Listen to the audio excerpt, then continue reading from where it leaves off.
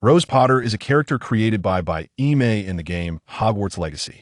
Had she known that one day she would traverse into this gaming realm, perhaps she would not have chosen a name so reminiscent of Harry Potter, being a devoted fan herself. Upon successfully completing the game, the system transported her back to the moment before the narrative commenced. This undoubtedly served as the most significant reward for a devoted fan. However, this reward brought her unforeseen opportunities. Prior to the resurrection of the Dark Lord, Rose diligently fulfilled the role of a little assistant. Yet, following the Dark Lord's revival, she was compelled to reveal the malevolent nature of a formidable dark wizard, intent on eradicating all dark wizards. After all, time had passed, and the Ministry of Magic was no longer as it once was, unable to overlook her actions any longer. In consideration of her future, she disguised herself as another Tom Riddle, thus ushering in two Dark Lords among the Death Eaters. Chapter 1. Before everything begins. In the summer of 1991, in London, at the Leaky Cauldron, a young lady with long, cascading black curls stepped alone through the doorway of this dilapidated and dimly lit pub, causing old Tom, polishing a glass, to pause and glance up. An unfamiliar witch. One need not inquire how he knew. Such a striking young woman, clad in an exceptionally unique robe, would certainly leave a lasting impression upon first sight. As if to corroborate old Tom's conjecture, the black-haired lady's ash-gray eyes curiously surveyed the dimly lit pub. "Do you require any assistance?" Old Tom inquired. "Good day, sir. I have an appointment." The ash-gray eyes crinkled into a friendly smile. "Right this way, Madam White." At the end of the bar, around the corner of the wooden staircase, a bright purple robe emerged, followed by an elderly gentleman with half-moon spectacles, who kindly beckoned her. "Ah, so it is Professor Dumbledore." Old Tom muttered to himself upon realizing the identity of the lady's appointment was none other than the renowned headmaster. One need not guess the purpose of meeting a stranger at such a time. Having worked here for many years, old Tom had witnessed this scene countless times. "Hello, Professor Dumbledore. I am May Bai." The young lady, adorned in a pale yellow gauze cheapao, politely introduced herself upon meeting the elder. "It is a pleasure to meet you, Miss Bai. Please have a seat. Would you care for something to drink?" The elderly gentleman's shallow blue eyes sparkled kindly from behind his half-moon spectacles. "A cup of black tea, please." Bai Yimei placed her small handbag beside the chair and casually replied, "Black tea without milk or sugar loses its greatest delight for me," he humorously remarked as he tapped the table with his wand. 2 cups of black tea appeared on the table, and it was evident that Dumbledore's cup contained milk. "I have simply grown accustomed to it," she replied hesitantly as she observed him scoop no fewer than 3 cubes of sugar with a small spoon. Upon receiving Horace's letter of recommendation, I noticed the name of Miss Bai and assumed she hailed from a family of horticulturists, only to realize that I was evidently mistaken. Dumbledore sipped his tea while his gaze remained fixed upon the young lady sitting opposite him, who unmistakably bore the features of an Anglo-Saxon. Bai Yimei, or Rose as she preferred to be called, chuckled softly in response. "I merely adopted a name associated with horticulture due to my long residence there. It is quite convenient, is it not? Moreover, I have developed a fondness for that place." "But why, if I may be so bold, are you seeking a teaching position at Hogwarts? A role as a teaching assistant hardly seems commensurate with your impressive credentials." "It is indeed somewhat regrettable that, as an Englishwoman, I did not graduate from Hogwarts," Rose shrugged. "After all, it is renowned as the finest magical school in Europe. Professor Slughorn has consistently encouraged me to come and see it for myself." "Oh, indeed, I would venture to say that there is no school quite like Hogwarts. You will fall in love with it." Dumbledore winked at her. Almost as if it were an implicit invitation, Rose cheerfully replied, "I believe I shall." Dumbledore's hand rested thoughtfully upon his long white beard. "Miss Bai, are you accustomed to using a wand? After all, the magical examinations in Asia do not impose restrictions on the methods of spell casting. Many practitioners there even cast spells without wands. Certainly, many years ago, I purchased a wand from Ollivander. It is made of pine and works splendidly." Rose reminisced about the moment she had acquired her wand from Ollivander in Hogsmeade, accompanied by Sebastian. "Ollivander has always been the best," Dumbledore remarked approvingly. "Well, I have a rather modest request, Professor." Rose hesitated. "If there is any way I can assist, please feel free to express it. You see, I have spent an extensive period in Asia, and much of the magic I know has been self-taught from spellbooks. If possible, may I audit classes during my free time? Why not? However, I believe you will need to obtain the consent of the subject professors, for they are the true instructors, are they not? Chapter 2. Defense Against the Dark Arts. As Dumbledore placed an envelope on the table, he pushed it towards her, and it was evident that no newcomer to Hogwarts would wish to miss it. With that, he mysteriously winked his right eye. The newly appointed Professor of Defense Against the Dark Arts, Quirinus Quirrell, was originally a professor of Muggle studies at Hogwarts, and I thought it was not a bad choice for him to take on this subject. Unfortunately, as a devoted admirer of Harry Potter, Rose was acutely aware of this individual's background, yet she chose not to disclose everything at that moment. Cheerfully, she replied, "Of course, Professor Dumbledore. I will seek his counsel earnestly." With that, Dumbledore rose, his robe, adorned with bright purple stars, shimmered as it swayed. Rose found it immensely amusing once Dumbledore departed. She opened the thick parchment envelope to reveal a train ticket for Platform 9. Gazing at the ticket that once drew countless fans of Harry Potter, Rose was overwhelmed with emotion, feeling that all her previous efforts had been worthwhile. After this summer, she would return to Hogwarts, reunite with the first-year trio, encounter the arrogant Draco Malfoy, and the charming head of the Gryffindor house. Countless daydreams filled her mind, tinting her cheeks with a soft blush as she silently cheered herself on. You can do it. No other fan is as fortunate as you. And all you must do is partake in it all, reclaiming those sharp shards of life. A month before the school year commenced, Rose, having received the textbook list for this term's defense against the dark arts, took residence in a cozy room at the Leaky Cauldron after a visit to Flourish and Blots. She had been diligently studying Dark Forces, a guide to self-protection, for nearly a month. During her brief stint as a fifth-year transfer student at Hogwarts over a century ago, she had only skimmed through the Hogwarts Practical Guide. She had never faced the burdens of completing written assignments or related theoretical work, nor had she participated in any examinations, which, as rumored, were divided into theoretical and practical assessments at Hogwarts. Although she was merely an assistant, she was determined to remain at Hogwarts for 7 years without revealing her lack of theoretical knowledge. Of course, she did not fabricate her credentials as an assistant. She had recently passed the Level 3 Wizarding examination in Asia. Given the cultural and linguistic barriers of the Unified examination, it only required completion of relevant practical tasks to earn a corresponding certificate. In her quest to secure a position under Dumbledore's guidance in 1991, she had not only subtly utilized her connections to find Slughorn, but had also added a glimmering credential to her resume as the inventor of defensive charms and dispelling talismans. As a novice in theoretical knowledge, the core of this modest alchemical talisman was derived from ancient runes, simulating the transformation of ancient magic. It felt akin to cheating. However, thus far, she remained the sole individual capable of perceiving and utilizing ancient magic. Yet, this did not mask her underlying insecurity. While she feared no practical spell combat, reflecting on previous professors of defense against the dark arts, it seemed that only Remus Lupin had been a truly proficient practical practitioner, which instilled a sense of trepidation in her. To avoid being perceived as the next Gilderoy Lockhart by the entire school, she resorted to Hermione's method of relentless memorization. Over the past month, she had diligently purchased and memorized the course textbook and any additional literature on defense against the dark arts she could find in the bookstore. After all, students from her homeland were never averse to this rigorous educational approach. Chapter 3, Platform 9. On the day the Hogwarts Express was set to depart, Rose meticulously selected a wizarding robe, a black waist cinching garment lined in deep green, opting not to don any ornate dresses. At times, standing out may not be advantageous, particularly when one wishes to blend seamlessly into a new environment. All her scattered belongings were neatly packed into a small handbag, with her wand and an array of enchanted items conveniently organized by her system. The cherished collections from her past had already been transferred to an uninhabited island, where she had repaired the ancient magic used for transportation, the entrance still concealed within the vault of Gringotts at number 12.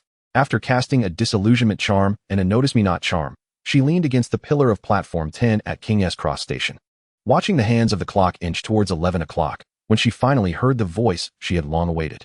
Naturally, the area was bustling with muggles. The speaker was a plump woman, and Rose quickly diverted her gaze, noticing she was conversing with 4 red-haired boys, while a small boy with untidy black hair, wearing round spectacles, stood nearby with a massive suitcase and a snowy owl perched beside him. Rose recognized its name, Hedwig, from Harry's book on history of magic. A smile unconsciously blossomed on her face. Her long-awaited journey was finally commencing. She observed the small boy's solitary figure, seemingly drawn to the Weasley family. In a flash, Rose drew her wand, dispelling the disillusionment and notice-me-not charms, straightened her posture, and retrieved the envelope Dumbledore had provided, allowing a small ticket to flutter down to her fingertips. She stepped towards the Weasley family, greeting them with, "Good day, madam." Out of the corner of her eye, she noticed the small boy, who had been about to approach. Halt in his tracks at her movement, his gaze fixed on her black robe. "Oh, hello, miss. How may I assist you?" Mrs. Weasley inquired, regarding the striking young lady before her. "Are you headed to Hogwarts?" she politely asked. "Indeed, dear. We have 4 boys starting at Hogwarts this year." "How does one reach Platform 9? Rose explained, "Professor Dumbledore only provided me with a ticket, and upon arrival here, I realized I was uncertain of how to proceed. I overheard you mentioning muggles, so I presumed you might be a witch. Fear not. You simply need to run straight towards the barrier between platforms 9 and 10, Mrs. Weasley kindly instructed. "Percy, why don't you demonstrate?" However, she noted, "You don't quite look like you're from around here. Hogwarts doesn't seem to accommodate transfer students." "I am a new teaching assistant. Professor Dumbledore assured me I wouldn't want to miss this journey," Rose clarified. "You appear to be British. Did you not graduate from Hogwarts?" "I have been residing in Asia," she replied. "Oh, what a pity. Hogwarts is the finest magical school," Mrs. Weasley lamented. "Are you a new professor? Teaching defense against the dark arts?" The 2 boys chimed in unison, their identical features betraying their twin status. "I am merely the assistant for that course," Rose clarified, introducing herself as Rose White. "Professor." One of the twins mockingly exaggerated the pronunciation of White, but it was evident he struggled. "I am not a professor. You may simply call me Rose." She extended her hand towards the 2 brothers, hoping for a pleasant camaraderie at school. "Of course, esteemed Miss Rose," they replied in unison. "Hello, Miss White." The eldest, Percy, unlike his more boisterous twin brothers, extended his hand for a handshake with a warm welcome. "This is our youngest, Ron. He is a first year this year." Molly took the initiative to introduce the little boy standing shyly between the other boys, his freckled face flushed with embarrassment. "Hello, Ron." Rose extended her hand amicably in greeting. "Hello, Miss Weasley." The peculiar pronunciation caused the boy to blush once more. "Well, it's getting late. I believe you can continue your conversations on the train," Molly called to the boys, ushering them toward the ticket booth at the front of the platform. The boys fumbled and jostled, each struggling with their own luggage. Meanwhile, Rose remained in place, glancing sideways. "Are you also a first year this year, I presume?" "Yes. I'm Harry Potter," he replied. As he noticed Rose extending her right hand toward him, Harry nervously wiped his palms on his trousers, hoping to rid them of any perspiration. "Of course, I've been waiting for you, little Harry," Rose thought to herself. After a brief handshake, Harry awkwardly withdrew his hand. "So, just like them, we dash toward the ticket booth?" "Yes, but if you're frightened, I think you can choose to close your eyes," she suggested thoughtfully. "Shall you go first?" The Weasley family had already vanished before the ticket booth moments ago. Harry swallowed nervously. He pushed his enormous suitcase, which felt unwieldy, toward the ticket booth. Just before he accelerated, he closed his eyes, hoping he would not be repelled, for he should be a wizard, shouldn't he? Hagrid had given him his acceptance letter and presented him with an owl as a gift for enrollment. It felt as though he was passing through a veil of water, soon enveloped by a cacophony of sounds, the chatter of countless voices, the shrill cries of animals, and the heavy thuds of dragging suitcases all around. "We should board now, Harry. May I call you that?" Harry, snapping back to reality, discovered that Rose had appeared at his side. Of course, he nodded eagerly. By this time, the front compartments were already filled with students, some leaning out of the windows to converse with their families, bidding them farewell. The 2 shared a knowing glance and turned toward the rear of the train, with Harry straining to push his heavy luggage. "I think you might need some assistance," Rose remarked, producing a brown wand and giving it a gentle wave. To Harry's astonishment, his once heavy suitcase now floated effortlessly. "Wow." Harry's eyes widened in amazement. "The levitation charm. You will learn it at school," Rose smiled at him. They found an empty compartment at the rear, and with a flick of her wand, the suitcase soared onto the luggage rack. As Harry witnessed this spectacle, he finally felt the undeniable truth that he had entered the magical world. And he was indeed one of them. "Miss, did you not bring any luggage?" "You can call me Rose, Harry," she said, settling into the empty seat across from him. "All my belongings are right here." She tapped her small handbag and explained. "Is this another form of magic?" Harry pondered, eyeing the diminutive bag in comparison to his cumbersome suitcase. Chapter 4, The Hogwarts Express. Shortly after Rose and Harry sat down, the compartment door swung open to reveal the smallest of the red-haired boys from earlier. "Is anyone sitting here?" he inquired, glancing at Harry and Rose. Noticing that all other spaces were occupied, Harry shook his head and suddenly recalled something, quickly glancing at Rose. "No," Rose replied amicably to the boy. The red-haired lad struggled to drag his suitcase through the door. Suddenly, his luggage levitated on its own, neatly settling onto the rack. He stared at his suitcase for a moment before coming to the realization, cool. However, He already knew that Rose was about to become the new assistant professor of defense against the dark arts. So this bit of magic was hardly impressive for an adult witch. Yet, he and T heard her utter any incantation. He approached the dark-haired boy in the compartment and took a seat beside him. I'm Ron Weasley. Harry Potter. Harry introduced himself. Ron was taken aback to hear that name here. He had grown up listening to tales of Harry Potter. His eyes widened in disbelief as he pointed at Harry's forehead. Harry pushed back his fringe, revealing a lightning-shaped scar. This is the work of you-know-who. Yes, but I don't remember it, Harry replied. Just as Ron was about to say more about the scar, Rose interjected. You know who? You mean Voldemort? You actually said his name? Ron shuddered at the mention of the name that was not to be spoken. What's wrong? Harry asked, perplexed. I truly admire your courage, Ron remarked, gazing at Rose. Perhaps my knowledge of him is limited to the surface? Rose explained. You know, after all, Asia is quite far from England. By the time I learned all the stories, they were already concluded, she added with a hint of irony. A silence fell over the compartment, only to be broken by the sound of clattering wheels as the conductor pushed a cart past the compartment. When Ron entered, he and T closed the door behind him. Dear, would you like a snack? The conductor beamed with a dimpled smile. Ron awkwardly pulled a sandwich from his pocket. I brought my lunch. But Rose stood up from her seat, pausing briefly at the cart before purchasing nearly all the snacks, creating a small mountain of goodies on the table. Don't tease me. I've never tried the snacks here, so I wanted to taste everything, Rose admitted sheepishly. How could I? Snacks from Asia are completely different from these, and since I arrived in England, I've been staying at the Leaky Cauldron, which doesn't offer these, she continued, grabbing a packet of snacks. You all should have some too, don't be shy. I can't possibly finish all this alone, but I want to try everything. Ron and Harry exchanged glances before eagerly reaching for the snacks on the table. One of the treats was a frosty white spherical confection. Rose tossed it into her mouth. The icy sensation engulfing her mouth instantaneously, followed by the effervescent gas seemingly burrowing into her stomach, the carbonation spreading throughout. She sensed something was different as she looked down at her toes. This is an ice cream ball. It allows you to float a few inches off the ground when you eat it, Ron explained. They sell them at Honeydukes, though they can be quite pricey. Ron picked up a cauldron cake. This is a cauldron cake. It's quite delicious. Much better than the corned beef sandwich my mom packed. He discarded the sandwich, clearly tired of that fare. If you don't mind, may I have a taste?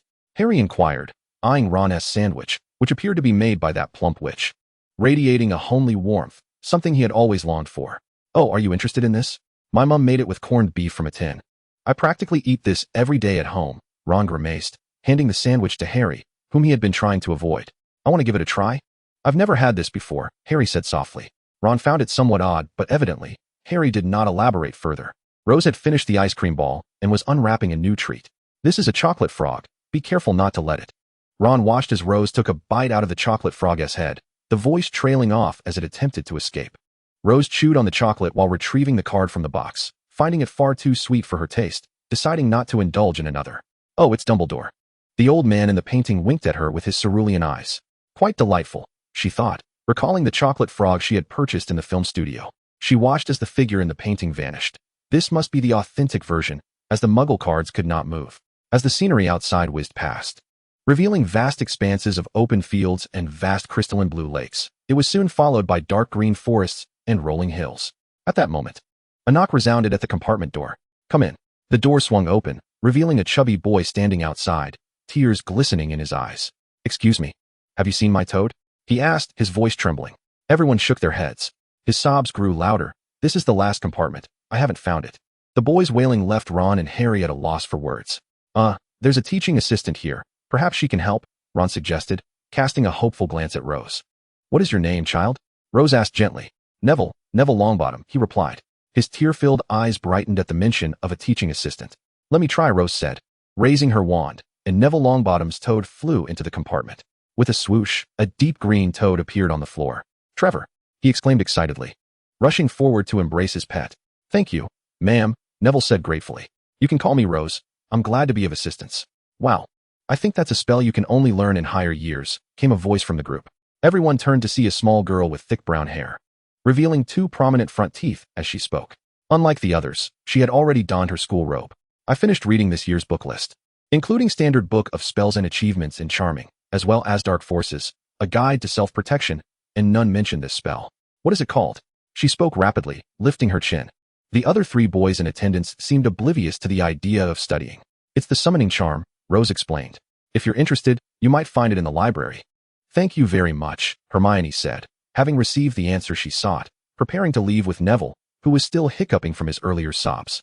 "I think you should change into your robes," she suggested just before closing the compartment door. Chapter 5. The start of term feast. As the train began to slow, Harry and Ron hurriedly donned their school robes, stuffing uneaten snacks into their pockets. After the train came to a halt, Rose bid them farewell, as the first years were to row across the lake in boats, emulating the journey of the four founders. Meanwhile, Rose, as a member of the staff, needed to arrive at the school before the students. Upon her first entrance into the staff lounge, she found several people already seated. "I presume you are Professor McGonagall?" Rose said, her heart fluttering with excitement as she knocked on the lounge door. A serious-looking, somewhat gaunt witch set down her teacup and stood. "Albus has finally taken my advice. The Defense Against the Dark Arts class cannot continue to change teachers so frequently. The students learn nothing that way." "Yes. You must be Professor McGonagall," Rose softly inquired. "Indeed, it's a pleasure to meet you. I reviewed your credentials, and they are quite impressive. Being a teaching assistant seems a bit beneath your talents." "I'm still quite young and have much to learn," she replied modestly. "It's splendid that you recognize that. The Hogwarts Library is open to all staff, and you mustn't miss it. It's the largest collection in all of Europe," McGonagall said with a hint of pride. She then turned to her colleagues. "Allow me to introduce Ms. Rose White, the teaching assistant for Defense Against the Dark Arts. Quirrell, she will be your assistant. Feel free to delegate any teaching responsibilities to her." "Ah, yes, hello, Ms. White," Quirrell stuttered, wrapping a peculiar scarf around his head. However, the overwhelming stench of raw garlic made it difficult for Rose to breathe. To make a good impression on her future supervisor, she forced herself to remain composed as she conversed with Quirrell, who bore an authentic mark of the Dark Lord upon his head. Upon witnessing Quirrell's nervous demeanor, McGonagall quickly pressed her lips together and introduced Rose to the other professors. Sylvanus Kettleburn, Professor of Care of Magical Creatures. An elderly gentleman with a warm demeanor shook Rose's hand with his only remaining good limb, indicative of his passion for magical creatures. As he appeared to have only one arm and half a leg intact, Rose held great respect and admiration for individuals so dedicated to their work. "Hello, Professor Kettleburn. Welcome. It has been a long time since Hogwarts has welcomed fresh blood since Severus arrived." Aurora Sinistra, Professor of Astronomy. This professor appeared to have deep dark circles under her eyes. Sybil Trelawney, Professor of Divination. She rarely graced this place. "Yes, dear, for it clouds my inner eye." "Oh, I see. Dear, you must be cautious of a dark-haired individual. He will bring you misfortune," Trelawney proclaimed, her thick glasses resembling the bottom of a wine bottle, adorned with a multitude of trinkets, while a bohemian-style shawl draped over her shoulders. Clearly, McGonagall dismissed her prophecy as if she had not heard it, continuing to introduce Rose to others. Pomona Sprout, Professor of Herbology and head of Hufflepuff House. Professor Sprout was stout, yet her face radiated warmth. Her brown robes complemented by an apron specked with dirt, indicating she had recently been among the plants. Phileas Flitwick, Professor of Charms and head of Ravenclaw House. He appeared to possess some goblin ancestry, and though aged, his high-pitched voice was unmistakable. "Ah," McGonagall glanced around, not finding someone, and shrugged. "Well, Severus Snape, Potions Master and head of Slytherin House, as well as Miranda Hodge, Professor of Flying. I believe you will meet them at the start of term feast." In addition to these professors, there was also the castle's caretaker, Filch, and Hagrid, the keeper of keys and grounds. McGonagall provided thorough introductions. "Am I the only teaching assistant?" Rose inquired curiously.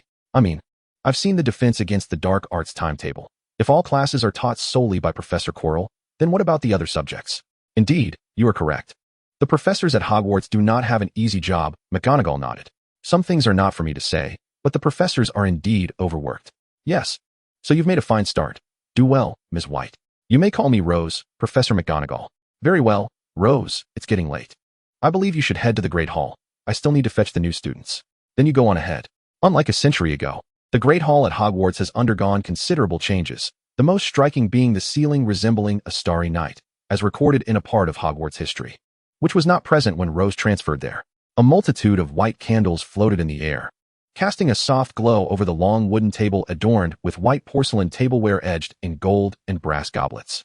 The utensils at the faculty's table were even more exquisite, featuring crystal goblets embellished with gold trim, suggesting that the castle staff were not compelled by financial constraints to work under duress. As the sole teaching assistant at the school, Rose sat at the far left of the faculty table, her gaze cast downward, oblivious to which house faced her as the students had yet to arrive. The once closed doors of the auditorium swung open, and a bustling throng poured in, transforming the previously tranquil hall into a cacophony akin to a swarm of bees buzzing in her ears. as Rose curiously observed the incoming students. A sharp-eyed individual among them noticed the unfamiliar witch seated at the faculty table. "Who is she?" one whispered. "I mean, the witch at the faculty table. She looks rather impressive. Is she this year's professor for defense against the dark arts?" Lee Jordan, with his dark complexion, nudged the twin beside him upon spotting Rose. "Oh, I know who she is, the assistant professor we met at the station," George explained, casting a glance towards the faculty. "An assistant professor? When did Hogwarts acquire such a position?" Jordan inquired, perplexed. "Bro, now they have," Fred replied nonchalantly. "I suppose even the headmaster couldn't retain a defense against the dark arts professor for long, so he added an assistant's position. Oh, I hope she's pleasant." Jordan winked at the twins. "I doubt she's as meddlesome as Filch. Let me show you the new gadget we devised over the summer." As the table for Slytherin filled with students clad in green ties, Rose confirmed she was indeed seated directly opposite them. Her heart raced with a mixture of intrigue and trepidation when her peripheral vision caught sight of a young man cloaked in a dark robe, his half-long black hair cascading over his cheeks. "Hello, I am the new teaching assistant, Yimei Bai. You can call me Rose," she introduced herself, extending her hand towards the man beside her. However, he merely glanced at her slender fingers, nodded curtly, a pronounced furrow etched between his brows, with an air of disdain. He did not reciprocate her handshake but instead said in a cold, clipped tone, "Hello, Severus Snape," before lapsing into silence. For Rose, who was well acquainted with Snape's reputation, this moment felt stifling. She endeavored to maintain a congenial smile, striving to appear amicable. Subtly withdrawing her hand, she unconsciously twisted her left index finger, noting the absence of any adornment.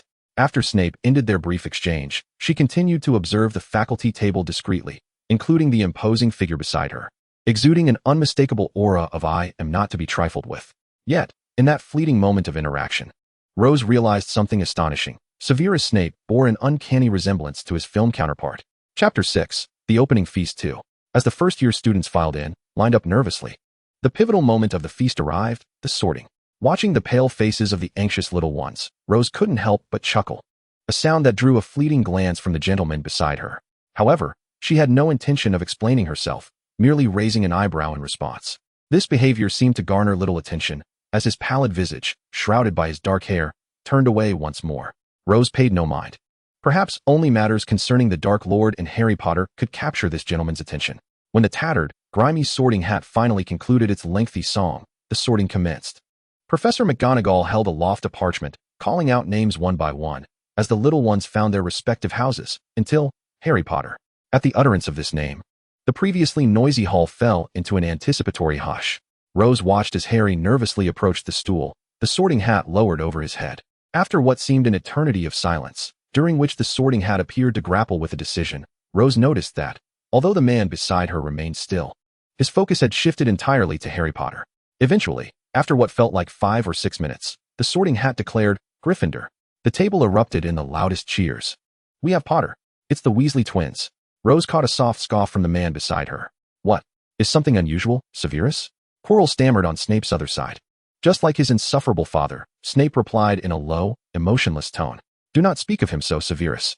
Once the sorting concluded, Professor Dumbledore stood, arms wide in welcome as he greeted the new academic year at Hogwarts. "Before the feast begins, I would like to share a few words. This semester, Professor Quirinus Quirrell will teach defense against the dark arts, and I believe many of the upperclassmen remember Professor Quirrell from his previous course on Muggle studies. And Miss Yimei will serve as his assistant." As Snape's companions, Quirrell and Rose, stood to acknowledge their introductions, whispers circulated among the students. "Why does the new assistant professor have such an odd name? Perhaps she hails from Tibet. I recall seeing a similar name in Lockhart's latest book. She is quite beautiful. Does she have a boyfriend?" Discussions buzzed around them, yet few seemed to regard Quirrell, who remained as inconspicuous as ever at Hogwarts. "I intended to address some important matters after everyone has had their fill, but Mr. Filch wishes to ensure the students are adequately informed. First-year students. The Forbidden Forest is strictly off-limits," he said, casting a pointed glance at the Weasley twins. "Do not cast spells in the corridors during breaks. Lastly, for those who wish to avoid unexpected and painful demises, do not enter the corridor on the right side of the 4th floor. Now let us begin the feast." As Dumbledore clapped his hands, the tables overflowed with an abundance of food: roast beef, roasted chick, pork chops, lamb chops, sausages, steaks, boiled potatoes, roasted potatoes, chips, Yorkshire pudding, peas, carrots, gravy, ketchup, and hard mint candies. Rose surveyed the array before her, a veritable feast of greasy meats and various potato preparations, quintessentially British fare. "Goodness, Although she bore the visage of an Englishwoman, her palate remained distinctly that of her homeland. A month of flipping through pub fare of greasy steaks and mashed potatoes had left her queasy.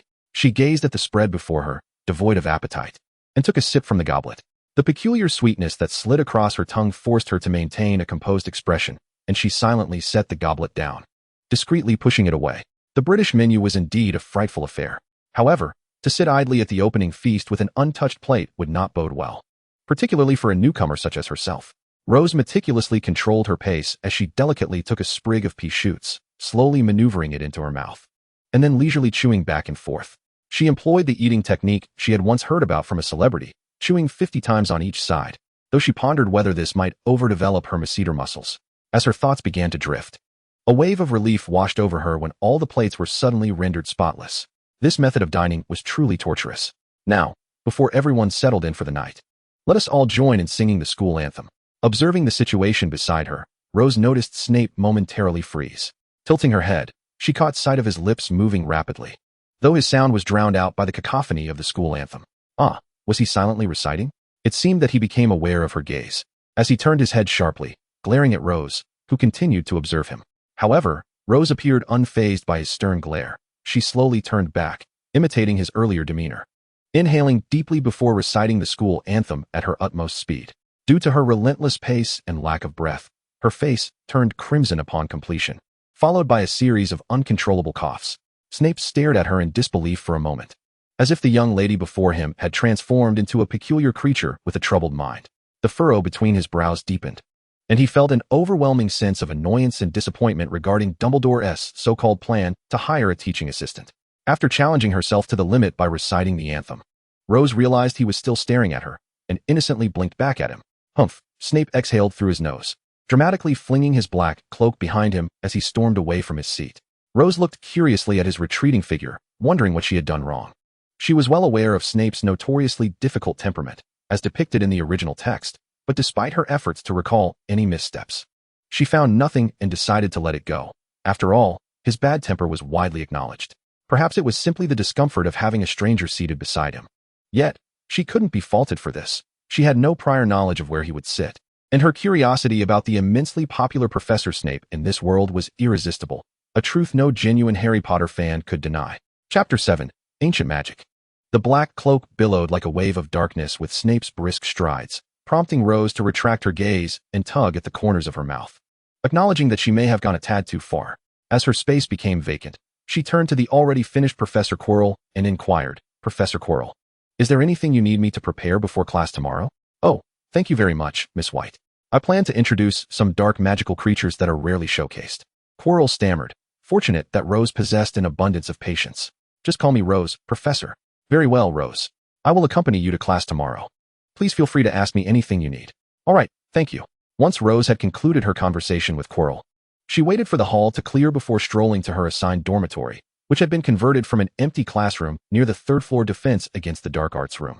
The unremarkable door opened to reveal a spacious living area, furnished simply with a dining table and 2 armchairs, a modest nylon sofa, and a bare bookshelf against the wall, opposite a fireplace.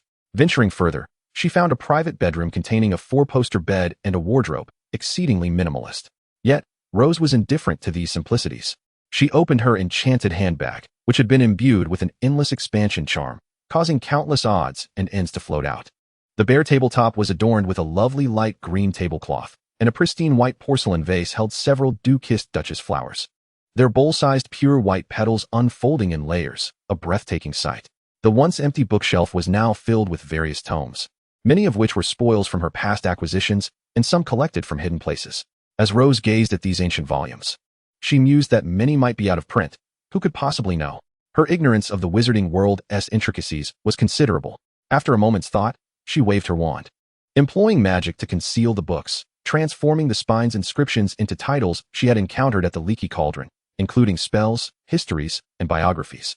She arranged the 4-poster bed in her bedroom with dark green velvet drapes, the silky sheets blending seamlessly with the canopy, evoking memories of her time in the Slytherin dormitory. Next to the bed, Rose placed a vanity adorned with her assortment of skincare products, and she meticulously organized her clothing within the wardrobe. The washroom was unremarkable. Appearing rather small, Rose chose not to alter it with magic, as it was sufficiently accommodating for one person and she was not particularly fastidious. Once all preparations were complete, she waved her wand, and a silvery light emanated from its tip as a dark golden rose vine began to grow and entwine along the walls, flourishing and blooming. It extended from the washroom into the bedroom, the living area, and at the entrance, it formed a budding dark golden flower atop the door's lock. This was her makeshift surveillance system, cleverly disguised as magical wallpaper, both beautiful and practical. It would function similarly to the gargoyle at the entrance to the headmaster's office, allowing her to eavesdrop on any sounds from the door and the nearby corridor at any time while in her room. Hogwarts was not, in truth, a safe haven, especially this year with both the Savior and the Dark Lord gracing the ancient castle. She allocated all her earned talent points to spells, transfiguration, and dark magic, reluctantly bidding farewell to potions and the Room of Requirement. The level cap for the Hogwarts Legacy game was set at 40, but it was evident that the system had been modified with DLC or mod versions. After reaching level 40, she had not hit the cap. Rather, it was the inconvenience of not being able to grind against dark wizards and fantastic beasts in this era that had slowed her experience progression. The talent tree climbed alongside her, with every newly acquired talent point directed towards practical combat-related categories. However, Rose's greatest advantage was not merely these skills, but rather the ancient magic inherent to the protagonist of Hogwarts Legacy. Only those with such a gift could perceive and wield ancient magic, which could be interwoven with any spell, not limited to combat alone. This revelation had gradually dawned on Rose through her practical explorations, just like her current surveillance system, which, to an outsider, appeared to be an exquisite transfiguration spell manifesting three-dimensional vines on the wallpaper. The ancient magic interlaced within was its true essence, imperceptible to those lacking the gift. This was an extreme form of elitism, even more pronounced than Grindelwald's assertion that magic blossomed only in a select few souls. Yet clearly, such notions could not be communicated to anyone, for ancient magic had long remained concealed within the annals of magical history, never revealing itself or offering a whisper to those devoid of talent. It was akin to the existence of magic to muggles, an arrogant dismissal that not only barred them from learning, but even from acknowledging its existence. Given that she had consumed very little during dinner, Rose surveyed her living area, reluctant to soil the lovely light green tablecloth she had just laid out on the dining table. Thus, in the clearing before the fireplace, she unveiled her potion workstation. Selecting a petite cauldron, she meticulously cleansed it with water from the water prison, scrubbing away the residue of disuse, and then employed a vanishing spell to eliminate the murky water. Extracting a carefully packaged bag of rice, she performed a cursory wash before igniting a fire to simmer her porridge.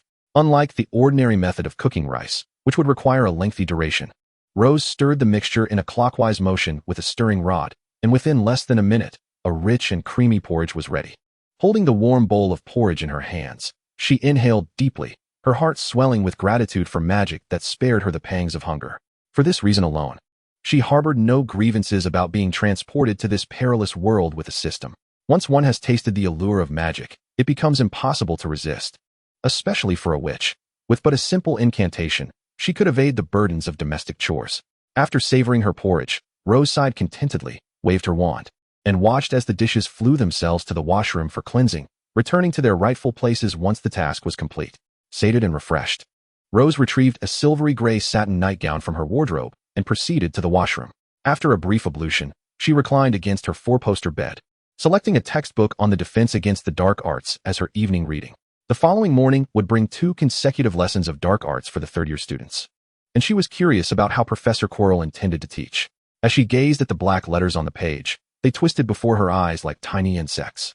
Though she held no great expectations for Quirrell, she abhorred the thought of idly wasting time, which would leave her restless and uncomfortable.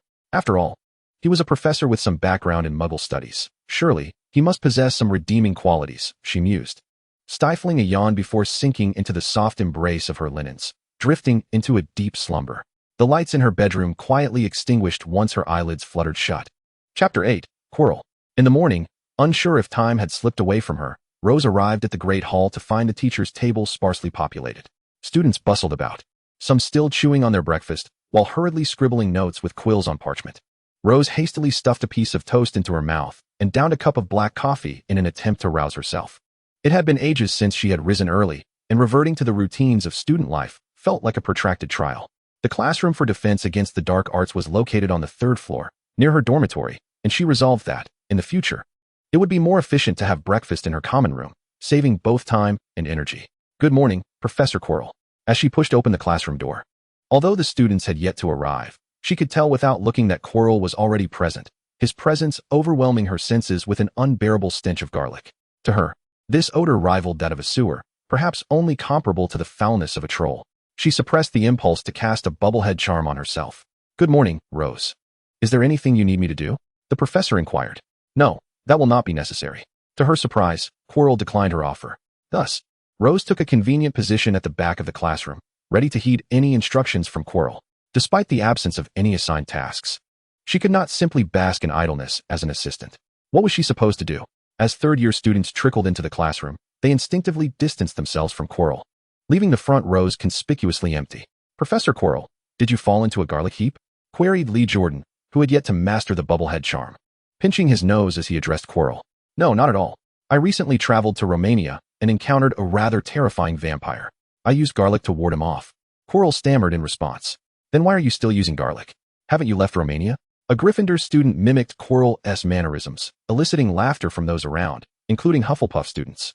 "To prevent him from turning back and trying to grab me again. And what is that large scarf on your head? Have you converted to Buddhism?" "No. The twisted scarf is a symbol of Islam. I read about it in a Muggle magazine, Fred."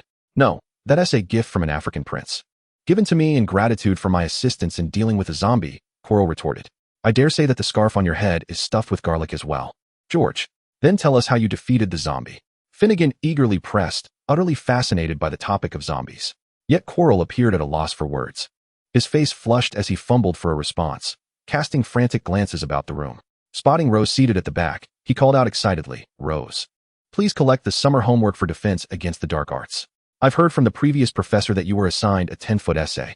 At that moment, he seemed to stutter less. "Certainly, Professor."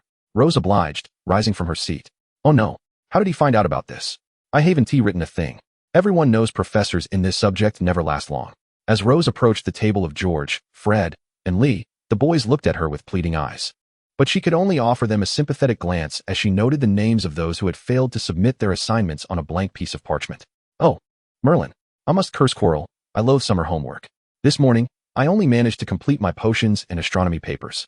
"Then why didn't you write it last night?" "Last night was for transfiguration and charms." In that moment, Quirrell undoubtedly became the students' adversary, as Gryffindor students resolved to keep the news of Quirrell collecting summer homework from spreading. Knowing full well that many had neglected to complete the assignments, with Gryffindor students being the most culpable. After Rose collected all the assignments she could, she returned to her seat. For the remainder of the class, Quirrell stammered through a discussion on a dark magical creature from the Americas, the Ashwinder. His monotonous presentation, coupled with his halting speech and the pervasive stench of garlic, transformed the 2 consecutive lessons of defense against the dark arts into a new semester nightmare for the third-year students. Rose, however, could not endure the odor any longer and cast a scent-blocking charm, remaining the only one seated calmly while the others fidgeted restlessly as though nails were embedded in their seats. As Quirrell concluded his lecture, the moment he uttered the last word of the essay topic, both Gryffindor and Hufflepuff students surged toward the classroom door in a frenzy. Rose looked up at the students who showed no respect for Quirrell, realizing she too had squandered a morning. Nevertheless, she approached Quirrell to assist him in tidying up the teaching materials. "Professor, here are the summer assignments I collected." "Oh good, you can grade these, as well as the upcoming assignments." Before Rose could hand him the stack of parchment, Quirrell had assigned her the task of grading. "Very well, Professor. Also, you need not follow me to listen. I hear the headmaster has said you wish to audit the classes of other professors." "Indeed. I harbor a keen interest in ancient magical texts. However, I have not had the opportunity to engage in a systematic study of them while in Asia, thus leaving me with numerous inquiries that Rose seems somewhat reluctant to address." "Then you should go listen," Hero suggested. "I shall inform Professor Sidney." Hero gazed at the young girl before him, straining to stretch his lips into an oddly peculiar and somewhat comical smile. "Thank you very much, Teacher Kiro," she replied. It was unexpected to find Kiro so enthusiastic. It remained unclear whether he was motivated by a desire to assist her or something else, but at that moment, Rose felt immensely grateful. And the school has arranged a monthly night watch schedule for the professors. I have a rather profound fear of the dark, as you know." Rose adeptly seized upon Kiro's cue. "Professor, I can take care of your night watch duties." "Thank you ever so much, Rose." Kiro's smile became entirely genuine, devoid of any distortion. "Having you as an assistant is simply splendid." Chapter 9, The Flying Lesson. With the knowledge that she need not follow Kiro around all day, enduring his garlic scent, Rose felt an immense sense of liberation. She notified the prefects of all 4 houses that they were to collect and submit their post-class essays to her before the next evening's lesson. She would review them and pass them on to Professor Kiro for his final approval. The prefects appeared quite fond of this arrangement, which was indeed fortuitous. Rose sincerely hoped her tenure would be prolonged. In the past, due to the constant turnover of professors, each year's teaching methods varied significantly, often resulting in incomplete assignments and unfulfilled learning objectives. The male prefect from Ravenclaw and the female prefect from Hufflepuff were seated upon the sofas in Rose's newly arranged common room. A small coffee table before them laden with snacks and beverages procured from the house elf in her little kitchen. Well then, it seems the burden of responsibility will now rest upon you, dear prefects. Should anyone fail to submit their assignments, simply provide me with the names, Rose said kindly from her perch on a nearby soft chair. Professor Kiro mentioned that the theoretical examination constitutes 40% of the final grade, while class participation and assignments account for 20%. I believe it is essential for everyone, particularly the first years, to prioritize their post-class assignments. Of course, we shall convey that. Miss Rose, the male prefect replied, his gaze lingering on Rose's lovely visage, his ears gradually reddening as he shyly ventured forth. Everyone is quite curious about one thing. Might I inquire if you have a boyfriend? The male prefect hastily uttered his question, and the female prefect beside him swiftly jabbed him in the ribs with her elbow. Oh heavens! Why did you poke me? He exclaimed. The female prefect lowered her voice, casting a furtive glance at Rose, who was still sipping her drink and appeared unperturbed. How could you ask that? Everyone is asking, the male prefect defended. Bets have been placed over at Gryffindor. But you're from Ravenclaw. Oh, shabby. No boy at Hogwarts is oblivious to such matters. Oh, Merlin. You boys are all so fixated on appearances. The Hufflepuff prefect, shabby, rolled her eyes and muttered under her breath. The sound of glass clinking against the wooden coaster drew the attention of the 2 prefects, ending their quarrel. There is nothing that cannot be said, Rose interjected. I do not have a boyfriend, she stated, elongating her final syllable with an air of mystery. However, regarding such personal inquiries in the future, I must beg your pardon. Certainly, Miss Rose, we shall take our leave now. The essays will be delivered promptly, the female prefect, shabby, grasped the arm of the Ravenclaw prefect and quickly rose to exit, feeling a wave of embarrassment wash over her for prying into the personal life of a teaching assistant. Hey, be gentle, as the door closed behind them. The sounds of their debate drifted through the roses to Rose's ears. She chuckled softly, shaking her head, and with a flick of her fingers, without even retrieving her wand, the used utensils were magically cleaned and neatly arranged. At the start of the term, aside from Ravenclaw and Hufflepuff, very few students from the other 2 houses submitted their summer assignments. After consulting with Kiro, it was deemed acceptable if they did not, considering it was work assigned by the previous professor. The first batch of assignments, due to the commencement of the term, had yet to reach the collection deadline. Rose found herself quite at leisure in the afternoon. She intended to take a book and sit on the grass near the lake, for the weather was splendid and promised to be delightful. Indeed, the afternoon unfolded with clear skies, the gentle breeze rustling through the castle, while the distant forest leaves whispered, and the surface of the black lake lay tranquil, shimmering under the sun's rays, a sight to behold. Rose selected a spot beneath a large tree for shade, reclining against the trunk while seated upon the grass. She did not open the book she had brought, for she noticed a group of first years standing in clusters upon the verdant expanse. Is it flying class? Rose pondered, squinting as she recognized the 2 groups of newcomers, one adorned in red and the other in green. It dawned on her that this was the infamous incident during flying class. From her distance, she could not discern who among the Gryffindors was the unfortunate Longbottom and who was the protagonist, Harry. However, the glimmering head of Malfoy, shining like a galleon in the sun, was unmistakably conspicuous. Eager for the spectacle, she propped her chin on her hand, gazing at the gathering of students preparing for their flying lesson. Clearly, her moment of anticipation was not in vain. Longbottom, true to form, lost control of his broom the very instant he mounted it. Rose stood up from her distant vantage point, shielding her eyes from the sun, observing the wobbling ascent of Neville Longbottom. Well, he is not flying very fast, she mused, but the piercing shriek that escaped him was rather alarming. Was he simply too timid? It seemed less a matter of the broom being cursed and more an indication of age and disrepair leading to sluggishness. Yet, the next moment shattered her prior thoughts, as the broom, which had been rising languidly, suddenly shot skyward like a startled rocket. Rose furrowed her brow. Sensing the urgency of the situation, she dashed towards Neville. But the distance was too great. Just as Neville was unceremoniously flung from his broom, she heard the terrified screams of the first years echoing from afar, reminiscent of mandrakes. Swiftly, she drew her wand, aiming it at him. Shock absorb, cushion barrier. A brilliant yellow light pierced through the air, forming a magical field centered around Neville. The round-faced boy, who had been screaming with his eyes tightly shut, suddenly bounced upwards as he hit the ground, ricocheting several times before finally resting safely on the grass. What had been a raucous outdoor class due to the unexpected incident fell into a profound silence, only broken by Neville's soft sobs. "Oh, my poor child. Let me take a look." Professor Hodge, with her neatly trimmed gray hair, hurriedly parted the crowd of onlookers, gently lifting the still-crying Neville from the ground. After a thorough inspection, Rose arrived at the scene. "I owe you a great debt of gratitude, Rose. Your spell was executed beautifully. Had it not been for you, Longbottom's bones would have surely been at risk," Professor Hodge remarked, her golden eyes brimming with praise as she caught sight of Rose rushing over. However, Neville appeared utterly petrified, and it seemed he would not be able to attend the flying lesson. "The poor dear. I must escort him to the infirmary," she said, regarding the still sniffling boy with compassion. "Rose, I would like to entrust you with the care of these children while I take Longbottom to the infirmary." A myriad of eager eyes now turned toward Rose, hopeful that she would continue the flying lesson that had been so abruptly disrupted. "I believe, if Mrs. Hodge does not mind, I shall escort Mr. Longbottom to the medical wing. These children have been eagerly anticipating their flying lesson for quite some time." She paused, considering that if they were unable to fly, they would undoubtedly feel quite disappointed. Upon hearing this, Hodge gazed at the hopeful expressions of the little ones surrounding them.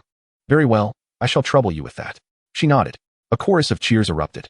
"I trust you are all well aware of the dangers associated with flying. Should any of you disobey, there will be no second Miss Black to cast a spell on you." Hodge's tone was exceedingly serious, as she felt compelled to issue another warning to these oblivious children. Chapter 10. The Medical Wing. Fortunately, the injury sustained by Neville was to his fragile spirit rather than his limbs. Thus, regrettably, Rose would not be able to showcase her prowess in the zombie levitation charm this time. As they brought Neville to the medical wing, Madame Pomfrey was occupied at the potion cabinet, tallying the potion stock with a roll of parchment. "What is it, Rose?" Upon seeing Neville's pale face, marked by tear stains, Madame Pomfrey immediately set aside her work and approached them. "Mr. Longbottom's broom had some issues during flying lessons, which caused him to be thrown from the air," Rose explained. "Fortunately, there are no external injuries." Madame Pomfrey, wielding her wand that emitted a gentle white glow, meticulously examined him from head to toe. "Indeed, there are no external injuries. Thank Merlin. You are quite fortunate, Mr. Longbottom. I have never encountered a young wizard who fell from a broom without sustaining injuries." Madame Pomfrey lamented. "It is high time Albus took a good look at those wretched brooms used in flying lessons. They ought to be discarded." Rose, lacking Madame Pomfrey's seniority, chose to remain silent regarding the complaints about the old headmaster, perfectly embodying the adage that silence is golden. "You were indeed quite frightened, child. You would benefit from a calming draft, but unfortunately, that potion is rather complex, and I do not have any in stock. Perhaps you might inquire with Severus. You should have some, as I recall the formula is taught in 5th year." Upon hearing the name Severus, Neville visibly froze. Realizing that this referred to their illustrious potions professor, he shook his head vigorously, his already pale face reflecting his fear. "No, thank you, madam," he stammered. "Oh, very well. It seems the first potions class left a lasting impression on you," Madame Pomfrey sighed, somewhat predictably. "If you do not mind, I do have some diluted amortentia, however. This means you will miss dinner and sleep until tomorrow morning, Mr. Longbottom, as long as I do not have to seek out Professor Snape." Neville swiftly opted for the latter option upon hearing the second proposal. After consuming the diluted amortentia, he fell into a deep slumber on the observation bed. "Madam, do students often get injured?" Rose inquired as she settled into a chair beside Neville's bed, drawing the bedside curtain closed.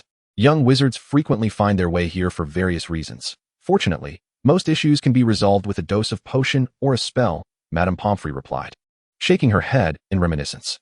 "Especially Gryffindor, it is a hot spot for unexpected accidents." She glanced at Neville's bed. "By the way, if you were to attend Hogwarts, which house do you think you would be sorted into?" Madame Pomfrey asked, continuing her earlier tallying. Slytherin. While others are assigned their houses by the sorting hat. I chose my own," Rose mused. "I wonder if given another chance, what the sorting hat would decide for me." "Oh, you have an affinity for Slytherin?" Madame Pomfrey inquired, feigning casual curiosity. Such sentiment was indeed rare. "Yes, I hold it in high regard," Rose replied, her fingertips brushing her lips as she reminisced about her two best friends in Slytherin, Sebastian and Omi. "You may have heard that for various reasons. Slytherin is often associated with dark magic and dark wizards. It is seldom that one hears someone from outside Slytherin express fondness for it." Seemingly having completed her tally, Madame Pomfrey closed the cabinet door and approached. "Would you care for a drink?" "Just black tea, please, with nothing added." Madame Pomfrey regarded Rose's order with some surprise, then tapped her wand on the table. 2 cups of tea appeared on the small table beside the bed. Thank you. Rose lifted her cup and took a sip. The warm tea carrying a delightful hint of cream. This is quite delightful tea. I prefer it with a touch of milk, Madame Pomfrey commented after sampling it herself. Magic is merely a tool. It is the wizard who wields it. Thus, in my view, magic is neither inherently good nor bad. Rose continued on the topic after setting down her teacup. That is quite a unique perspective, Madame Pomfrey remarked thoughtfully. Dear, do you have any plans for later? None. I was merely resting by the lake when I happened upon the flying lesson mishap and brought Mr. Longbottom here. Would you be so kind as to deliver this list to the cellar? It would be my pleasure, madam. Rose accepted the parchment that Madame Pomfrey handed her. This is the list of potions that need replenishing this semester. The medical wing always runs through supplies rapidly, Madame Pomfrey briefly explained. So many. Rose exclaimed in astonishment upon seeing the quantity of potions listed. This is actually a modest amount. During peak accident seasons, it is far from sufficient. Peak season? Rose was utterly intrigued. With so many blood replenishing and pain relief potions, are we preparing for battle? The Quidditch season, Madame Pomfrey answered without hesitation, giving her a knowing look. The simplest stimulants and amortentia I can brew myself, but the demand and variety are too great for me to handle alone. Thankfully, Severus assists me. As Rose examined the parchment, she couldn't help but offer her sincerest praise for the workload of the potions professor and Slytherin head, envisioning him as an exemplary model of diligence at Hogwarts. She wondered if Headmaster Dumbledore would grant him extra compensation for his efforts. Without any delay, Rose took on the task with enthusiasm, swiftly embracing her role as the messenger. After confirming that dinner would be served later, a particular professor had time to spare. She leisurely finished her meal in the common room, enjoying fresh strawberries picked that very day, before slowly planning a post-dinner stroll to aid digestion. The torches along the cellar walls flickered in the enveloping darkness, and wondering if Slytherin students were naturally calm, Rose traversed the corridor without encountering a single student. Having roamed Hogwarts for several days now, she found this curious, recalling that during her own time as a student, the cellar was never so deserted. Knock, knock. Confirming she was at someone's office, she knocked on the door, but received no response. Rose glanced around suspiciously. Was the professor not in? Professor? Madame Pomfrey sent me with something. Creak. Perhaps it was her last statement that prompted the door adorned with serpentine patterns to swing open. Rose rolled her eyes internally, stepping inside in silence. This was her first time entering this office, and it differed greatly from her room on the 3rd floor. The dimly lit space was lined with shelves brimming with an assortment of peculiar potion ingredients and specimens, their solutions casting dark green shadows in the faint light. Rose disinterestedly withdrew her gaze, searching for the presence of the individual she sought. The first figure to capture her attention was a senior boy from Slytherin, engaged at a nearby workbench, meticulously handling a bucket of deceased mice, seemingly extracting their bile and entrails. She silently reflected on her fortunate lack of expertise in potion making, for she had no desire to deal with such materials by the bucketful. Meanwhile, Professor Snape sat behind a large desk, wielding a dark green quill to make grand, sweeping strokes on a piece of parchment. 8, she noted, observing the red ink stains on the parchment. Professor Snape? She inquired softly, as he lifted his gaze. Strands of his greasy black hair fell away, revealing his excessively pale cheeks. His dark eyes, like shadowy valleys, held an emotionless stare as he glanced at Rose before extending his left hand. She handed him the rolled parchment, intending to take her leave once he had finished reading. But the way he looked at her over the unfurled parchment sent a shiver down her spine. If there is nothing else, I shall take my leave, she said, not waiting for his response as she turned to depart.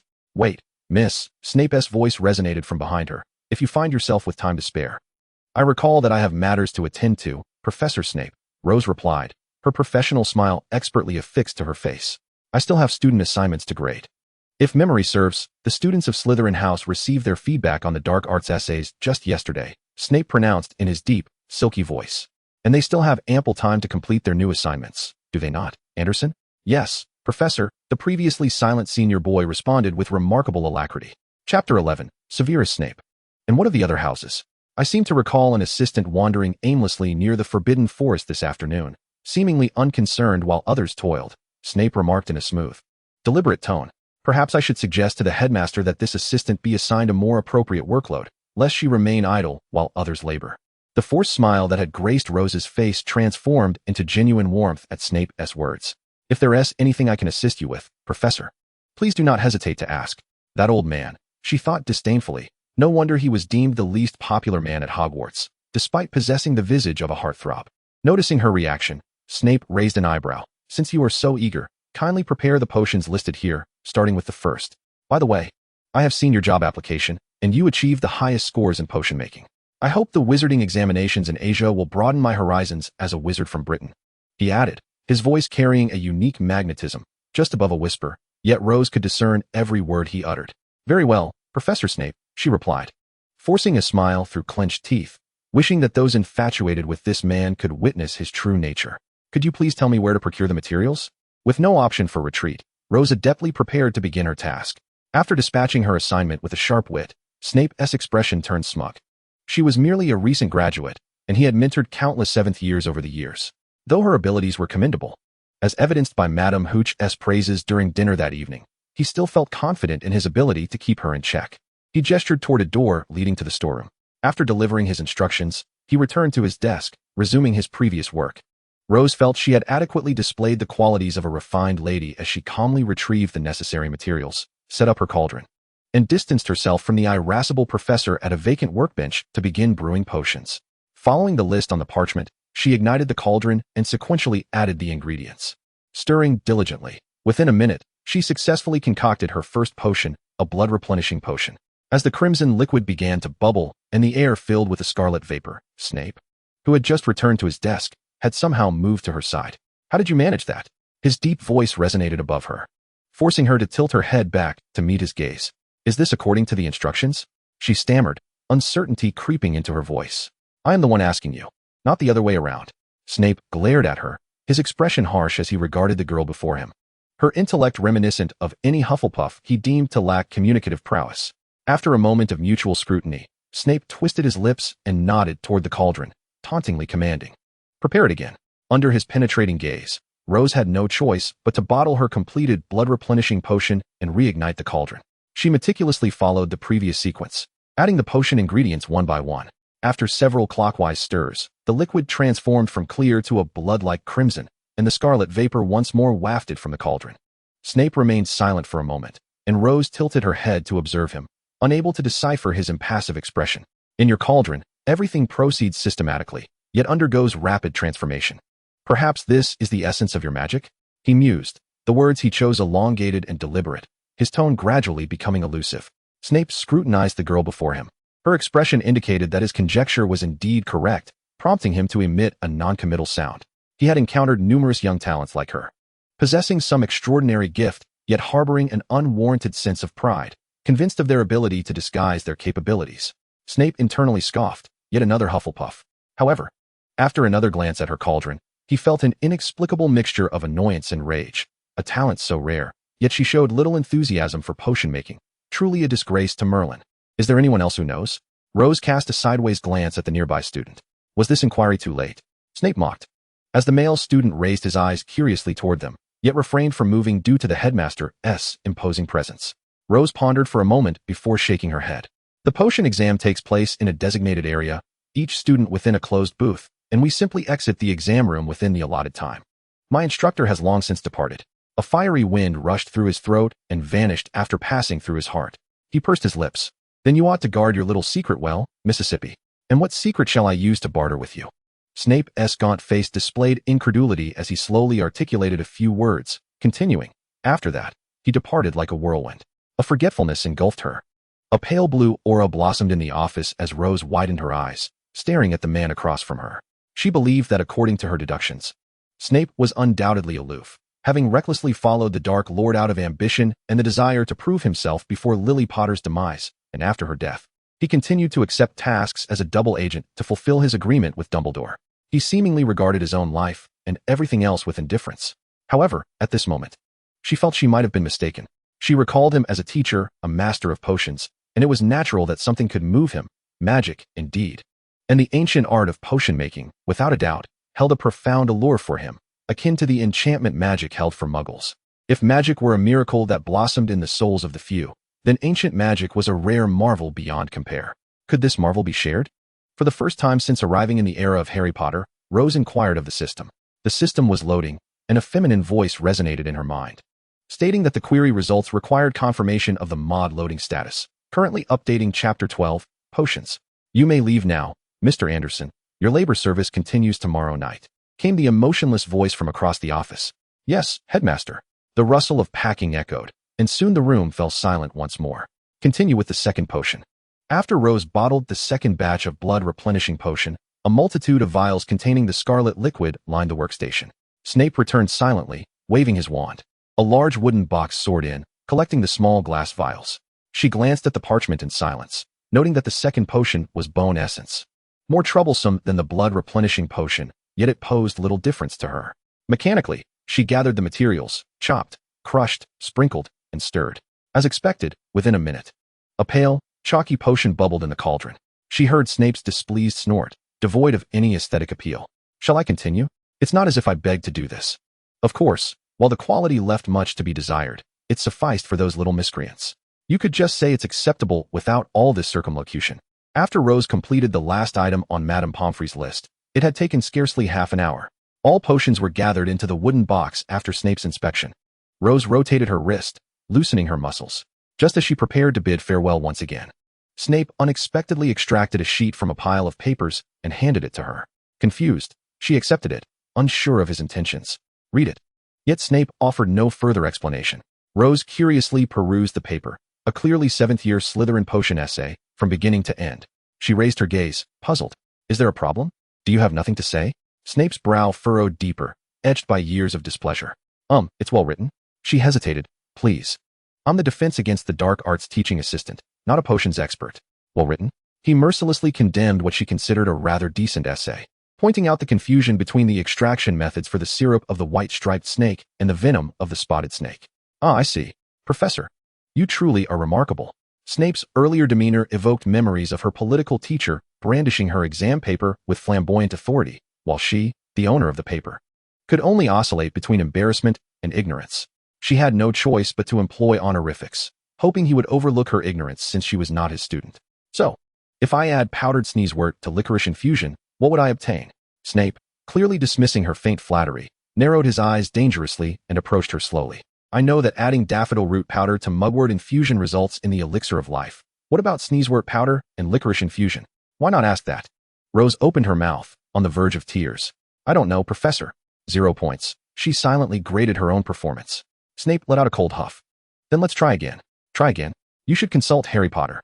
I'm not the savior. Rose's heart raced.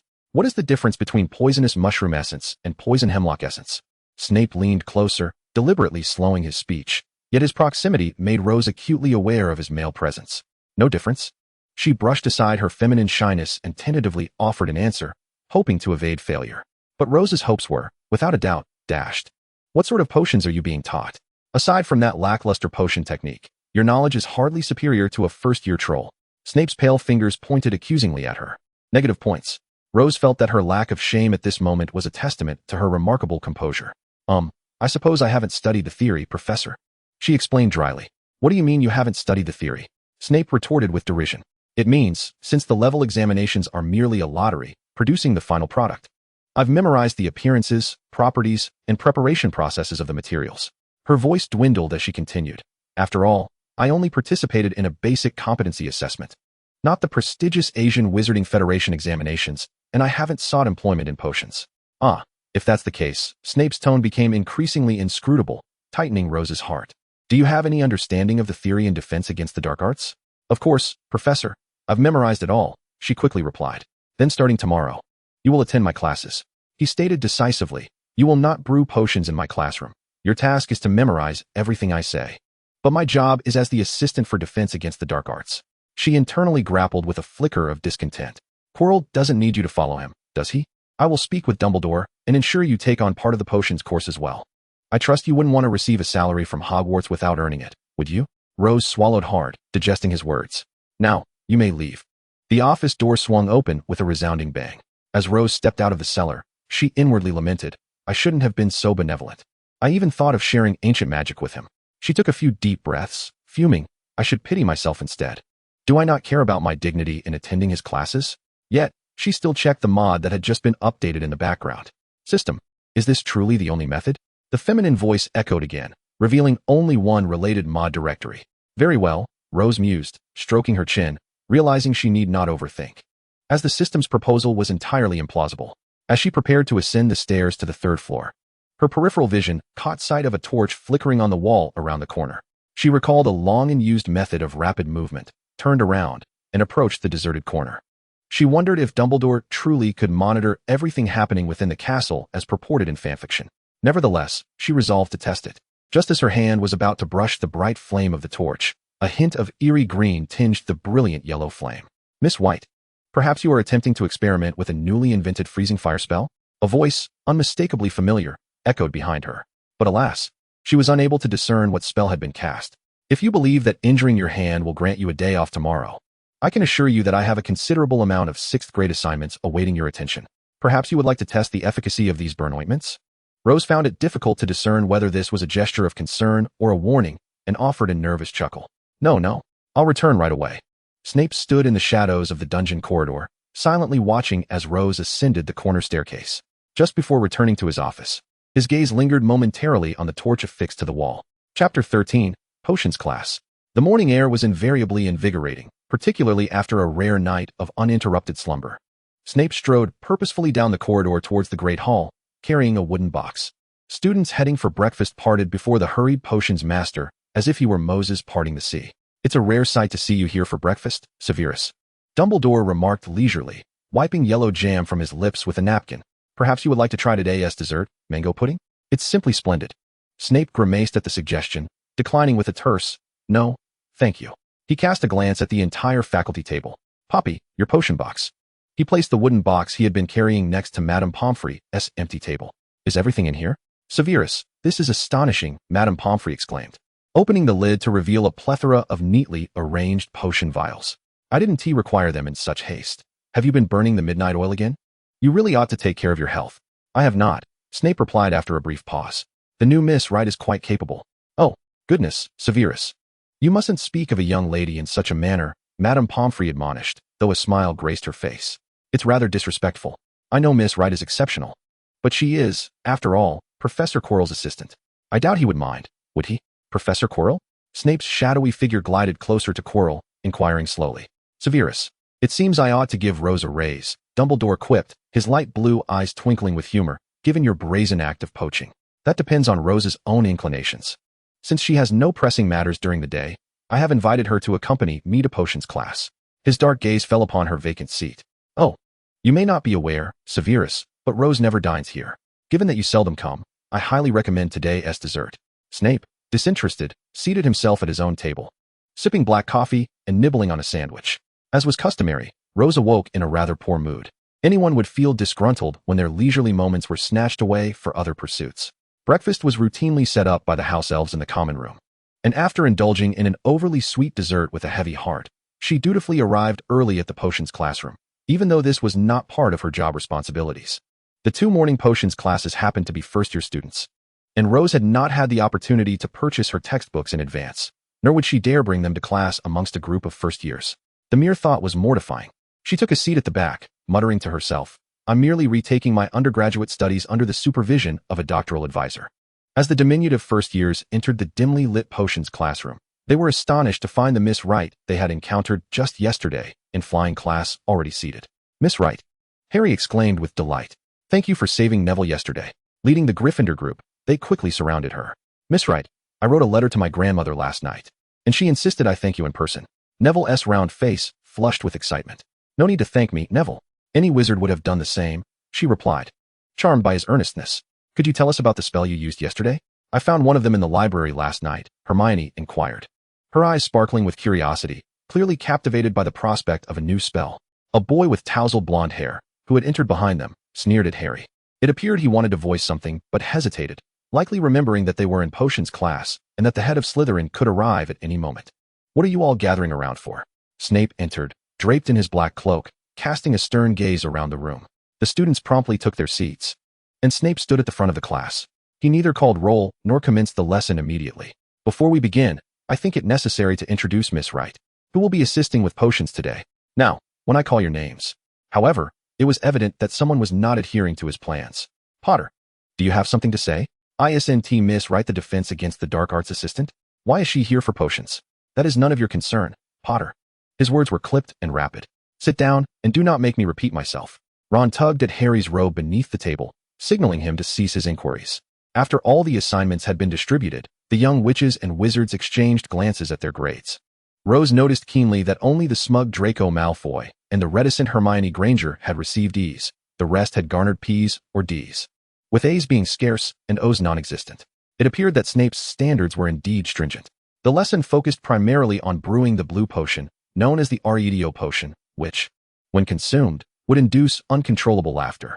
Throughout the class, it became abundantly clear that Snape was a prodigy in the field of potions. Being the youngest potions master of the century, however, his accomplishments did not equate to effective teaching. Undoubtedly, his pedagogical methods left much to be desired. He inundated the students with an overwhelming amount of information, perhaps believing that all potion knowledge was equally significant. Yet these fledgling wizards were clearly unable to comprehend such a dry and tedious approach. Rose discreetly lit a candle for them, pondering whether having such a doctoral advisor teaching elementary students was a blessing or a curse. Miss Wright. Upon hearing her name, Rose looked up, bewildered, toward the figure at the lectern. The individual who had just been standing at the board was now seated behind the podium, and all the young witches and wizards turned to gaze at her. Is there something you require, Professor? The following potion operation will be supervised by you. With that, he picked up a quill, seemingly engrossed in grading papers from another year. Under the scrutiny of so many eyes, Rose was compelled to don a professional smile. Very well, Professor Snape. It was evident that he regarded her as a mere free laborer. She had anticipated that Snape could not possibly embody the characteristics of a willing mentor. Chapter 14, Potions Class 2. At this moment, Rose found herself at a loss for words, standing in front of the first-year students who gazed at her with curiosity. Positioned in the first row of the aisle where she could observe all the students' cauldrons. What are you waiting for? Do you need me to send you to the storeroom for materials? Snape did not even raise his head. With a flick of his wand, the storeroom door swung open with a loud bang, only to bounce back against the wall with a creaky, aged protest. At this moment, whether they hailed from Gryffindor or Slytherin, the students exhibited a demeanor as docile as quails, emerging from their seats in a steady stream, jostling towards the storeroom to procure the ingredients for brewing the arithmancy potion. The primary components consisted of the leaves of the arithmancy tree and the essence of sunlight encapsulated in daisy extract oil. The methodology was remarkably rudimentary. It merely required grinding the arithmancy leaves into a fine powder and, at the appropriate juncture, adding a few drops of daisy oil, followed by clockwise stirring. The only critical aspects to attend to were the fineness of the powder and the timing of introducing the potion ingredients. Rose deemed this task rather uncomplicated for a group of young students. No wonder Professor Snape, the illustrious head of the department, was reluctant to squander time on them, opting instead to delegate the responsibility to her, the assistant. During her tenure as an experimental subject, she had similarly assisted the lead professor, perceiving little difference in the undertaking. However, she was utterly unprepared for the mishap that befell Neville's group during the initial stage of their endeavor, as a peculiar black smoke began to emanate from his cauldron. With a flick of her wand, she centered her focus on Neville's cauldron, causing the stones beneath to elongate, creating a safe distance that transported all nearby students and their cauldrons to safety. Frankly, she couldn't fathom how such a basic procedure could go awry. Following the outlined steps should have ensured success, shouldn't it? She hastened towards the scene. The liquid in the tin cauldron, which should have been clear, now bubbled like black magma, the intense heat prompting it to froth vigorously. Recognizing the imminent danger, Rose extinguished the flames beneath the cauldron. If left unchecked, it would surely burn through. Did you add the leaf powder while the flame was too high? She inquired, pinching a fragment of debris from the table, her uncertainty palpable. Undoubtedly, it was a fragment of arithmancy leaves, far from being the requisite powder. Longbottom had evidently added the wrong material at the wrong moment. As Rose pondered the bizarre black magma, Snape approached, his expression indicating that the remaining time was insufficient for Neville to brew another potion. Both Longbottom and Finnegan would receive a score of 0 for this class assignment. Without hesitation, Snape's wand flicked, clearing the contents of Neville's cauldron. Gryffindor loses 5 points. Potter, why did you not alert Longbottom? Did you wish for his cauldron to explode for the sake of attention? As Harry prepared to protest, Hermione, seated beside him, silenced him, her emerald eyes ablaze with indignation behind her glasses. Snape's face bore an expression of regret, seemingly reluctant to deduct further points from Gryffindor. Rose lowered her gaze to Neville, who stood silently beside her, tears welling in his eyes. She gently patted his small, sturdy shoulder in silent consolation. Children adapt over time, she thought. You lot just standing there. Do you wish to earn a 0 like Longbottom? Snape scolded the group, observing the flock of students resembling dazed geese. All heads bowed. They resumed their tasks. With a wave of her wand, the tiles reverted to their original state. Aside from Neville's group's mishap, the potion brewing proceeded without further incident. Yet, As Rose surveyed the transparent glass vials submitted by the students, each contained liquids displaying an array of peculiar colors and impurities, if they could even be considered potions.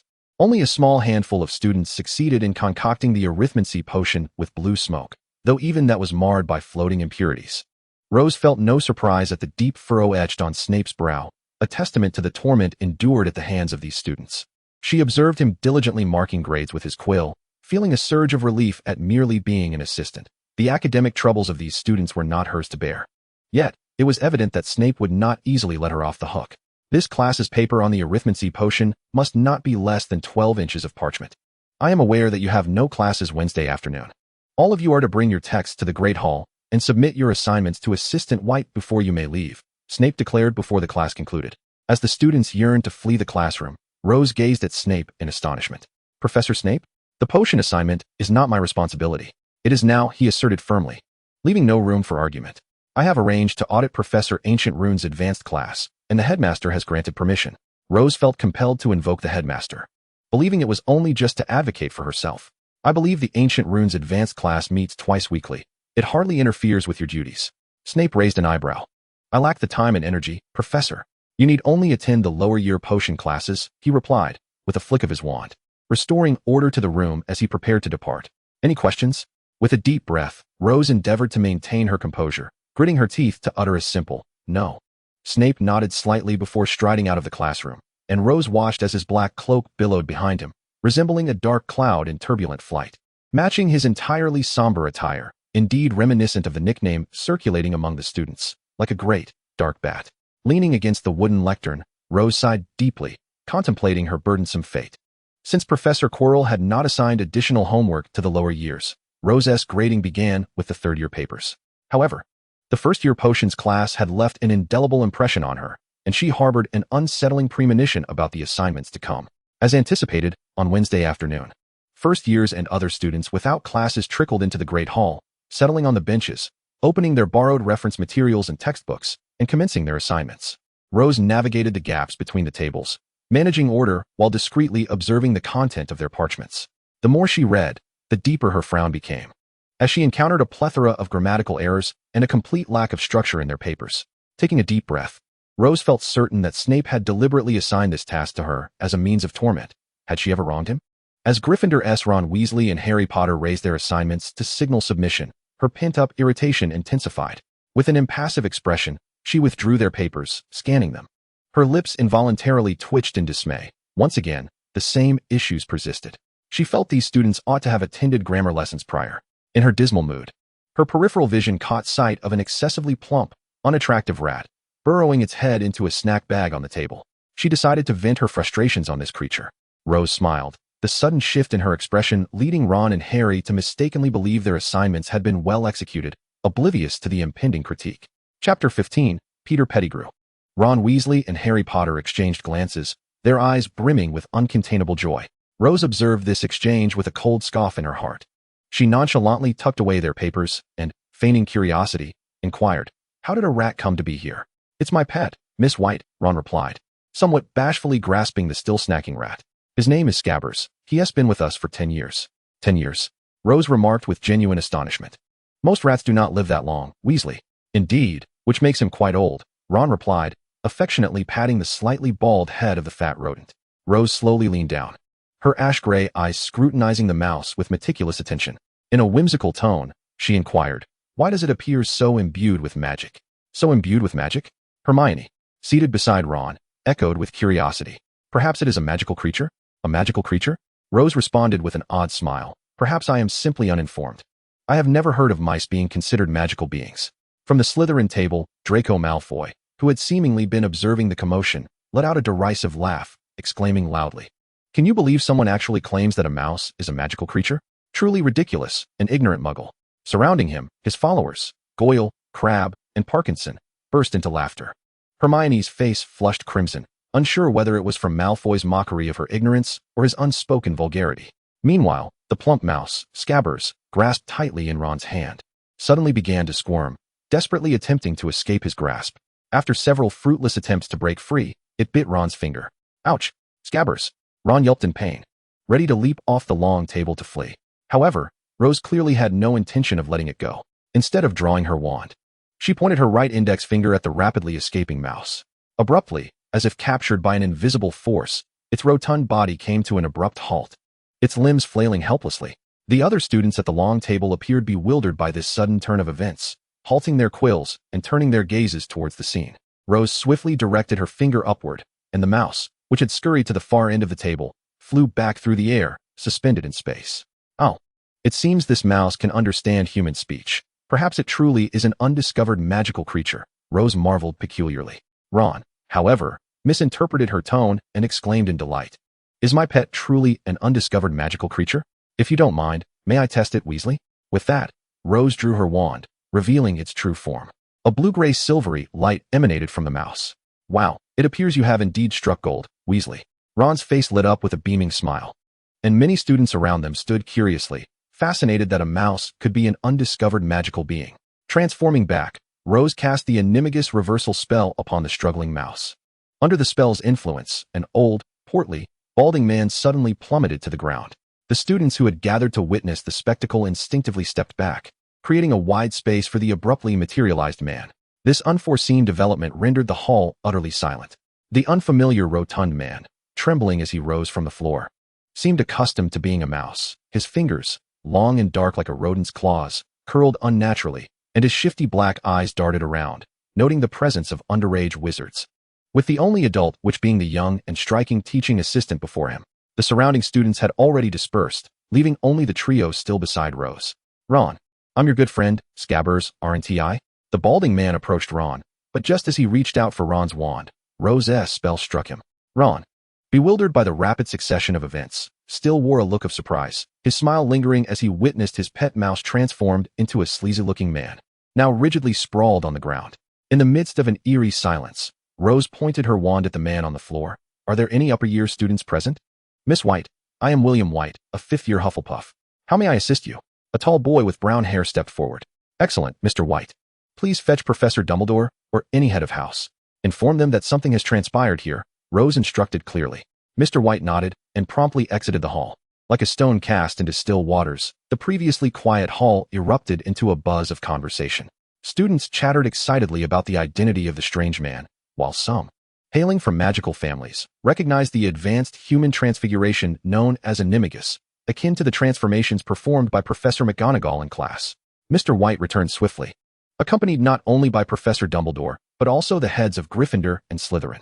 As the crowd of students parted to make way, Professor McGonagall rushed in, and upon seeing the man bound to the floor, gasped, Peter. Following closely was Snape, whose expression shifted from surprise to immediate disdain upon recognizing Peter's face. The two heads of house stepped aside for the last arriving Professor Dumbledore, who, upon seeing Rose pointing her wand at Peter, nodded in acknowledgement. As he regarded Peter Pettigrew, his usually cheerful azure eyes were now grave. He displayed no hint of surprise. Perhaps the experiences of over a century had equipped the old headmaster with an unwavering calm in the face of any situation. I suspect there are hidden truths surrounding the events of the past, he concluded. Everyone, please resume your studies, upper-year students. Ensure the safety of the younger ones in your houses, he proclaimed. We shall proceed to the headmaster's office. I believe we need to uncover what truly transpired back then. Rose, take Peter with you. Headmaster, he is, my pet mouse transformed, Ron exclaimed, his expression still tinged with disbelief. Dumbledore surveyed the trio, noting their evident concern for the truth, and promptly decided, you three shall accompany us. Albus, this is simply incredible, Professor McGonagall remarked, regaining her composure as they made their way to the headmaster's office. Chapter 16, The Truth Serum. Albus, this is simply incredible. You must investigate thoroughly. McGonagall's voice was somewhat disjointed, clearly grappling with the baffling notion of Peter Pettigrew's resurrection. I am aware, Minerva, Dumbledore reassured her, signaling for calm. I share your concern regarding this matter. Severus, I require your assistance. He spoke calmly to Snape, who stood in the shadows, his features obscured. Snape nodded silently and turned to leave the hall. However, Rose, who was casting a spell to restrain Pettigrew, keenly observed his expression. Yet, it was evident that when Snape wished to conceal his thoughts, no one could discern them. As Rose stood on the spiral staircase leading to the headmaster's office, a sudden thought struck her. She twirled the base of her left index finger, her gaze lowered in contemplation. Harry, Ron, and Hermione followed closely behind, feeling somewhat dazed. struggling to comprehend the complexities of Ron's pet mouse transforming into a stranger. Rose visited Dumbledore's office for the first time, filled with an array of silver artifacts, some emitting wisps of white mist. The walls were adorned with portraits of past headmasters of Hogwarts, all appearing quite aged, snoozing contentedly. A fiery phoenix perched on a golden branch, its beautiful black eyes fixed intently upon her before it soared over and settled on her shoulder. "Oh, it seems he likes you, Rose." Dumbledore welcomed them into his office. "You are truly lovely." Rose sincerely praised Fawkes, pondering whether her phoenix companion would remain on the island waiting for her, especially after all these years. Peter Pettigrew drifted into the room, a specter of his former self. At last, she was able to utilize this spell, standing with her back to the portrait on the wall, lost in thought. She carelessly discarded Pettigrew onto the cold floor of the headmaster's office, while everyone fell silent, anticipating Snape's return. Harry and his friends huddled together in a corner, attempting to diminish their presence in the increasingly grave atmosphere. Fortunately, Snape returned swiftly. Upon entering the headmaster's office, Snape was met with the sight of Rose and her companions encircling the still inert figure of Peter Pettigrew, who lay like a large stone on the ground. The trio of Potters stood in the corner, snorting in disdain. A tumult of rage and disgust churned within him. The marauders of his school days had marred his already scarce moments of joy. While those four had met their fates, some dead, some imprisoned, he remained at Hogwarts as the potions master, standing brazenly in the sunlight, relishing the fleeting satisfaction it brought him. Yet all of this was shattered by the presence of Peter Pettigrew, the cowardly fool who had been trailing behind Potter and Black, now inexplicably alive. He lifted the petrification curse from Pettigrew, forcefully pried open his jaw, and poured an entire vial of Veritaserum down his throat. "Is this Veritaserum?" Rose inquired. "I've heard that just 3 drops are sufficient to compel anyone to speak the truth." Snape merely scoffed in response. Dumbledore finally raised his wand. And this was her first encounter with the legendary Elder Wand. Its slender form, adorned with unappealing branches, bore a luster that spoke of its ancient lineage. However, Rose averted her gaze. She did not covet it, for her strength did not require the enhancement of a fabled wand. Dumbledore conjured a chair and bound Pettigrew with magical ropes, ensuring his escape was impossible. "Peter, I believe we all desire to know the truth of that time," he stated firmly, his blue eyes fixed intently on the dazed Pettigrew, who, under the effects of the Veritaserum, appeared disoriented. "Is it true that Sirius Black killed 13 muggles while pursuing you? To escape, I detonated those muggles to draw the aura's attention, then bit off one of my fingers. Transforming and slipping into the sewers," he hazily replied. "Was Sirius Black truly your parents' secret keeper?" Dumbledore asked with gravity. Upon hearing his parents' names, Harry finally grasped that this suddenly appearing, timid, loathsome man was intricately linked to their fate. His emerald eyes widened, fixated on the grotesque figure, unwilling to miss a single word. Snape, whose black eyes had initially betrayed disgust, gradually became vacant upon hearing Dumbledore's question. "James and Lily initially chose Sirius as their secret keeper, but he secretly changed it to me, while publicly claiming to be James' secret keeper. I had no choice. He was so powerful." Pettigrew confessed under the potion's influence, revealing the long-buried truth. "Ha, Dumbledore, this is the good student you once trusted and entrusted with such responsibilities," Snape hissed through clenched teeth, having placed all his hopes in the greatest of white wizards, only to find that the secret keeper of Lily's family had been transformed into this loathsome creature. Dumbledore raised a hand to calm Snape. "Indeed, I was too trusting back then. I never anticipated a traitor would emerge from among them." The 3 young wizards, though somewhat bewildered, could sense the gravity of the revelation. Harry recognized that this mouse-like man was a traitor connected to his parents' demise. He glared at the bound Peter Pettigrew. So Sirius was wrongfully accused? McGonagall realized, identifying another victim in this ordeal. Sirius had been imprisoned without trial, cast into Azkaban by Barty Crouch. Dumbledore pondered, "It seems a new trial at Wizengamot is imperative." Snape, upon hearing this, turned away in disdain. The mere mention of Sirius Black repulsed him. The thought of Sirius soon being released ignited a deeper malice within him. Why should he not rot in Azkaban alongside a traitor? His gaze shifted from Pettigrew, only to suddenly catch the eye of Miss White, the Defense Against the Dark Arts teaching assistant, who had been watching him intently. Snape narrowed his eyes dangerously. Unfazed by his scrutiny, Rose offered him a friendly smile. Snape knew that ordinary intimidation would be ineffective against such audacity. He shot her a venomous glare, turning his head away from her. "Severus has just administered an excessive dose of Veritaserum to Peter. I shall notify the Ministry. The potion will remain effective until their arrival," Dumbledore remarked. "Professor Dumbledore, what about this man and my parents?" Harry implored, stepping forward anxiously. "I believe it is time to reveal the truth," Dumbledore began. In order to conceal your family from Voldemort, I used the Fidelius charm to hide your house. Only the secret keeper could disclose the precise location. Everyone assumed Sirius Black was the secret keeper. Little did they know it had been changed to Peter Pettigrew, who then betrayed us to the Dark Lord. Snape, unwilling to listen to Dumbledore recount the so-called truth to Harry, could only think of his loathed Sirius Black emerging from prison, perhaps to transform into a hero wrongfully imprisoned for a decade. He could already predict the sensational headlines that would follow, all built upon the foundation of Lily's death.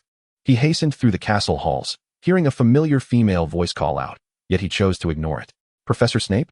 The voice persisted, unyielding in its pursuit. If Miss White's matter isn't urgent enough to discuss now, he hissed, his annoyance palpable.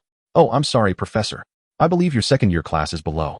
And I thought I could accompany you. Rose's voice trailed off, realizing the potions master's current displeasure. Humph, Hufflepuff, Snape muttered, resolved that if Rose were sorted, she would undoubtedly belong to that house. Yet, the internal torment that had been consuming him seemed to dissipate slightly due to this unexpected interruption. He strode towards the dungeons, not outright rejecting her desire to follow. Chapter 17, The Ministry of Magic. After Rose concluded her second-year potions class, she encountered Professor Sprout in the corridor. Although she had not participated in the afternoon's inquiry in the headmaster's office, the head of Hufflepuff evidently possessed more up-to-date information than Rose. Minister Fudge had personally brought Auror office head Scrimgeour to Hogwarts, adamantly proclaiming before entering the headmaster's office that this was undoubtedly a ruse.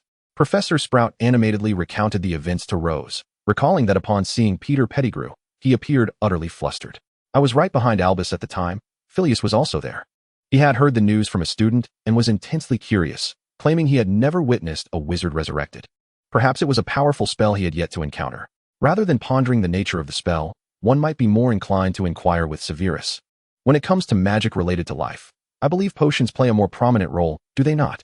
Professor Sprout, as she spoke, inadvertently veered the conversation toward the speculation of spells versus potions.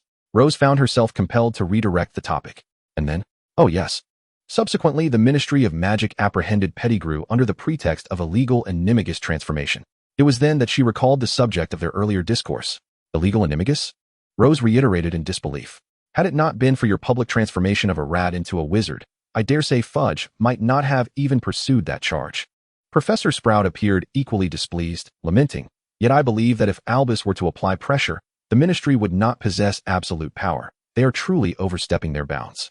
In her mind's eye, Rose conjured the image of Harry's striking emerald eyes. Although she had only recently met this boy, the tales of him and his companions had accompanied her for many years. She could not bear the thought of this young boy, who had endured so much suffering from a tender age, losing the last of his family in the magical realm. Yet, she was not Headmaster Dumbledore. She was merely an inconspicuous outsider, devoid of influence or authority. At that moment, she realized that the solitary battles of a century ago seemed no longer feasible. The adversaries she faced were not merely dark wizards like Grindelwald or sinister magical creatures. The rebellion of the goblins was bolstered by numerous classmates, professors, and friends who stood in solidarity. She would have to confront the Ministry of Magic, Voldemort, and his loyal Death Eaters. Striving to protect those she held dear from their clutches, she required allies. Although she had once carved out a reputation for herself, it was evident that such notoriety was no longer of use. A witch who had vanished over a century ago, even if endowed with some power, would serve only to provide idle gossip for others. In light of her lack of influence and the scarcity of time to build it, she would have to rely on the influence of others. Dumbledore, if she were to enlist his aid, she would inevitably have to join the Order of the Phoenix. However, the distinction between pawn and player would become increasingly ambiguous, especially considering he was capable of calculating his own life into the equation. Having orchestrated the demise of Severus S. Minter, and in pursuit of victory, had thrust the boy he had admired since childhood directly into Voldemort's path. How could Rose place her complete trust in him? After all, did not Severus S. sacrifice fail to save Lily? Under such circumstances, she would have to leverage the influence of that fellow Tom. After all, who else had created the most bugs, and whose intellect seemed most lacking? Rose twirled an invisible ring on her left index finger. Hogwarts did indeed offer a venue for her research, yet the Dark Lord's primary soul resided within the castle. One could hardly act recklessly under his very nose. With her gaze lowered, she contemplated, all the while ensuring she did not neglect Professor Sprout beside her. Indeed, it would be fortuitous if Professor Dumbledore could apply pressure on the ministry. I heard mention that a certain Sirius Black had been wrongfully imprisoned for 10 years. Rose remarked to Professor Sprout. Oh, yes, poor Sirius, what a remarkable boy he was. to have endured a decade in the dreadful confines of Azkaban. Professor Sprout expressed with sympathy. I still remember how he and James radiated joy during their time at school. Humph. Just as they were engaged in amiable conversation in the corridor, a sudden huff interrupted the moment.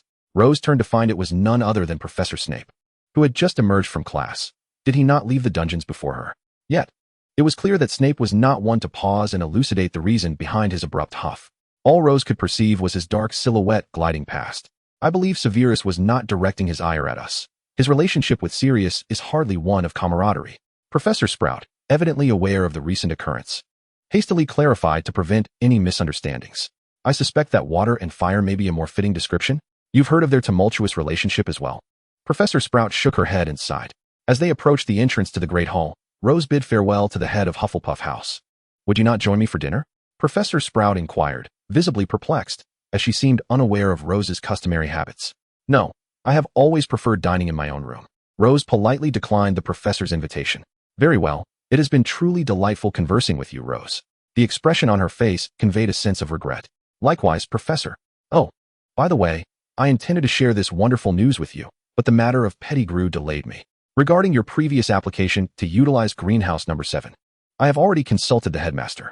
A jubilant smile spread across Professor Sprout's round face as she continued. He has approved your request. However, since Greenhouse number 7 has been neglected for quite some time, you will need to undertake its maintenance yourself.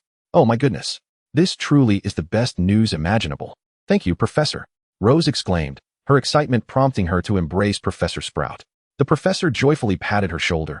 I am delighted that someone has a passion for herbology. It is a pleasure to assist you. What do you intend to cultivate within? I would not recommend planting anything too dangerous here. There are always mischievous students whose exuberant curiosity lands them in the hospital wing. I am thinking of planting some white ash, two-eared grass, and fragrant marshmallow, along with some peonies, as I have brought back quite a few seeds from Asia. Rose replied with enthusiasm. Then be sure to invite me to visit once you have planted them. Professor Sprout's eyes sparkled at the mention of herbology. Of course, you are the expert in this field. It would be an honor to have you guide me. After they had agreed upon the planting arrangements, they parted ways at the entrance to the Great Hall. Rose proceeded alone, moving against the throng of students who were hand in hand, heading toward the hall for dinner, and made her way to her third-floor dormitory. To her surprise, 3 unexpected individuals awaited her at the entrance. Chapter 18, The Common Room. Harry, Ron, Hermione, what brings you 3 here?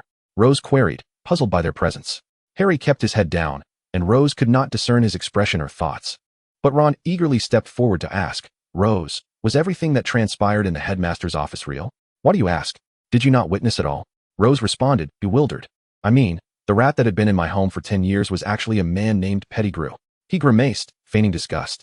Well, I think we should discuss this inside. Rose glanced around before raising her eyes. The door swung open, and she invited the trio, whom she perceived as still children, to sit on her nylon sofa. Unlike the perpetually silent Harry, Ron and Hermione were filled with curiosity regarding the common room, their eyes wide as they surveyed their surroundings. What do you think? Rose inquired, eager to hear their impressions of her decorated space. Oh, it's quite nice. Hermione was the first to respond, though her attention was clearly drawn to the large bookshelf against the wall, filled with volumes. Do you enjoy history of magic? Hermione asked, eyeing the many tomes, several of which she had encountered while browsing in Flourish and Blots. Rose chuckled upon hearing her question. Not at all, she replied mysteriously. Allow me to share a secret with you, but you must promise not to tell anyone. She raised her finger to her luscious red lips. Of course, we shall keep your secret. Harry lifted his previously bowed head at the prospect of Rose revealing her secret, clearly intrigued, as any Gryffindor would be. Rose gazed at the wide-eyed trio and let out a soft chuckle, gently snapping her fingers. In an instant, the bookshelves lining the entire wall shimmered with rippling waves of light. At that moment, what had once been mere commonplace books, easily found in any bookstore, transformed into ancient tomes, each title appearing more profound and enigmatic than the last. These books, wow, how extraordinary! What sort of magic is this? The 3 children exclaimed in astonishment. For reasons that you might already surmise, Rose explained, these volumes cannot be publicly displayed, especially with so many underage students present. Thus, I have concealed those that qualify for access to the restricted section. So many books on dark magic, Ron said, his eyes fixed on the shelves as he struggled to articulate his thoughts. Do you have an interest in dark magic? Oh, not at all, Rose replied nonchalantly. These are merely some collectibles from my family, many of which boast a history spanning over a century.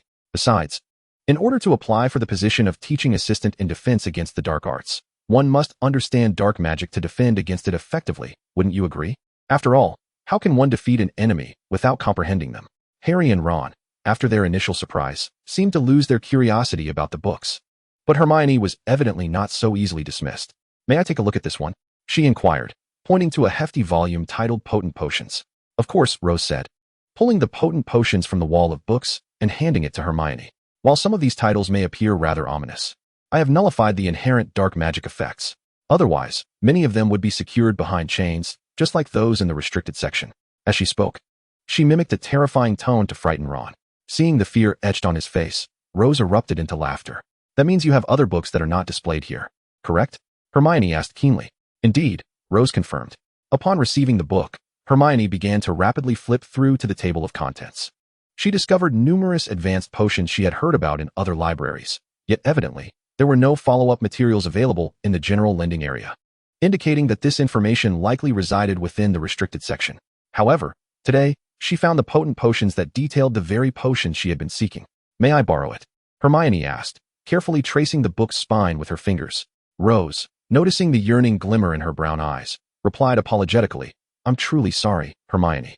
She saw the spark of hope in the young girl's eyes dim instantly, replaced by a look of disappointment.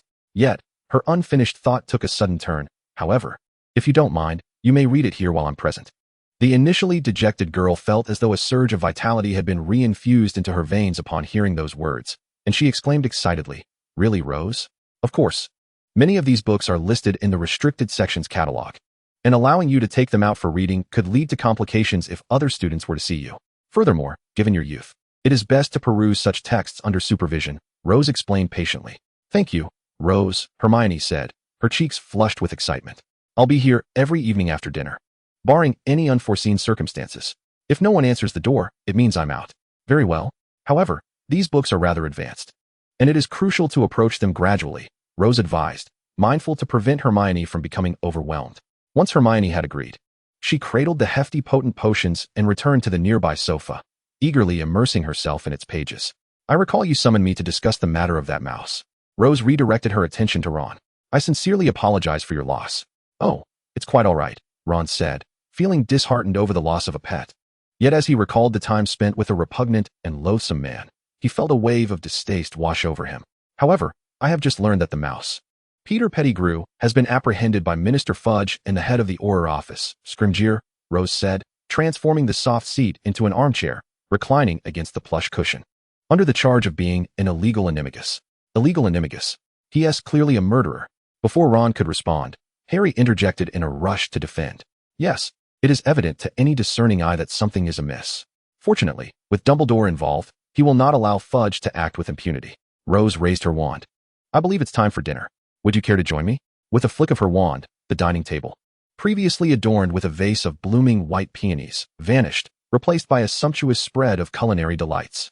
I noticed you arrived at this hour and feared you might miss the dining hall's dinner, so I instructed the castle's house elves to prepare a little extra, Rose explained. It may differ somewhat from what you are accustomed to. I hope you don't mind. Wow. Harry and Ron gawked at the array of dishes they had never encountered before, their eyes wide with astonishment, while Hermione set her book aside, though it was apparent that she had seen many of these before. Is this pizza?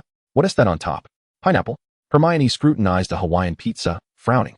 Oh, that is Hawaiian pizza, Rose clarified. Come, take a seat. She gestured for each of them to sit at one side of the square table. Hawaiian pizza?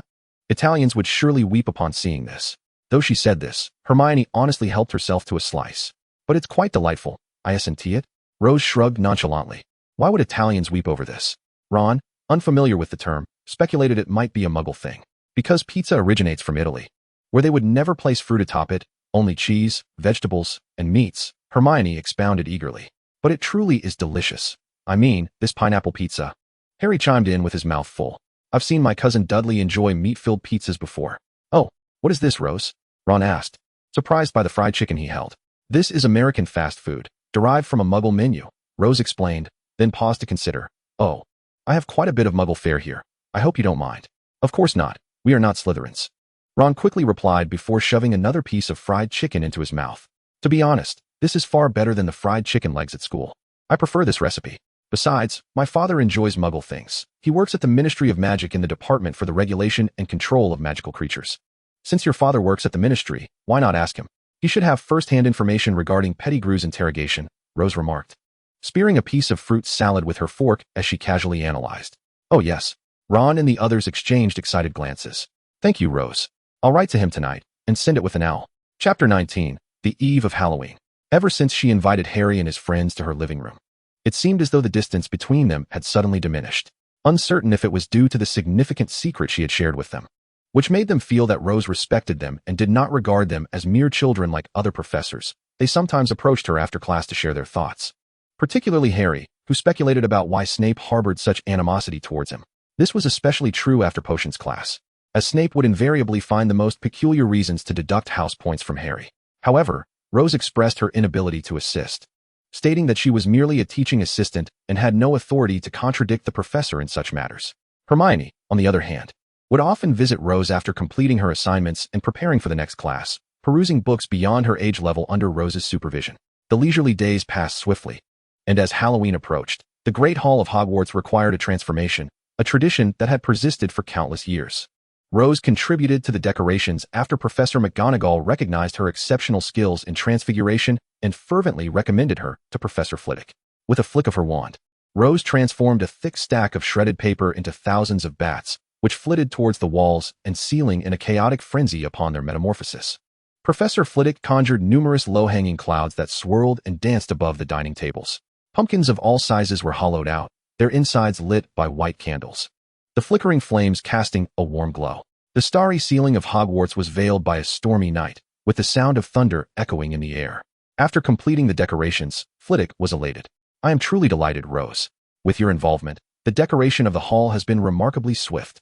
Rose beamed at his words, replying, It is my honor, Professor. I cherish this tradition. It makes Hogwarts truly special. During Principal Black's tenure, such flamboyant displays were dismissed as frivolous, to the extent that Quidditch matches could be halted due to injuries to young wizards. Indeed, Hogwarts is the finest, Professor Flitwick declared proudly. When the students entered the hall after a day of classes, they were enveloped by the vibrant decorations. Excitement filled the air as an abundance of delectable food overflowed from plates adorned with golden trim. The house elves had prepared more festive dishes for the occasion. The usual pumpkin juice was replaced with a tangy tomato juice, which Rose found delightful enough to wish for Halloween every day. Knowing there was a significant event ahead, Rose naturally chose to remain for the Halloween celebrations.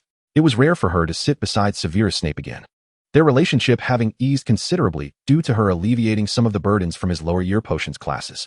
At least when Snape took his seat beside her today, he offered her a pleasant demeanor, making Rose feel that accepting responsibilities beyond her own duties was not as arduous as it might have seemed. However, it seemed that Quirrell was delayed for the feast, and Rose, fully aware of the reason, refrained from inquiring further. Upon Dumbledore's announcement to commence the banquet, Rose waved her wand. Suddenly, wide glass goblets ignited with pure blue flames appeared before each professor. This is my Halloween gift, to commemorate my first holiday at Hogwarts. Sangiovese Moscato. I hope you all enjoy it, Rose proclaimed proudly as she introduced her creation to the gathered professors. Thank you, Rose. I believe you will come to enjoy many holidays here, just as we have, Professor Sprout said kindly. Sangiovese Moscato. It resembles fire whiskey, Dumbledore remarked with interest, peering down at the vividly colored drink.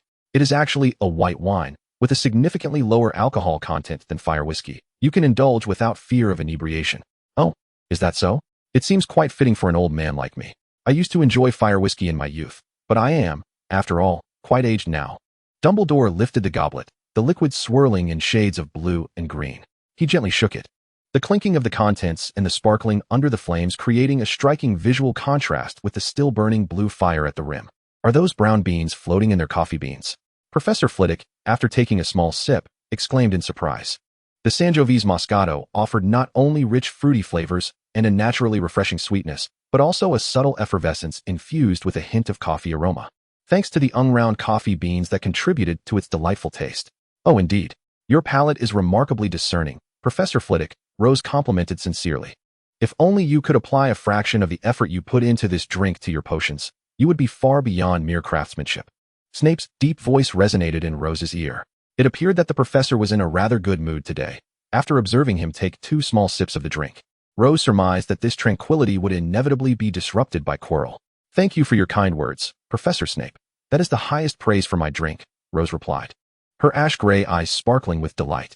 Humph. Clearly, Snape was indeed in a good mood today. Perhaps Rose's assistance in alleviating some of his burdens had softened his demeanor, and he chose not to engage in a verbal spar with her, tacitly accepting her comments.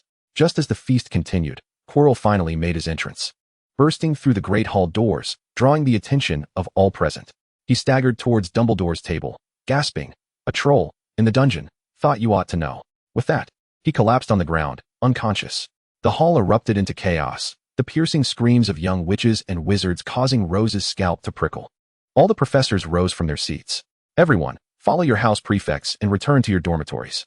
Dumbledore's voice boomed, commanding authority. The professors quickly and efficiently began to manage their respective students. But Rose noticed that Harry and Ron quietly slipped away from the Gryffindor crowd, sneaking off from the Hufflepuff group.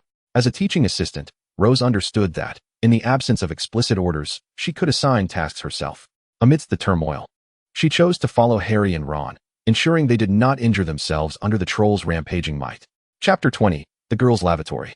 Rose trailed behind Harry and Ron at a distance, their furtive movements becoming more pronounced amidst the chaos. She also caught a glimpse of Snape hastily striding through the corridor towards the staircase leading to the third floor. The thought of him potentially being bitten by a large dog filled her with unease. Yet, she did not allow her sympathy for Snape to distract her from her purpose. After all, this was the real world. Even the slightest change could lead to unforeseen consequences. Following the separation from the Hufflepuff group, Rose shadowed Harry and Ron to the lower dungeon classroom. A nauseating stench assaulted her senses, a foul amalgamation reminiscent of unwashed socks and an unkempt public restroom. Rose felt her stomach churn, struggling to maintain her composure. Subsequently, she heard a low, rumbling murmur accompanied by the heavy thud of a colossal creature's footsteps dragging across the ground. Rose realized that the giant was drawing near. She cast a disillusionment charm upon herself and swiftly approached Harry and Ron with agility. In a recess of the wall, she found the two boys, who were huddled together in the shadows, both anxious and somewhat exhilarated as they peered cautiously in the direction of the giant. "Perhaps we could seize the opportunity to trap it in a room," they deliberated. Upon hearing this, Rose turned her gaze to observe the disoriented giant in the underground classroom. It bore no distinctive features from other giants, towering approximately 12 feet high, its granite-like gray skin and massive body resembling a solid mass of concrete. Its limbs were thick and unwieldy, akin to 4 ancient tree stumps, and most amusingly, its head appeared diminutive, resembling a cocoa bean precariously perched atop its vast frame. Perhaps this was the reason why such a massive and destructive giant possessed an intellect inferior to that of a mere sheepdog. The giant dragged a colossal wooden club, its small head bobbing about as it peered into various rooms, seemingly perplexed. When it finally decided to enter a door, Rose witnessed Harry and Ron springing into action. They dashed toward the open door, swiftly shutting it and locking it tight, even removing the key. Their movements were remarkably deft. Harry truly lived up to his reputation as a natural seeker. Were it not for the piercing screams that soon emanated from within, Rose would have applauded the two boys. "It's Hermione. Look, she must have messed things up." Without hesitation, the two boys rushed back, attempting to insert the key into the lock, but their nervousness rendered them clumsy. And after several shaky attempts, they finally succeeded. Without a second thought, they bolted through the door. Rose's heart leapt to her throat. Truly, they embodied Gryffindor spirit. Harry and Ron, using fallen metal fixtures as distractions, drew the giant's attention. Meanwhile, Hermione was huddled in a recess beneath the sink. The giant clearly spotted the suddenly visible Harry, and after a moment's hesitation, it abandoned its course towards Hermione and turned, blinking its eyes and raising the hefty club to strike at Harry. At that moment, Ron swung a metal pipe at the giant, but it evidently posed no threat to the giant's stone-like skin. Nevertheless, it successfully diverted the giant's attention, allowing Harry to seize the opportunity to pull the incapacitated Hermione from the splashing sink. Upon witnessing Ron in peril, Harry relinquished his hold on Hermione and leaped onto the giant's back. He clung tightly to its neck, yet his slight frame was insufficient to exert any pressure on the colossal beast. The giant, now thoroughly agitated by the unfolding chaos, brandished its club wildly, swaying its body in an attempt to dislodge Harry. Amidst Hermione's screams, an intensely perilous scene unfolded. Ron shouted out his decisive incantation, Wingardium Leviosa. The giant's club indeed halted midair, and its body froze in place, its comically small cocoa bean-like head gazing in bewilderment at its now empty hand. The magic of a freshly minted wizard could not sustain itself for long. Mere moments later, the club plummeted to the ground, landing with a resounding thud. She knew it. Relying on allies was precarious, and relying on plot lines could lead to deviation. In an instant, Rose dispelled her disillusionment charm and called out to Harry. who was still hesitating and staring at the fallen club. Harry. At that moment, the giant's movements appeared anything but sluggish. As it bent down to retrieve the club, Harry finally turned to see Rose's sudden appearance. Rose! Harry exclaimed joyfully. He deftly jumped down from the giant's back, intending to flee toward Rose. But it was evident that the giant had no intention of letting him escape. Its robust gray arm lifted the seemingly heavy club, aiming it at Harry. No! Hermione's terrified scream echoed throughout the girls' restroom. In a desperate moment, Rose's wand unleashed a silvery incantation toward the giant. In that split second, she barely registered the spell she had cast, as the giant's massive form abruptly vanished before her eyes, exploding into countless silver shards of dust. She realized she had instinctively employed ancient magic. Along with the giant's weapon, the massive club meant to crush Harry had transformed into stardust. A profound silence enveloped the air in the aftermath of the harrowing ordeal, and finally, Rose affected a casual demeanor, inquiring, "Are you both injured?" She involuntarily cleared her throat. "No, not at all," Hermione replied with difficulty, clearly shaken by the giant's assault. "What happened?" "I mean, the giant," Hermione asked. Rose began to respond, but was interrupted by the hurried sound of approaching footsteps. The earlier commotion had evidently drawn the professor's attention. Professor McGonagall was the first to burst in, closely followed by Professors Snape and Quirrell. They had never seen McGonagall so furious. Her lips trembled, pale with anger. "What in the world are you three playing at?"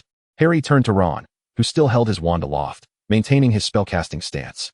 "Why weren't you in your dormitory?" McGonagall's voice was icy. The three children exchanged wordless glances. "I believe Miss Rose standing here should be able to clarify our concerns." Snape's piercing gaze fixated on Rose, who was attempting to diminish her presence. At that moment, all professors' attention shifted toward her due to Snape's words. I noticed Harry and Ron had not followed the Gryffindor crowd in the Great Hall," she began cautiously. "Concerned for their safety, I decided to follow them, and that's when I encountered the giant." After speaking, Rose nodded affirmatively. "That's correct, Professor." "Then, as you claim, what became of the giant?" Snape pressed dangerously. "It was a vanishing spell." "Yes," Rose replied, knowing she could not divulge the ancient magic. Even if she did, it was likely no one would believe her. The situation had been too urgent, and it was only after casting the spell that she realized what she had done. "A vanishing spell? You made a giant disappear?" Professor McGonagall exclaimed, her voice sharp with incredulity. At that moment, a small figure emerged from the corner. "I'm sorry, Professor. It's all my fault." It was Hermione. "Your fault?" McGonagall queried, bewildered. "I read about giants in a book and thought I could handle it. If it weren't for Miss Rose, Ron, and Harry finding me, I believe I would be dead by now." "Miss Granger," McGonagall interjected, clearly unwilling to pursue the matter further, "I must express my profound disappointment in you. How could you think you could confront a giant of such magnitude?" 5 points from Gryffindor for your recklessness. McGonagall took a deep breath before turning her attention to Harry and Ron.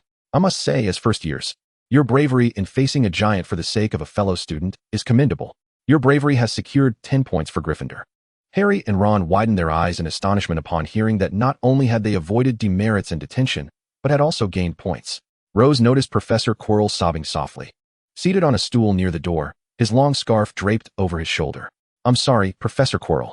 I suppose that was your teaching aide that I dealt with?" "Oh, it's quite all right, Rose," he replied, still weeping, uncertain whether his sorrow was for the vanished troll or something else altogether. "Well, I think it's time for you to return to your dormitory," Professor McGonagall announced as she prepared to depart, when Snape turned to leave as well.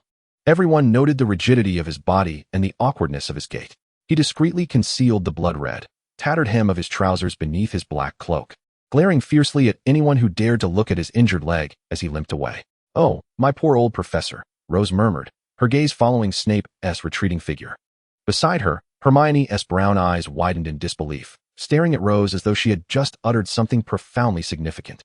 "Well, I suppose he might need my assistance now." Rose had no intention of explaining further. "I trust you can find your way back to the dormitory, yes? I have matters to attend to, so I shall take my leave." With that, Rose exited the girls' restroom without a backward glance. Chapter 21. Healing. "Professor, wait a moment, Professor Snape." Rose hastened to catch up with Snape's gradually receding figure, fortunate that his leg injury hindered his speed. "What is it?" Snape replied, his tone laced with impatience. He had intended to continue up the stairs, but Rose obstructed his path. If she did not move, he would have to navigate around her, which he found exasperating. "I noticed your calf was injured in the restroom." "That is none of your concern, miss," he retorted, casting a fleeting glance at his leg, a slight frown creasing his brow. "I believe I can assist you. I told you, it is not your concern." His voice carried a hint of anger. I can handle my own injuries. I do not require your help. But it appears quite serious. I have potions that can cleanse the wound and expedite healing. Rose patiently explained, undeterred by Snape's brusque demeanor. I suspect it might be a bite from a dark creature. Their saliva is often toxic and difficult to heal. She peered at the jagged wound revealed by Snape's torn black trousers, her brow furrowing in concern. Snape hesitated momentarily before finally conceding with a nod. Very well. Then allow me to lead you, Professor. It's near the Defense Against the Dark Arts classroom on the 3rd floor. Although Professor Snape's office was in the dungeons, Hogwarts had many auxiliary buildings, and the Slytherin dungeon was merely one of those. The nearest was actually the Defense Against the Dark Arts classroom on the 3rd floor. Along the way, Rose deliberately accommodated Snape's injured leg, yet he clearly was not one to show any sign of weakness. They soon arrived at the entrance to Rose's dormitory. It was also Snape's first visit to her quarters.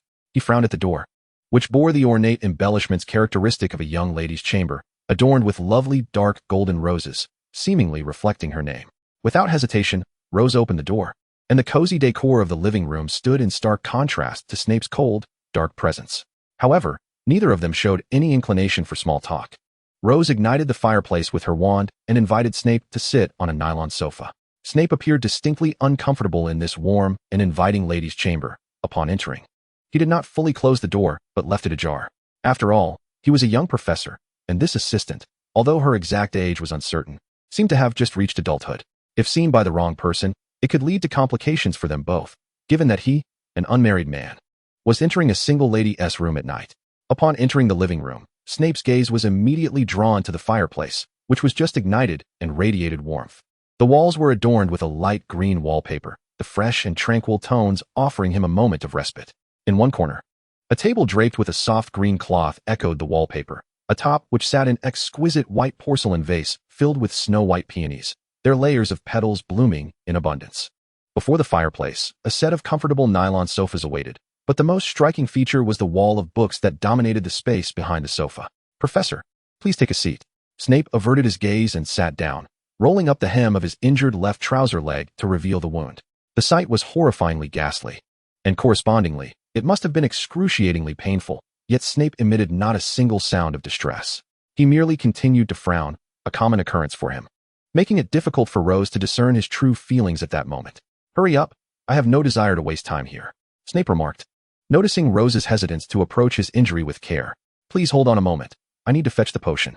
Rose walked directly into the door she had kept closed, presumably the bedroom.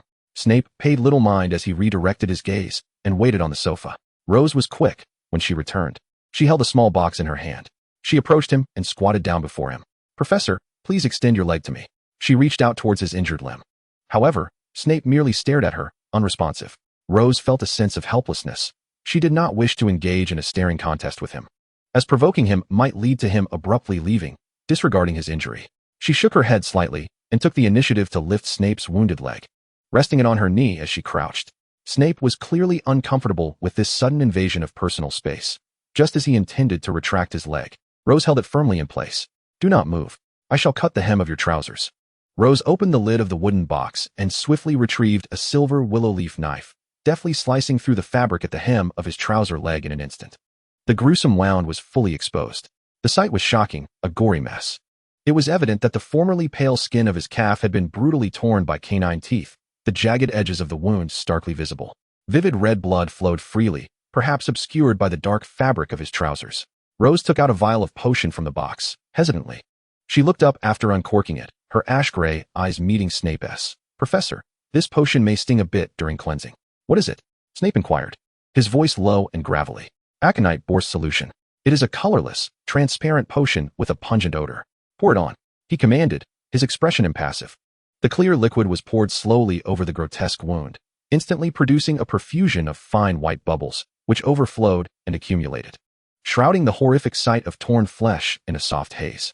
As the potion continued to take effect, the wound likely experienced a sharp, needle-like pain. Yet when Rose glanced up, she still saw Snape's furrowed brow. It seemed he was impervious to the sensation of pain. After all the blood was consumed by the potion, a peculiar coolness began to spread gently over the wound, as if soothing it. The toxins contained within the injury were drawn down by the elixir, transforming from a once white froth to a deep crimson black, dripping onto the floor. Rose tenderly dried the wound with gauze, carefully wrapping the injury on her calf in circles with white bandages. Who? Snape suddenly turned alert towards the doorway. But at that moment, the half-open door stood empty. Rose, however, thoughtfully withdrew her gaze from the entrance, pondering that at this hour, the only one likely to be wandering about was Harry Potter. Alas, Professor Snape would once again be transformed into the malevolent dark wizard. She couldn't help but grumble internally.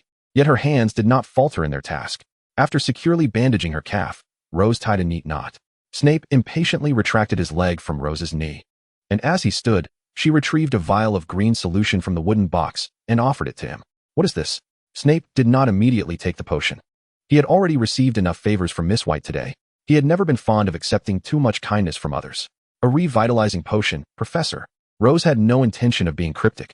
I suspect you are lacking in such supplies. She was well aware of what potions lay within his private storeroom, having visited it several times for work-related purposes. A revitalizing potion? Snape raised his eyes skeptically. This potion had fallen out of favor 50 years ago. Its efficacy was inferior to a blood-replenishing potion when ingested and less effective than a white fresh essence when applied externally. Oh, then you might want to try this one. Perhaps it will prove different. The expression of self-satisfaction on Rose's face bore no hint of pretense. Snape's love for potions was undeniable, and recalling the unparalleled talent displayed by this white assistant in potion-making, he accepted the vial of green liquid. He uncapped it and took a sniff with his large nose, finding nothing amiss. After contemplating for a moment, he directly consumed it. The potion's peculiar taste slid down into his stomach, and in an instant, Snape felt his strength and vitality, lost from the bite of the three-headed dog, return to him. He even sensed a tingling itch in the wound on his leg, a sign of healing. Yet, despite the taste and aroma, he detected no anomalies. He could ascertain that it was still the ancient recipe. Chapter 22, Night Inquiry.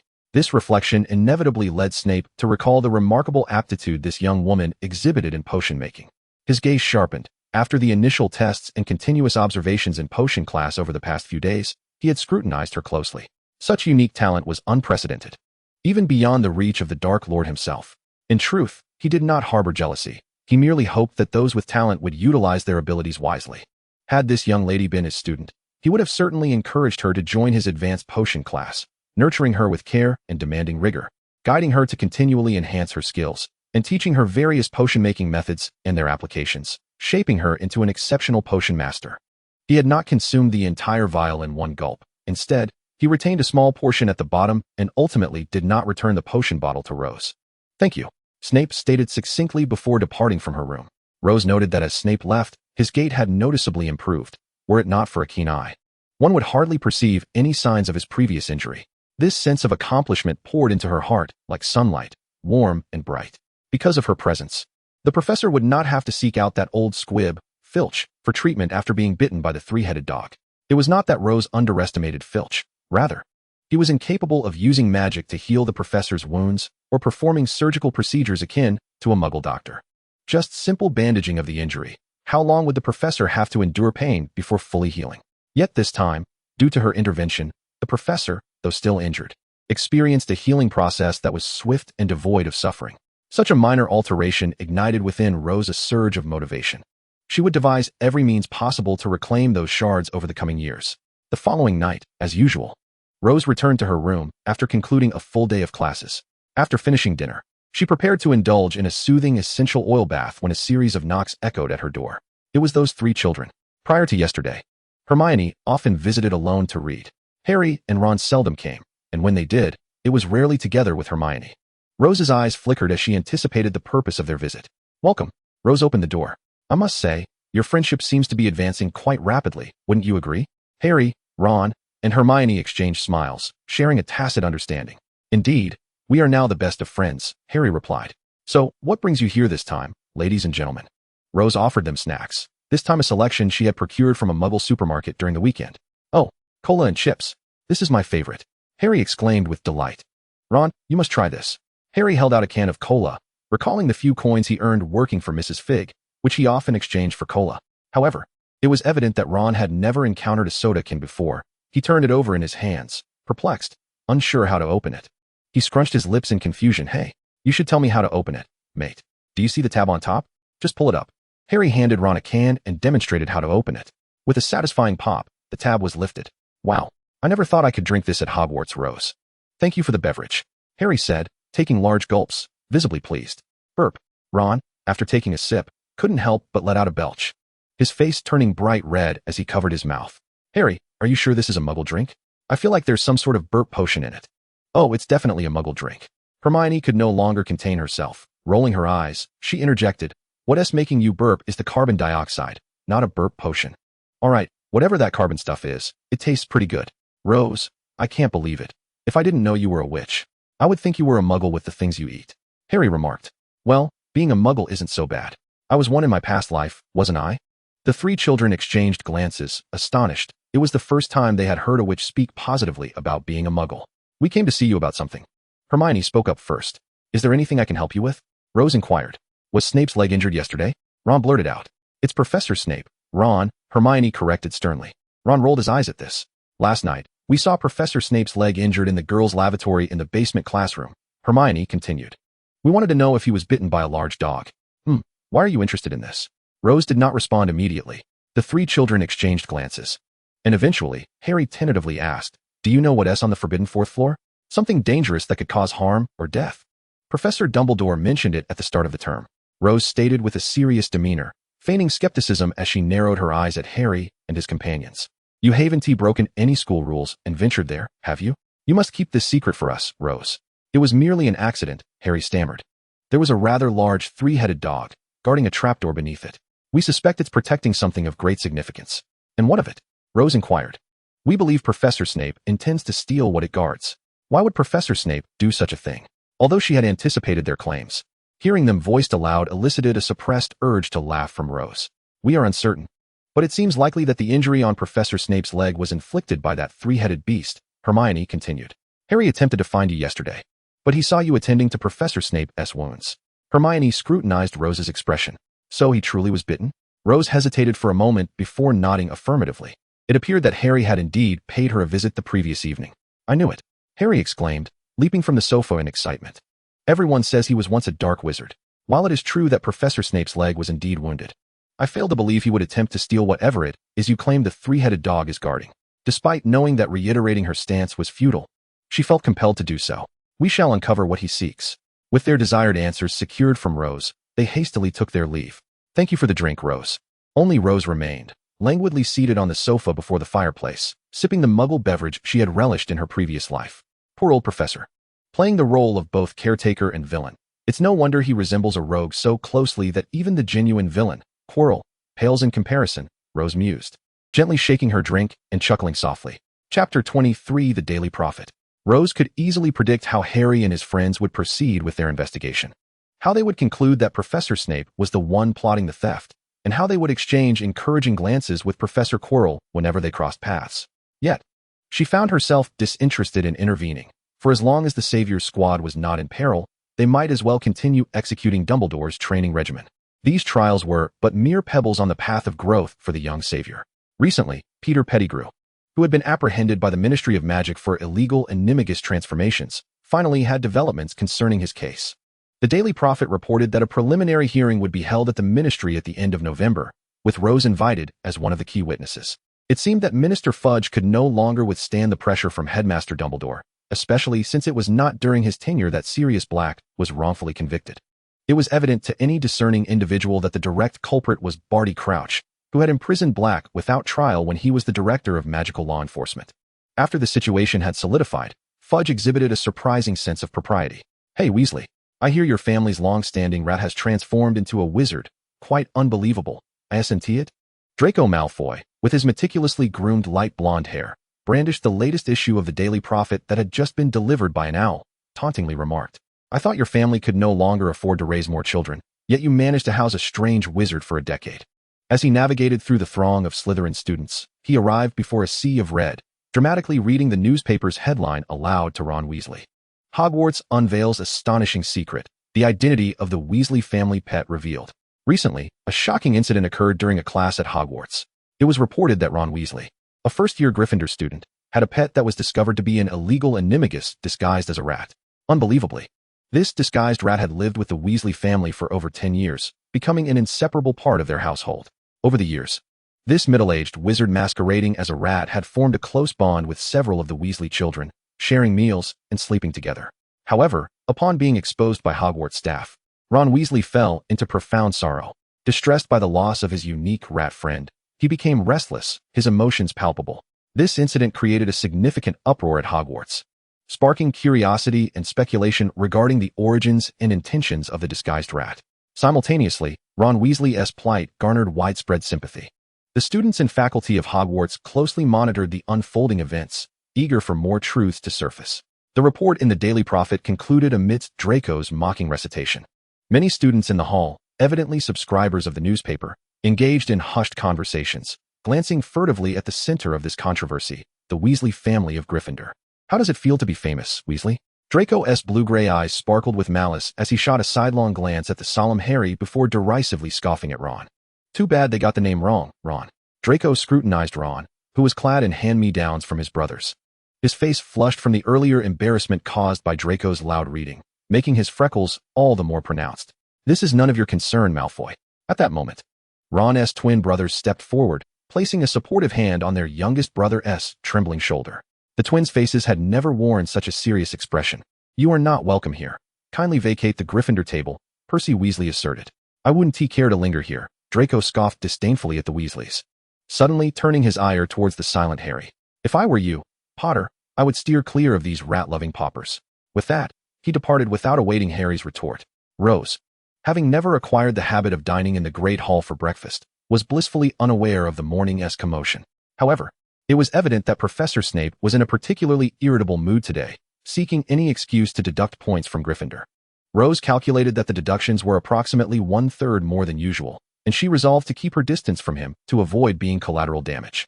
Yet, some individuals had other intentions, not only assigning her the task of grading the lower year's essays, but also critiquing her feedback on the previously graded assignments. With a sardonic tone, he remarked that her suggestions for the students were rather conventional, merely surpassing the mundane by a narrow margin, lacking any spark of creativity. While Rose endured his scathing remarks, she rolled her eyes in silence, clearly perceiving him as an emotional wastebasket, and she had no intention of letting him have an easy time. Determined to pierce through his defenses. Professor, have you received the ministry's invitation? She interjected bluntly, interrupting Snape's incessant tirade. I mean the preliminary hearing for Peter Pettigrew. Snape abruptly stood from his chair in the office, his complexion paling. What are you implying? His gaze sharpened with intensity. Due to the correspondence I received, it is indicated that the judge requires testimony regarding his illicit animagus transformations to be presented in court. Rose has long since adapted to his unfriendly demeanor. However, we are all aware that the crux of the matter does not primarily lie in his illegal animagus status. Professor Pettigrew is not merely a traitor. He is also a murderer. That despicable scoundrel, that coward. Of course, I shall confront him. I intend for him to be imprisoned in Azkaban for eternity. Snape's eyes glimmered with fury. Oh, do you think Sirius Black will be released in court? Rose remarked nonchalantly, feigning pity for someone who has seemingly languished in wrongful imprisonment for a decade. Pity? He deserves to be confined in Azkaban forever. He shot a fierce glare at Rose. Ah, it appears you harbor a strong dislike for him, Professor. He should be subjected to the Dementor's kiss. That would be a fitting punishment. A malevolent glint shone in his dark eyes, and the intensity of his hatred rendered him more animated than usual. Rose regarded him curiously. Oh, it seems you are quite well acquainted with Black. Professor, she carefully chose her words. That is none of your concern. Mississippi, focus on your own responsibilities. He promptly reverted to his usual impassive expression, concealing his thoughts, unlike moments ago when a crack had seemingly opened in the vault of his emotions, much to Rose's regret. Chapter 24, The Night Watch. As darkness enveloped the world and curfew approached, the lights of Hogwarts Castle, which had once twinkled like stars in the night sky, extinguished one by one. The enchanting scene, where the lights danced upon the lake's surface, now fostered an air of mystery beneath the silent night. This evening, it was Rose's turn to patrol after curfew.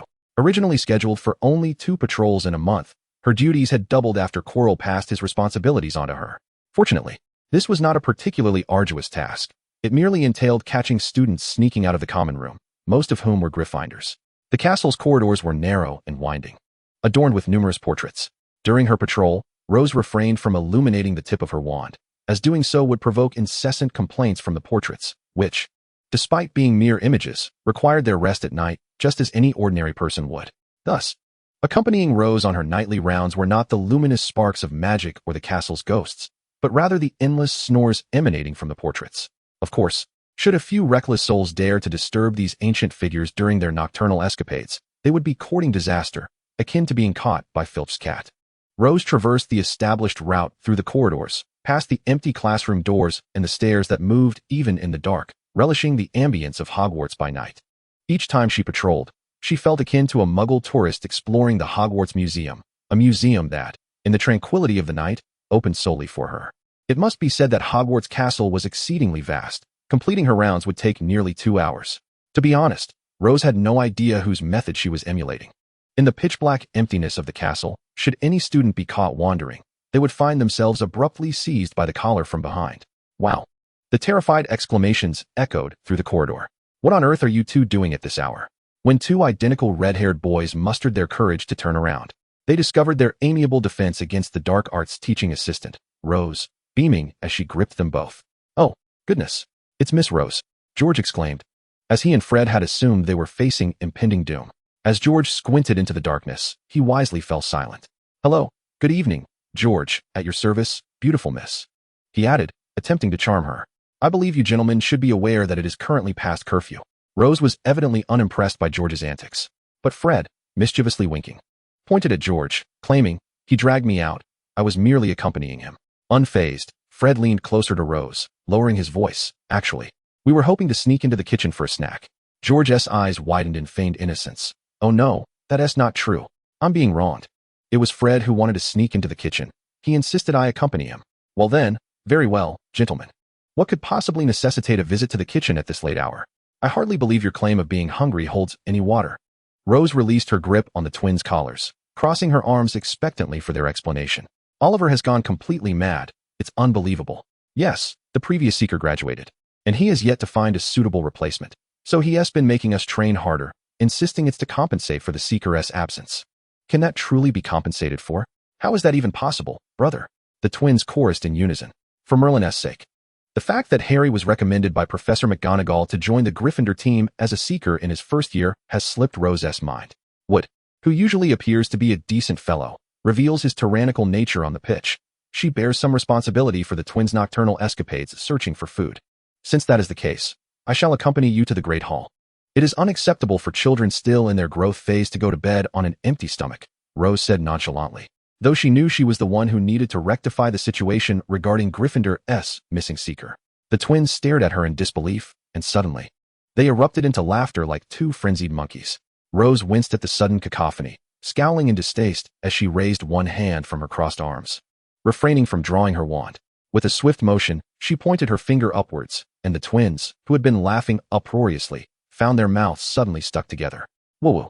They flailed their arms in a futile attempt to separate their glued mouths, but to no avail. Quiet. You'll wake the portraits, she commanded, gesturing to the right with her finger. The two red-haired twins, their bodies entirely beyond their control, turned backward as if manipulated by strings. Their limbs stiff and synchronized as they strode toward the stairs. As they walked ahead, Rose merely silenced their raucous mouths and guided their limbs toward the kitchen. Yet she did not control their minds. At this moment, their heads were facing each other, eyes wide open, periodically emitting strange sounds of woo-woo. Seemingly engaged in some form of mental telepathy or sign language, though Rose found it of little interest.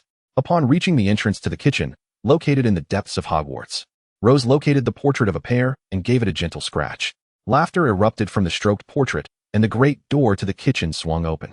Rose led the twins inside, and just as she closed the door, she snapped her fingers, lifting the magic from them. As control returned to their limbs, they instinctively reached for each other's mouths. Oh, we can talk again. This is so cool, they exclaimed in unison. Is this the kitchen, Fred? I believe so, George. A sense of absurdity washed over Rose as she stared incredulously at the twins before her. You two didn't even know where the kitchen was? Oh, indeed. Thanks to Miss Rose's unsolicited assistance, we finally discovered the kitchen's location. It's hard to believe. All it took was a scratch on that portrait of the pear, Fred exclaimed in delight. After realizing that she had been pranked by the mischievous twins, Rose, in a fit of fury, broke into a sardonic smile. Very well. If you wish to eat, go fetch it yourselves. And do not let me catch you wandering about at night again. Otherwise, I shall have no choice but to escort you both to your headmaster. Her words were squeezed out slowly, almost as if she were savoring each syllable. I miss, chorused the twins in unison. One could only wonder if it was a characteristic of boys at this age to possess insatiable appetites. They had pilfered an abundance of pies and roasted meats from the house elf in the kitchen, their pockets bulging and arms laden with their spoils. Rose, however, had little interest in such greasy fare for a late-night snack. Instead, she opted for some jelly pudding to satisfy her hunger after the night patrol, and she promptly escorted the twins back to Gryffindor Tower. "Oh, Fred, George, you actually made it back unscathed," exclaimed a fellow dorm mate, incredulous as he beheld the twins sneaking through the door. "I thought for certain you would get caught." Upon noticing the bundle of food wrapped in paper that they clutched, his surprise rendered him momentarily speechless. You found it?" "Indeed. The illustrious adventurers, the Weasley brothers, have, against all odds, finally discovered the kitchens of Hogwarts," they proclaimed, their hands colliding in celebration. "Where is it? I mean, the kitchen?" Lee Jordan inquired, having snatched a beef pie from George's arms and taking a hearty bite. "That I cannot divulge," Fred replied mischievously. "Isn't that right, George?" "Absolutely, Fred. It was all thanks to the guidance of the Moonflower," they chimed once more in unison. "Oh, come on. The rest of us are already accustomed to the Weasley brothers' secrecy," their dorm mate remarked, though it was evident that only the twins understood the true meaning of their words. Chapter 25. The Forbidden Forest. As the night patrol concluded, the moon hung high in the sky, well past the stroke of midnight. Yet, Rose felt no hint of fatigue.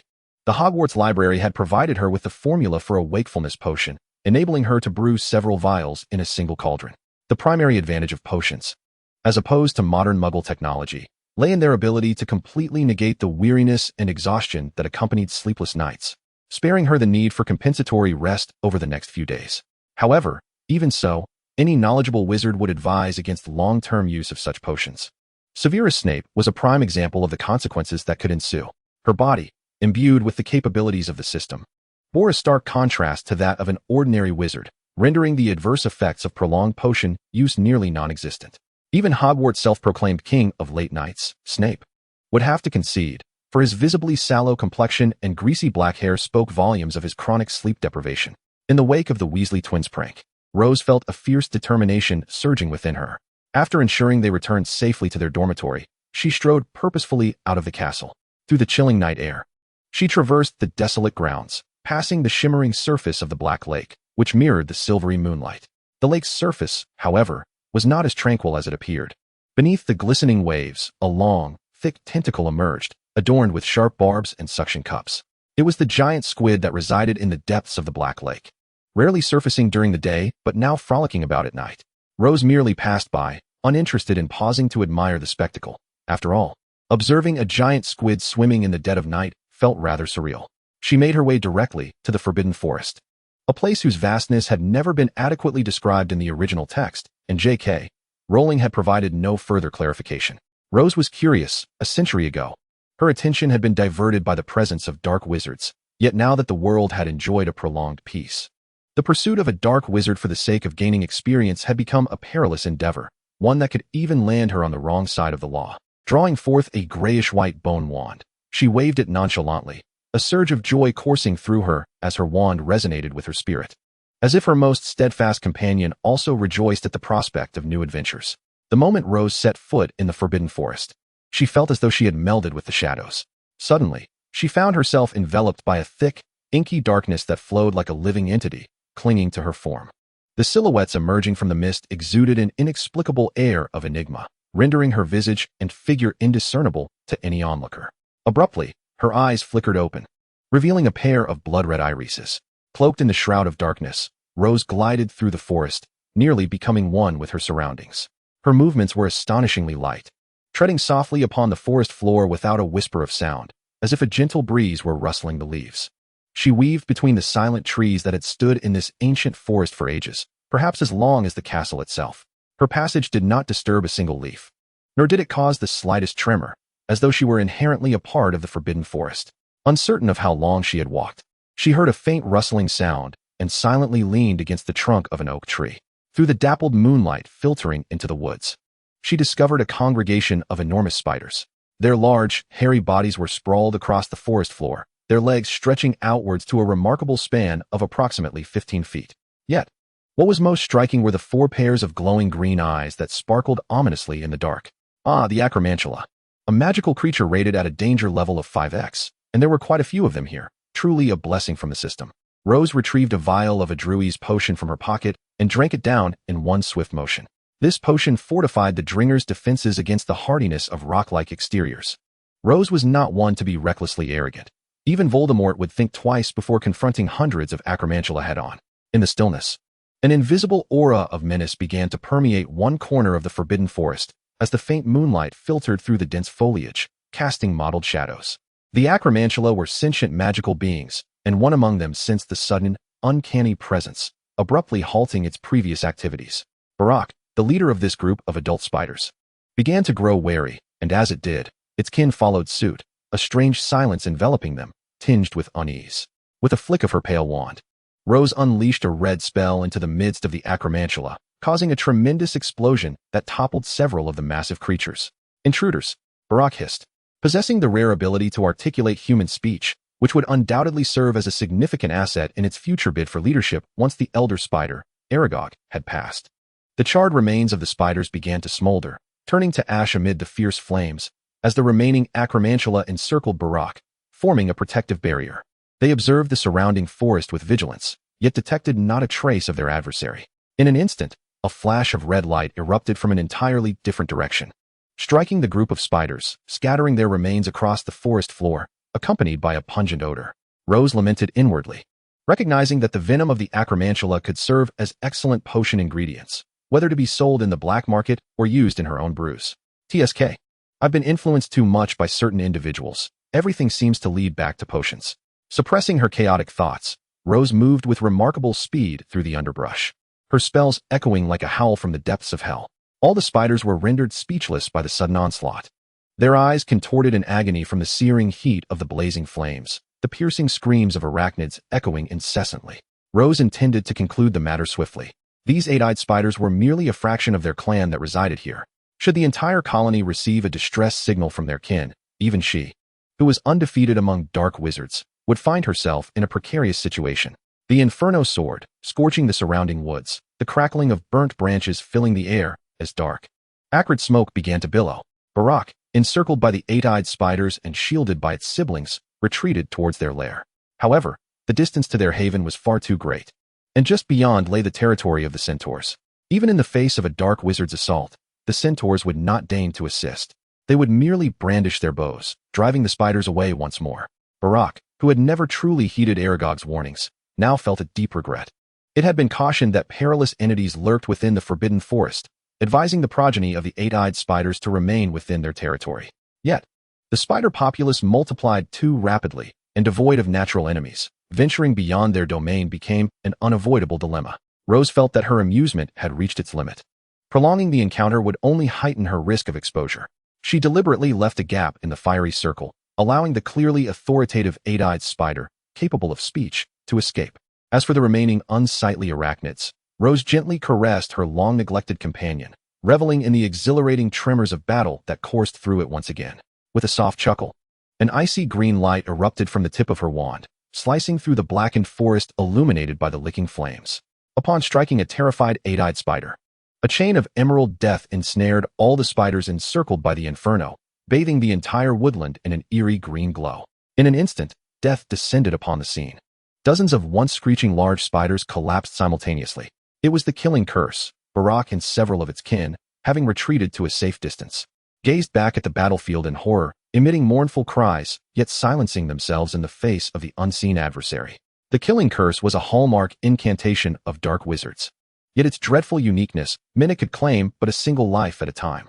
Barak had never heard of a curse capable of annihilating an entire clan in such a fleeting moment, not even from its forebear, Aragog, nor from the Dark Lord spoken of in hushed tones. Filled with dread, it turned its gaze away, unwilling to witness the lifeless forms of its scorched brethren. It resolved to return and convey this horrifying news to their elderly patriarch, Aragog, perhaps the esteemed headmaster of Hogwarts, the greatest white wizard, Albus Dumbledore, would wish to be informed of such tidings. Chapter 26, The Forbidden Forest 2. The orange flames within the Forbidden Forest flickered quietly, yet the moment Barak departed, they erupted into a towering inferno, the brilliant flames consuming the carcasses of dozens of eight-eyed spiders in the blink of an eye, only to dissipate into dust moments later, leaving behind a charred expanse, a testament to the brutal massacre that had transpired. Rose, having not engaged in battle for quite some time, felt a pang of regret at the spiders' lack of combat prowess. Compared to the dark creatures and wizards of a century prior, their strength was woefully inadequate, rendering the supposed level 5 danger rating rather misleading. However, This minor skirmish had alleviated much of the pressure she had been experiencing in her recent work. Hogwarts had once been a place of beauty, yet as she found herself confronting the challenges of educating these children, she often felt an unusual irritability, which was quite distressing. The myriad of erroneous words and grammatical mistakes, coupled with the nonsensical content in their essays, only served to fuel her frustration as she graded their work. Moreover, she was not only burdened with her duties as a teaching assistant for defense against the dark arts, but Snape had audaciously foisted upon her the lower-year potion assignments he was unwilling to grade himself. She could easily surmise his malicious intent. Not wishing to endure the torment of these papers himself, he sought to inflict them upon her. While he occasionally offered her guidance on potions, Rose harbored no particular passion for them, as evidenced by her allocation of all her earned skill points to spellcasting categories. She was undeniably a practitioner of wand combat. She had no desire to languish in the dungeons brewing potions. Rose silently invoked the system, summoning a small map visible only to her, and lazily selected the nearest teleportation point to her dormitory. In an instant, the black mist that had enveloped her dissipated, replaced by emerald flames. This was the flue flame. As long as she had visited a location where the flames could burn, she could traverse back and forth using the skill provided by the system. As the green flames enveloped her, she vanished from sight, and those of her kin drawn by the earlier screams of the eight-eyed spiders arrived only to witness a fleeting shadow of dark green before it vanished entirely. "Who is it?" An ancient and wrathful voice reverberated through the forest. "Who has slain my offspring?" The birds within the woods were startled into flight, their wings flapping in a frenzied exodus. The night in the forbidden forest, once alive with the myriad calls of nocturnal creatures, akin to a symphony played solely at night, fell eerily silent following Rose's confrontation with the eight-eyed spiders. All the small nocturnal animals instinctively took refuge, quietly concealing their presence. Once the dark wizard responsible for such a horrific deed had departed, the once muted chorus of the forest resumed, each creature contributing to its own melody. Rose was instantly transported back to the third-floor corridor by the flue flame. Having operated primarily during the day and wishing to avoid complications, she had never tested whether this ability remained functional within Hogwarts. Yet, good news followed. Not only had tonight's endeavor elevated her system level by 1, but the flue flame ability had endured, even after a century of changes in headmasters and countless students. Rose was exceedingly pleased with her gains from the evening. As for the eight-eyed spiders that had perished, she felt no sorrow for their demise, but rather resolved to hunt another batch when time allowed. After all, they were merely spiders, and their respawn should be swift, wouldn't it? Rose quietly dispelled the enchantment that cloaked her, the vivid red in her eyes fading to a lovely ash gray. She took a slow, measured step back, suddenly halting as the pale, bone-like wand she had held vanished in an instant, transforming into the familiar brown pine wand she had wielded for years. The excitement that had once animated her features now gave way to a calm demeanor, her long eyelashes drooping slightly as her face melted into the shadows of the night. Snape had been observing Quirrell for quite some time, after the Muggle Studies professor's departure a year prior. He returned to Hogwarts to assume the role of defense against the dark arts instructor, a position he held in utter disdain. He scoffed. That fool is utterly unworthy of teaching defense against the dark arts. He cannot even protect himself, let alone instruct students. Dumbledore's decision to appoint such an incompetent individual over a wizard well-versed in dark magic filled him with indignation. However, this was not the first time this had occurred. The rejection of his application did not astonish him. Rather, it was the declining quality of the professors teaching the course that led him to ponder whether Dumbledore had indeed become somewhat senile. As he approached the door to the third-floor defense against the dark arts classroom, Snape detected an anomaly. Was it a wandering student or Quirrell? According to the Night Watch roster, it was indeed Quirrell, yet at this late hour, Quirrell's dormitory was not situated near his classroom. He had claimed to reside in a sunlit area out of fear of vampire retribution, opting for the lower tower closest to the greenhouse and the forbidden forest. What could he possibly be doing here at this hour? In an instant, Snape adjusted his footsteps to silence, stealthily approaching his target from behind while keenly observing his surroundings. Excellent, he had caught him. Rose stared at the hand that had seized her arm. To be frank, she had not anticipated the strength of Snape's grip, nor the size of his palm. His hand encircled her upper arm with ease. The moment Snape neared her from behind, she recognized him. After being subjected to his authority for so long, she had become intimately familiar with his presence and the distinctive scent of potions that clung to him. What was he doing here in the dead of night? Rose grimaced, relieved that she had not encountered him on her return via the Floo network. Otherwise, would she have had to cast a memory charm? Engaging in a duel with a master of dark magic and spells, aiming to subdue him without alarming others in mere moments, was certainly no trivial task. At that moment, Rose felt a sense of gratitude for her circumstances. Upon grasping the individual S-arm, Snape quickly discerned that this was neither a wandering student nor Quirrell. "Miss Black, what brings you to the corridors at such an hour? Mimicking a student on a nocturnal escapade?" Snape taunted, aware from his prior visit that this was indeed near her dormitory. Yet, it was peculiar for her to be roaming the dark and chilly corridors instead of nestled warmly in her bed at such an hour. He illuminated the tip of his wand, casting a soft, white glow that illuminated the previously impenetrable darkness of the corridor, an act that was undeniably conspicuous. The sudden brightness stung Rose's eyes, prompting her to shield them with one hand. The pine wand she had been holding had vanished. "Oh, Professor Snape. I'm on night watch tonight." "You? Night watch?" Snape repeated skeptically. "I was under the impression that Quirrell had assigned this duty to you." Although phrased as a question, his tone was decidedly assertive. "Yes, Professor," Rose nodded, lowering her hand from her eyes as she adjusted to the light. "It should indeed be his responsibility." Snape replied with a stoic expression. Rose chuckled lightly at his words. "He is, after all, my superior." Not wishing to prolong the conversation, she added, "Would you care for some jelly pudding? I have a variety of flavors." She casually produced several colorful desserts from her pocket. "I thought it might make a delightful midnight snack." Snape frowned at her delicate, pale hand, which held the assortment of sweets that he found overly extravagant. "No, thank you," he replied, his tone slightly awkward, the furrowed lines on his weary face becoming increasingly pronounced. "Good night." "Good night, Professor." Snape had already turned away, wielding his black birch wand to illuminate the path ahead as he swiftly exited the third-floor corridor. The glowing light elicited a chorus of complaints from the portraits lining the walls. "Curse it. Could you extinguish that light? It's time for sleep. Rushing about like a Gryffindor. What an inconsiderate fellow." Chapter 27, Daily Life. After watching Snape depart, Rose slowly made her way back to her dormitory, leaning against the soft, comfortable sofa as she stepped inside, quickly removing her dragon hide boots. Once the fireplace crackled to life, the entire room was enveloped in a warm ambience. Accompanied by the popping sounds of burning wood, Rose retrieved the jelly puddings she had attempted to offer Snape earlier, but had failed. After a moment's hesitation between strawberry and passion fruit, she ultimately chose the former. In the late hours, a light flavor was more conducive to sleep, though she rarely experienced any difficulty in that regard. After pouring some sweet cream over the strawberry pudding, Rose took a brass spoon and scooped a mouthful, exclaiming, "Next time, I'll opt for coffee jelly." Truly, the new is no match for the old. As she indulged in the pink pudding, she activated the system program. Upon opening her talent book, she noticed a new talent point that had appeared due to her system level increase, shifting from 0 to 1 in the remaining talent points. In high spirits, she clicked on the dark magic talent tree, and a dynamic image unfolded before her. The illustration depicted an eerily captivating tree standing amidst a desolate, yellowing landscape. Its stout trunk appeared as if steeped in ink, while the branches extending from its inky bark bore leaves of a striking crimson, reminiscent of blood. The vivid leaves swayed gently in the breeze, resembling both flames and flowing blood, with each enormous leaf inscribed with golden characters. This was the talent tree for dark magic. At last, Rose found the branch for dark magic analysis among the alluring leaves of this enigmatic tree. Without hesitation, she allocated her newly acquired talent point to this branch. As the once dull golden character illuminated, a torrent of knowledge and information surged into her mind. She was instantly overwhelmed, leaning back against the sofa as a headache set in. The sudden influx of knowledge and text felt as if they were rising from the shadows, evoking a mix of fear and excitement as she yearned to explore their unique allure. Indulging herself, Rose lay back on the sofa, neither moving nor sleeping, but instead absorbing the new knowledge one piece at a time.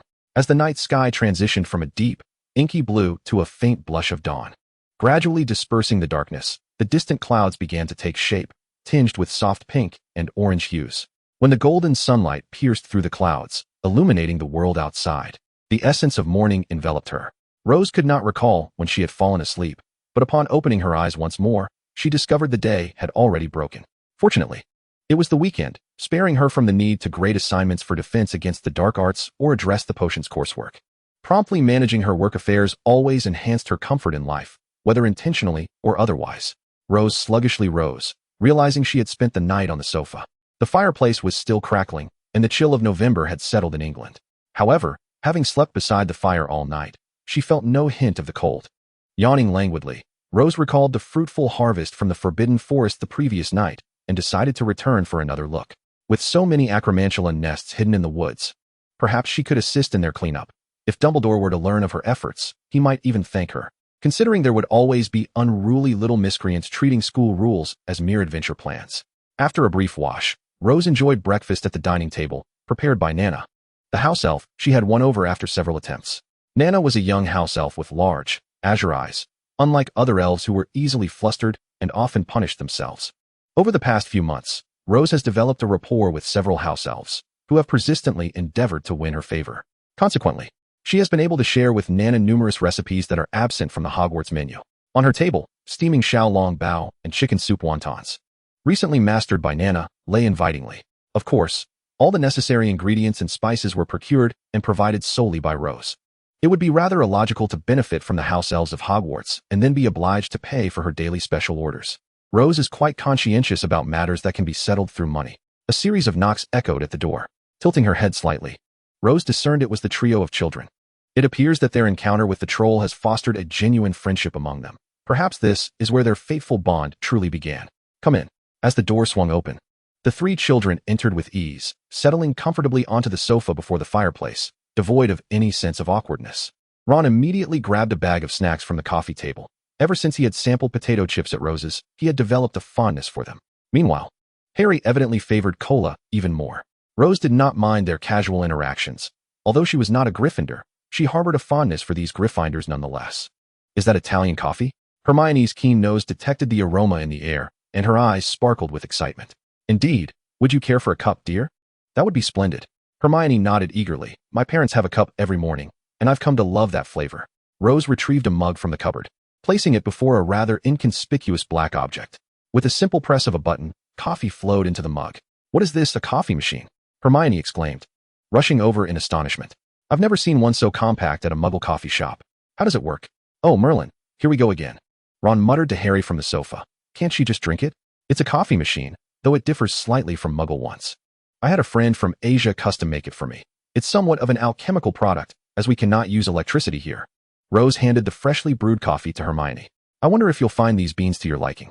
Thank you. Hermione accepted the cup and took a delicate sip. Wow, I can taste a hint of acidity and the richness of cocoa. What type of coffee beans are these? I've never encountered anything like it. They were sent to me by a friend. It's a blended coffee, if I recall correctly. Rose cradled her large mug, reminiscing. It seems to be a combination of Latin American and Asian coffees. This is truly delightful. Hermione exclaimed, genuinely impressed, as she had never tasted such a blend before. If you enjoy it, you're welcome to come by for a cup in the morning. I have other varieties you might want to try. That would be marvelous. Hey, Harry, have you ever tried coffee? I had it once, and it was terribly bitter, Ron replied, struggling to comprehend the tastes of the two ladies in the room. He recalled the time he had sneakily tasted the dark liquid from his father's cup, scrunching his face at the memory. It's only slightly better than potions. Harry shook his head. I don't like it either. Hearing their exchange, Hermione shook her head in disbelief. You truly lack taste. This is premium coffee. Although she said this, she had no intention of prolonging the discussion, evidently thinking it a waste to squander such exquisite coffee beans on two boys who preferred junk food. Chapter 28. Hagrid. Rose, we received a message from Hagrid last night. He has invited us to his hut for afternoon tea today. Would you care to join us? He mentioned he has prepared some food and his homemade mead. We could enjoy a pleasant afternoon together, Harry said, his eyes gleaming with excitement as he looked at Rose. Certainly, I would be delighted to accept your invitation, Rose replied with enthusiasm. I have yet to visit Hagrid's hut since my arrival at Hogwarts. I think I should prepare some snacks as well, considering you are all still quite young, and meat is not suitable for you. Rose implied with a knowing smile. That would be wonderful. After conveying the message, Harry and the others took their leave, needing to complete their assignments ahead of time for Hagrid's tea. Rose then strolled leisurely to the Hogwarts kitchen. As she had become something of a regular, and with lunchtime approaching, the busiest time for the house elves, Rose simply asked Nana for assistance, then found an empty stovetop where she baked some scones, almond cookies, and gathered fresh fruits to create several fruit tarts, ensuring Hagrid's portion was ample. Hagrid's hut, located on the edge of the Forbidden Forest, was constructed of stone and wood. Its roof was thickly thatched, and vines and moss crawled up its walls.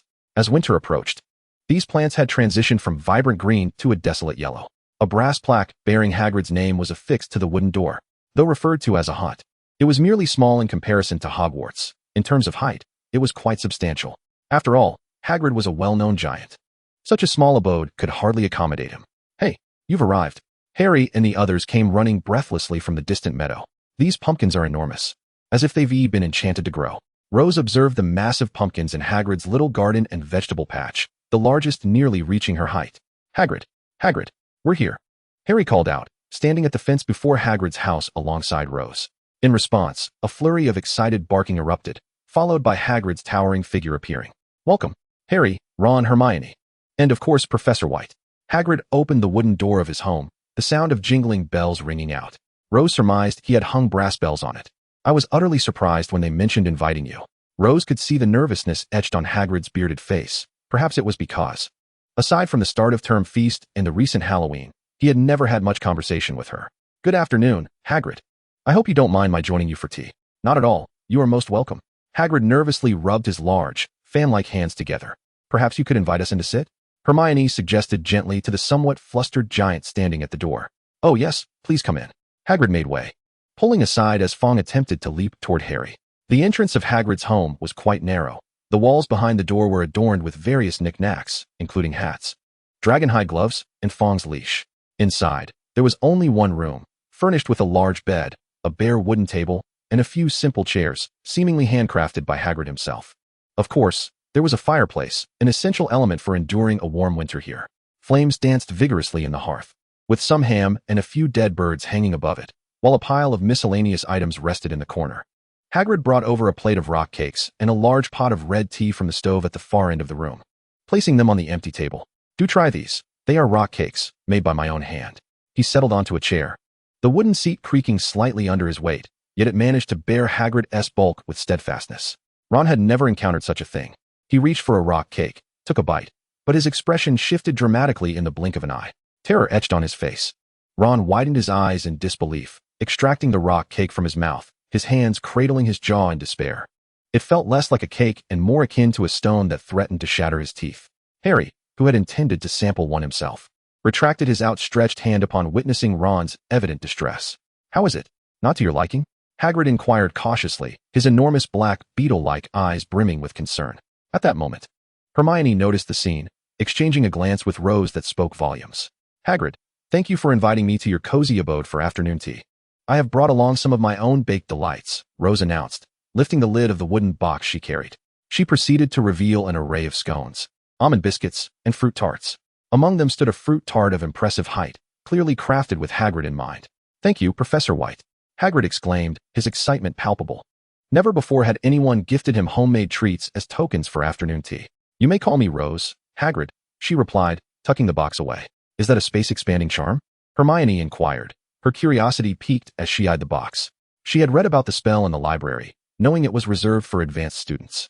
Today, seeing Rose's wooden box, she found it exceptionally practical and considered trying it out herself. "Indeed, my dear. Alas, I am not your professor. And this is not class time. Otherwise, I would reward your eagerness with extra points," Rose teased, causing Hermione to blush at the generous compliment. "I brought some warm milk, which pairs perfectly with Hagrid's black tea." A few rustic mugs clattered out of the box, settling on the table before them, as milk was poured from a jug. Complementing the steaming pot of tea Hagrid had just brewed, wisps of white steam swirling from the cups. Hagrid unabashedly took a hearty gulp of the fresh milk tea, exclaiming, "Nothing could surpass this delightful afternoon tea. I enjoy adding a touch of honey and maple syrup," Ron remarked, seemingly forgetting the earlier discomfort caused by the rock cake as he savored a sip of the milk tea. "Be cautious, too much sugar may lead to a toothache," Hermione warned ominously. However, Ron was undeterred by such threats. He had endured countless lectures from his mother about the very same thing since childhood. He hesitated among the various treats Rose had brought, ultimately opting for an almond biscuit. With a satisfying crunch, the biscuit crumbled delightfully, releasing a rich almond flavor that melted in his mouth. After a few chews, he reached for another, stuffing his cheeks full. Harry observed and followed suit, though his manner was considerably more refined than Ron's indiscriminate approach. "Your baking skills are remarkable," Harry praised wholeheartedly, noting that the almond biscuit was perfectly balanced, neither overly sweet, yet bursting with nutty flavor and a delightful crunch. "If possible, could you share your recipe with me?" It was evident that Hagrid also appreciated her thoughtful gift. Of course, the group engaged in light conversation, recounting the novelties of the school year thus far. "I suspect Snape despises me," Harry lamented, reflecting on his solitary misfortune at Hogwarts. "Nonsense. Why would he harbor such animosity towards you?" Hagrid countered. "Do you know why, Rose?" Hermione interjected, recognizing that while Rose was not the potion's teaching assistant, it was apparent that Professor Snape had delegated numerous tasks to her for the lower years. Perhaps she held some insider knowledge. "Well," Rose mused, piercing a fresh strawberry adorned with cream with a slender silver fork, Do you know what happens if daffodil bulbs are mixed with powdered wormwood? A potion of life and death, Harry answered without hesitation, recalling Snape's inquiry during their first potions lesson. A question that had cost him points for his inability to respond, leaving a lasting impression. Hermione, however, appeared perplexed. She did not see how this answer related to Snape's disdain for Harry, considering it merely a consequence of Harry's failure to answer the question. But Rose seemed disinclined to reveal any further insights, cryptically stating, "Perhaps when you unravel the second answer to that question, you will uncover what you seek." The others exchanged puzzled glances. Even Hermione, the brightest among them, was left in confusion. Yet Rose evidently wished to steer the conversation elsewhere. She turned her gaze to a newspaper lying on a small table beside Hagrid's bed, its headline reading, "Latest Reports on the Gringotts Burglary." She read it aloud, prompting Harry to recall the attempted robbery at Gringotts during the summer. "The day Gringotts was robbed was my birthday," he remembered, thinking of how Hagrid had retrieved a small package from Vault 713 ahead of time. However, Hagrid conspicuously avoided Harry's gaze. "Oh, let us not dwell on that. It's of no concern to you." Clearly, the burglary at Gringotts was far more engaging than the perplexing riddle, capturing everyone's attention. "You should remain within the castle walls, rather than concern yourselves with dark wizards," Hagrid stammered, seemingly reluctant to divulge further secrets, though his overly naive disposition only led him to reveal more. "Dark wizards? I believe Hogwarts is quite safe. Who could be more powerful than Dumbledore?" Ron remarked, crumbs from his half-eaten almond biscuit clinging to the corners of his mouth. "My father has always said that Hogwarts is the safest place in the wizarding world, but Dumbledore cannot oversee the Forbidden Forest." Hagrid finally recognized his slip and ceased to elaborate. "The Forbidden Forest? Are there dark wizards in the Forbidden Forest?" The three young wizards gasped in unison.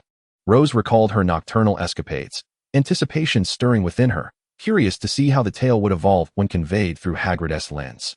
"Hagrid, do tell us more," Harry implored. His curiosity piqued. Hagrid hesitated visibly. "Indeed, we cannot enter the Forbidden Forest. What harm is there in discussing it?" Perhaps he recalled the school rules that forbade students from venturing into the Forbidden Forest, reasoning that a little elaboration would pose no detriment. "This morning, Aragog came to tell me that dark wizards are slaughtering acromantulas in the Forbidden Forest." "Slaughtering spiders? Are you certain?" Ron repeated incredulously. "Oh, I hope that dark wizard manages to rid us of all the spiders." Hermione regarded Hagrid skeptically. "Hagrid, even if someone is killing spiders in the Forbidden Forest, that does not automatically mean they are a dark wizard. Perhaps it's just a few upperclassmen playing pranks, attempting to catch some spiders for fun. Maybe it's Lee Jordan. He brought a gigantic tarantula to school and even showcased it on the train to George and Fred," Ron recalled with distaste, remembering the arachnid he had seen in the common room later. "Indeed, Hagrid, a few spiders do not signify anything," Hermione concurred, though she too disapproved of some classmates' antics. Knowing that such actions could not be classified as those of a dark wizard. "You cannot fathom. I have ventured into the Forbidden Forest, and a vast area of the woods has been scorched. That is dark magic," Hagrid lamented, recalling the tragic fate of Aragog's beloved offspring, which had perished in the flames. Tears spilling down his cheeks as he produced a grimy black cloth from his pocket. He forcefully blew his nose with the cloth, producing a thunderous sound that reverberated through the house. Rose blinked uncomfortably. The three young wizards exchanged glances, each recognizing that the demise of a few spiders was hardly cause for alarm. Yet Hermione, evidently the most astute among them, cleverly inquired, "Hagrid, I am truly sorry to hear about such a tragic occurrence. Have you informed Dumbledore? It seems imperative that we remain vigilant regarding anyone employing dark magic to hunt spiders in the Forbidden Forest." "Tell Dumbledore?" Hagrid stared at Hermione in shock. No, we can't burden him with this. I mean, there's no need to trouble him. As you said, the spiders are dead and he's exceedingly busy." Hagrid's disjointed ramblings left the others feeling a palpable sense of oddity. "Hagrid, I've already intruded for long enough. I still have some work to complete. So perhaps we can share a drink another time." Rose, weary of Hagrid's tearful demeanor, impatiently suggested her departure. At that moment, Hermione swiftly grasped both Harry and Ron by the arms, rising from their seats. "Yes, we must take our leave as well. We still have some assignments to tend to in the library." "What? Not assignments in the library?" Ron exclaimed, eager to protest, but Harry deftly pulled him back, stifling his outburst just in time. "Oh, yes, I remember now. Assignments," Ron stammered. Hagrid tucked the cloth, now as filthy as a rag, into his pocket. "Oh, do you not enjoy it here?" he asked cautiously, as if fearful they might respond affirmatively. "No, you've been a splendid host today," Rose assured, unwilling to let the new staff member perceive any disdain for Hagrid. "It's just that I genuinely have too much work on my plate. Aside from the material for defense against the dark arts, there are also tasks assigned to me by Professor Snape." Perhaps this explanation was sufficiently convincing, for Hagrid visibly relaxed, appearing much more at ease. Yes, I've heard that Professor Snape has passed on work that does not belong to you. Perhaps you could speak to Professor Quirrell about it. After all, he is your superior. To Rose, Hagrid's suggestion seemed utterly ludicrous. Quirrell would hardly dare utter a word in Snape's presence, lest he remain the trembling coward cloaked in garlic, regardless of Voldemort's influence. They bid farewell to Hagrid, leaving his cabin amidst his reluctant farewells. Rose's interest in the visit had waned, particularly after witnessing Hagrid's evident dread of disclosing the spider haunts to Dumbledore. The four of them strolled across the winter-dried lawn, the sensation of treading upon the meadow now far less soft than during the verdant spring and summer months. Yet their minds were clearly elsewhere. What secrets was Hagrid concealing? Was it dark wizards hunting spiders in the Forbidden Forest, or perhaps the robbery at Gringotts? Hermione was the first to sense the gravity of the situation, yet her scant knowledge left her at a loss. Who knows? Perhaps it's all the work of a dark wizard, Ron remarked nonchalantly, prompting Rose to cast him an exasperated glance, thinking to herself, "Don't lump me in with bank robbers."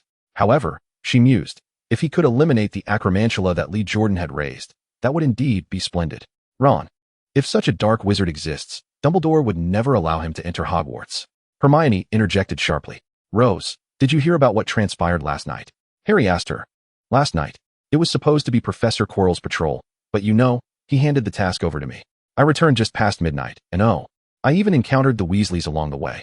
Weasleys? Ron realized she must be referring to his brothers, and only Fred and George would be caught sneaking out at night. Oh, they finally got caught. Ron appeared somewhat pleased, evidently recalling the many pranks they had played on him during his childhood. Were they sent to detention? I saw them. They were clearly starving from Quidditch practice, flitting about the castle like two headless flies. I took them to the kitchen for a bite to eat, Rose revealed mischievously, seeking a small measure of payback for their previous antics against her. You not only failed to deduct points or give them detention, but you actually took them to the kitchen. Ron exclaimed in disbelief. Rose raised an eyebrow. I really must be off. I still have work left unfinished. Ron stood in stunned silence for a moment, then shouted, This isn't fair. Oh, come now, Ron. They are rather likable, aren't they? Harry shrugged. Hermione's expression remained tense upon hearing about the twins' nocturnal escapade, but her heart lightened at the thought that Rose had shown them mercy, which was certainly preferable to point deductions. Merlin, you're still concerned about points. They knew where the kitchen was yet didn't share that knowledge with me. Their only brother. Perhaps you could inquire about it, Harry kindly suggested.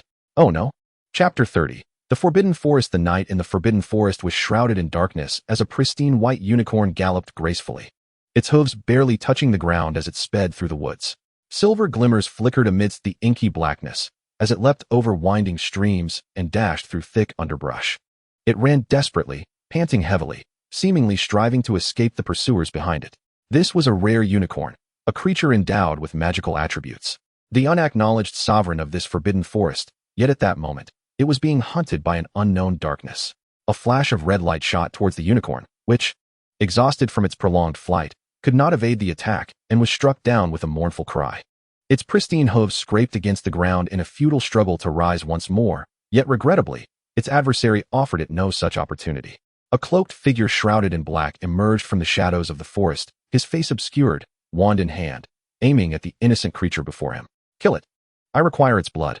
A rasping voice emanated from the dark wizard, met with a quaking response. Master, this is a unicorn. The stammering voice revealed a natural fear of the sacred beast. It is but an animal. How dare you fear it? You worthless fool. The other retorted disdainfully. In response came a whimpering plea. Master, please. He paused momentarily. I can do it. The unicorn's beautiful blue eyes gazed sorrowfully at the man before it, shimmering with a clarity that suggested it foresaw its grim fate. The once radiant aura of its pure white form dimmed considerably. The dark wizard's hand trembled in fear as he waved his wand across the unicorn's neck, inflicting a deep wound from which silver blood began to flow in rivulets. Drink. The menacing voice commanded once more. And no, master. The blood offered by a unicorn would curse the soul. If you do not drink, you shall not live long, you imbecile. Quirrell must have long understood his predicament. The Dark Lord's possession granted him powers he had once dared not dream of. Yet the dark magic also rendered his body incapable of sustaining itself, leading it to decay at an alarming rate. He was neither a formidable white wizard like Dumbledore, nor a master of potions akin to Snape. Although he graduated from Ravenclaw, he was merely the most unremarkable among them, and after graduation, he could only apply for the neglected field of Muggle studies. Later, he became a professor, yet he did not receive the respect he had anticipated. The students of Gryffindor and Slytherin continued to look down upon him, casting spells and tossing various prank toys at him when he was not paying attention. He was the most disheveled professor at Hogwarts. In a fit of frustration, Quirrell tendered his resignation to Dumbledore, receiving nothing more than a perfunctory acceptance, marking him as an inconsequential figure to all. He concluded his tenure at Hogwarts and embarked on an impromptu journey, during which he encountered the Dark Lord, who had once instilled terror in the hearts of all British wizards in the wilds of Albania. He yearned for the Dark Lord's power, authority, and status. The Dark Lord promised him assistance in helping the mysterious one escape the primordial forests of Albania. They also uncovered information concerning the Philosopher's Stone, which had allowed Nick to linger for over 6 centuries. The stone was concealed within Gringotts, and Quirrell, leveraging the Dark Lord's might, set out to pilfer its treasures. However, upon gaining access, he discovered the vault was utterly barren. They had arrived too late. Subsequently, he managed to glean that Dumbledore had accepted Nick's request to safeguard the Philosopher's Stone. Even he, after this revelation, realized that Hogwarts had become a veritable den of peril crafted by Dumbledore, simply waiting for him to leap into its jaws. Yet he found himself cornered. The moment he had been seduced by the Dark Lord, there had been no turning back. Quirrell resigned himself to his fate, bowing his head as he began to siphon the silvery blood of a unicorn. As the warm liquid barely touched his lips, a warning from the Dark Lord surged forth. He hastily retreated into the shadowy depths of the forest, gripped by terror. His wand was aimed at the direction of the unicorn. Yet there was no one else to be seen, only the pure white creature gasping weakly. "Fool, get out of the way." A thunderous explosion erupted, and the very spot where Quirrell had hidden was instantly obliterated, splintered wood flying in every direction. Ah, what a pity. The voice, having clearly undergone a transformation, was indiscernible in gender, but the stranger's efforts to conceal their identity left no room for Quirrell to discern who they were. As long as it was not Dumbledore, he silently prayed. Yet the assailant offered him no opportunity for recognition. A barrage of invisible spells relentlessly pursued him, detonating around him.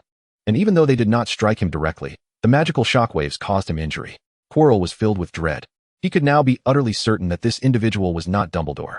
As the greatest white wizard of the age, Dumbledore would not stoop to such spectral, anonymous tactics, especially not on his own turf at Hogwarts. But when had such a powerful and enigmatic dark wizard emerged in the Forbidden Forest? As Quirrell fled in panic, his mind was a whirlwind of chaotic thoughts. Fortunately, it seemed that the assailant had no intention of pursuing him to the death after driving him away with magic. They did not follow. After forcing Quirrell, who was suspected of being possessed by the Dark Lord, to retreat, Rose returned to the wounded unicorn. Its beautiful, pure white coat was marred by a horrific gash, flesh exposed to the bone, with silvery blood flowing profusely, pooling beneath it. Rose retracted her wand, and the swirling black mist surrounding her dissipated, revealing her true visage. She gently placed her left hand over the unicorn's neck wound, feeling that this was no ordinary cutting curse. It was a form of dark magic, one that lacked a corresponding counter curse, rendering her incapable of staunching the bleeding. This wound continued to devour its life essence with every passing moment. Its breathing grew increasingly labored, and death would soon claim this sacred being. Yet Rose was undeterred. The power bestowed upon her by the system endowed her with a profound understanding of dark magic. Furthermore, she possessed this wand. In the name of the guardian of Slytherin's castle and grounds, I declare that this life shall be protected under my aegis, shielded from the ravages of dark magic. The white bone wand gently descended upon the prostrate unicorn. At the moment the incantation was uttered, a beam of golden light erupted from the wand, enveloping the pure white unicorn as if cloaked in a gilded shroud. This protective spell would adequately shield the creatures within Slytherin's domain. Yet it could not dispel the dark magic already at work. Fortunately, Rose's aim was merely to buy time. The restoration of magic requires both knowledge and time. And having sensed the unicorn's condition, Rose understood that time was of the essence. With her wand, she began to dissect the dark magic that had ceased its life-draining assault, unraveling it strand by strand. Luckily, the curse Quirrell had cast was merely a standard dark spell, not one of the Dark Lord's unique creations. The counter-curse proved to be no arduous task. It seemed the Dark Lord had never truly favored Quirrell, as he had ineptly executed even this basic form of dark magic. Were he to teach him more advanced spells, it would be a waste. Rose repeatedly recited the counter-curse she had deciphered, as black and crimson smoke poured forth from the unicorn's wound. Once all traces of dark magic were purged, Rose retrieved a small vial of potion from her pocket and gently dripped several drops of the white essence onto the wound. The transparent potion hissed as it made contact with the torn flesh, and in an instant, the once gaping wound healed, leaving behind only a faint scar on the unicorn's pristine neck. The unicorn's beautiful blue eyes gazed tenderly at the girl before it, witnessing her transformation from a figure of terror into a radiant young maiden. The unicorn felt no fear or disdain for her. The mystical creature's ability to discern was not as one-dimensional as that of a human. Though she bore the heavy scent of dark magic, her soul remained remarkably pure.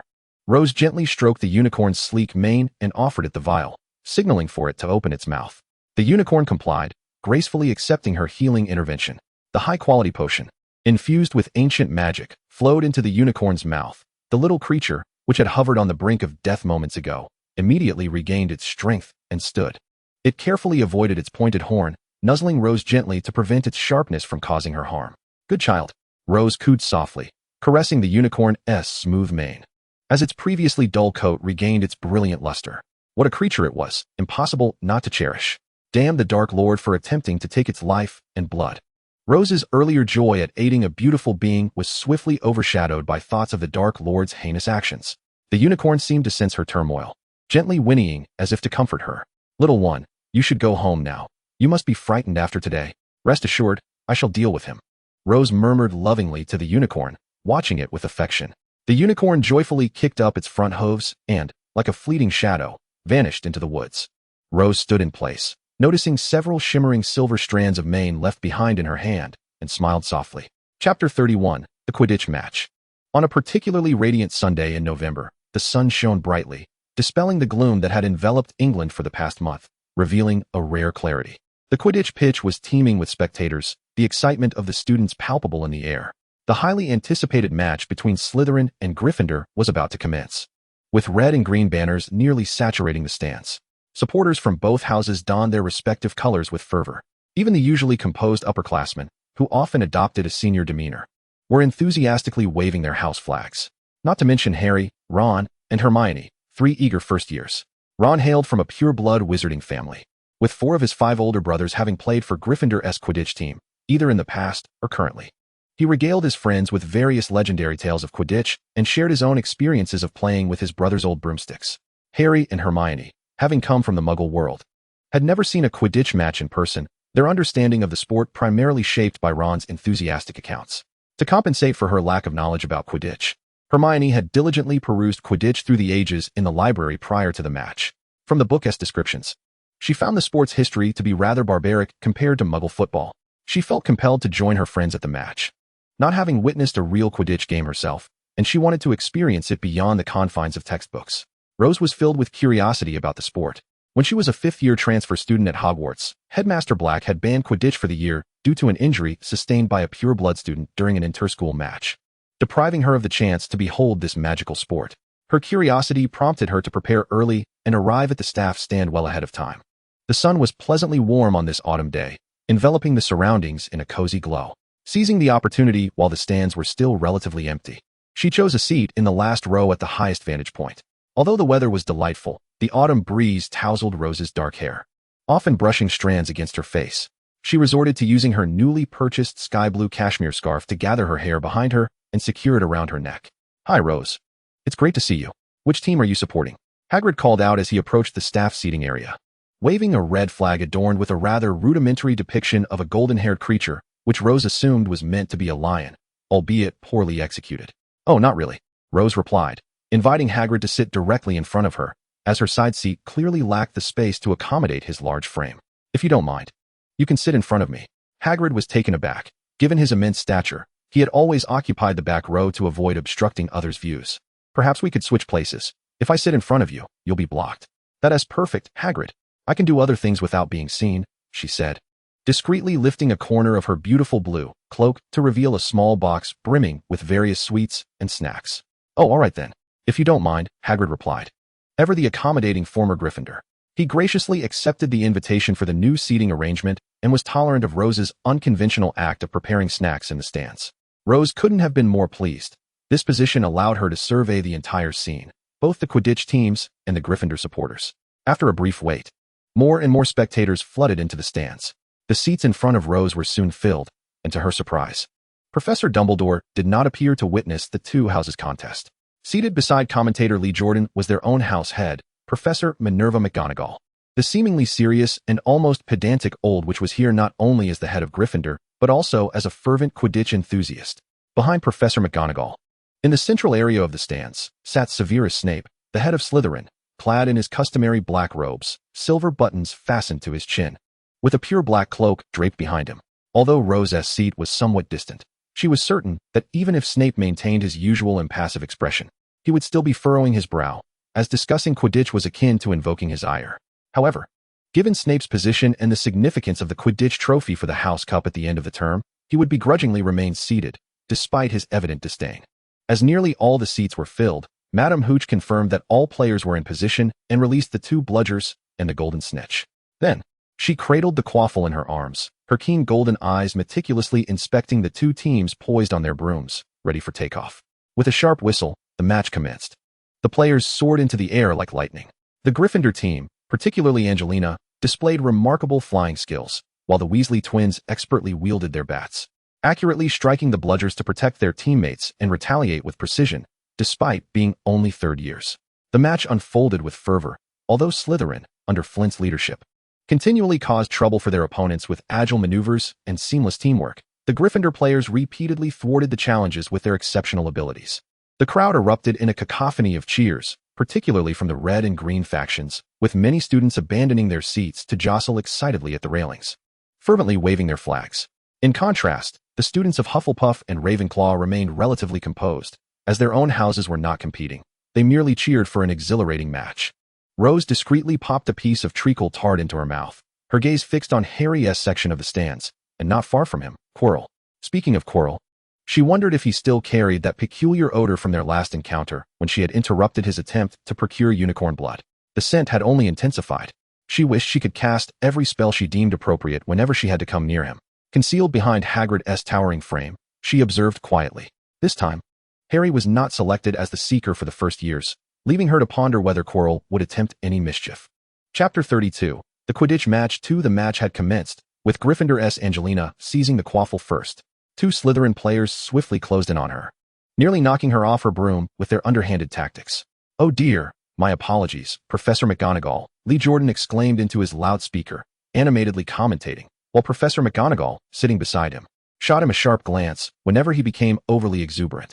Angelina deftly evaded 2 Slytherin players, soaring alone towards the Slytherin half, a sight to behold. Alas, the formidable Flint, resembling a gorilla, was hot on her heels. "Oh, don't snatch my microphone. I'm aware, Professor." On the pitch, the players from both teams pursued the quaffle with fervor, their every move captivating the audience. Yet, Rose remained unhurried, tucking stray strands of hair behind her ear. She popped a piece of sour candy into her mouth, the sweet and tart flavor bursting forth, causing her eyes to narrow slightly in delight. Suddenly, the bludger, just struck by the Weasley twins, veered off course, inexplicably tracing a massive arc in the air, heading straight for the Gryffindor stands. Rose instantly sensed the anomaly. Her expression shifted to one of grave concern as her slate-gray eyes narrowed. Indeed, that was the direction of Harry. Silently, she cast an eagle-eye charm on herself, intent on scrutinizing the seemingly altered bludger. As the bludger was about to collide with the railing at the forefront of the stands, Harry, with remarkable agility, yanked his 2 friends back just in time. The bludger whizzed past, brushing Harry's hair, before soaring back into the sky. Goodness, that was perilously close. "Thank you, Harry," Hermione exclaimed, her heart racing. "I read once that an audience member was struck by a rogue bludger during a match, resulting in several broken bones, and they had to be sent to St. Mungo's for healing." "Oh, don't dwell on that, Hermione," Ron replied, his gaze firmly fixed on Flint, who had just snatched the quaffle from Angelina. "Damn it, that tactic is utterly despicable." Ron protested vehemently against Slytherin's underhanded playing style, completely disregarding Hermione's concerns. To him, the notion of breaking a dozen bones seemed trivial, easily remedied with a few potions or spells. Noticing that her words had failed to capture her friend's attention, Hermione pouted in dissatisfaction. Meanwhile, Rose concentrated intently on the suspicious bludger. She pressed her tongue against the candy still melting in her mouth, an intriguing thought forming in her mind. Simply casting a protection spell on Harry seemed far too mundane. She ought to present a token to the Dark Lord to convey her seniority. With a soft chuckle, she recalled having recently acquired a wealth of information on dark magic from the system. Perhaps the curse that Quirrell employed was indeed a gift from the Dark Lord. Utilizing Hagrid's towering figure as cover, Rose's eyes remained fixed on the overly animated bludger, her lips concealed in the shadows, moving rapidly in silence. The moment the magic latched onto the bludger, she sensed a sticky, swamp-like essence of dark magic enveloping it. It was confirmed. This was indeed dark magic. She began to tentatively tug at the enchantment that clung to it. Suddenly, the bludger, which had been preparing to charge at Harry, veered violently as if struck by a bat, tracing a grand arc toward the teacher's stand. Its speed was alarming, accompanied by a piercing shriek. "Oh, goodness! Has that ball gone mad?" Professor Sprout cried in alarm. With a resounding crash, the bludger smashed into the faculty stand.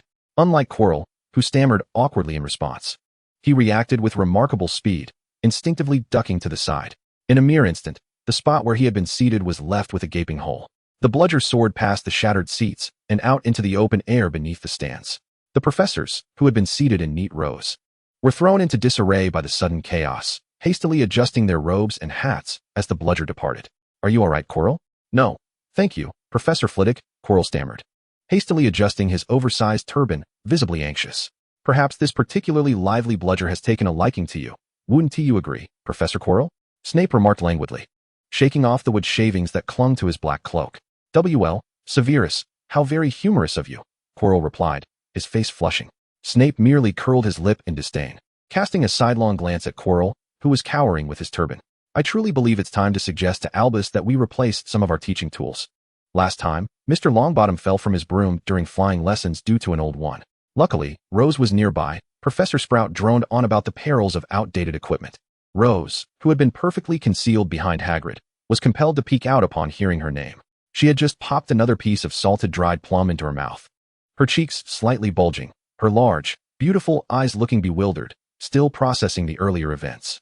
"TSK," Snape thought, disapprovingly clicking his tongue at the girl's doe-eyed innocence. The shattered stands were magically restored to their former glory, a testament to the wonder of magic. Although the sudden incident had briefly captivated some students' attention, it wasn't long before their focus returned to the intense Quidditch match. The previously erratic bludger seemed to have settled down, now flying normally between the two teams' beaters, no longer intent on attacking the stands. Yet, Rose did not relax her vigilance. Her gaze flitted back and forth between the two teams, seeking any sign of further anomalies. However, Quirrell did not afford her another opportunity. He sat quietly in the stands, emanating his peculiar aura, with neither rogue bludgers nor errant brooms to disrupt the match. In the end, Gryffindor was regretfully defeated, as their finest seeker had already graduated, and the substitute seeker paled in comparison to Slytherin's seventh-year player. Even with the chasers and keeper performing exceptionally well, Gryffindor's failure to capture the golden snitch cost them 150 points, leading to their ultimate defeat by Slytherin. As the final whistle blew, the cheers of Slytherin rang out, their pre-prepared fireworks lighting up the sky, colorful streamers dancing in the gentle breeze. Rose observed as Snape, with a rare display of delight, extended his hand to Professor McGonagall. The victory over Gryffindor had evidently lifted his spirits, causing the corners of his mouth to twitch upwards ever so slightly. "You may enjoy this victory for another year, Professor, once Harry joins the Quidditch team next year. The cup will change hands annually," Rose mused inwardly. Chapter 33, Trophy Room. Flint led the Slytherin Quidditch players in a jubilant aerial procession around the stands, celebrating their hard-won victory. "Splendid. Well done, lads. Congratulations," Madam Hooch exclaimed amidst the roaring applause as the players touched down. The faces of every player clad in green were illuminated with joyous smiles, as they prepared to exit through the tunnel with their brooms in hand. A throng of students awaited their arrival. With a resounding bang, vibrant ribbons of magic and fireworks erupted into the air, heralding the triumph of Slytherin. The crowd surged around the victors, making their way to the dungeon to commence the celebratory feast they had meticulously prepared. Where there are victors, there are inevitably vanquished. Scattered individuals lingered in the stands, dejectedly folding the flags they had brought in anticipation of the competition. "Harry, will you try out for the Quidditch team next year?" Ron inquired as they journeyed back to the castle. "I certainly will, and then I shall utterly vanquish Slytherin," Harry proclaimed. "I will join as well." Having witnessed a genuine Quidditch match, Harry had become enamored with the sport, yearning to uphold the honor of his house and unwilling to remain powerless in the face of such competitions as he had witnessed today. "But I'm uncertain if I will succeed," he admitted, raising his slender arms and waving them in the air. Today's match had stirred his emotions and filled him with admiration and envy for the players vying fiercely on the pitch, igniting a competitive spirit within him. He aspired to lead Gryffindor to the coveted championship. Just then, Hermione, who had remained silent since descending from the stands, interjected, "You will succeed, Harry." "What?" Hermione unceremoniously grasped Harry's hand and rushed toward the castle, deftly navigating through the returning throngs. "Hey, wait for me." Ron called out from behind. Where are you all going? When the trio finally arrived breathless at the trophy room on the 4th floor, Harry could no longer contain himself. He bent over, hands resting on his knees as he gasped for breath. Hermione smoothed her disheveled hair from running and adjusted her breathing as she approached a grand glass display case. Pointing to a particular large medal, she exclaimed, Harry, look here. Harry, filled with curiosity, obliged and approached the glass. The case was filled with an array of medals and trophies from various eras. Hermione pointed to one and said, It's this one. It was an aged brass medal set upon an oak base. The name engraved upon it resonated within Harry like a bell tolling in his heart. Seekers, James Potter. He murmured, his emerald green eyes fixated on the medal that perhaps held profound significance for him. Look at its date, Harry, Hermione speculated. I wager it belonged to your father. He was the finest seeker of his year. A broad smile illuminated Harry's face. He is my father. Your father? Ron approached curiously, mimicking Harry's pose as he leaned against the glass case. Wow. Several of Ron's brothers, aside from Percy, had joined the Quidditch team, with some even serving as captains, yet none of their names were etched into a medal displayed here. I dare say he must have been extraordinary. Harry, it's no wonder you've never flown before and yet excelled in flying lessons. I too shall become a seeker, just like my father, Harry declared resolutely. Harry, do you wish to know more about your mother? Hermione's voice broke through Harry's reverie. You see, your mother not only served as head girl, but like your father, she was also the president of the student council. Hermione pointed to another plaque that listed the names of past heads and student council presidents. What an extraordinarily lengthy list. Wow, this is remarkable, Ron marveled. Hey, this one essay Potter too. Ron was less fixated on the records and medals of Harry's parents, instead conjuring images in his mind of stories that belonged to his parents, of which he had never been a part. Rose Potter, awarded for outstanding contributions during the Goblin Rebellion. The Ministry of Magic hereby presents this medal. Hermione's attention was captured, and she gently remarked, I read about this in History of Magic. Perhaps she is a relative of yours, Harry. Indeed, Harry, Ron added. When people speak of the Potter family in the British wizarding world, they invariably refer to your family. She was a Slytherin. Harry observed the inscription of her house and tenure beside the medal. Oh, how disappointing. The mention of Slytherin dampened the thrill of treasure hunting within the display room. They soon departed from the room, filled with accolades. As the Quidditch stadium fell silent once more, a dark figure stealthily entered the equipment room, skirting along the shadows at the edge of the pitch. The deep brown Quidditch chest was opened, and the once quiet bludger stirred restlessly, eager to break free from its bindings upon witnessing the light. A black wand was directed at one of the bludgers, a faint aura emanating from its tip enveloping the ball. After a moment, Snape shifted his focus to inspect another bludger. The light that had initially spilled forth from his wand, akin to sunlight, seemed to be swallowed by an abyss upon contact with the ball. It is dark magic. His suspicions were confirmed, yet as he prepared to terminate the spell, a flicker of delicate magic brushed against his own power, like a tender shoot of a pea plant. Snape's wrist trembled slightly, prompting him to abruptly cease the detection spell. He gazed incredulously at his wand, having confirmed through careful examination that he was not cursed. But what, then, was that peculiar magical sensation? It clung to the prior dark magic, and he surmised that the curse was intended for Potter. However, he recalled how the bludger had not only ceased to pursue Potter, but had nearly injured Quirrell. This revelation left him contemplative as he retracted his wand. Closing the wooden lid, Snape grasped the Quidditch chest and strode purposefully out of the equipment room. Chapter 34, The Headmaster's Office Buzzing Honeydukes. Snape stood before the statue at the entrance to the headmaster's office, his thin lips moving rapidly. Once the door to the spiral staircase opened for him, he ascended the steps with an expressionless demeanor. Welcome, Severus. I hear the Slytherin Quidditch team has achieved a resounding victory. Congratulations. Dumbledore sat behind his impressively spacious desk, the silverware adorning the room reflecting the warm glow of the fireplace, casting beautiful silver light. Oh, it appears you have brought your spoils with you. Upon noticing Snape arriving with a chest of Quidditch equipment, Dumbledore rose with curiosity from behind his desk, adjusting his glasses as he leaned closer to inspect the chest. I did not come here to discuss such trivial matters. With a scowl, Snape unceremoniously dropped the chest onto Dumbledore's desk with a thud, nearly filling the surface with its bulk. Snape, disinterested in small talk, drew his wand, causing the chest's lock to spring open, revealing the sealed Quidditch balls within. This is Dumbledore, the greatest white wizard of the age, immediately sensed the anomaly with one of the bludgers. He extended his right hand, adorned with various gemstone rings, hovering above the agitated bludger. It is dark magic, Snape stated flatly, his lips barely moving. Indeed, of course, Dumbledore mused thoughtfully. I am not at all surprised he would take action. The only question is the method he would employ. However, Dumbledore leaned in closer to the bludger, as if that would grant him a clearer view. I did not anticipate him to target Harry so directly. This is unexpected. Knowing that Harry Potter cannot perish in plain sight, yet still daring to curse him. Snape deliberately elongated his tone. If it were Quirrell, it would not be surprising. Well, merely a cursed wandering ball. I suppose you wouldn't come seeking me immediately. What have you discovered? Dumbledore inquired with a tone that was remarkably gentle, devoid of any true question. He raised himself, his blue eyes, set behind half-moon spectacles, intently scrutinizing Snape, who stood before the desk. I have no idea what that is. Snape replied, meeting Dumbledore's gaze with unwavering composure. At this, Dumbledore fell silent, the atmosphere between them thickening. Snape remained unperturbed until Dumbledore finally broke the silence. This newcomer. Who do you suspect it to be? I am not omnipotent, Headmaster, Snape retorted sharply. I am merely a humble potions professor.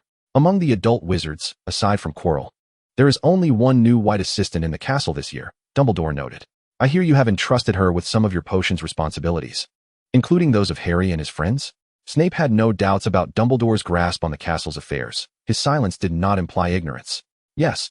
May I inquire as to why? Dumbledore circled around from behind his desk, the phoenix fox on its golden perch tilting its head in curiosity. You are not one to share, Severus. Forgive me for stating the obvious. Even after all these years, you have never sought a capable upper-year student to assist you, let alone one who is not a Slytherin. Dumbledore paced the room, his gaze lowered. Yet Snape did not exhibit any sign of offense. He merely answered Dumbledore's question with a stoic expression, because I find her to be exceptionally unique. Exceptionally unique? Dumbledore echoed the phrase. The assistant's potions are undoubtedly superb in practical application, rivaling those of the finest apothecaries at St. Mungo's. Snape's voice dripped with venom, devoid of any personal sentiment. However, her theoretical knowledge is inferior even to that of a troll. I suspect her potions instructor merely imparted the practical techniques to her, without any theoretical foundation. Her current achievements are solely attributable to her remarkable talent. Oh, Severus, I cannot discern whether you are criticizing or praising the assistant. But Snape seemed to disregard Dumbledore's comment entirely. Evidently, Dumbledore, who believed he understood Snape well after years spent together in both student and teacher roles, paid no heed to Snape's rudeness. He continued, talent, indeed. If this countercurse was cast by the assistant, she is undoubtedly far more capable than I had imagined. Why would she apply for the position of teaching assistant in Hogwarts Defense Against the Dark Arts? Surely she could have applied for a professorship instead? I mentioned it before. Perhaps it is her abysmal theoretical knowledge that holds her back, Snape remarked, pausing momentarily before he added scornfully. The magical factions in Asia are so complex and chaotic that even their standardized examinations have eliminated theory to avoid conflicts arising from religious and regional differences, focusing solely on practical skills. It is evident that being an Englishwoman who did not attend Hogwarts is indeed her misfortune. It seems you hold a rather high regard for the assistant, Dumbledore jested. Snape's only response was a tightening of his jaw, remaining silent. A genius. I hope she stands with us. Dumbledore's playful demeanor shifted to seriousness. Are you certain she is responsible for this? Of course not. We lack evidence to substantiate such a claim. However, judging by the outcome, it is not an unfavorable development. Regardless of who is responsible, it appears they are not aligned with the Dark Lord, and that is the best possible result. Since the assistant has taken on part of your duties, I kindly ask that you keep a close watch on her. Dumbledore's gaze bore into Snape's, his blue eyes conveying a message that compelled Snape to elevate his level of scrutiny towards the assistant. I will, he replied tersely. But she had better not cause me too much trouble. With that, he turned and departed. Chapter 35, The Office. Assistant, please bring the assignments you collected to my office this evening. At the conclusion of the second-year potions class on Monday, Rose had gathered her belongings and was prepared to leave as usual when Snape suddenly uttered this statement. Rose could hardly believe her ears, questioning whether she was hallucinating. What? She incredulously repeated. If your ears are not mere decorations, I do not wish to repeat this meaningless statement. Snape regarded her with a furrowed brow. Very well, Professor. Internally, Rose pondered what this sudden demand was about, but on the surface, she complied obediently, having grown accustomed to Rose's docility. Snape merely cast her a fleeting glance before turning away, his billowing black cloak soon vanishing from the potions classroom. Have I been too indulgent with him? Rose contemplated as she watched his dark silhouette disappear into the shadows of the corridor. Alas, one must adhere to the character one has established, even if it requires crawling through it. She grimaced, resigned to tidy the disordered potions classroom with her wand. On a night already steeped in autumn, even in the absence of a breeze within the castle, Rose, compelled by Snape's command, was forced to leave the warmth of the sitting room's fireplace. She sighed as she traversed the dim, cold corridors of the dungeon. She tightened her coat against her skin, even after casting a warming charm. The chill of the damp air rendered the spell's effect inadequate. Devil's snare. After uttering the password to the office, the door creaked open. Taking a deep breath, she stepped inside. Professor. Rose approached Snape, who was currently brewing a potion. The cauldron bubbled with a silvery gray liquid as he meticulously ground a small cluster of gertie roots. An exceedingly rare potion ingredient resembling dried scallions. Rose recognized it from a book Snape had lent her, in his own words, to expand her rather limited knowledge so she could adequately handle even lower-year essays. Rose chose not to comment on this, judging by the homework she had been grading. It seemed unnecessary to expand their knowledge to include such a rare material. This was the first time Rose had seen gertie roots in their physical form. What potion is this? Professor, I have yet to come across a recipe that requires gertie roots, she inquired, clutching a stack of parchment filled with essays, her head leaning curiously towards the cauldron. A veritaserum, Snape replied slowly. A veritaserum? Rose had never heard of such a thing. I do know about the truth serum. I recall you using it on Peter Pettigrew. Had you diligently studied a textbook titled Advanced Potion Making, you would not be standing here asking me such questions that only a fool would pose, Snape replied without looking up. Although his words bore a hint of sarcasm, his tone seemed unusually languid, leading Rose to speculate that perhaps his mood was rather pleasant today. So, Rose quickly attempted to change the topic, as he carefully and evenly sprinkled the freshly ground gertie root powder into the cauldron in a clockwise direction. The swirling silver-gray liquid gradually transformed into a deep indigo hue. At that moment, Snape appeared remarkably gentle, within the confines of her mind. Rose harbored a quiet lament. If only Severus Snape could interact with others with even a fraction of the consideration he afforded to potion making, he would not be so universally shunned. Having concluded this segment of his work, Snape finally lifted his gaze to meet hers. The efficacy of the veritaserum reaches its zenith when administered without the recipient's awareness. In a state of unpreparedness, the subject possesses insufficient resistance to the potion. Some wizards, forewarned of the impending use of such a potion, feign a choking sensation, adamantly professing their innocence. There are even those of considerable magical prowess who, at the moment of contact, can transmute the potion into something else entirely. This implies that veritaserum is not an infallible potion. The capacity to resist its effects varies among wizards, rendering it unsuitable for judicial proceedings, and thus it has been deemed unreliable by the Wisengamot. This lengthy exposition seemed to deplete Snape's patience. With a sharp clang, he cleaned the used stirring rod before tossing it into a nearby container. So, the lie detector can be employed in court? Rose inquired. I recall that when Peter Pettigrew ingested veritaserum, it appeared quite effective. It is truly regrettable that it cannot be utilized during the trial. Seemingly pleased with Rose's quickness of thought, Snape generously elaborated. The active components of the lie detector potion are designed to diminish certain cerebral functions, alleviating inhibitions and prompting an involuntary relaxation that encourages speech. In such circumstances, the wizard administering this potion will find it more challenging to lie than to speak the truth. Moreover, the lie detector potion was only certified by the International Potion Association 5 years prior, and as of now, no antidote exists. A truly flawless specimen of this potion, prior to use, and with the aid of a spell, transforms into a vibrant orange gas. The aforementioned methods of deceit are utterly futile against it. Rose, furrowing her brow in contemplation, remarked, thus, the lie detector can be used as an aid in trials, rather than veritaserum. Her lashes, resembling delicate black fans, lowered as she reflected on the exceptional treatment afforded to Peter Pettigrew. Humph, Snape scoffed, a note of derision lacing his words. You are indeed correct. This was prepared specifically for him. After the Wisengamot approved the trial proposal, Dumbledore made a request to the Potion Association for this potion, which ultimately found its way to me. Of course, you are the youngest potion master of our era, Rose unabashedly flattered him. Flattery will get you nowhere, Snape thought, casting her a sidelong glance. What do you suppose Pettigrew will receive as punishment? Rose's curiosity resurfaced. You will find out in due time, Snape replied tersely, seemingly disinterested in further discourse. I merely sought to ascertain your thoughts, Professor. My thoughts. They are of little consequence, Snape replied unexpectedly, with a dismissive snort. I suspect it will either be imprisonment in Azkaban or the kiss of the Dementor. You seem rather eager for a harsh sentence. Snape's tone took on a subtle nuance. Indeed, considering that Black was incarcerated in Azkaban for over a decade, it would hardly be fair for Pettigrew to receive a lighter punishment. Snape retorted with a hint of sarcasm. That is not within our purview to decide, he continued. Now, the reason I summoned you this evening was not to engage in idle chatter. Given your evident curiosity regarding veritaserum and the lie detector potion, I expect you to compose a paper on their similarities and differences tonight. Observing Rose's incredulous expression, Snape felt a flicker of amusement. having initially grown irritated while discussing Pettigrew and Black. You may consult any of the texts here, he added with unexpected kindness. One evening? That is impossible, Professor. I have work tomorrow, Rose protested. This is hardly a task suitable for a first-year student. Then you shall need to dedicate several evenings to its completion. Snape interjected curtly before she could finish. Left with no alternative, Rose resignedly placed the corrected parchment at the edge of the desk, ensuring it would not interfere with Snape's potion-making. She rummaged through the office's bookshelves, eventually retrieving a well-worn volume titled Advanced Potion Making and several journals pertaining to the two potions, before settling at a nearby desk designated for confined students, preparing to embark on her first potion paper in many years. However, just as she was about to sit down, Snape called out to her. Sit here. He gestured with his chin to the space beside him. What? Students will soon arrive for detention, miss, Snape intoned in his deep voice.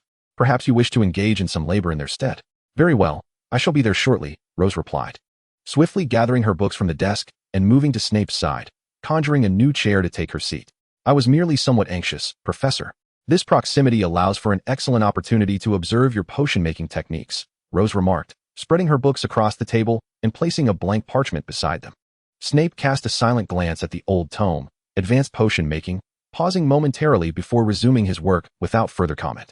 As Rose prepared to open the top volume of Advanced Potion Making, a rustling sound emanated from the office doorway. This noise was familiar to Rose, as she had enacted a similar charm at the entrance to her own quarters.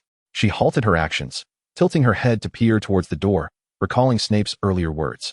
It was indeed the time for students to arrive for detention. She wondered which fortunate soul had drawn the short straw this time. The office door creaked open, blocking out the light, revealing a rather imposing figure. Upon closer inspection, Rose recognized Marcus Flint, and as she beheld his face, reminiscent of a troll, she recalled his year. Is he in 5th or 6th year? She pondered. She seldom paid attention to such details while grading, unless a student was particularly outstanding or memorable, as all other trivial information would be relegated to her mind's waste bin. Flint, extract the poison glands and eyeballs from the Colorado River toad, Snape commanded, barely glancing at the newcomer before returning to his potion. Flint, upon entering and discovering another presence in Snape's office, was visibly taken aback, observing the assistant to the defense against the dark arts professor seated at a desk so near their notoriously difficult head of house. This revelation caused Flint to reveal his crooked, protruding teeth in a grin. Unbeknownst to Rose, her youth and beauty had made her a topic of considerable discussion among the students since the beginning of the term, second only to Gryffindor's golden boy, Harry Potter. And now, this handsome young lady sat so close to their headmaster, a discovery that thrilled Flint, who frequently visited the office for detention. His gaze flitted between the two, as if seeking to unveil hidden secrets. Do not let me catch you wasting any toads, Flint, or your detention will be extended through the weekend. Snape's icy voice cut through the air. Flint, cowed by the threat, quickly averted his gaze, donning a pair of worn dragon-hide gloves that lay on the desk, and began to handle the unsightly creatures. Rose, intrigued by Flint's actions, momentarily set aside her paper, observing him with interest. He approached the task with the demeanor of a seasoned veteran. Though his technique was coarse, he worked with a notable proficiency, ensuring that no potion ingredients were squandered. The venom glands beneath the eyes of the Colorado River toad can be utilized in the production of hallucinogens, while the eyeballs serve as the material for its antidote. Surprisingly, Snape refrained from delivering any sarcastic remarks regarding Rose's momentary lapse in attention. Instead, he offered her a brief introduction to the Colorado River toad. Rose was momentarily taken aback, as this was quite contrary to his usual demeanor, was it not? Flint, the third occupant of the office, also lifted his gaze from a pile of toad carcasses. His expression, a mixture of curiosity and uncertainty, fixed upon Rose for a considerable time. Sensing the scrutiny, Rose instinctively furrowed her brow. Yet she refrained from voicing her discomfort and chose to ignore it. She began to leaf through the weathered cover of Advanced Potion Making, where, in faded ink, someone had inscribed at the top of the yellowed pages that this book belonged to the Half-Blood Prince. Rose was momentarily frozen, her fingertips gently tracing the signature she had previously encountered in the lines of text, as if it were just yesterday when she had cradled those pages, repeatedly reading and dreaming of that fictional magical world where characters leapt forth from the paper, experiencing joy or sorrow, all inevitably heading toward that final conclusion. Noticing Rose's prolonged silence, Snape was on the verge of taking action, but she was abruptly jolted from her reverie. With remarkable speed, she turned to the first page, concealing her earlier actions by sliding her fingers back and forth across the table of contents. Although her gaze rested upon the pages, her attention subtly diverted to the figure beside her, silently hoping he had not detected her earlier behavior. Otherwise, she would surely be branded a female pervert. Snape furrowed his brow as he observed Rose's feigned composure. As a professor with years of experience, he was all too familiar with such expressions. He scoffed inwardly, recognizing that this little imp relied on her natural talents to assume that her clever tricks went unnoticed. However, it was evident that Rose was neither his student nor a Gryffindor, and thus he had no interest in nitpicking her minor transgressions. Time passed in silence as the three of them continued their respective tasks. Finally, as Flint completed the processing of a bucket of toads and the hour approached curfew, Rose, after Flint's indifferent departure, decided to take her leave. Snape acknowledged her with a casual nod, indicating she was free to go. Yet, at the moment she closed the potion book, her hands unconsciously pressed down upon advanced potion making. "Professor, may I borrow these books to take back and study?" Rose carefully considered her words, not wishing to reveal her true intentions. "You see, I hadn't prepared for these textbooks. Many topics, evidently, are not covered in the lower year textbooks." Snape regarded her for a moment, pleased to finally hear the voice of their esteemed teaching assistant directing her attention toward potion making. "Should I feel honored by this?" Rose found herself momentarily speechless, her attempts to respond faltering as she opened her mouth several times before ultimately conceding defeat. Snape, observing her predicament, smirked. "Take your belongings and return to your dormitory. The books will remain here." When he noticed Rose's intention to take the reference books, he did not grant her an opportunity. His cold gaze seemed to pierce through her thoughts, sending a chill down her spine. Reluctantly, Rose placed the few books she had cradled in her arms back onto the table, finally withdrawing the parchment she had laid underneath. "Then good night, Professor," she said, clutching a stack of parchment as she departed from her seat. Snape, witnessing her exit from the desk, nodded absently and muttered a casual good night before shifting his focus back to the cauldron still simmering away. Rose was unaware of how long this potion would require to brew, but based on the knowledge that Veritaserum needed a month of preparation. The polygraph potion, sounding akin to an advanced elixir, would likely entail a similarly lengthy and intricate process. Once the office door finally closed behind her, the previously sluggish Rose suddenly quickened her pace. The folded parchment she grasped in her hand swiftly transformed into an old book, and victorious in her endeavor, she began to hum a long-forgotten tune, celebrating her triumph. Meanwhile, Snape, gazing at the door Rose had already exited, murmured, "Lily, I shall avenge you." His gaze fell upon the books left behind on the desk, and he reached out to extract advanced potion making. Flipping it open before crudely tearing out the title page inscribed with the signature of the Half-Blood Prince. Crumpling the fragile paper into a ball and discarding it among the refuse of processed materials, ultimately vanishing it with a flick of his wand. Chapter 37, Scandal. Rose returned to her dormitory with a light-hearted step, tenderly caressing the cover of the aged book, though worn, the moment she touched it. It felt as if she were reconnecting with a time she had never experienced, filled with both longing and regret. She had seen countless copies of the same book in the hands of older students, yet none were quite like this one. This was a book she had procured through cunning means right beneath Snape's watchful gaze. To her, it was more than merely a textbook for advanced potion making. It was a witness to an era, a keepsake commemorating a generation she had neither participated in nor observed. This prying curiosity made Rose feel somewhat like an old pervert. Yet she was indifferent to such feelings. Leaning against her bed adorned with soft velvet, she swiftly flipped through the pages of the book, as described in many rumors. The pages were densely filled with tiny print, the familiar font revealing more of the past's fervent ambition than the present self. Rose chuckled softly, closing the book and placing it beside her pillow. She shed her outer robes, fluffed her plush pillow, and after extinguishing the lights, drifted off into a peaceful slumber. Dreaming sweetly. The following morning, Rose awoke and leisurely enjoyed her breakfast in the common room, relishing the rare free time she had on this day. Her schedule was already packed, and she had no intention of adding to her workload. She strolled through the castle corridors as if on a casual walk, intending to tidy up the old greenhouse she had previously requested from Professor Sprout. However, she noticed numerous students casting peculiar glances in her direction, and upon meeting their gaze, they quickly averted their eyes. Confounded, Rose touched her face and discreetly checked her robes, finding nothing amiss. She then realized that those who were stealing glances were all adorned with green ties, Slytherins. Had something occurred that she was unaware of? Perplexed, Rose furrowed her brow. Yet she did not alter her plans and continued to the greenhouse as usual. The newly approved old greenhouse, under her care over the past 2 months, had transformed into a splendid sight. Utilizing the expansion charm and magical runes, she had created the illusion of all 4 seasons within its confines. A simulated cliff resembling a snowy mountain peak housed the roots of snow lotus, while the walls were adorned with cascading white bellflowers, resembling a waterfall of snow.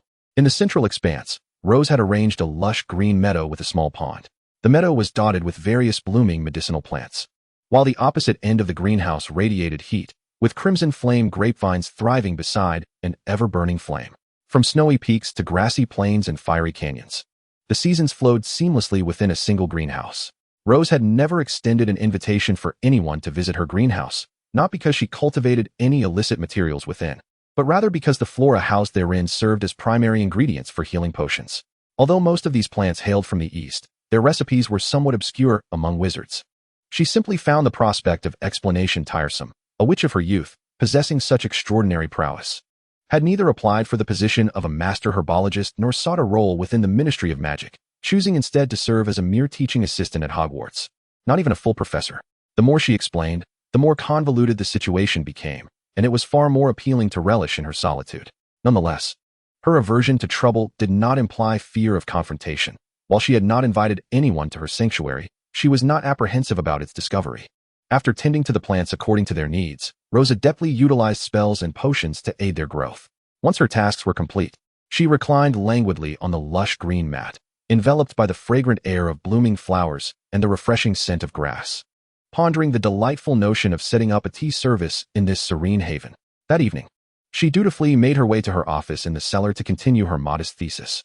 Despite having graduated years ago and no longer being a student, she still found herself assigned tasks by a non-direct supervisor, leading Rose to reflect on how far she had come in this peculiar role. On this occasion, the labor service was attended by two Hufflepuff girls who had lingered at the entrance, hesitating. Upon witnessing the usually affable Rose sharing a desk with the notoriously intimidating potions professor, they appeared momentarily taken aback. Yet, the spark of intrigue that lit up their eyes in that instant led Rose to a sudden realization. She understood why the Slytherins she encountered that morning had cast furtive glances in her direction.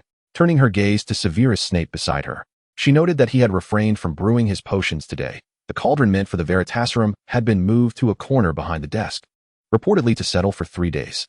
Rose was unfamiliar with its recipe and had little interest in it. She simply noted that tonight, Snape had the leisure to peruse the latest potions journal. Yet, what was the price of this respite? The price was her own laborious task of grading assignments for 2 subjects, prompting her to smirk. As a young woman, Rose was acutely aware of the undercurrents among the students within the castle, though she wondered if the esteemed head of Slytherin was perceptive enough to notice. After contemplating for a moment, she found herself unable to deduce an answer.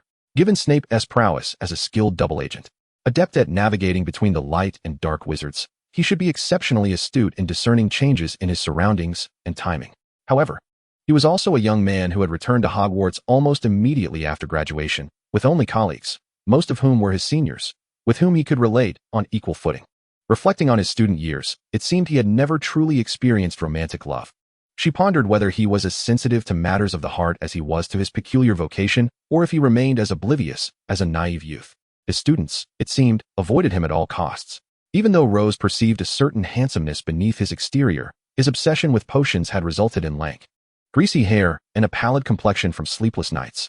The perpetual furrow of his brow conveyed a clear message to everyone: do not disturb me. I am not to be trifled with. This demeanor had rendered him virtually impervious to the affections of young women. It was also the reason why, despite his youth, he had ascended to the position of head of Slytherin and potions professor without a single rumor of romantic entanglement to his name. Not to mention young women. Any female student he had ever taught would undoubtedly prefer to steer clear of him. However, when even the slightest crack appeared in his long-held demeanor of authority, those students he had once held firmly at bay would converge upon him like foxes scenting a feast. Rose found herself curious about Snape's reaction upon discovering the rumors that linked her to the outside world. Would he cast her out of his potions classroom? Perhaps even relinquishing her grading responsibilities altogether? She stroked her chin, resolved to enjoy the unfolding drama without foolishly warning him.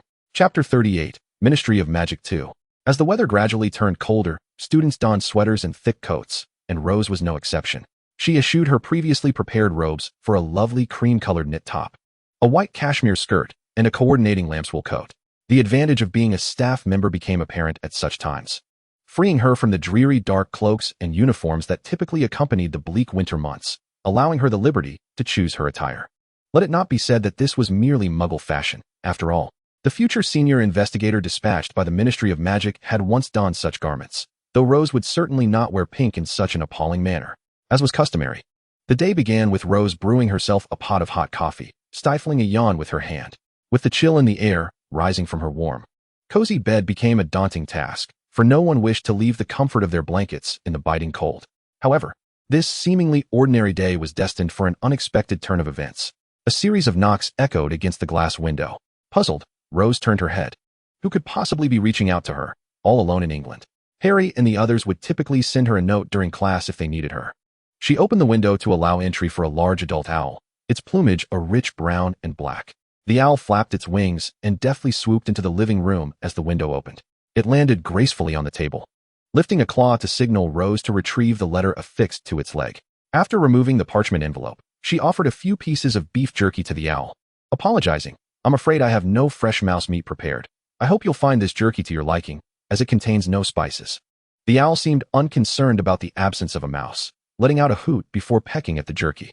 After consuming several pieces, it grasped the largest remaining chunk in its beak, flapped its wings, and took flight through the still open window. It appeared that this owl had a home to return to, and Rose found the entire interaction quite fascinating.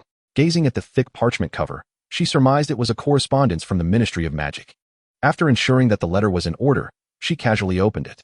Ministry of Magic Witness Notification Letter. Dear Miss Rose, greetings. I am writing on behalf of the Ministry of Magic to formally notify you that your presence is required as a key witness at the upcoming trial concerning Peter Pettigrew. Given the relevance of the information you possess to the critical matters of this trial, your testimony will play an essential role in ensuring a fair and just resolution. Trial date, 10 a.m., November 29, 1991. Trial location, Courtroom 3, Ministry of Magic, United Kingdom. Please ensure your punctual arrival at the designated time and place. During the trial, you are expected to provide truthful testimony and adhere to courtroom decorum and regulations. The ministry will take all necessary measures to guarantee your safety and rights throughout the proceedings. Should you have any special circumstances or require assistance, please do not hesitate to contact us. Thank you for your support and cooperation with the Ministry of Magic. Ministry of Magic, November 17, 1991. Well then, it seems I have been summoned to attend a trial. As Rose laid down the letter, an abrupt realization struck her. She was utterly ignorant of how to reach the Ministry of Magic in Britain.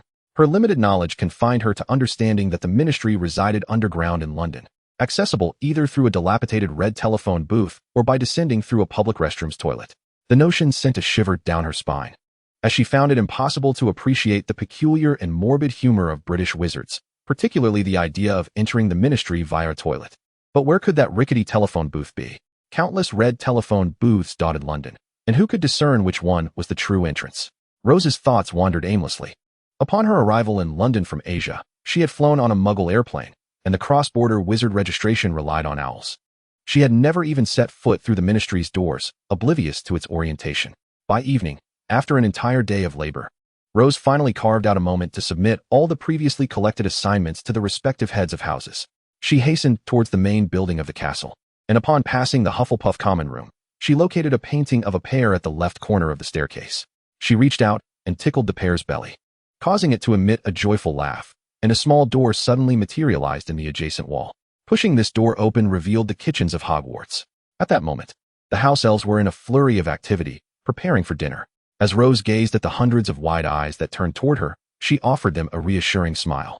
"I simply need to borrow the kitchen, just as I did before. Please continue with your tasks." With the utmost respect, Miss Rose, a young house elf named Nana, stepped forward, the one whom Rose often troubled. "I must trouble you again, Nana," Rose said warmly. Unlike most house elves who displayed trepidation at a wizard's gratitude, Nana calmly bowed again, awaiting Rose's instructions. "I intend to make 2 servings of rice pudding and Turkish coffee. I can manage it myself." She confidently approached her usual cooking station. Due to Hogwarts' prohibition on electrical appliances, Rose resorted to more traditional methods for steaming rice. She prepared a clay pot, which contained the cleaned rice, steaming over the fire. Utilizing magic, she hastened the cooking time, and once the rice was ready, she transferred it to a non-stick pot, adding the light cream Nana had prepared, followed by fresh milk. She simmered it over low heat while stirring continuously. As the milk porridge gently bubbled, she added a hint of white sugar, mixing it thoroughly before extinguishing the flame. Employing a crushing charm, she transformed the milk porridge into a smooth paste and poured it into a pre-prepared sky-blue square porcelain bowl. After freezing it with a chilling charm, she diced some red-flesh dragon fruit to adorn the very center of the rice pudding. Crafting an authentic Turkish coffee, however, proved to be far more intricate than the rice pudding. For this, Rose utilized a cherished batch of deeply roasted coffee beans. The fineness required for Turkish coffee is unparalleled among brewing methods. Yet Rose's mastery over the crushing charm allowed her to pulverize the coffee beans to a consistency finer than flour. Having closely observed a certain professor's dietary habits, she refrained from adding white sugar after incorporating cold water and coffee grounds, as is conventional. After combining the prepared ingredients, she stirred for 3 seconds, then heated it over low flame before stirring once more. During this process, her movements were gentle and deliberate, careful not to disturb the powdery layer on the liquid surface. Just before boiling, a golden froth emerged atop the coffee, rapidly increasing and surging forth. Rose swiftly removed the pot from the heat, using a spoon to scoop the froth into a cup before returning it to the flame. After several rounds of boiling, the coffee gradually thickened. Once the grounds settled at the bottom, she poured the clarified liquid into another vessel, finally adding a touch of white sugar.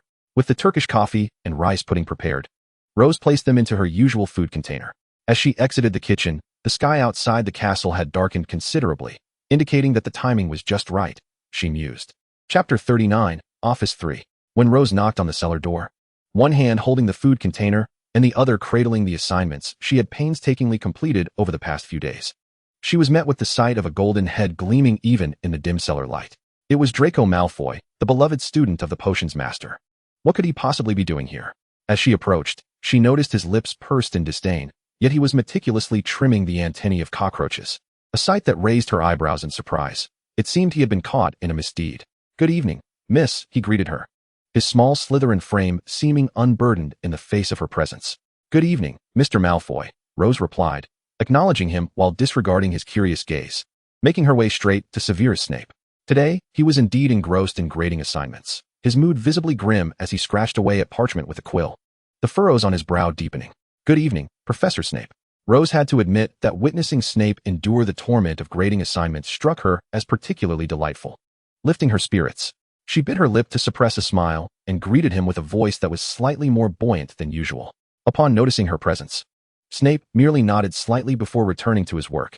Seeing that Snape had not acknowledged her, Rose settled comfortably into her usual spot, picking up a piece of parchment that had once been blank but was now transformed into an old tome titled Advanced Potion Making. To be honest, had Snape taken even a moment to scrutinize the pages, he would have uncovered her little ruse. After all, the principle of transfiguration is to first construct a mental image of the desired object within the caster's mind. The clearer and more vivid the construction, the fewer flaws the resulting object will possess. Yet, Rose had only skimmed through the book, and not only the specific textual content, but even Snape's various annotations were merely parroted from the initial part of the text.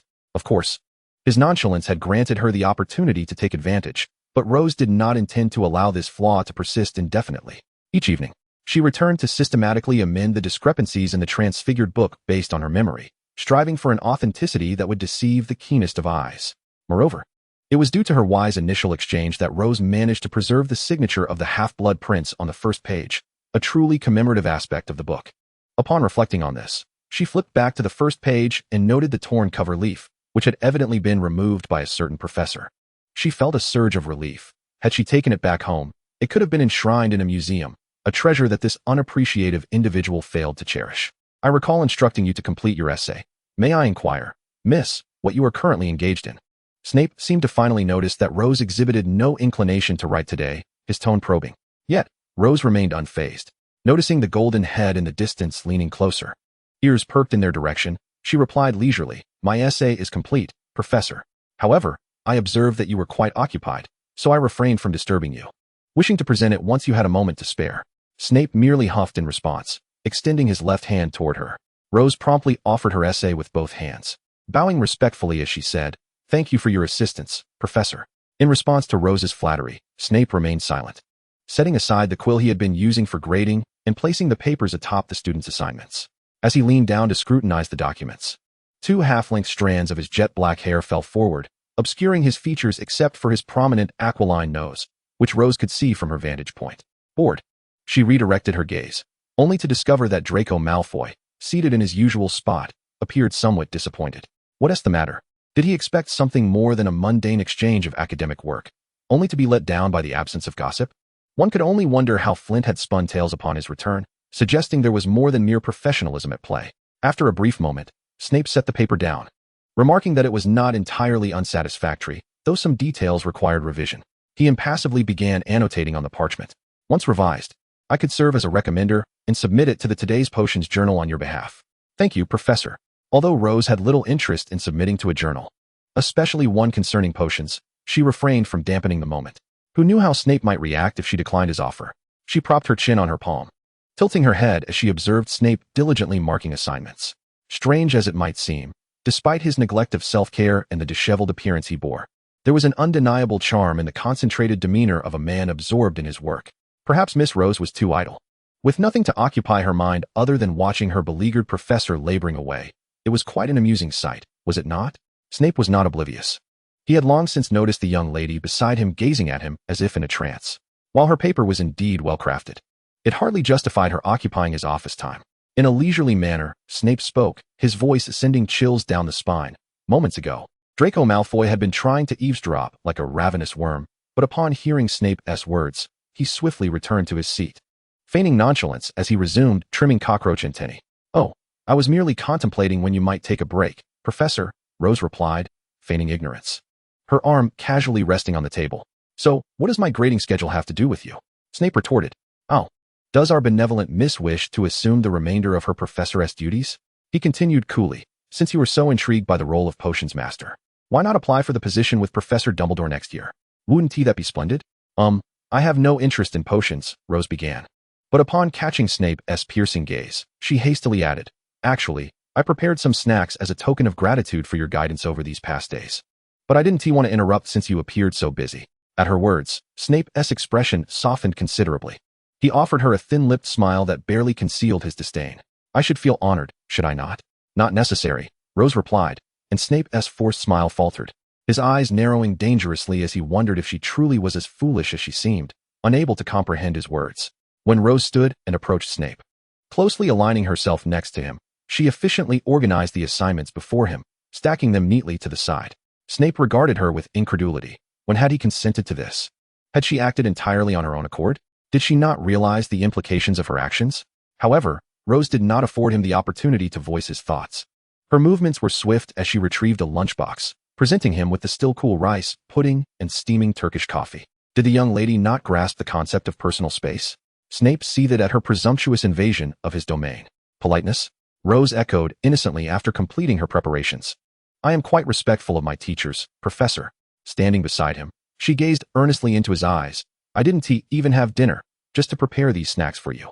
With that, she pouted slightly, her full red lips forming a delicate line of distress. Snape, upon hearing this, was taken aback, a bitter laugh escaping him. This oblivious Hufflepuff was infuriating. "Then return to your seat," he bellowed. With her head bowed, her long black curls cascading over her shoulders, Rose nervously twirled a finger, standing there looking utterly forlorn.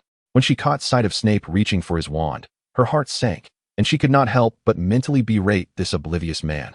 After all the effort she had put into preparing those treats, he intended to use magic? Was he planning to vanish them? She widened her eyes and seized his outstretched hand. "What are you doing?" she exclaimed as her delicate fingers wrapped tightly around his bony wrist. Snape's shock was palpable, his voice rising in indignation. Rose heard something clatter to the floor. It appeared Draco Malfoy had lost his balance and fallen. But her thoughts were consumed by the current predicament. She gripped Snape's surprisingly warm hand. Her initial reaction being that the notorious Severus Snape's hand was warmer than she had anticipated. She had expected it to be as cold as his demeanor. Snape struggled to withdraw his hand, but to no avail. He glared at the audacious young woman before him, his anger mounting. How could she possess such strength? Was she truly a witch? "What do you intend to accomplish, miss?" He gritted through clenched teeth. "This is something I put a great deal of time and effort into. Professor, you cannot make them disappear." Rose's eyes glistened with urgency. "I do not require your guidance." His tone dripped with sarcasm. "I don't care. It's simply unacceptable. This is my heartfelt offering." As Snape processed her defiance, he stared at her, astonished. Where had her modesty as a lady vanished to? Had it been devoured by dogs? "Stop being so willful. Do you think you are still a child? Return." Snape glared at her. "Then promise me you will savor it." Rose insisted, unwavering in her resolve. "I said, return to your seat. Then how about I feed you a bite? Just one. I swear, it's absolutely delightful." Rose declared with unwavering confidence in her culinary skills. With that, she released one hand, intending to retrieve the small silver spoon from the tray of treats. Just as Snape thought her loosening her grip would afford him the chance to escape, he realized he was mistaken. He stared at her delicate yet surprisingly strong hand, still unable to extract his own from her grasp. Are you part giant? How can you possess such strength? Impossible, Professor. Giants could never produce a girl as clever and beautiful as I am. Snape narrowed his eyes, regarding her skeptically. They locked gazes for a long moment before he finally conceded. What a nuisance. I will taste it. You may release my hand. Mississippi Rose hesitated, uncertainty flickering in her eyes. Really? Yet she chose to trust him, thinking to herself that a gentleman's word is his bond. Snape, oblivious to her musings, simply wished to expedite the situation, nodding distractedly. Upon seeing his agreement, Rose tentatively released her grip, and Snape promptly withdrew his hand. Silently, Rose returned to her seat, her eyes fixated on him, as if she feared he might renege on his promise at any moment, ready to leap forward should he falter. Severus Snape furrowed his brow as he gazed at the pastries and coffee before him. He was not particularly concerned about Rose potentially poisoning him. After a brief hesitation, he lifted the steaming cup of Turkish coffee and took a sip. Through the caramel-colored foam above, the scalding liquid flowed slowly into his mouth, delivering a rich and robust flavor. It must be said, it was indeed a rare cup of coffee. Had it not been for the current circumstances, Snape would have savored it thoroughly. Meanwhile, Rose was fixated on him, her expression pleading for him to declare how delightful it was. Silently, Snape nodded, prompting her to instantly adopt a look that conveyed, I knew you would find it delightful. You will not regret it. Do try the next pastry. How did this girl manage to express everything she thought so transparently on her face? Under Rose's expectant gaze, Snape reluctantly used the small silver spoon on the plate to scoop a bite of the pristine rice pudding. The firm yet smooth, cool texture immediately countered the intense bitterness imparted by the Turkish coffee. The flavor was perfectly balanced, neither overly sweet nor cloying, a harmonious pairing of soul.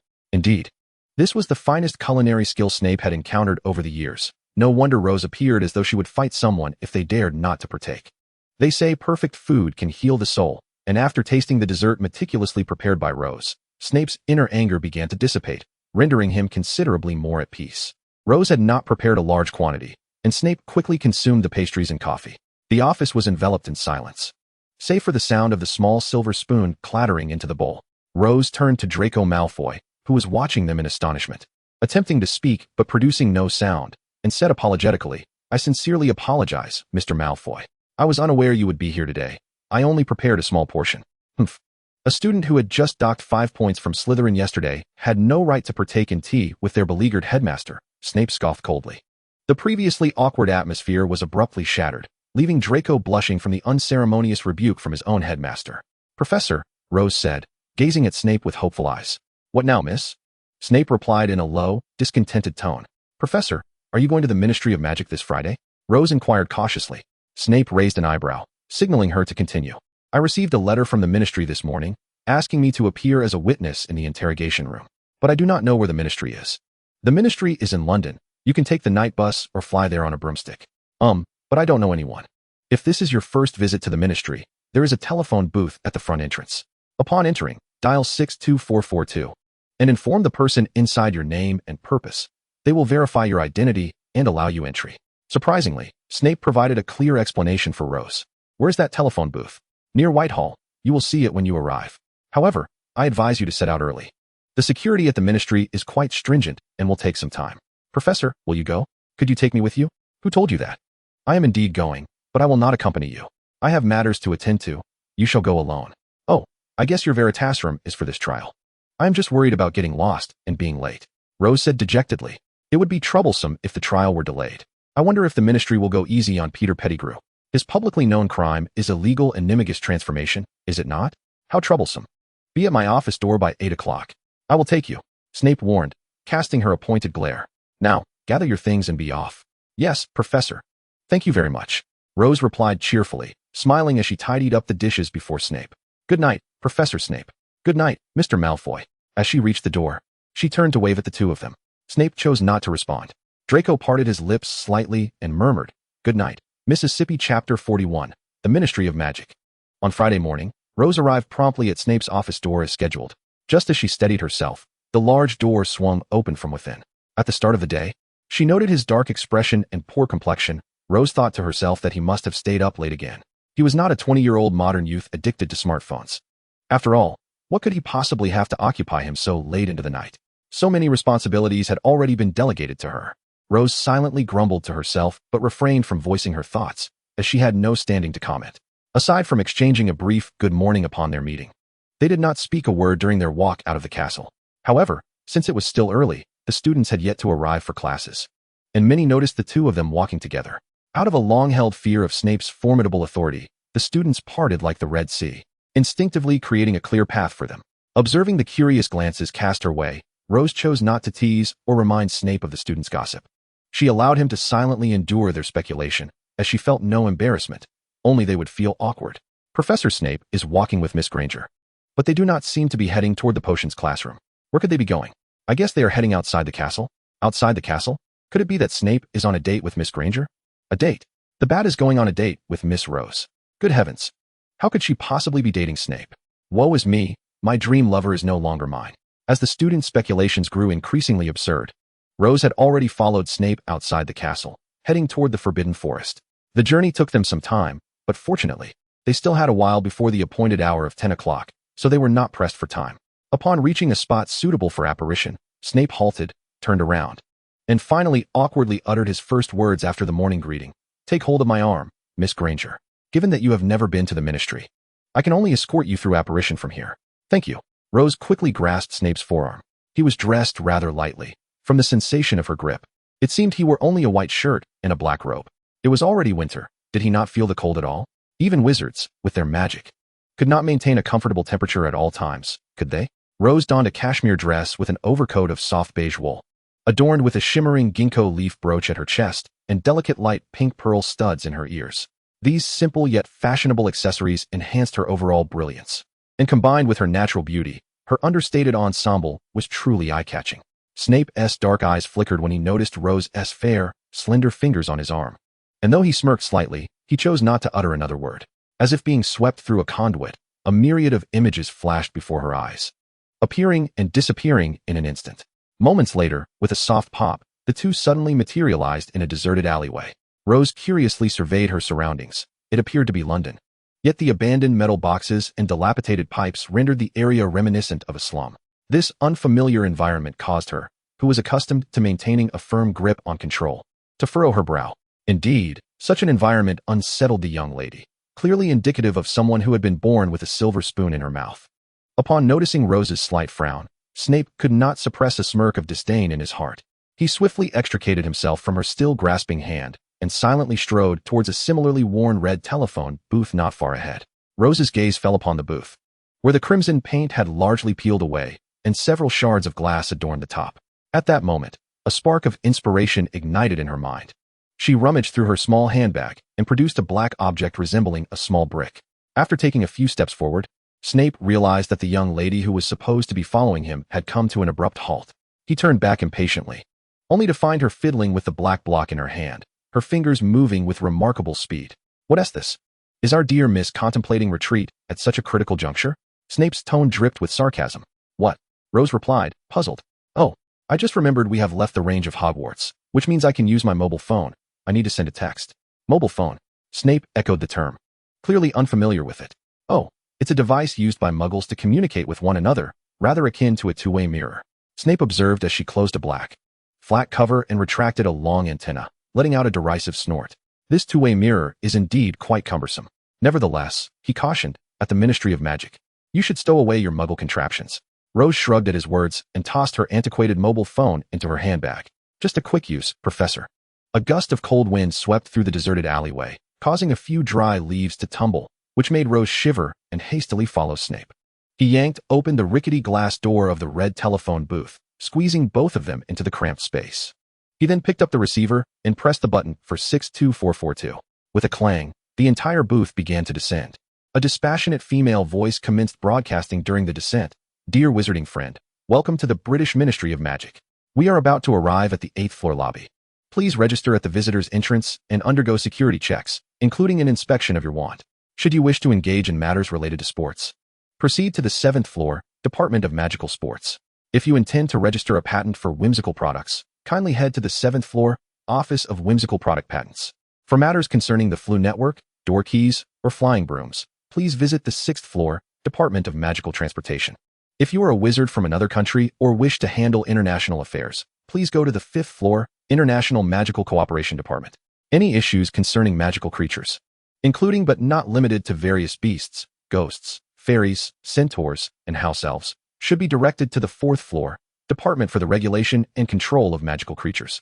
If you have unfortunately encountered a troublesome magical disaster or an unmanageable Muggle-related incident, please report to the 3rd floor, Department of Magical Accidents and Catastrophes. If you witness the misuse of magic or the abuse of Muggle items, please report to the 2nd floor, Department of Magical Law Enforcement, where our trained aurors will address all matters.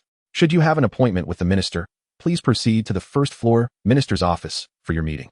Please be reminded that the Minister does not accept visits without prior appointments. If you wish to observe a wizarding trial, please visit the 10th floor, Courtroom, where a designated individual will attend to your arrival. Furthermore, we strictly prohibit all personnel from approaching the 9th floor. The departments and research therein are of the highest confidentiality. Should you deliberately approach, intrude, damage, or pry into any room on the 9th floor, you may find yourself sent to Azkaban. The British Ministry of Magic is at your service. We wish you a delightful day. As the broadcast concluded, the descending elevator doors opened. Chapter 42, The British Ministry of Magic 2. Rose curiously peered out of the elevator, wondering if they had to endure such a lengthy announcement every time. I mean, there are so many people visiting the ministry daily. After all, conservative wizards in Britain do not have the habit of employing Muggle recording devices for such repetition. No, it only announces when it recognizes that the visitor is not a first-time registrant at the British Ministry of Magic, Snape succinctly replied. Ah, thankfully, Rose thought to herself, swallowing her words as she noticed Snape turning to fix his deep, dark gaze upon her. She feigned a casual smile, asking, "What is it, Professor?" Snape regarded her for a moment, silent, before turning and striding out of the cramped telephone booth elevator. What kind of riddle is he playing at? Rose muttered, hastening to catch up. The elevator brought them to the ministry's underground lobby, where a grand magical fountain dominated the center, featuring a statue of a wizard holding a wand that shimmered at its tip. Surrounding the statue were mermaids, centaurs, house elves, and fairies, all gazing upon the wand-wielding wizard with reverence. The walls of the lobby were adorned with portraits of past ministers of magic, their figures so lifelike that it seemed they were observing everything within the hall. Unable to restrain herself, Rose remarked, "Do these magical creatures truly gaze at wizards in such a manner? Surely they cannot be indulging in self-delusion?" As she uttered her last word, Snape, who had been striding ahead, abruptly halted. Rose, trailing behind, collided with his solid back. "Ouch, my nose. Professor, why did you suddenly?"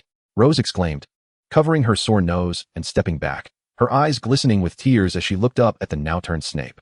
Upon seeing his fierce expression, her subsequent words were hastily swallowed.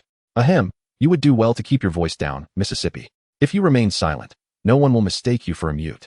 He glowered at her, who was still pouting in complaint. "Oh, all right, Professor." After receiving Rose's response, Snape continued toward the visitor registration desk, with Rose trailing behind him, nursing her nose and keeping her head down. At the registration desk on the 8th floor lobby, a stern-looking staff member sat, with a considerable queue of wizards already forming. Observing the line growing longer, Rose, forgetting her aching nose, tugged at Snape's arm, urging him to hurry. "Don't glare at me. Haven't you noticed the line is getting longer? If we don't rush, by the time it's our turn, the trial might be over." The prospect of queuing stimulated Rose's DNA. She was keen to avoid a situation where the line extended out the door while she ambled along. Why doesn't the ministry open more security windows? It was evident that Snape had little desire to engage with Rose, who was being excessively lively today. He remained silent, standing behind her, his somber presence causing the surrounding wizards to instinctively step aside, creating a clear boundary around the two of them. When it was finally Rose's turn, she noticed the wizard at the registration desk had sharp eyes, with a few strands of silver gracing his temples, suggesting he had once been a formidable figure. Perhaps he had been an auror in his youth? Rose speculated internally. Name of the visitor? The staff member inquired with an impassive expression. Bai. Rose announced her Eastern name, which she had used during her registration in the United Kingdom while traveling from Asia, and all related certificates were issued under this name. After all, her previous name was overly sensitive, sharing a surname with Harry Potter and having the fortune of being recorded in the annals of magical history. Although the incidence of shared names is high among Westerners, in the British wizarding community, the Potter lineage is represented solely by Harry. Upon hearing this name, the older staff member lifted his gaze to scrutinize Rose, pondering her nationality. Foreign? No, British. Quite a rarity. Rose heard a derisive snicker from behind her, leaving her speechless. Why should her name concern anyone? The sound of scribbling filled her ears distinctly. Which floor do you need to go to? Rose produced the letter she had received, stating, "I have been summoned as a witness to the 3rd tribunal." Upon hearing this, the registering wizard raised his gaze once more, accepting the letter and scrutinizing it before fixing his stare upon Rose's face intently. The third tribunal is on the 10th floor. Participants must present identification and arrive early. Please surrender your wand. Rose cautiously handed her pine wand to the staff member, who examined it closely. Pine wood. Indeed, pine wood, with a core of phoenix feather. It measures 11¼ inches in length. The male wizard inspected the wand meticulously, his fingers gliding along its surface to sense the texture and magical vibrations. Occasionally, he would wave it slightly, his eyes focused and professional, as if engaging in a silent communion with the wand. After completing his examination, Rose observed as he carefully placed the wand into a separate wooden box. Noticing Rose's confusion, the wizard elucidated. The Ministry of Magic determines whether to return or temporarily store a wizard's wand based on the visitor's circumstances, ensuring that every wand entering the ministry is safe and compliant. Miss Bai, as you are heading to the 10th floor tribunal, it is mandated that all wands, except for those of specific personnel present, must be temporarily surrendered. Having said this, he handed Rose a piece of identification, instructing her to wear it visibly and to return to this counter with it to reclaim her wand upon departure. Rose took the identification and examined it closely. It not only contained her name, age, and destination, but also bore a facial image collected at some unknown time. Snape's registration was not much different from hers, apart from his identity as a potions master providing potions and related testing certifications rather than being a crucial witness like her. Hawthorne, with a snake's nerve, measuring 13½ inches, Snape succinctly stated before handing his ever-present black wand to the registering wizard. Once again, the same instructions and identification card were issued, but Snape merely held it without pinning it to his chest like Rose had done. Indeed, with his attire, which featured a row of black buttons fastened up to his neck, there was no prominent collar or pocket to accommodate it.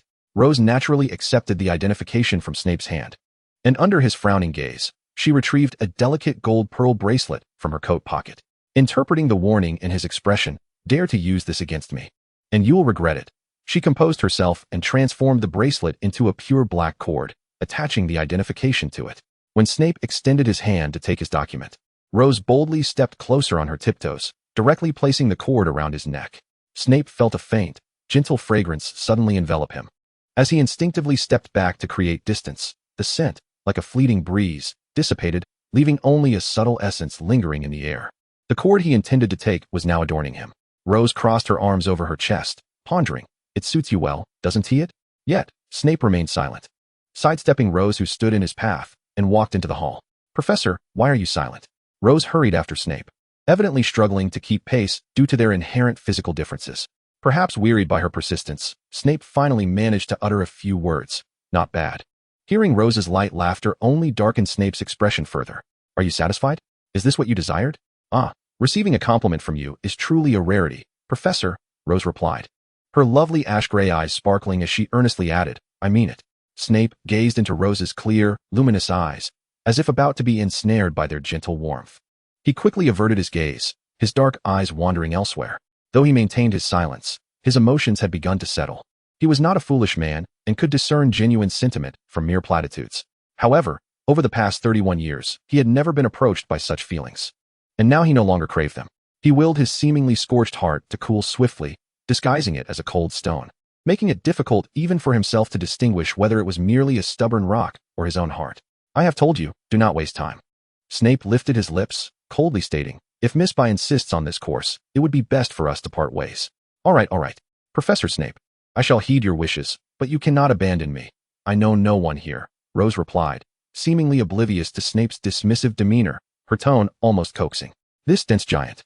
Does she not understand the nuances of feminine restraint? If it were any Slytherin which he knew, she would have comprehended the unspoken words he had left unvoiced. What of her dignity? Must he articulate it plainly? Rose was unaware of Snape's inner thoughts at this moment. Even if she were, she would remain indifferent. She knew precisely what kind of man he was, did she not? She was not asking him to cast an Avada Kedavra. Could he truly harm her? In her current understanding, anyone who could not overpower her had no hope of commanding her compliance. She was only willing to listen to what she wished to hear. Everything else was merely a draft passing through, dissipating into nothingness. In the elevator to the 10th floor, only the two of them were present, leaving them uncertain if they had arrived early. Rose reached into her handbag, rummaging around until she finally retrieved a long string of items adorned with a golden chain. She single-handedly opened the cover of her pocket watch. It's only 9:30. Professor, we're quite early. We haven't kept anyone waiting. Rose beamed upon seeing the time on the dial. Snape did not respond. The elevator enveloped in an enigmatic silence.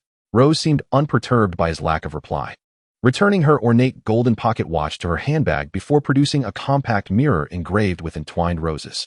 She examined her reflection, satisfied as she raised an eyebrow at her image. Snape observed this all, puzzled by whether their significant age difference was the reason. He could not fathom this girl's peculiar thought processes. He took a deep breath, exhaling forcefully. Ding! As the elevator chimed, the door indicator pointed to the 10th floor. The doors opened automatically, revealing a noticeably darker ambience compared to the 8th floor. Rose was uncertain if this eerie atmosphere was intentionally crafted by the Ministry to intimidate those awaiting judgment. However, Rose was unfazed by these matters. She boldly stepped inside, searching for the third courtroom. Upon pushing open the grand door, she discovered that they were, indeed, not the earliest arrivals. The entire courtroom resembled a colossal Roman amphitheater, with a vacant circular arena at its center, where a solitary restraint chair was positioned, facing numerous high-backed seats that ascended in tiers. This clearly designated the positions of the presiding judge and the jury. Behind the restraint chair lay the spectators' gallery, where witnesses, relatives, and even reporters or onlookers were arranged to sit. The entire space was exceedingly bright, the white lights almost blinding. Having just emerged from the dim corridor, Rose blinked in discomfort. Neither the jury nor the presiding judge had yet arrived, and Peter Pettigrew was not yet escorted in by the Aurors. The individuals seated in the audience were strangers to Rose. She tilted her head to observe Snape, noting his lack of intention to engage in pleasantries with anyone, and thus she took a seat beside him. They were not kept waiting long. During their brief respite, more individuals arrived, gradually filling the seats. At the very moment the hands of Rose's pocket watch pointed to 10 o'clock, a short, stout man with a balding head was ushered into the courtroom, flanked by two robust wizards, and restrained in the chair. Oh, he appeared considerably less corpulent now. Whether it was from hunger or fear, Pettigrew looked exceedingly haggard. His once plump cheeks, nurtured by the Weasley family, were now sunken and sagging, making him appear considerably older. It was hard to fathom that he had graduated in the same year as Snape. As the final individual, the accused Peter Pettigrew was brought to the defendant's stand. The atmosphere in the third courtroom grew increasingly heavy and oppressive. The charges against Peter Pettigrew included illegal and animagus transformation, involvement with the Death Eaters leading to the demise of the Potters, and the use of a curse to kill 13 Muggles. The trial was now commencing. The presiding judge today was Amelia Burns. Rose speculated that she could be a relative of that Miss Burns from Hufflepuff, as they not only shared a surname, but bore a striking resemblance. It must be said, the wizarding world in Britain is indeed quite small. Judge Burns sat upright, while the 50 members of the Wizengamot behind her wore solemn expressions, their gazes fixed intently on the center where Peter Pettigrew sat. Rose immediately spotted Professor Dumbledore, the chief of the Wizengamot, seated in the most prominent position, his long silver beard cascading down to his chest. The pivotal witness, Professor Minerva McGonagall, head of Gryffindor House at Hogwarts, was called to testify, confirming whether the man seated was indeed her former student, Peter Pettigrew. Yes, I am certain, Your Honor. Judge Amelia Burns, with her piercing gaze and incisive questioning, relentlessly posed crucial inquiries. Rose also provided vital testimony regarding the truth of the case. Peter Pettigrew, do you acknowledge the charges against you? Pettigrew began to stammer, attempting to wriggle out of his predicament, but the Ministry of Magic was evidently well prepared. They had summoned the potion master Severus Snape, recommended by the Potion Association, to administer a truth serum. Once a vial containing a bright yellow liquid was handed to two senior members of the Potion Association to confirm its authenticity, an Auror stepped forward to receive the potion, using magic to vaporize it into an orange gas, which was then administered into Pettigrew's body via the bubblehead charm. Pettigrew's beady eyes darted in panic, filled with terror. He was clueless as to the nature of the potion, but he suspected it was far more potent than a truth serum. As Snape glared at him with a cold smile, his eyes brimming with hatred. Had it not been for the public nature of the courtroom, Pettigrew was certain that Snape would not hesitate to draw his wand and end his life in that very moment. Chapter 44, The Trial 2. As the orange gas relentlessly filled Pettigrew's lungs, the visible tension and panic on his face began to ease. Peter Pettigrew, do you acknowledge the charges against you? Burns reiterated in court. Yes, I did it, but I was coerced. Pettigrew's eyes began to well with tears as he sobbed. The Dark Lord, he is too powerful. I could not resist him. I would have died. At the moment Pettigrew spoke the truth, the courtroom buzzed with murmurs. Bang! Judge Burns struck her gavel once more, commanding silence. The previously cacophonous discussions came to an abrupt halt. Then, Pettigrew, do you admit to betraying the Potters? James had originally designated Sirius as their secret keeper, but Sirius ultimately decided to transfer the role to me. He convinced James that everyone would believe he was the secret keeper. and no one would suspect that the true secret keeper was I, the most inconspicuous one. Yet, the Potters were still murdered on Halloween night. Because the Dark Lord found me, I had no choice, Pettigrew wept in desperation. Judge Burns was reluctant to delve too deeply into matters concerning the Dark Lord. Even after years of his absence, fear of him still loomed large. Sirius Black is accused of blowing up 13 muggles in the street. Are you involved in this? It was Sirius who was pursuing me. I had no alternative but to use the explosion curse, severing one of my own fingers to make him believe I had perished as well. Pettigrew attempted to divert attention from his culpability, but the revelation of the truth still left all present in shock. Execute this villain. Traitor. Lackey. He deserves the Dementor's kiss. The clamor of curses rose in a tumultuous wave. Silence. Judge Burns was compelled to strike her gavel again to restore order. With a serious expression, Burns leaned slightly forward to receive suggestions from the members of the Wisingamot jury. Court is adjourned. The verdict will be announced at 2 o'clock this afternoon. Peter Pettigrew was restrained and, due to the effects of the potion, was led away, his body limp, flanked by 2 individuals. Others gradually rose from their seats, the surrounding discussions resuming fervently. Rose noted Snape's troubled countenance and understood. The one he cared for most had been killed by this foolish rat rather than Sirius Black. After all these years, he had harbored hatred for the wrong person. How could he not feel resentful? Rose glanced again at her watch. It was nearly noon. Professor, shall we find something to eat nearby? She suggested in a light tone. Snape seemed still lost in his thoughts and merely nodded absent-mindedly. As the golden sunlight once again bathed them, the winter wind caressed their cheeks. Snape was jolted from his reverie, only to realize he had unconsciously followed Rose out of the ministry and was now walking along an unfamiliar Muggle street. He suddenly felt a strange apprehension about trusting this girl without cause. He spoke up abruptly, his tone laced with self-mockery. Might I inquire where Miss Granger intends to take your professor? Rose, taken aback by Snape's sudden sarcasm, was puzzled but knew too well the temperament of this poor old professor. She innocently replied, to eat, of course. To eat? Snape scoffed, with all due respect. You do not even know where the entrance to the ministry lies. How would you know of any dining establishments nearby? At this, Rose exclaimed, before entering the ministry, I noticed signs pointing to Whitehall, so I sent a message to a Muggle friend I know, and she recommended several excellent restaurants. As she spoke, she held up the black slab that Snape had seen her carrying that morning, to assure Snape of her words. Rose opened the cover and retrieved the previous text from her messages. As the letters of the English language formed sentences upon the unfamiliar reflective square, Snape discerned unfamiliar names such as Brasserie Zettel and Classe Majori within. Indifferent to these strange Muggle establishments, he exhibited neither curiosity nor willingness to comprehend them.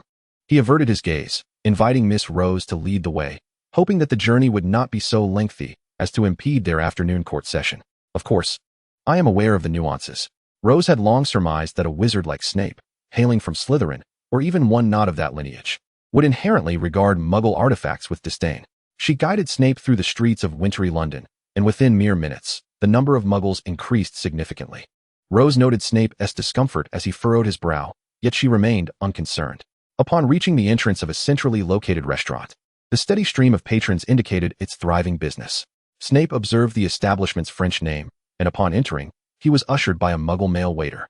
The restaurant boasted an unexpectedly lofty ceiling, adorned with a gold-accented white decor, exuding an air of opulence.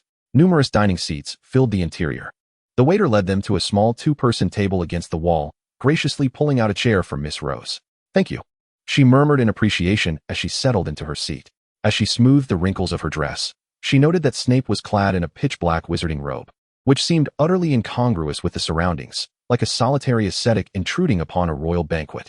The waiter, too, found the young lady's companion's distinctive attire curious. Yet years of service had ingrained in him the wisdom of remaining silent regarding customers' affairs. He presented the menu to the seated pair with an observant demeanor. Despite the restaurant's regally decorated ambience, the prices on the menu were surprisingly reasonable. I'll have the chef's recommendation for today along with chocolate mousse. And a glass of orange juice, please. Rose casually flipped through the menu before willingly relinquishing the choice to the establishment. In stark contrast, Snape, ever the formal gentleman, ordered a quiche Lorraine for his starter, followed by beef bourguignon as his main course, and creme caramel for dessert. Perhaps due to the impending afternoon trial, he opted against wine, requesting only a glass of peppermint water. Isn't it rather delightful here? Rose ventured, seeking to dispel any silence once the waiter departed. It feels as if we've been transported to 1930s Paris. Not entirely displeasing, he replied, knowing full well that Snape was a master at cooling the atmosphere. Oh, receiving a compliment from you is akin to pulling teeth, Rose feigned disappointment, pouting slightly, as she noticed a small glass vase on their table featuring a single red rose. She was astonished to find that it was, in fact, a double-headed rose, two blooms flourishing on a single stem. How rare, she murmured, her gaze fixed upon the exquisite flower. Snape raised an eyebrow in bemusement at her remark. Rare? I fail to see anything particularly noteworthy about this rose. It is a double-headed rose, Professor. Much like twins. No matter how similar they may appear, upon closer inspection, one can always discern their differences. They? He echoed, intrigued by her use of pronouns concerning the two roses. No. I was speaking about twins. Twins? Like the Weasley brothers? I doubt even Mrs. Weasley could distinguish between those two rascals, save for themselves. Ah, yes, except for themselves. This comment seemed to trigger a memory for Rose, prompting her to ask, Professor, if one day, an individual identical to me appeared before you, would you be able to discern the differences between us? Her inquiry appeared to pique Snape's interest. Someone identical to you? Are you suggesting you have a twin sister? What is her name? She is also named Rose, she replied, lowering her gaze and nervously fiddling with her nails, indicating her reluctance to elaborate further. I never knew parents would name a pair of twin sisters the same. Snape's tone was laden with implication, unless, of course, that is itself a poor fabrication. Well, although we share the same name, we do not share the same surname. Rose cautiously navigated the conversation, weighing her words. However, I have not seen her in quite some time. She feigned nonchalance, shrugging her shoulders to dismiss the previous topic. Let us not dwell on this. Look, our starters have arrived. The waiter carefully placed their drinks and starters before them, as both had opted for light meals. They were spared the elaborate 9-course affair typical of formal French dining. Rose's starter consisted of bacon-wrapped green beans. The dish was cold, which was the only aspect she found difficult to adapt to. Otherwise, it was quite satisfactory. The slightly salty flavor of the starter was to her liking. Throughout the meal, both maintained a comfortable silence. Snape, naturally reticent, saw no reason to engage in conversation unless prompted by Rose, who, while not having known him for long, had gleaned insights into his character. On the surface, she appeared to be a prim lady, yet beneath that facade lay a more relaxed disposition. Her simplicity was transparent. Yet he had little interest in probing deeper. The current dynamic sufficed. After enjoying a delightful French dish, when Rose retrieved her handbag to extract some pounds, she discovered that Snape had already summoned the waiter, not only covering the cost of dinner, but also generously tipping him 5%, advising him to keep the change. This genuinely astonished Rose. Once the waiter departed with the currency, she found Snape languidly seated across from her, sipping the peppermint water he had ordered. Is there a problem? Snape's low voice flowed like velvet into her ears. The sound jolted Rose from her reverie as she glanced at the pounds in her hand. I didn't realize you brought pounds, Professor. Shall I cover lunch, and we can split it? Split? Snape had never heard this term before. Yet he instantly deduced its meaning. Dumbledore's salary is sufficient to cover a meal. Keep it. I do not require it. Wow, I never would have guessed, Professor, that you possess such an old-fashioned demeanor. Rose felt emboldened to speak freely. I merely hadn't anticipated your adeptness with muggle tipping, she mused. After all, you are the head of Slytherin. Being the head of Slytherin does not imply I am a pure-blood ignorant of such matters, Snape retorted sharply. I am well aware of your mixed heritage, she replied, recognizing his disdain for his father's past. She had assumed that such resentment would extend to muggles. Yet during their lunch, he exhibited no hint of animosity towards them. Rather than harboring hatred for his past and father, it seemed he had chosen to disregard them entirely. As they stepped out into the chilly street, the biting wind compelled Rose to shiver involuntarily. She quickened her pace, eager to return to the Ministry of Magic, where the temperature was regulated by magic, offering warmth in winter and coolness in summer. Together, they silently retraced their steps back to the iconic red telephone booth. As the door of the telephone booth closed, Rose exhaled deeply. She glanced at Snape, who stood beside her with an air of calmness, and noted that he wore neither a thick coat nor any variation from his perennial white shirt paired with a black wizard's robe. How could he possibly remain so impervious to the cold? Aren't you cold, Professor? She couldn't help but voice her inner thoughts. Snape merely cast a cold glance her way and retorted, I never knew that the illustrious Miss Black could ponder like Miss Granger. Surely, lacking a wand does not preclude you from casting a warming charm? His words left Rose momentarily speechless, akin to a goose caught by the neck, as they struck at the heart of her insecurities. Yes, she was indeed a Muggle-born.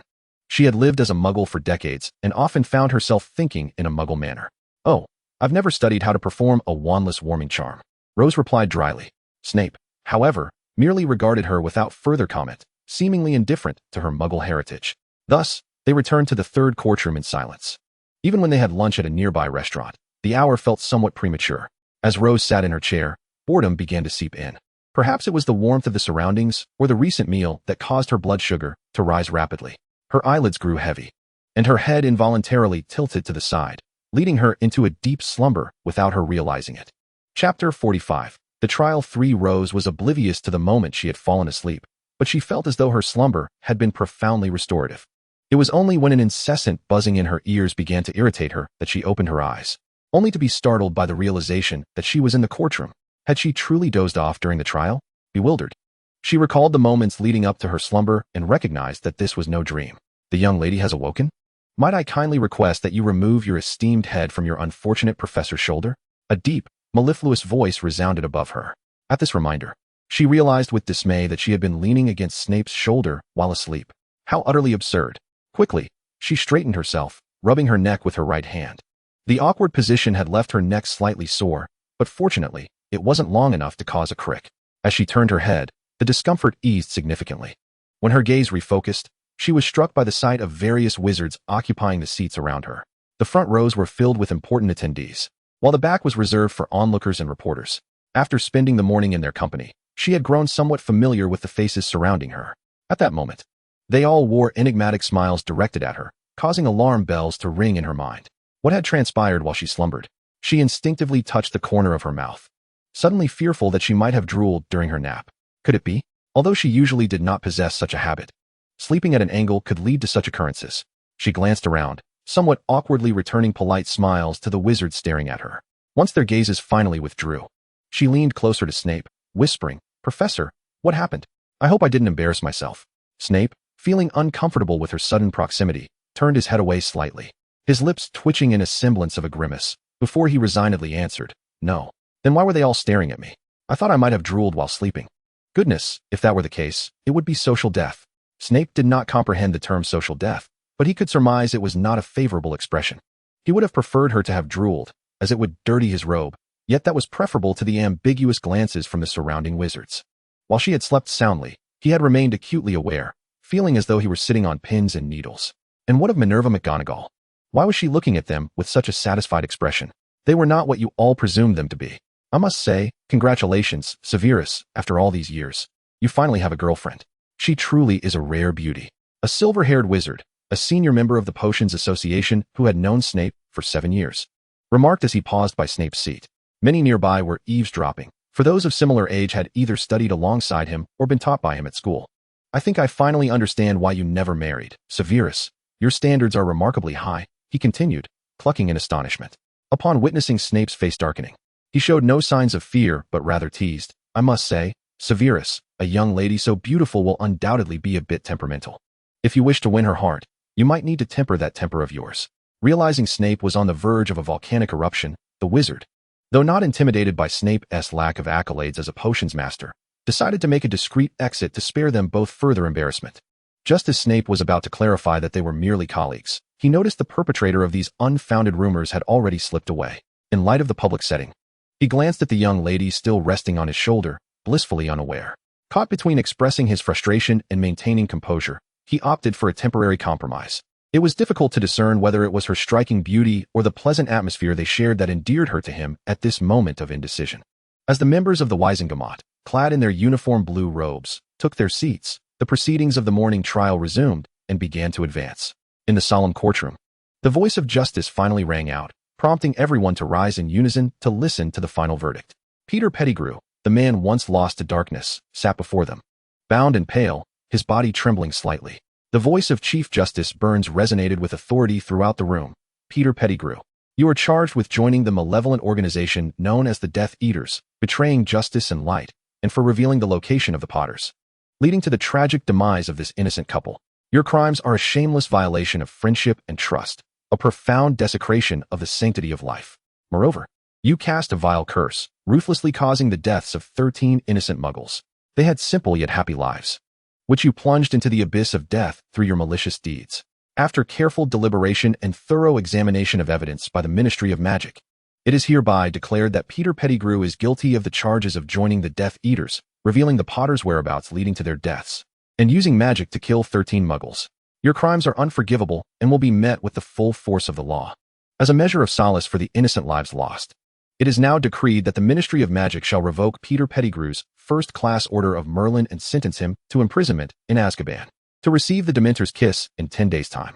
A profound silence enveloped the courtroom, broken only by the sound of Peter Pettigrew's desperate sobs, which did nothing to mitigate the weight of his numerous transgressions. At long last, delayed justice had been served, and he would pay a heavy price for his malevolence. The conclusion of Peter Pettigrew is indeed a fitting retribution.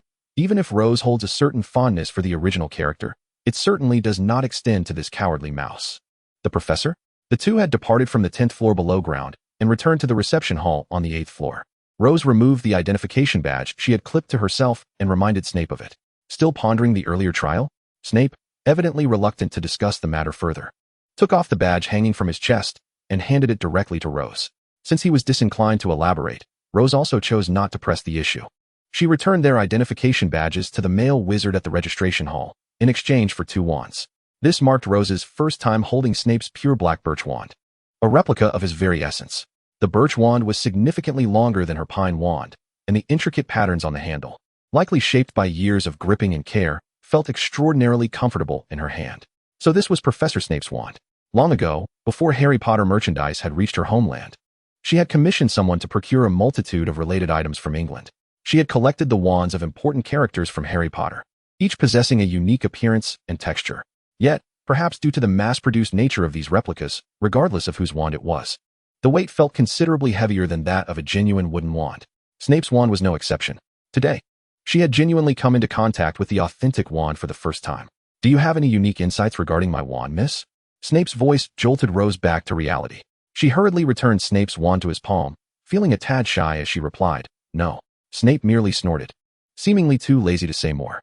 As Rose followed him, when they reached a row of fireplaces, she curiously inquired, "Professor, where are we?" "I assume, miss, you are not unfamiliar with fireplaces and flue powder?" Snape raised an eyebrow. "No, of course I am not.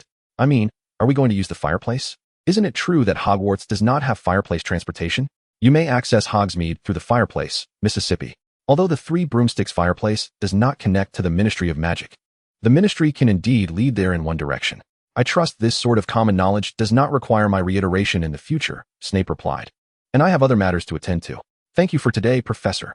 Rose observed as Snape deposited several sickles into the mouth of a golden toad positioned in an empty fireplace, subsequently dropping a handful of green powder. She recognized that it was flue powder. With a single step, Snape entered the fireplace, scattered the powder, and declared, "Diagon Alley." His entire being vanished in the ethereal green flames. It appeared that interacting with this professor was not as daunting as she had imagined. Was it? As Rose chaotically reflected on the events of the day, she too took some flue powder, stating, "Hogsmeade, 3 Broomsticks." A more detailed address could not hurt. After all, who knew if there was a second 3 Broomsticks in England? Upon emerging from the fireplace at the 3 Broomsticks, Rose did not linger but headed straight to Honeyduke's to purchase a selection of delicious candies, such as ice cream frogs, to replenish her dwindling stock. Since it was not Hogsmeade weekend, the wizards in the village were sparse. Although this was the only entirely wizarding village in all of Britain, the number of houses truly suitable for habitation was quite limited. Most of the buildings were shops constructed for the students of Hogwarts. The residences of wizards were scattered haphazardly. Much like their personalities, a leisurely stroll could take many minutes before encountering another wizard's home. Rose had no interest in this. After concluding her shopping at Honeyduke's, she began her walk towards Hogwarts. She had no desire to use a broomstick, nor to reveal her private transportation method. Thus, on this leisurely afternoon, as she strolled under the orange sunset in the brisk weather, it was not an unwelcome experience. After all, she finally remembered to cast a warming charm upon herself. Though she had been scolded for her unchangeable muggle thinking, the warming charm was undeniably effective, was it not? She considered herself receptive to advice. The adage that harsh truths are often unwelcome was one she understood well. As Rose meandered back to Hogwarts, she happened to spot Snape emerging from the adjacent edge. She glanced up at the sky and realized that dusk had already fallen. "Good evening, Professor," she greeted him with a smile. Snape, carrying several bags wrapped in parchment, which she surmised contained potion ingredients or something similar, given that some exceedingly rare and valuable materials were indeed unsuitable for owl delivery. Snape frowned as he recognized Rose, discreetly calculating the time since he had left the Ministry of Magic. If this young lady had followed closely behind, she ought not to have arrived at the castle so late. "Once again, Mississippi, I never expected your pace to rival that of a Galapagos tortoise," Snape remarked with sarcasm. "Oh, really? Thank you. I stopped by Honeyduke's. Would you like some?" Rose offered. retrieving a handful of ice cream balls and licorice sticks from her bag to present to him. However, Snape did not engage with her offer, his gaze shifting from her hand to her face, which still bore remnants of her snack. Where you go is of no concern to me. Moreover, I am not praising you. There is no need for gratitude. It was a mystery how her mind functioned. But I recall that the Galapagos tortoise is the longest living land tortoise in the world, she mused, far outliving Professor Dumbledore. Of course, compared to Nicholas Flamel, he falls short. For only he can create the Philosopher's Stone, correct? Philosopher's Stone? Snape's demeanor shifted immediately upon hearing her mention the name. His vigilance heightened as he wondered what exactly she knew about the tasks Dumbledore had assigned to the professors. Was she indeed here for the Philosopher's Stone? Oh, just a few days ago, Harry and the others came to me inquiring about Nicholas Flamel, Rose blithely disclosed, seemingly oblivious to Snape's sudden alertness. Harry Potter? What the devil is that wretched Potter boy up to now? They found a newspaper at Hagrid's regarding the theft of Vault 713. Hermione has been poring over books in the library, and out of curiosity, I asked. Little did I know they were searching for Flamel, whose fame is derived from his Philosopher's Stone and his 600 years of life. Rose continued with a calm demeanor. Though I am unaware of their intentions in this matter, she shrugged nonchalantly. It pains me to see them floundering like headless flies amid those modern magical events. After saying this, Rose chuckled, finding the children's antics utterly endearing. However, Snape failed to comprehend her sense of humor, his brow furrowing deeper as he grit his teeth and spat out, "Damn Potter. Oh, here we go again, a natural nemesis." Fortunately, he remains unaware of his true name. Chapter 46, The Challenge. Diverting the Calamity, TSK, how effective. Utilizing Harry Potter when needed is the most effective tactic against Snape. For what he cares about most are potions and dark magic, with the most significant person being the savior. Truly a love-struck soul. Even Lily Evans' son has become the one with the greatest influence over him.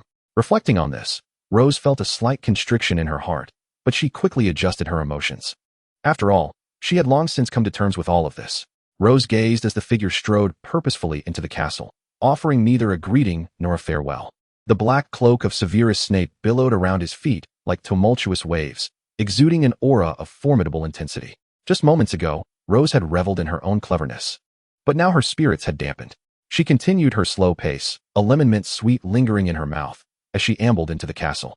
The news of Peter Pettigrew's trial graced the front page of the highest circulated publication at Hogwarts, the Daily Prophet, giving a headline to the once hidden, grotesque wizard masquerading as a rat. Perhaps this was the pinnacle of notoriety in his life. This morning, Rose, albeit rarely, found herself in the great hall for breakfast. As she perused the owl-delivered newspaper, a thought crossed her mind. In a small corner of the supplement, she stumbled upon news regarding Sirius Black, noting that he had received his release papers on the very day of Pettigrew's verdict. One could only speculate what sort of compensation the Ministry of Magic might afford this unfortunate fellow. However, within the Great Hall, Rose observed only Hermione and Ron dining, leading her to ponder whether Harry had already been taken by Dumbledore to reunite with his godfather. Her gaze lingered on the headmaster's seat, lost in thought. Although today was Saturday, Dumbledore was unlike her. He consistently arrived punctually for meals. She wondered if his predictable routine was intentional. As this notion crossed her mind, she recalled her current superior, whose presence had been notably absent since the previous evening. A sense of foreboding began to creep in. Could it be that Quirrell was acting recklessly? Indeed, even Rose could surmise that this period marked one of Dumbledore's busiest times. Since yesterday, apart from at the ministry, she had not seen the headmaster within the castle. This led her to recall Quirrell's increasingly peculiar garlic scent, and a sudden thought flashed in her mind. Could her interference have thwarted Quirrell and the Dark Lord from obtaining unicorn blood for their survival, pushing them to a desperate brink? If one were to consider timing, it indeed seemed a rare opportunity, should their situation be as dire as she feared. Realizing the gravity of the situation, Rose acknowledged her responsibility in this matter. Due to her meddling, she was uncertain whether Dumbledore's plans still aligned with the original narrative, but regardless, this could not serve as an impetus for Quirrell and the Dark Lord to acquire the Philosopher's Stone. Rising from the staff table with a serious demeanor, she noticed Hermione, who had intended to speak with her after breakfast, hesitated upon witnessing Rose's sudden change in expression and promptly left, pulling Ron along with her. It seemed best to wait for another time. Rose hurried to Quirrell's office door, tentatively knocking. Moments passed in silence, and her heart sank slowly. The excuse of the essay she held in her hand now seemed futile. She closed her eyes, her expression darkening. She was not afraid of the traps set by Dumbledore and his allies. Even if faced with the currently weakened Dark Lord, none of it fazed her. Yet, she was reluctant to reveal her hand too soon. If she confronted Quirrell on the 4th floor now, she would undoubtedly be placed on Dumbledore's watch list. She clicked her tongue softly. Such a course of action could jeopardize her very presence at Hogwarts come the next term, significantly impairing her ability to monitor the situation. This would be a last resort. Nevertheless, even if forced into such a position, she could not allow the Dark Lord to obtain the Philosopher's Stone. In a moment of resolve, Rose turned to leave Quirrell's office door. Just then, she spotted Snape approaching. What was he doing here? Good morning, Professor, Rose ventured cautiously. Snape, clearly taken aback by the encounter, replied, Miss Black, how rare to see you here so early. I am looking for Professor Quirrell. I need to submit some upper-year essays to him. She gestured nonchalantly to the stack of papers in her hand. Seemingly unaware of how Rose and Quirrell managed the defense against the dark arts course, Snape had assigned her potion essays to review before returning them for his approval, thus harboring no suspicion. However, it appeared that Quirrell was absent from his office. Rose deftly redirected the conversation toward Quirrell, wondering if Snape had come for surveillance purposes. I intended to hand these to him during breakfast, but he was nowhere to be seen, she mused, furrowing her brow in confusion. Perhaps he has gone to find Hagrid. After all, it is a rare weekend, she suggested lightly. Hagrid? Snape frowned at the mention. I was unaware that Quirrell had any acquaintance with that giant. Professor Quirrell has long harbored an interest in dark creatures, and Hagrid possesses considerable knowledge in that area, Rose shrugged. After all, he is the defense against the dark arts professor, is he not? Just the other day, I had the fortune of attending an afternoon tea with Hagrid, who recounted a rather amusing encounter at a pub with a wizard fascinated by Cerberus. They had quite the enjoyable discussion. He even won a dragon egg from that stranger. Realizing she had nearly divulged a secret, Rose quickly silenced herself, offering Snape a discreet smile. Snape, however, was more intrigued by the mention of the three-headed dog than any potential dragon egg. A Cerberus? He scoffed incredulously. If what you say is true, that fool. Discussing such matters with a stranger in a tavern. Seeing Snape's sudden fury, Rose felt a stroke of good fortune, just as she faced the prospect of exposure. A savior had appeared to rescue her from her predicament. Suddenly, Snape turned and strode away, prompting Rose to hasten her steps. Professor, where are you going? Snape halted, casting a scrutinizing glance at her. Bewildered by his gaze, Rose touched her face. Is there something on my face? Ignoring her question, Snape simply commanded, follow me. Could it be? Was she about to embark on a venture with Snape to confront the Dark Lord? Chapter 47. The challenge begins. Rose trotted along, closely trailing Snape as they ascended to the fourth-floor corridor, where she could now ascertain that their destination was indeed the forbidden area. Professor, Dumbledore has expressly forbidden entry here. Rose cautioned delicately. Snape, striding ahead, abruptly turned at her words. Had she not reacted swiftly, she would have collided with him. The memory of their earlier encounter at the Ministry flashed in her mind, and a phantom pain lingered in her nose. Miss Black, you shall halt here. I will proceed alone, Snape stated smoothly, regarding her stature, which fell short of his by a considerable margin. Since you, Professor, do not mind this prohibition. I have no objections, Rose retorted. Snape merely smirked slightly, choosing to remain silent. He opened the large door at the corridor's bend, the creaking sound echoing ominously. Instantly, Rose was enveloped by a pungent aroma, reminiscent of wild beasts from a zoo. A massive, three-headed black dog occupied the entirety of the room, a harp positioned before it, serenely playing a gentle melody. The trapdoor, which it was meant to guard, was conspicuously ajar, yet the creature known as the Cerberus, the Hound of Hell, continued to slumber peacefully. Was this truly the sentinel prepared by Dumbledore for the Philosopher's Stone? It felt like a child's play, having witnessed much of the world. Rose sighed helplessly within. As they approached the still sleeping giant dog, its warm breath wafted a foul odor towards them. Ugh! Rose quickly covered her mouth and nose to stave off the urge to regurgitate her recently consumed breakfast. However, Severus Snape, who was ahead, evidently caught wind of her disturbance. He turned his head sharply, glaring at her with piercing eyes. Yet, given the current situation, he refrained from verbal mockery, merely using his gaze to warn her against causing trouble. The two of them cautiously descended the staircase concealed beneath the trapdoor. To her surprise, there indeed was a staircase. She could only wonder how Professor Snape had summoned it. She recalled from the film that the trio, unable to find the staircase, had simply jumped down, landing in the devil's snare.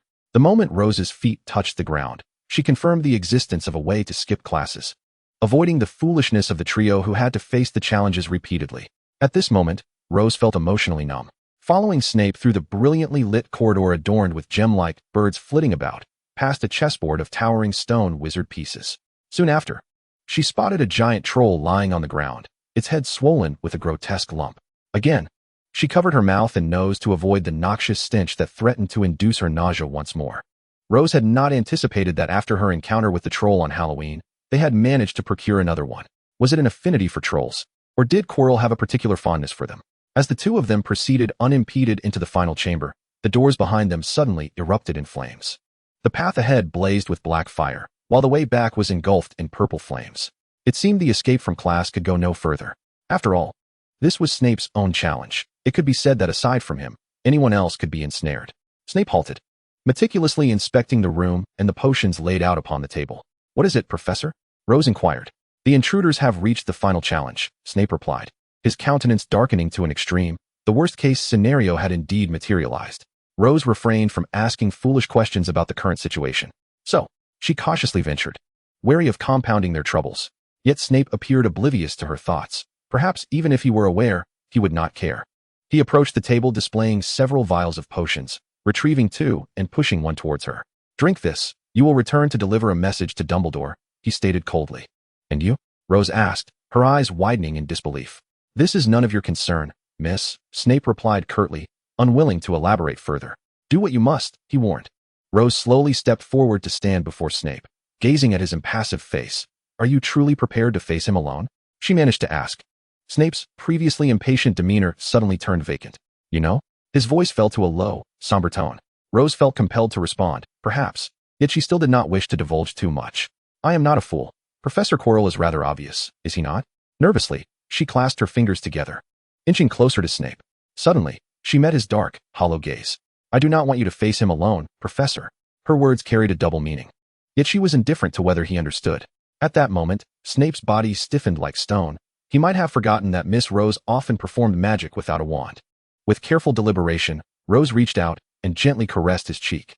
She smiled softly. "Wish me luck, Professor." In an instant, a frigid spell enveloped Snape, leaving him to feel a bone-chilling cold. This was yet another silent, wandless spell, akin to the petrification curse. Indeed, quite formidable, hidden so deeply. Snape's suppressed anger began to simmer within him. Under the weight of Snape's furious gaze, Rose seized the dark potion from his hand, uncorking it and consuming its contents in one swift motion. The icy sensation instantly coursed through her body, causing her to shudder involuntarily. Without hesitation, she stepped into the black flames, completely disregarding the searing gaze that followed her, almost capable of burning her. As the black flames licked her form, Rose felt nothing, truly. She was the youngest master of potions, and she marveled internally, acknowledging that even with her system's enhancement, she could not conjure such genius-inspired creativity. "You have arrived." It was Quirrell, and Rose was not at all surprised to find him upon entering the room. In the vast, empty space, only a brass Aries mirror stood at the center, with Quirrell, wrapped in a massive scarf, standing before it. "Professor Quirrell," Rose replied flatly. "I did not expect it to be you, Rose." Quirrell responded unusually, his stutter gone, and his usual timidity replaced. Clad in his customary wizard's robe, he appeared entirely different from the Quirrell they encountered in class. Perhaps this was his true self. "So, you truly serve that one?" Although Rose knew this question was futile, she still posed it. Quirrell's expression turned icy as he fixed his gaze on her, remaining silent in response to her inquiry. Instead, he taunted, "Has Snape not accompanied you? Is he hiding behind a woman?" Rose inhaled deeply, reminding herself to remain calm. "This is none of your concern, Professor Quirrell." She noted the stiffness in her own voice as she crossed her wand over her chest. "You do not wish to aim your wand at me, do you, Rose?" Quirrell observed that although she had entered with her wand drawn, the tip of her wand did not point towards him, igniting a flicker of hope within him. "Join us, and you will gain unimaginable power." Quirrell's voice dripped with temptation. "Is this truly the reason you have allied with them, Professor Quirrell?" Rose countered, skepticism lacing her tone. However, Quirrell evaded the question. "The master greatly appreciates your talents, Rose. I shall never refer to another as master, Professor Quirrell. That is where our paths diverge." Rose's voice grew colder, her disdain for subjugating herself to another palpable. "So, you are refusing me?" Quirrell's expression twisted into a snarl, unexpectedly casting a silent spell that knocked Rose's wand from her grasp. He advanced towards her, his wand pointed at her chin. Rose had no choice but to slightly turn her head to avoid direct contact with his wand. Out of the corner of her eye, she caught sight of her fallen wand, yet her heart remained unfazed. "Why, Rose?" As Quirrell pressed closer, she found herself holding her breath, unable to endure the peculiar stench of garlic emanating from him. Seeing her struggle to turn away from his breath, Quirrell felt a deep insult, his fury boiling over. "You look down on me just like they do you not?" He pressed his wand against her cheek, forcing her fair skin to indent under the pressure. "I assure you, I do not look down on you." she replied sincerely, though she could not fathom Quirrell's choices or this bizarre odor. You claim you cannot bear to grovel at the feet of others, addressing them as master. Is Severus Snape not one of those? Quirrell's bloodshot eyes glared at her with a ferocity that suggested he wished to devour her whole. Suddenly, he tenderly stroked Rose's sleek black hair and spoke slowly. Indeed, indeed. Perhaps you are unaware that your potions professor, the head of Slytherin House, Severus Snape, is also a Death Eater. He has once knelt at the feet of the Dark Lord, kissing the hem of his robes and referring to him as master. I know, Rose replied calmly, leaving Quirrell incredulous. You know? He erupted in a roar. You just stated you could not tolerate such a thing, yet you readily accept Snape.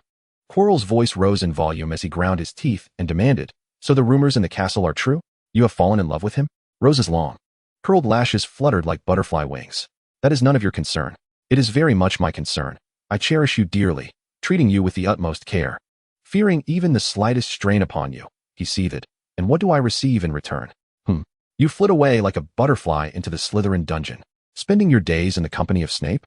Quirrell's relentless interrogation forced Rose to retreat step by step until her back pressed against the cold wall. It is merely work. Work? Do not feign innocence, Rose. Dumbledore has not granted you a single canute more. Snape holds a unique place in your heart. What makes him so special? Speak.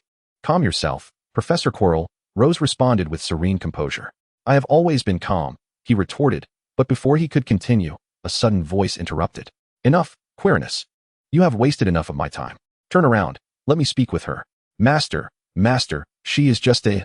Quirrell trembled at the unexpected voice, instantly reverting to the timid demeanor he had displayed before others. Do not make me repeat myself. Why yes, master, Quirrell stammered as he turned, presenting the back of his head to Rose, seemingly unconcerned about her escaping his control. A series of dark scarves unraveled, revealing the top of Quirrell's head to the air. Yet, a horrific visage, like a statue, grew from the back of his skull. Any student unfortunate enough to witness this scene within the castle would surely scream in terror. Fortunately, only Rose and Quirrell occupied the space at that moment.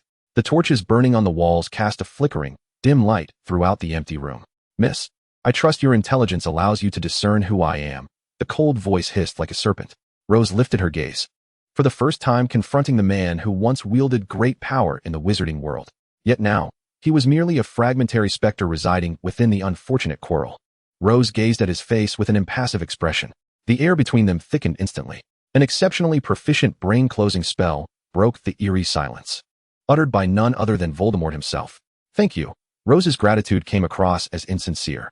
However, Voldemort paid no heed to her rudeness, merely commanding, let her gaze upon that mirror, Quirinus. Yes, master. Quirrell turned, his eyes lowered, no longer meeting Rose's face. He pointed his wand at her once more, this time refraining from the previously ambiguous dialogue. Did you hear me? Approach the mirror, Rose.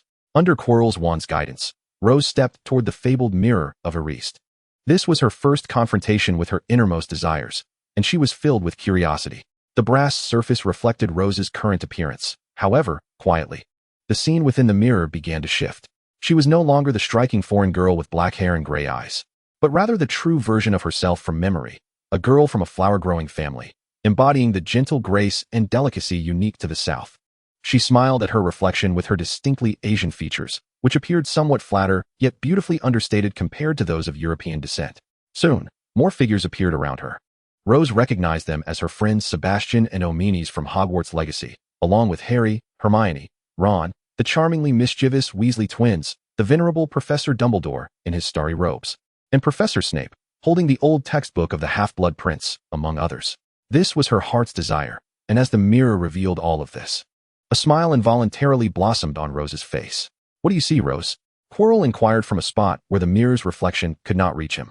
I see everyone standing beside me, looking very happy, Rose replied, her voice light and unreserved. Regrettably, she has not discovered anything, master. No, let her continue. Voldemort disregarded Quirrell's subtle plea. In the mirror, Rose beheld another former self, winking playfully at her amidst the joyful crowd surrounding her. Then, she extended her right hand, palm clasping a blood-red, translucent gem, signaling Rose to place it in the right pocket of her wizarding robes. Simultaneously, Rose felt a sudden weight in her right pocket and couldn't help but smirk in resignation. Have you discovered anything, miss? As Voldemort's cold voice resonated, the scene within the mirror of Erist vanished in an instant. Rose turned to face Quirrell, who stood a short distance away, continuously monitoring her. Perhaps due to the fact that Rose was currently unarmed, he appeared to lack any sense of vigilance. Regrettably, sir, I have not discovered anything. Rose's calm voice echoed clearly in the empty room. She lies. Voldemort commanded impatiently. Seize her, Quirinus. Why yes, master. Just as Quirrell prepared to cast a spell on Rose, the red light flickering to life, Rose nimbly dodged, swiftly vacating her previous position, causing Quirrell's curse to strike only the wall behind her. Fool! Capture her! Voldemort bellowed with fury. Yet, as Quirrell turned to cast another spell, Rose's wand had already returned to her grasp. You have mastered silent, wandless magic, Quirrell exclaimed in astonishment. Regrettably, I must employ this technique against you, Professor Quirrell. Rose's voice bore no trace of remorse. Quirrell's formerly timid demeanor morphed into one of wild desperation. In that case, bone-crushing agony. A wicked red light shot forth from Quirrell's wand, this time unleashing the most malevolent dark magic. Yet, alas, Miss Rose, the assistant professor of defense against the dark arts, was no less formidable. Protego. The red light collided with her transparent magical shield, dissipating instantly. I have always underestimated you. Rose. Red veins crept into Quirrell's wide eyes, suggesting his body could not endure much longer under his master's possession. Hand over the Philosopher's Stone, and the master will show you mercy. Thank you, but I do not require it. Do not be foolish. Excruciating torment. Regrettably, I have no inclination towards alcohol. This time, Rose refrained from utilizing the armor of the Helm of Invincibility. Instead, a faint silver luminescence, visible solely to her, blossomed at the tip of her wand. The malevolent crimson light surged towards her, yet Rose's silvery magic intercepted it. In Chilo's gaze, it appeared as though the scene had momentarily stuttered, the red light pausing instantaneously before rapidly rebounding along the path of the spell. In the blink of an eye, it struck Chilo, who stood with widened eyes, incredulous. No. By the time he comprehended the situation, it was already too late. His body was incapable of responding. He could only watch helplessly as the curse he had unleashed collided with something before rebounding, akin to a red comet retracing its path. The piercing agony struck him, sending him crashing to the ground, his entire body convulsing involuntarily, contorted in agony as he rolled about. Poor master, compelled to share in his plight, now engulfed in the dust upon the ground. What sorcery is this? His master spoke, even as he lay sprawled on the floor like a wretched dog. It seems you remain oblivious, Mr. Voldemort. What a pity. Truly unfortunate that you lack such talent. Much like magic to a muggle, it is both pitiable and helpless. With a sigh, Rose shook her head, slowly approaching Chilo, who lay weakly on the floor, gasping from the immense pain. The Cruciatus curse indeed lives up to its name. Proving to be formidable, she crouched down, observing the prominent veins on Chilo's forehead, swollen from agony, beads of sweat mingling with the dust, rendering his head a dismal gray. Thank you, Professor Chilo, for personally demonstrating the Cruciatus curse and kindly showcasing the effects of the malevolent spell. Rose's tone was frigid, a stark contrast to her usual demeanor. Get up, you worthless wretch. Yet Voldemort, parasitically inhabiting another's body, could only roar in fury. Rose chuckled lightly, finding it rather tedious. I no longer wish to indulge your antics. She lazily pointed her wand at Chilo, still sprawled on the ground, his face a mess of tears and snot from the Cruciatus curse. So it was you. The Forbidden Forest. Suddenly, Rose sensed a subtle disturbance in the air. Her expression shifting, she could not allow others to discover the connection between the enigmatic wizard of the Forbidden Forest and herself. A spell interrupted the words Voldemort was about to utter. Exorcism charm. A blinding pure white light surged forth from the tip of Rose's wand like a roaring tide, the sacred power instantly filling the entire room. When Professor Dumbledore arrived, accompanied by Harry Potter, transported by the power of the Phoenix, they were immediately enveloped by this overwhelming purifying magic. Two distinctly different screams and roars erupted simultaneously in response to the wave of purifying magic. Upon hearing Harry's agonized cry, Dumbledore, disregarding all else, swiftly turned to assess his condition, only to find Harry unconscious, clutching his forehead where the lightning scar throbbed painfully. Harry! Perhaps the shock was too intense, as Harry suddenly succumbed to the overwhelming pain, collapsing to the ground, devoid of consciousness. Meanwhile, the source of the other roar, under Dumbledore's astonished gaze, billowed forth from Chilo's prostrate form, a dense black mist swirling ominously. He seemed weakened by the recent surge of purifying power. Ignoring the now-present Dumbledore and his marked nemesis, Harry Potter, he fled towards the door, bellowing, I will kill you. The entirety of the spacious room echoed with his most venomous curse. Alas, to Rose, that proclamation sounded as unconvincing as the famous line from Pokémon, uttered by Musashi and Kojiro, we shall return. Rose pursed her lips, feigning surprise at Dumbledore and Harry's arrival, exclaiming, "Professor Dumbledore." She noticed Harry, now cradled in the elder's arms. "Harry, what has happened to him?" "It must be due to the scar left by Voldemort upon his forehead." Dumbledore's right hand gently brushed Harry's forehead, where stray hairs concealed the lightning scar, and he could distinctly feel the scar's appearance had dulled significantly compared to before. "The scar?" Rose, somewhat flustered, anxiously clutched her robe with the hand that held no wand. "I'm so sorry. Perhaps it was my magic just now." I hadn't anticipated Rose's anxious voice was interrupted by Dumbledore raising a hand in a gesture to halt her. His pale blue eyes sparkled behind the half-moon glasses. "No. I believe we should perhaps be grateful for this magic. It seems to have liberated Harry from the Dark Lord's mark." Dumbledore spoke vaguely regarding Harry's lightning scar. "Is that so? That is good. It seems I can finally set down my last burdens." Rose's expression visibly relaxed before she suddenly felt faint and began to fall backward. But at that moment, a shadowy figure rushed forth, catching her before she could collapse to the ground beside Chilo. Chapter 50, Conversation. When Rose awakened once more, she beheld the pristine white walls illuminated by a soft, amber glow, casting a cascade of exquisite light patterns. She blinked her sore eyes, feeling an unsettling sense of unfamiliarity in this strange environment.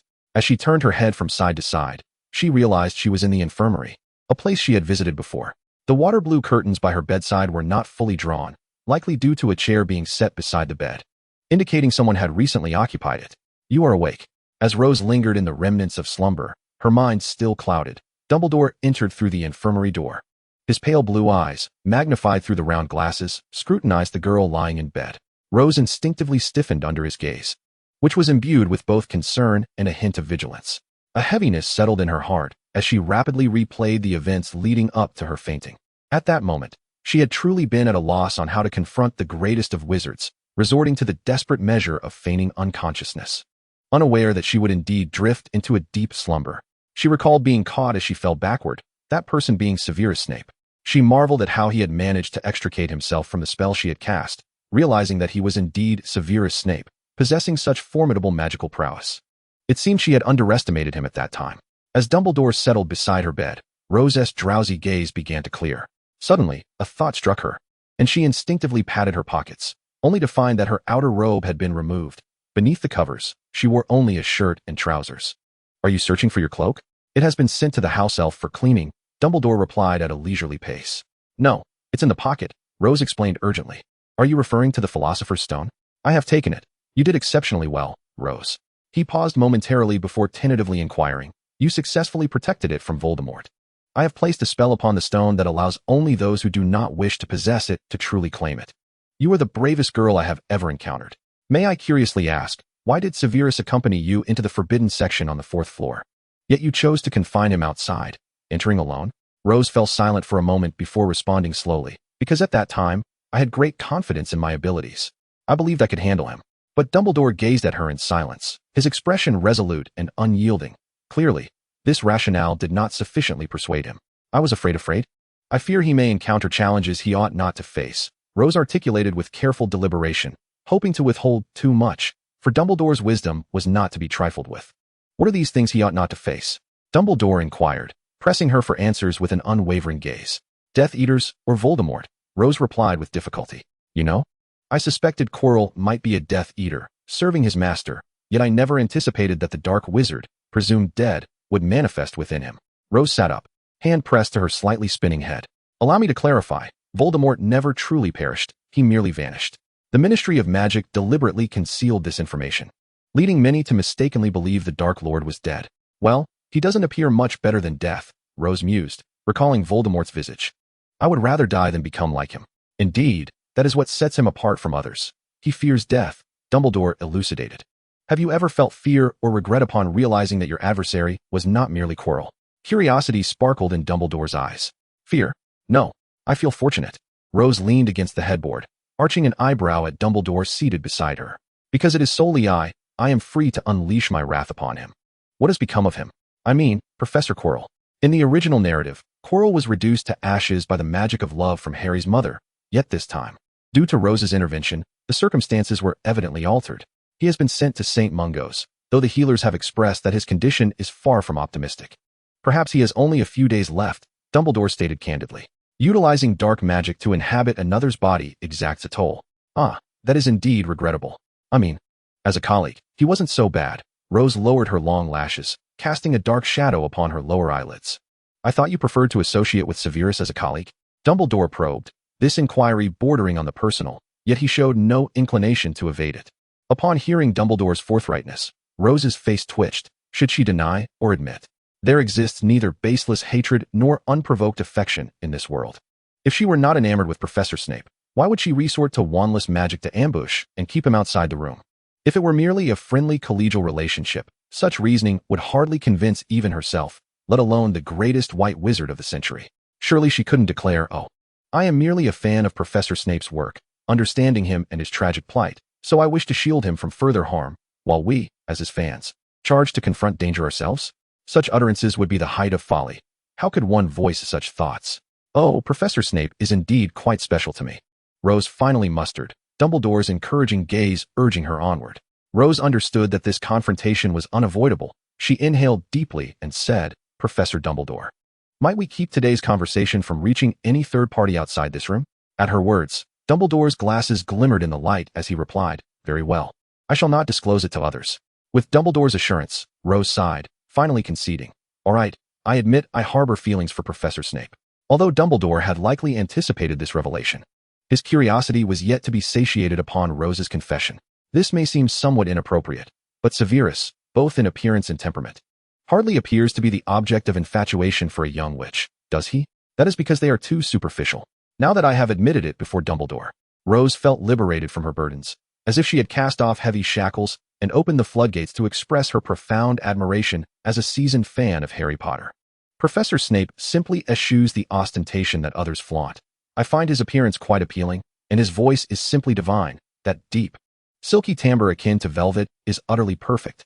The way Alan Rickman recites Shakespeare's sonnets and Thomas Hardy's Return of the Native has always been my auditory delight, she thought. How fortunate to hear that same voice every day. As a fan, how could one be happier? Of course, I have always known that the professor is not without flaws. Rose noted Dumbledore's gaze. He regarded her as one might observe an infatuated young girl besotted with an older man, bearing a rational disapproval. Vileness and greatness, malice and kindness, hatred and love can coexist within the same heart. She turned to gauge Dumbledore's expression, discovering his eyes wide with astonishment yet devoid of reprimand, glimmering with a mysterious light, causing her cheeks to flush a delicate pink as she succinctly summarized. In short, he is quite charismatic. I had presumed Severus was considerably older than you, Rose. Yet she waved a dismissive hand, nonchalantly stating, only a decade or so. Professor Snape is merely 31. Even at 61, Alan Rickman captivated countless female audiences in his 50s. Moreover, age can often signify a wealth of experience and wisdom, no? I believe I understand. This is the most moving confession I have heard to date, Dumbledore pondered. I think Severus would be pleased to know a beautiful, remarkable young lady harbors affection for him. However, upon hearing Dumbledore's suggestion, Rose immediately objected. No. Do not let him know. I mean, do not let Professor Snape know of my feelings for him. If he were to find out, he would surely cast me aside. And where would I find another voice akin to Alan Rickman's to soothe my ears? She thought, though she refrained from vocalizing it. Professor Dumbledore, affection is a deeply personal matter. She gazed earnestly into Dumbledore's eyes, imploring him to grasp her sincerity. I believe Professor Snape would not reciprocate, therefore, it is best he remains unaware of my feelings. Why burden him further? With that, she purposefully lowered her gaze in feigned despondency, lifting a hand to adjust her ebony locks, seeking to mask her authentic emotions. That is indeed a pity, but Dumbledore seemed poised to say more, only to be interrupted by Rose. I know the professor has long held affections for someone. The more genuine the feelings, the more one cherishes them. Let this be as it is. I am content with it as it stands. You know he wants.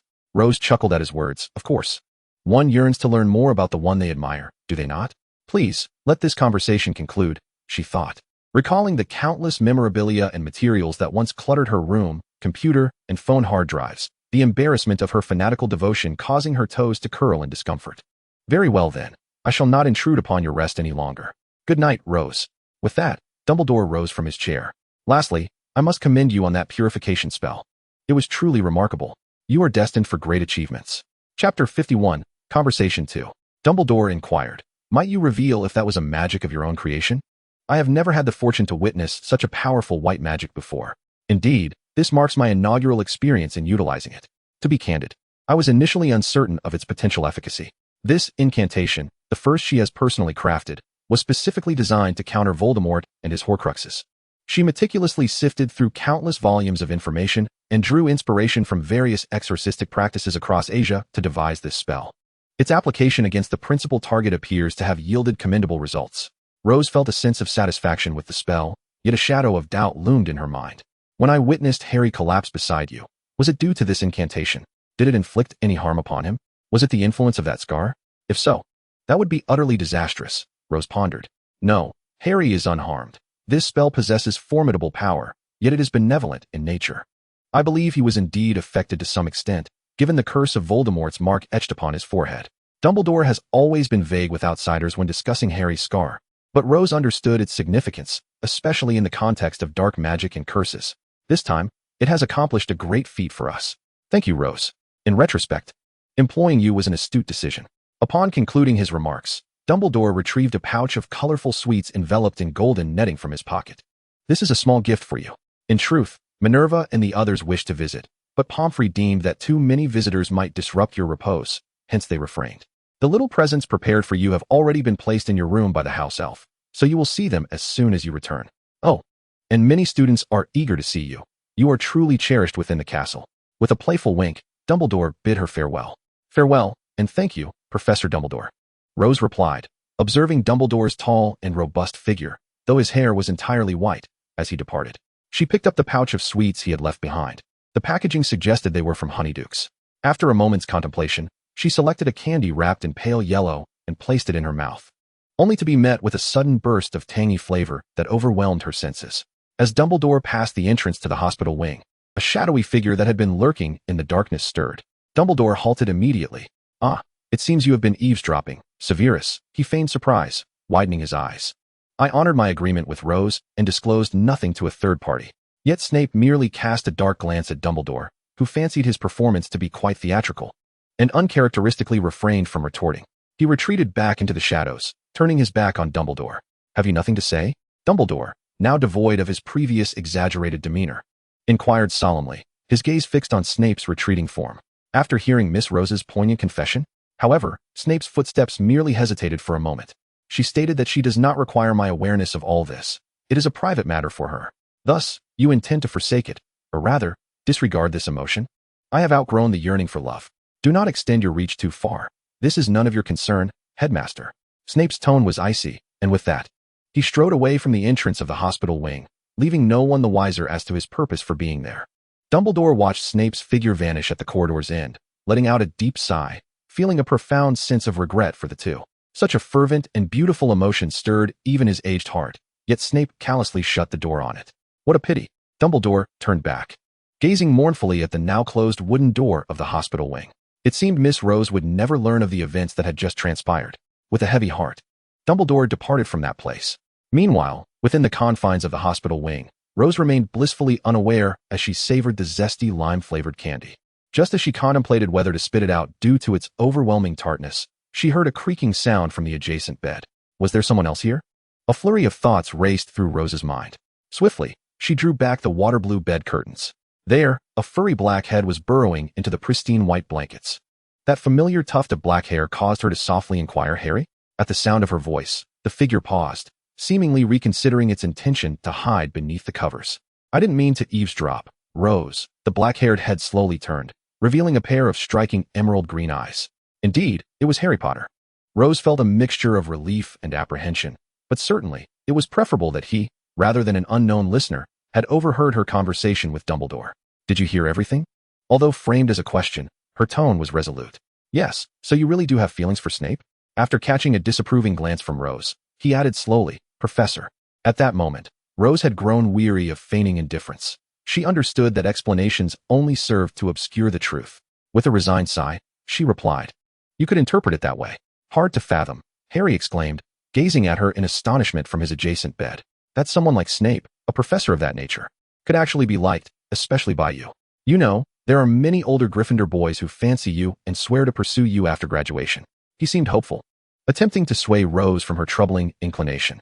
Yet Rose merely sighed. Let us not discuss this any further, shall we, Harry? Can you keep this a secret for me? Of course. I will safeguard your secret.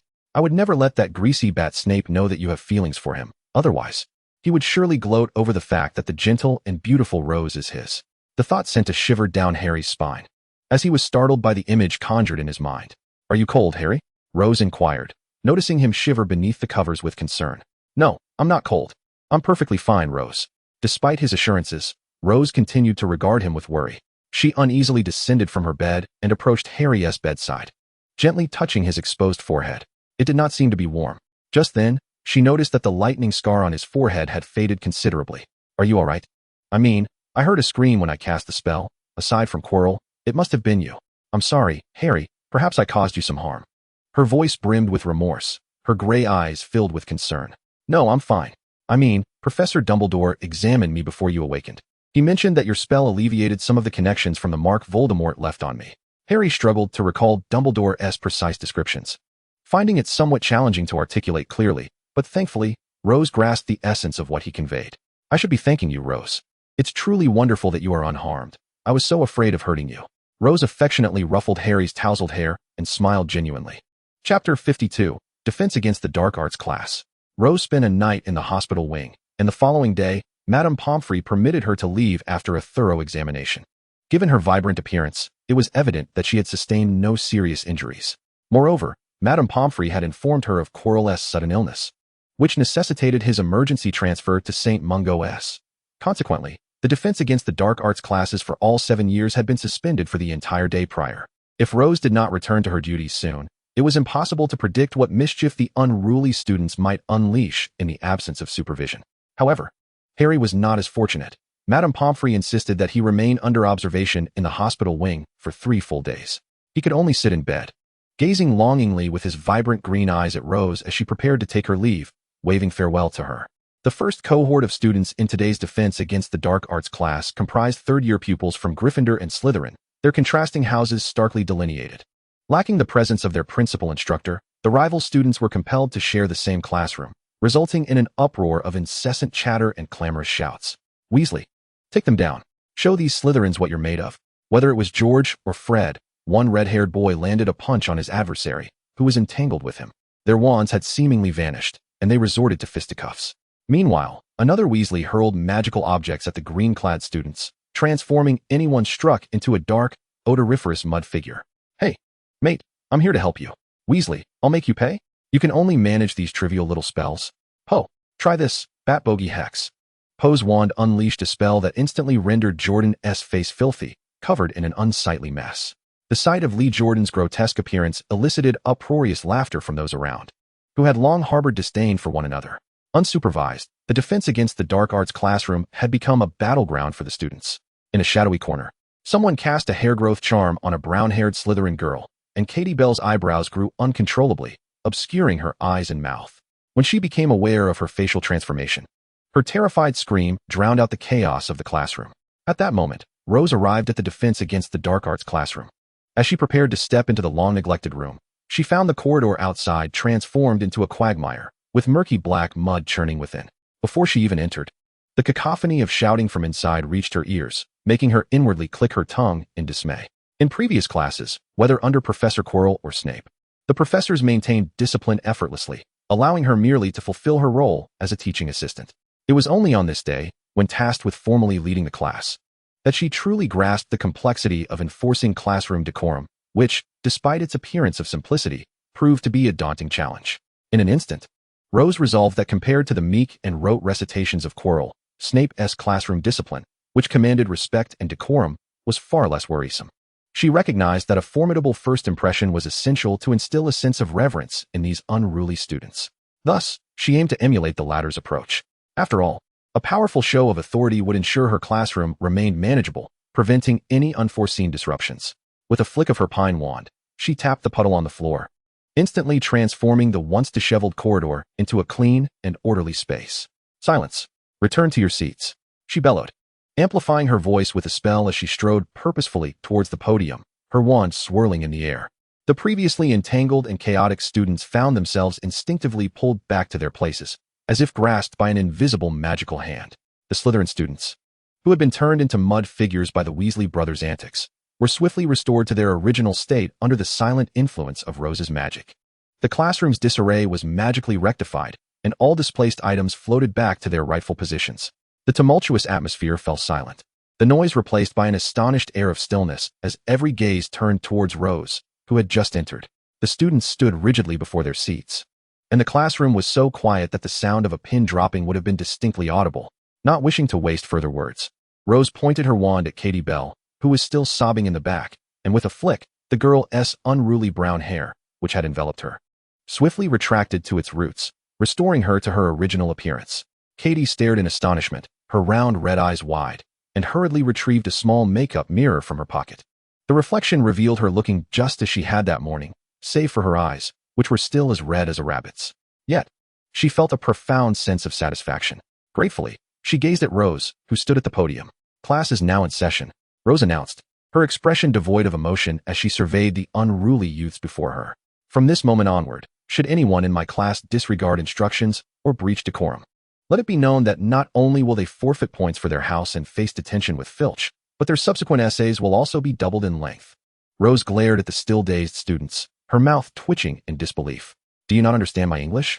With a cacophony of movement, all students promptly returned to their seats in perfect unison. "Wow, she is really cool, mate. Did you hear her cast that spell?" whispered some students beneath their breath. Rose, standing at the podium, began perusing the guide to dark defense, and without lifting her gaze, she summoned the Weasley twins from their seats, who had dared to continue their hushed conversations. The students watched as the two were dragged from their seats by an unseen force to the front row. Gryffindor students displayed concern in their expressions, but given their history of mischief under the watchful eyes of the teachers, this was merely routine for them. Meanwhile, the Slytherins reveled in their misfortune, hoping Rose would exert even greater severity as a warning to the twins. "Since you two are so full of energy, how about you demonstrate today as practical spellcasting?" Rose addressed the twins with an unyielding tone. "At your service, esteemed lady," they replied in unison, dramatically placing their right hands on their hearts and bowing as if making a solemn vow. Rose, observing their fearless demeanor, scoffed with a smirk. "Very well." Chapter 53. The Defense Against the Dark Arts Classroom 2. With a flick of her wand, Rose sent all the desks, which had been neatly arranged, hurtling to the sides of the classroom, leaving the students of both houses standing bewildered in the center. One particularly large boy, whose size was disproportionate for his age, remained obliviously seated, seemingly unaware of the unfolding chaos. Yet, his chair, losing patience, kicked his foot, prompting a yelp as the stout boy jumped up, clutching his leg while the chair took the opportunity to escape. "Now, stand in 2 lines and put away your textbooks. I believe the theoretical knowledge you have acquired over the past few months should be sufficiently solid, requiring no further elaboration from me." Here, Rose paused, considering that some students might not have paid full attention in class and might resort to plagiarizing their essays. "Of course, should you feel your theoretical understanding is lacking, let me kindly remind you that the theoretical exam constitutes 40% of your final grade, while classroom performance and assignments account for 20%. If your theoretical scores are abysmal, the consequences may extend beyond merely receiving a P or D, and perhaps even a T, which could result in some individuals facing retention. Miss Bell, will Professor Quirrell or you be supervising the final exam?" At this moment, a student from Slytherin had already realized the situation and raised a hand to inquire. Just as teachers tend to favor bright and clever students, Rose arched an eyebrow at this quick-witted classmate and subtly replied, "I hope Professor Quirrell recovers soon at St. Mungo's, so he can return in time to proctor your exams." Of course, for the Slytherin students, this was almost an open secret. The students adorned in green ties exchanged knowing glances, fully grasping Rose's implication, and immediately adopted a more respectful demeanor. Meanwhile, in the red camp, they were still engaged in a chaotic discussion about why the desks and chairs needed to be moved, speculating whether a spell duel was on the horizon, indicating their apparent indifference to the final exam scheduled to take place months later. Without further ado, given the Weasley twins' enthusiasm today, shall we have them demonstrate for us? Rose inquired, though her tone was more suggestive than interrogative. "Of course, at your service, madam," the twins replied in unison. "Excellent." With a flick of her wand, Rose pointed towards the classroom door, which creaked open to reveal 2 nearly 2-meter-tall wooden mannequins striding in with precise steps. These wooden figures bore no faces, lacked gender characteristics, and were devoid of clothing, appearing rather rudimentary. They could only be discerned as humanoid with jointed limbs and oval heads, their surfaces showcasing a light brown hue of natural wood. "Wow," the students gasped in unison as the towering wooden figures entered the classroom. These teaching mannequins were crafted by Rose in imitation of her former defense against the dark arts professor, Professor Hecat. Professor Hecat, a former unspeakable in the Department of Mysteries, had aged prematurely due to an abnormal rate of deterioration. However, her expertise in teaching defense against the dark arts was undeniably profound. When she once taught Rose and her peers, her teaching tools included wooden mannequins equipped with shields and wheels on their legs. Now, Rose had modified her version based on a creative jointed puppet she had seen at IKEA, elevating it significantly from the original tabletop painted toys. All right, now raise your wands. The mannequins will cast the simplest spells at you, and your task is to defend against them. I trust you have learned a few things about defensive magic. Who can share what they are? The twins exhibited remarkable enthusiasm, shouting, Armoris, shielding charm. Rose pressed on, are there more? What about the rest of you? At this moment, a student tentatively raised a hand, suggesting, Protego, the shield charm, and the binding charm. Excellent. Gryffindor earns 2 points for this young lady who knows these advanced spells typically taught in 5th year. Rose, devoid of any biases towards houses, was always generous with her praise for diligent students. The Gryffindor witch who received the commendation successfully captured the attention of everyone in the classroom. Professor, what about me? One of the Weasley twins raised his hand, indicating he had also answered the question. Rose replied, if you perform exceptionally in the upcoming duel, I shall award you points. Weasley, you should have heard about earning redemption. All right, miss, he responded, smirking at his brother, shrugging his shoulders in a comical manner that made it difficult for anyone to harbor ill feelings towards them, except perhaps for Snape, whom Rose imagined must detest these mischievous lads. Stand ready. I trust you are aware of the etiquette of dueling, even if your opponents are merely mannequins. Rose stepped aside, gesturing for the pair to take their positions. Of course, when faced with genuine peril, such formalities could be disregarded. The crux of victory lay in the precise timing of one's actions. Bow. Although the mannequins lack wands. Here as a little hint, they are not wizards, so this step is not necessary. She mysteriously elongated her countdown. 3, 2, 1. The wooden mannequins, devoid of faces and unable to speak, offered no clues through expressions as to when or how they would strike. Your weapons. Stupefy. The twins, ever perceptive, seized the moment as Rose's countdown concluded, launching their spells almost in sync. They seemed to have cultivated a seamless rapport, each casting a different incantation to better assess which spell would prove more effective against the mannequins. Suddenly, a transparent magical barrier manifested around the wooden figures, revealing it to be the shield charm. The 2 bright yellow spells dissipated upon striking this protective layer. I said, today's lesson focuses on defense. Why is this so difficult to comprehend? At that moment, the mannequins, with their uncarved forearms, pointed directly at the twins. They were not wizards, hence did not require incantations. A yellow spell shot forth from each mannequin's forearms, instantaneously striking the Weasley twins. The twins spun in midair, ultimately dangling upside down from the ceiling. All eyes in the classroom instinctively turned upward, gazing at the comical predicament of these 2 rascals suspended from the ceiling. Laughter erupted from every corner, uniting both Slytherins and Gryffindors in amusement at their misfortune. Even Rose's feigned sternness cracked, and she couldn't help but let out a chuckle. I warned you. Today's theme is defense. Weasley, she spread her hands innocently. Is anyone else interested in giving it a try? Rose inquired, ignoring the twins still hanging from the ceiling. Will we be hung up if we lose? A student raised a hand to ask. Not at all. This special treatment is a reward for the Weasleys' disruption during class. Rose replied succinctly. Fortunately, Rose had no intention of leaving the Weasley brothers suspended for long. After just a few minutes, they were quietly lowered back down. At this point, the entire classroom's attention was fixated on the challenge posed by the 2 wooden mannequins, with no one paying heed to the twins. They gathered around the dueling area, responding with cheers or sighs as students spontaneously stepped up to challenge the mannequins. How did you do that? One of the Weasley twins, just released, couldn't contain his curiosity, his disheveled hair and robe still in disarray. Though they had been inverted for a while, they appeared unscathed, thanks to Rose's leniency with the magic. Had they truly hung there for several minutes, it would surely have caused a rush of blood to their heads.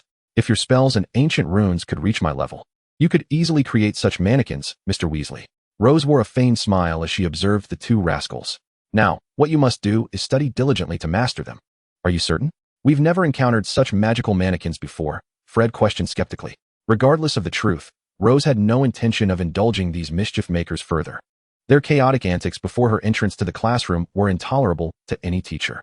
That merely reflects your lack of skill. Otherwise, why would it fall upon me to instruct you? Rose remarked nonchalantly. Turning to address all the students present, she proclaimed, before class concludes today, those who successfully use defensive spells to protect themselves from the mannequins will not receive any homework. Conversely, those struck by the spells of the mannequins will need to submit a 20-inch paper on how to judge and cast defensive spells. After pausing briefly, she added, 20 inches is not that long. You need not feel pressured.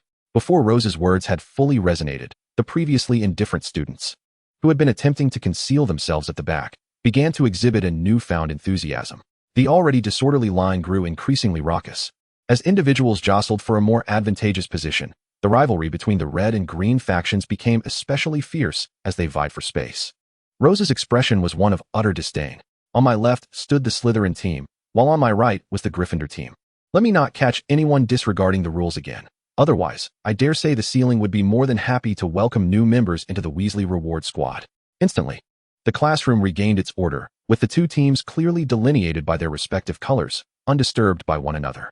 The method by which each house determined its order was unique, and Rose chose not to intervene, for at the current pace, everyone would manage to complete a round of practical exercises. There was no implication that those at the front would be assessed while those at the back would be dismissed. With her arms crossed, Rose leaned against the lectern, observing the students below as they began to organize themselves. Regardless of whether they succeeded in the practical, there was an admirable absence of noise and disruption. She found this classroom atmosphere quite agreeable, even with Slytherin and Gryffindor placed together. A sudden knock echoed through the office door, and Snape, seated at his desk with a quill in hand, furrowed his brow in the direction of the entrance. The air hung heavy for 2 seconds before Snape finally uttered, "Enter." With a creak, the door swung open. Rose entered, cradling a stack of parchment and holding an oddly familiar wooden lunchbox. "Here are the essays. You needn't concern yourself with potions assignments any longer." Snape did not lift his gaze, his frosty tone freezing Rose's footfalls in place, yet she quickly composed herself, interpreting his words as merely the exchange of colleagues. However, as she approached Snape, she suddenly froze, her eyes fixated above his head. Moments later, Snape noticed her apparent immobility and frowned, wondering if his earlier remarks had been misinterpreted. At that moment, Rose snapped back to reality and hastily inquired, "Professor, did no students come to assist you today?" Without regard for his presence, she placed the stack of parchment on the corner of Snape's desk and proceeded to open her lunchbox, revealing a plump celadon teapot and a plate of golden pastries, positioning them within his easy reach. Once she completed her task, she noticed an eerie silence enveloping the office. Slowly raising her gaze, she found Snape had ceased his incessant writing, his brow furrowed and his expression dark as he glared at her. Rose contemplated how to soothe her sensitive old professor. She feigned surprise, exclaiming, "Professor, I actually came to apologize today. The other day at the 4th floor barrier, I did not intend to curse you." "Did not intend?" Snape's attention was evidently diverted by her words. He dangerously repeated her last few utterances, his voice elongated and low, his expression inscrutable. "It certainly cannot be dismissed as unintentional. Nor can I admit to it being deliberate, can I?" Thoughts raced through Rose's mind. After a moment's deliberation, she cautiously met Snape's gaze and confessed, "Indeed, Professor, I acknowledge that my actions that day were reckless. Hence, I have brought you these freshly made pastries and tea, as a token of my sincerest apology." With utmost sincerity, she extended her hands, offering the plate of warm, fragrant pastries alongside the celadon teapot.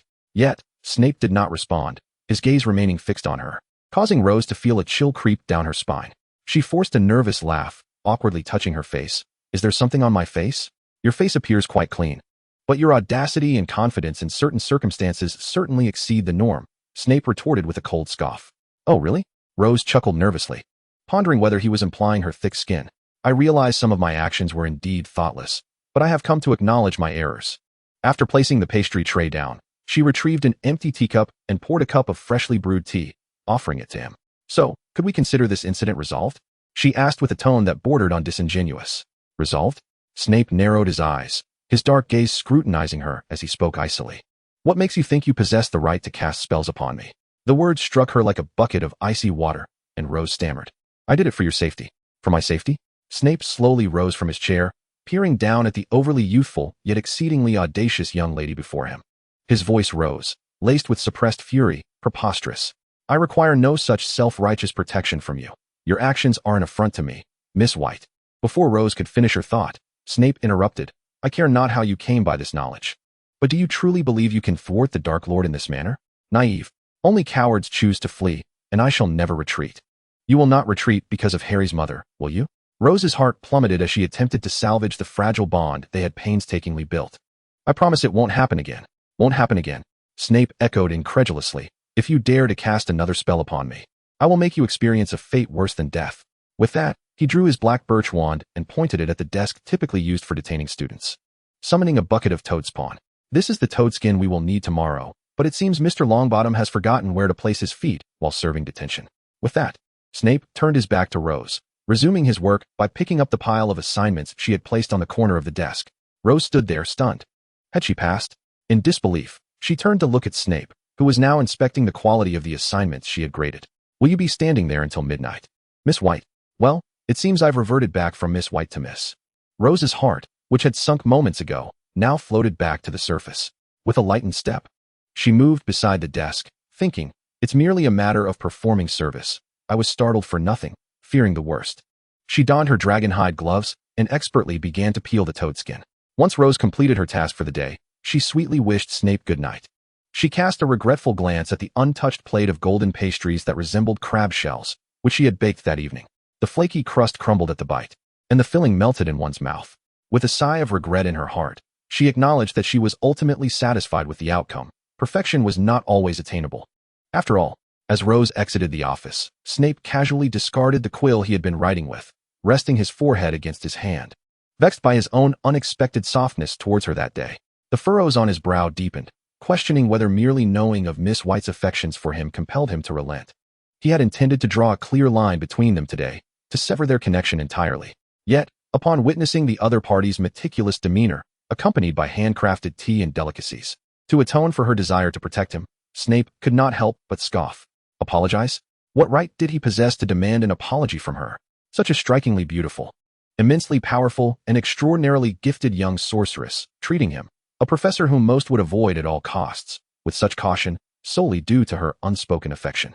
At this thought, Severus Snape leaned wearily against the back of his chair. He tugged at the sleeve of his left arm, where once there should have been a nightmarish mark. A grotesque emblem representing a lifetime of errors, the Dark Mark, inscribed by the Dark Lord himself. Yet now, it was devoid of anything. His pale arm as unblemished as his right.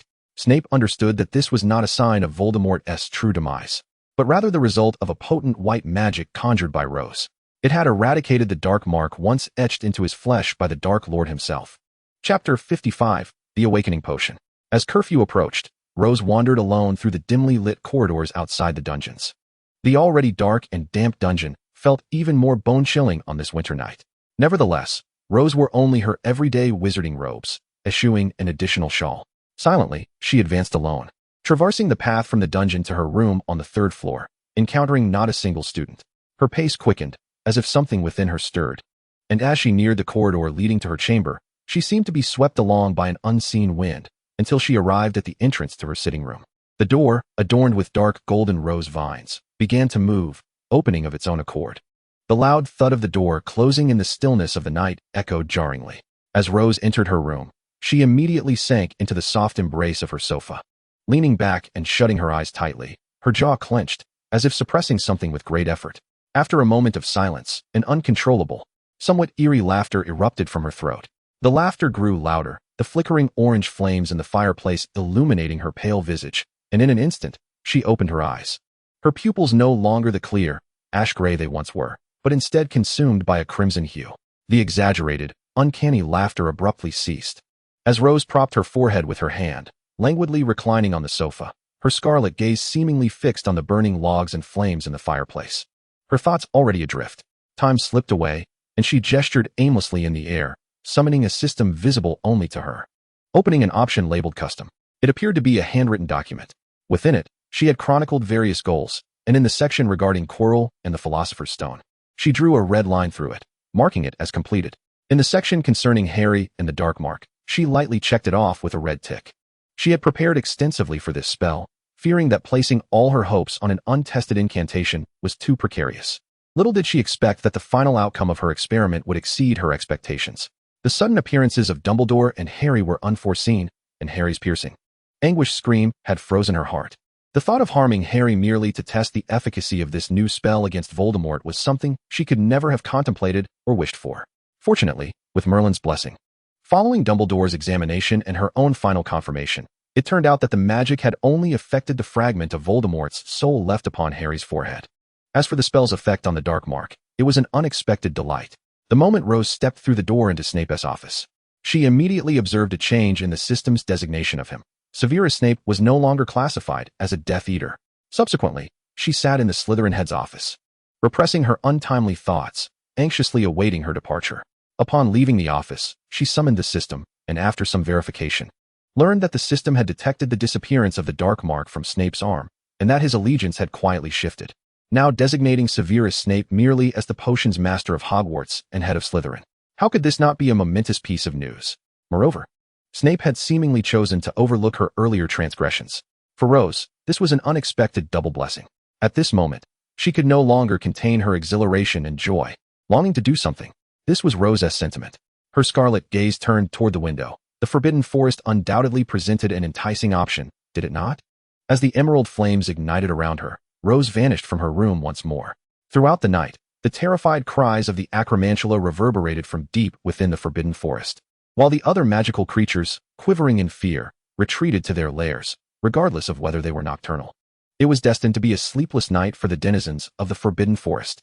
Deep within the forest, the massive Acromantula population, having thrived for 50 years, had become a presence even dark wizards dared not provoke. Yet, in less than a year, their numbers had dwindled to a precarious level.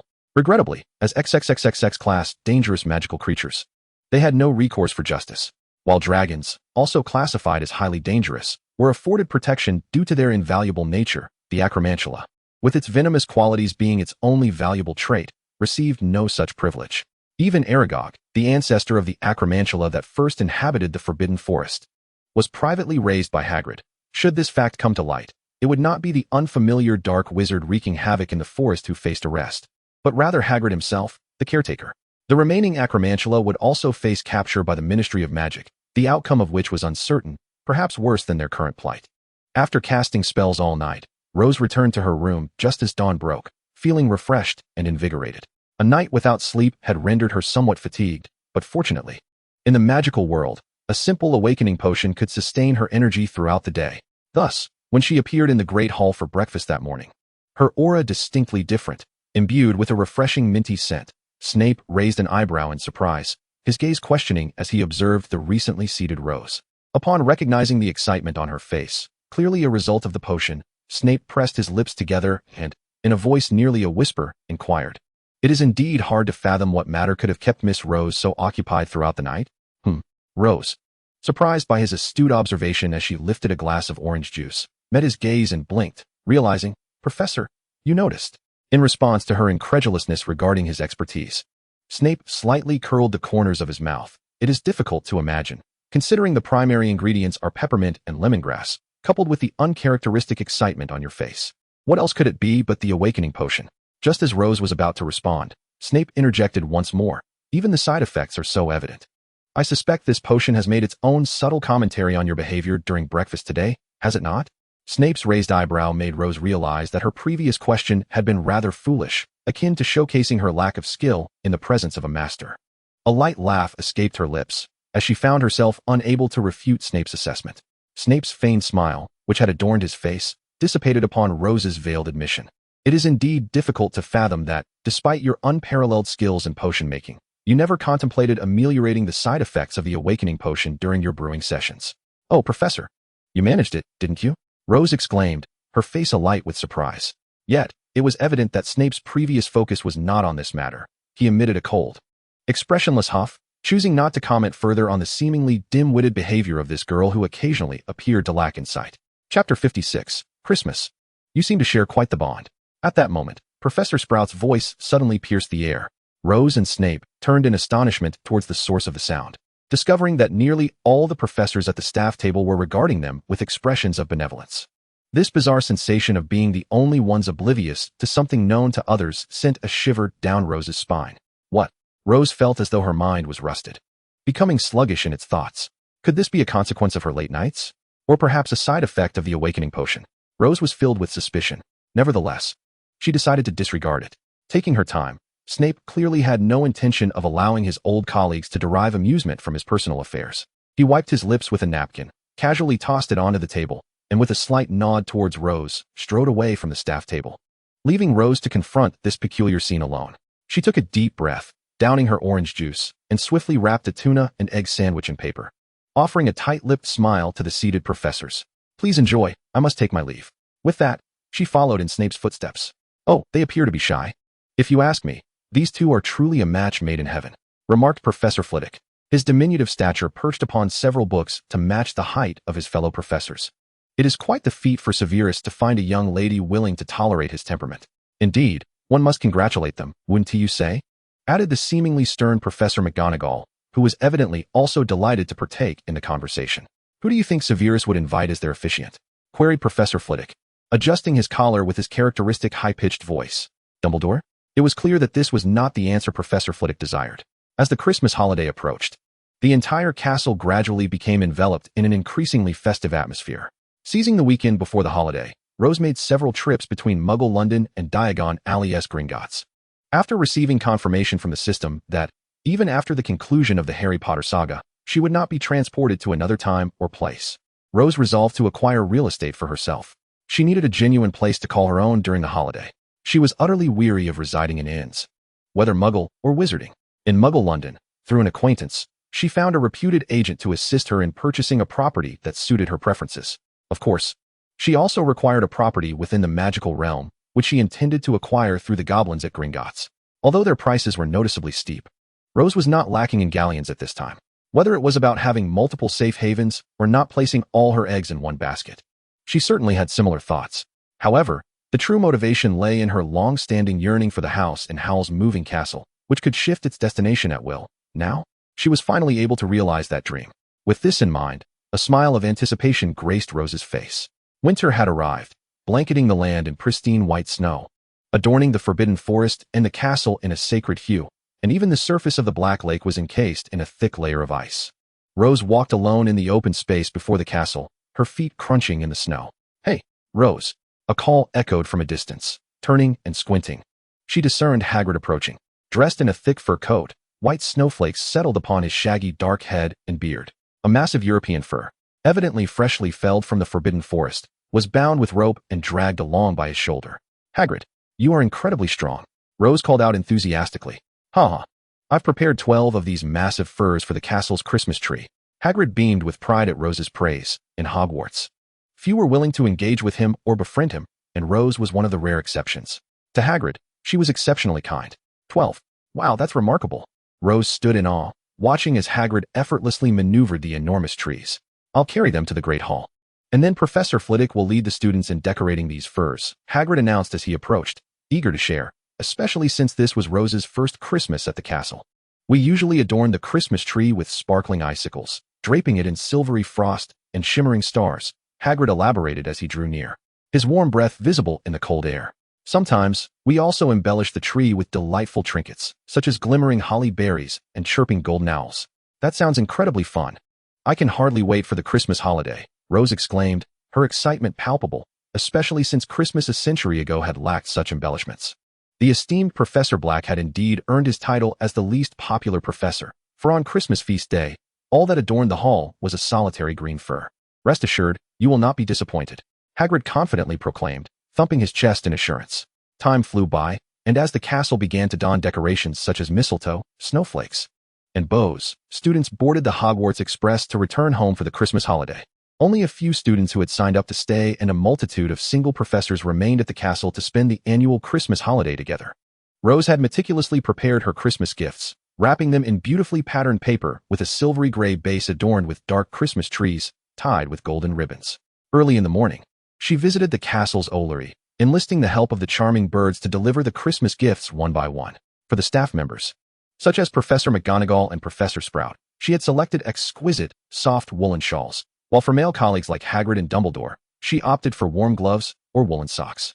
For close friends among the students, like Harry, she prepared a new pair of sports goggles, crafted from a special material and reinforced with spells to ensure they remained securely in place and resistant to damage. For Hermione, she gifted a lesser-known spell book from her own collection, though it was certainly not a book of dark magic.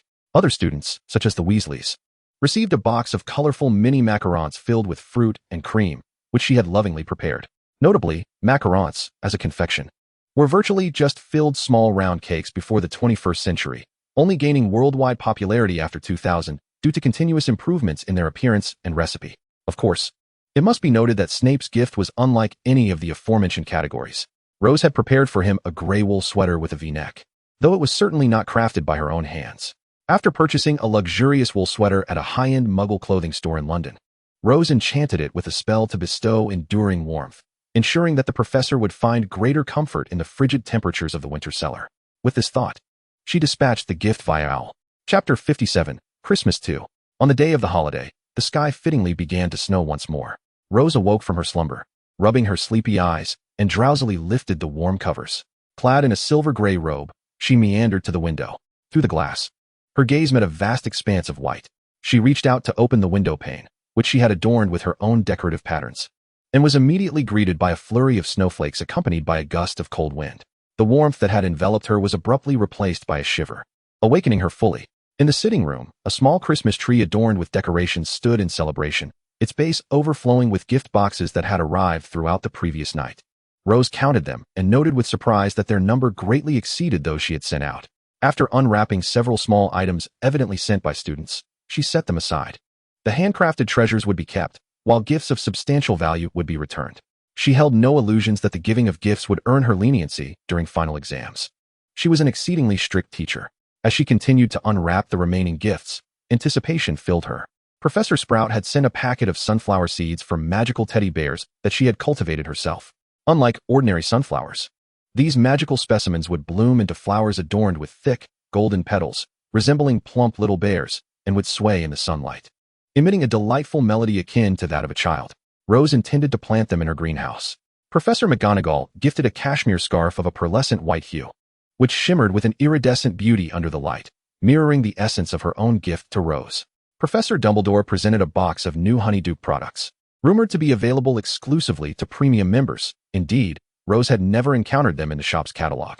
The Weasley twins combined their efforts to offer a box of toffee, which the accompanying note claimed would result in unexpected occurrences. Rose regarded their playful product with a healthy dose of skepticism. Hermione sent a newly republished work by Agatha Christie.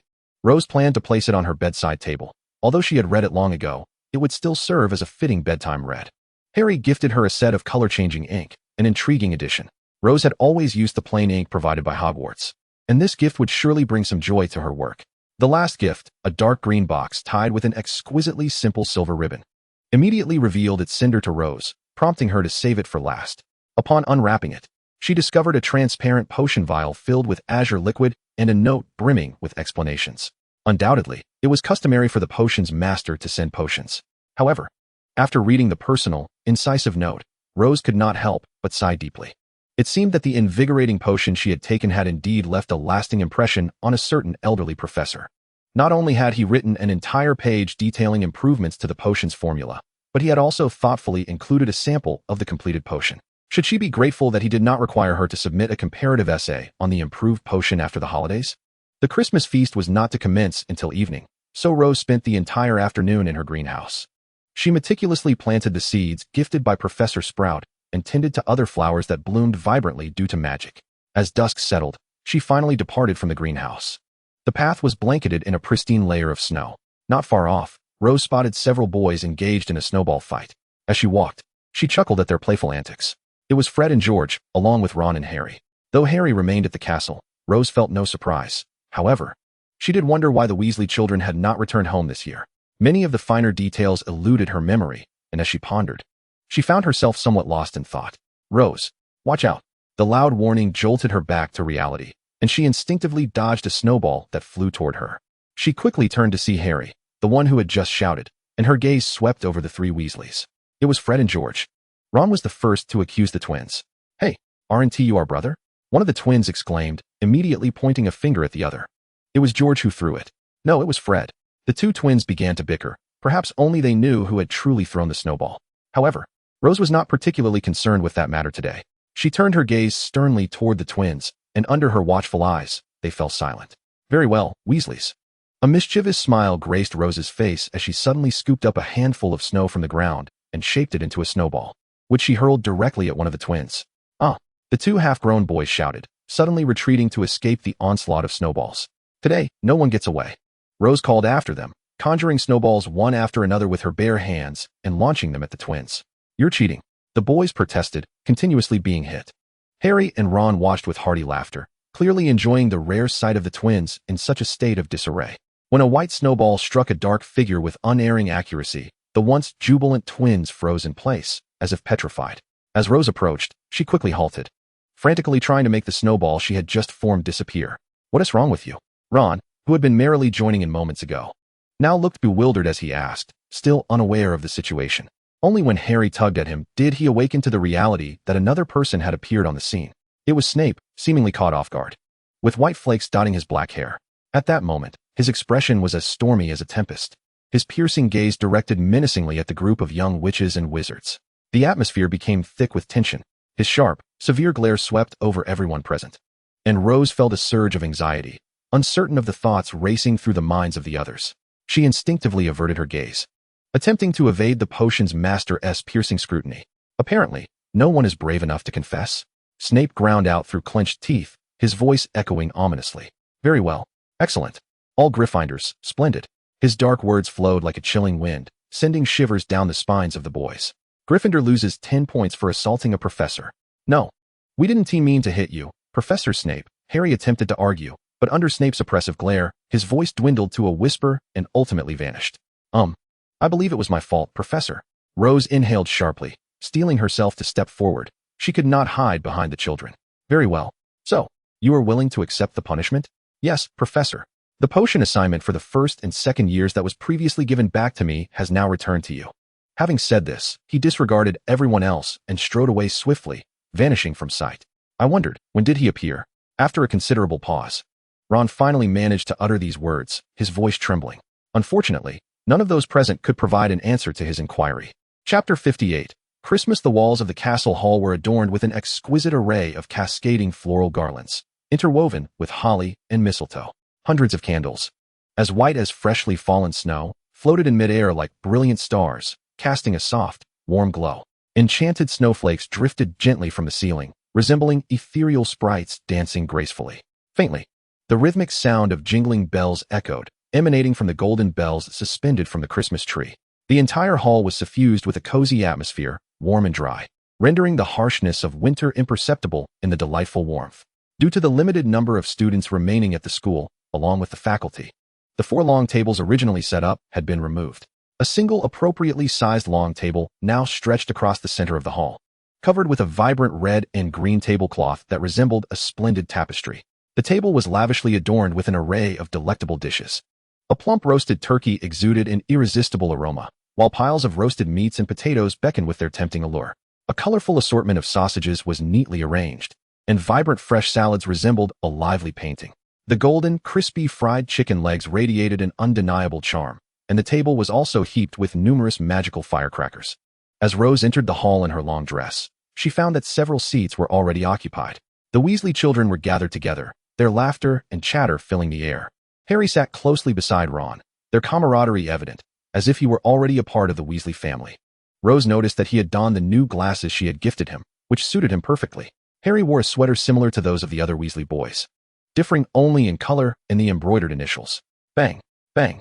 A few students, wielding magical firecrackers, created a series of loud sounds. Colorful magical fragments disappeared without a trace upon landing on the table and floor.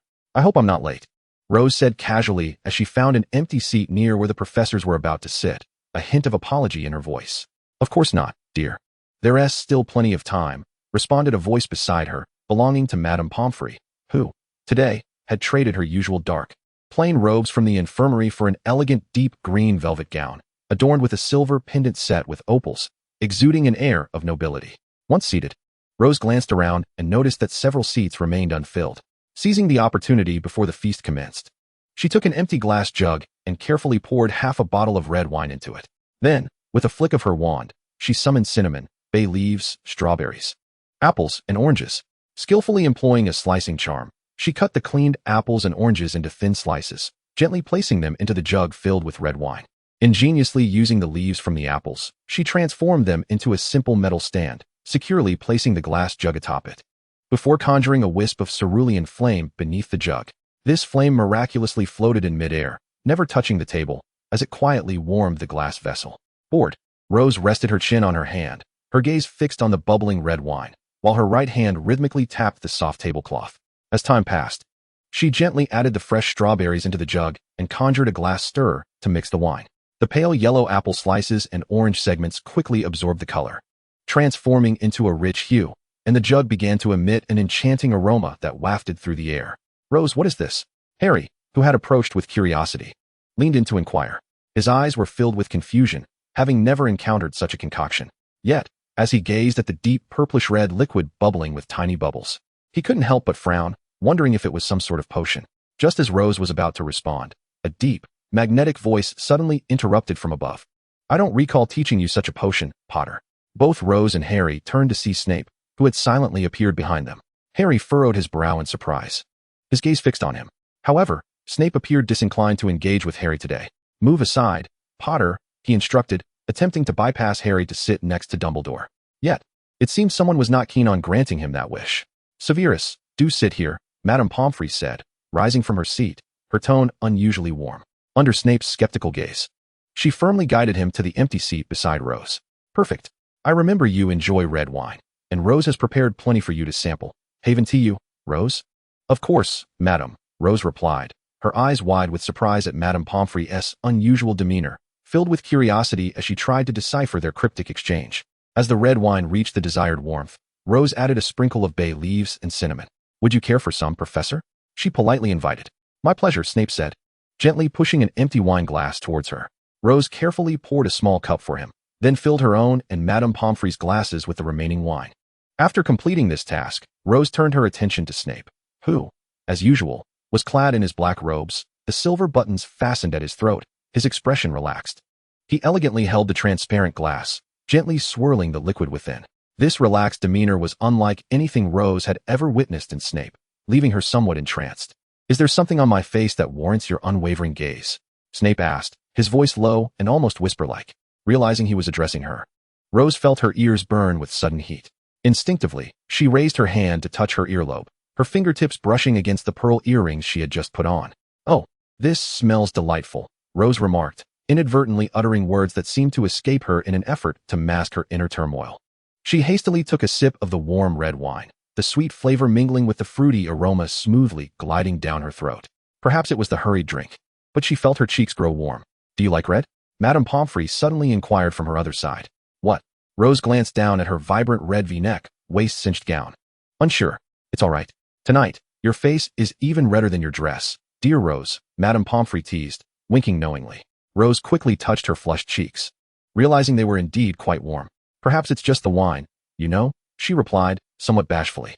"I certainly know. Red suits your complexion beautifully, doesn't it, Severus?" A few nearby professors who had been eavesdropping erupted in cheerful laughter. "I am not your source of amusement, Pomfrey," with a veiled warning, Snape remarked. Meanwhile, Harry, seated not far away, glared furiously at the sight of Snape and Rose sitting together again, his emerald green eyes fixated on Snape, who appeared utterly self-satisfied at that moment.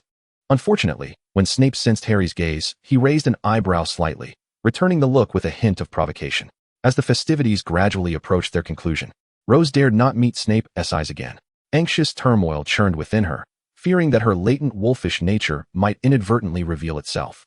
At that moment, she was quite enraptured by the pretense of being the good girl, reluctant to shatter this facade too soon. After finishing her glass of red wine in one swift gulp, her thoughts began to drift freely, prompting her to refill her glass. Whether it was the effect of the body the system had bestowed upon her, she could distinctly feel a searing warmth rising from her stomach, coursing through her body until it reached her cheeks after just 2 glasses of wine. She mused to herself. If her flushed face were merely due to alcohol, then it would obscure the true reason behind her blush earlier, wouldn't it? With this thought, Rose subconsciously lifted her goblet for another sip. To her right, Madame Pomfrey and Professor Sprout were engaged in a low, cheerful conversation, punctuated by light laughter. On her left sat Professor Snape, and she lacked even the courage to steal a glance at him, let alone initiate a conversation. Goodness. Perhaps it was for the best today. She feared she might impulsively throw herself at him. After all, every aspect of the old professor resonated perfectly with her preferences. Maintaining the guise of the good girl while keeping a respectful distance was indeed a formidable challenge. Why put herself through such turmoil? It was a rare holiday. She deserved a small reprieve. Thus, throughout the evening, Rose did not exchange a single word with Snape. As the guests began to rise from the table one by one, she slowly stood, propping herself against the table, feeling a nagging sense that something was amiss that night, a feeling of unfulfilled longing. Passing by a few student seats, she noticed several unused magical firecrackers remaining, and her curiosity piqued. She seized one. Bang! Bang! With 2 resounding pops, she was pleasantly surprised by her good fortune.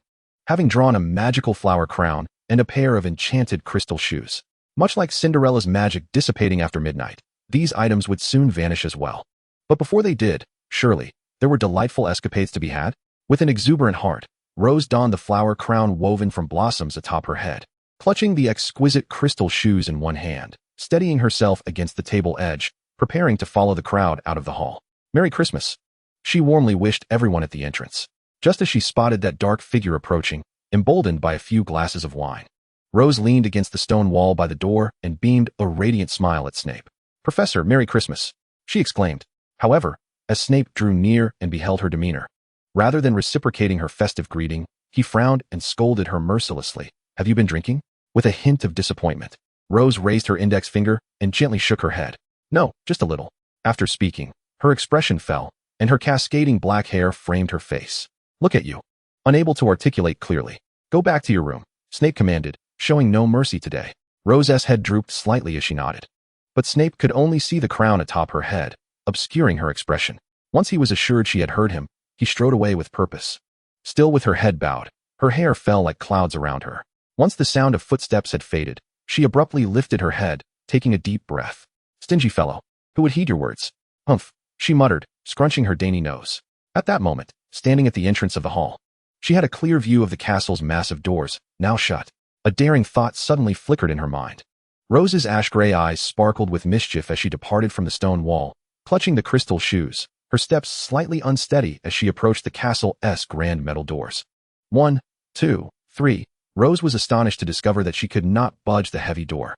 Looking down at her delicate lambskin heels, she realized her folly and swiftly discarded them, standing barefoot on the cold marble floor. Yet, perhaps due to the effects of the alcohol, she felt no chill. She pressed her hands against the door again, attempting to push it open, but it remained obstinately shut. Filled with confusion, Rose raised her head, inspecting the door from left to right, when suddenly a realization struck her, and she clapped her hands. "I'm a witch. How could I forget?" Quickly, she drew her pine wand, pointing it at the door. "Alohomora." With a click, the door swung open. "Now that's more like it," Rose murmured softly, glancing down at the 2 pairs of shoes on the ground. Hesitating for a moment before cheerfully slipping on the magical crystal shoes she had just set down to push the door. "Now that I'm wearing the crystal shoes, I am Cinderella," she declared, holding her wand aloft, admiring the fitted red gown she wore. Pouting slightly, she pointed her wand at her dress, and in an instant, the red fabric shimmered and transformed into a resplendent blue gown resembling a starry night sky. The gown's material was light and soft, glimmering with splendid hues under the castle's illuminating glow, akin to a flowing river of stars. The neckline featured an elegant deep V design that perfectly highlighted Rose's alluring collarbone and the enticing curves beneath. Gazing at herself in the exquisite new gown, she turned to the now empty courtyard of the ancient castle and exclaimed with excitement, "Cinderella is traversing Hogwarts." No sooner had she spoken than she darted out of the castle's grand doors, holding her voluminous blue skirt aloft, running and joyfully shrieking. She swayed as she crossed the vast expanse of lawn, passing the moonlit frozen lake, and continued until she reached the edge of the forbidden forest. "Oh right, I'm a princess. I shouldn't be walking." Suddenly, Rose realized this dilemma. Instantly, she cast a spell to conjure a magnificent snow-white carriage. Just as she prepared to board, she realized she had forgotten the coachman. Thus, she arranged for 7 dwarfs to take their places in the carriage one by one. Now, Cinderella can attend the prince's ball.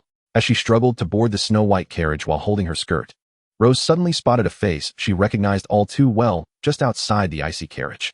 "Oh, Prince, have you come to fetch me?" "But I haven't flown yet." Rose tilted her head, curiously leaning against the window. "Prince, where's your white horse?" There was no prince here, nor would there be a white horse. The newcomer's expression was dark, teeth clenched. "Oh, what a pity.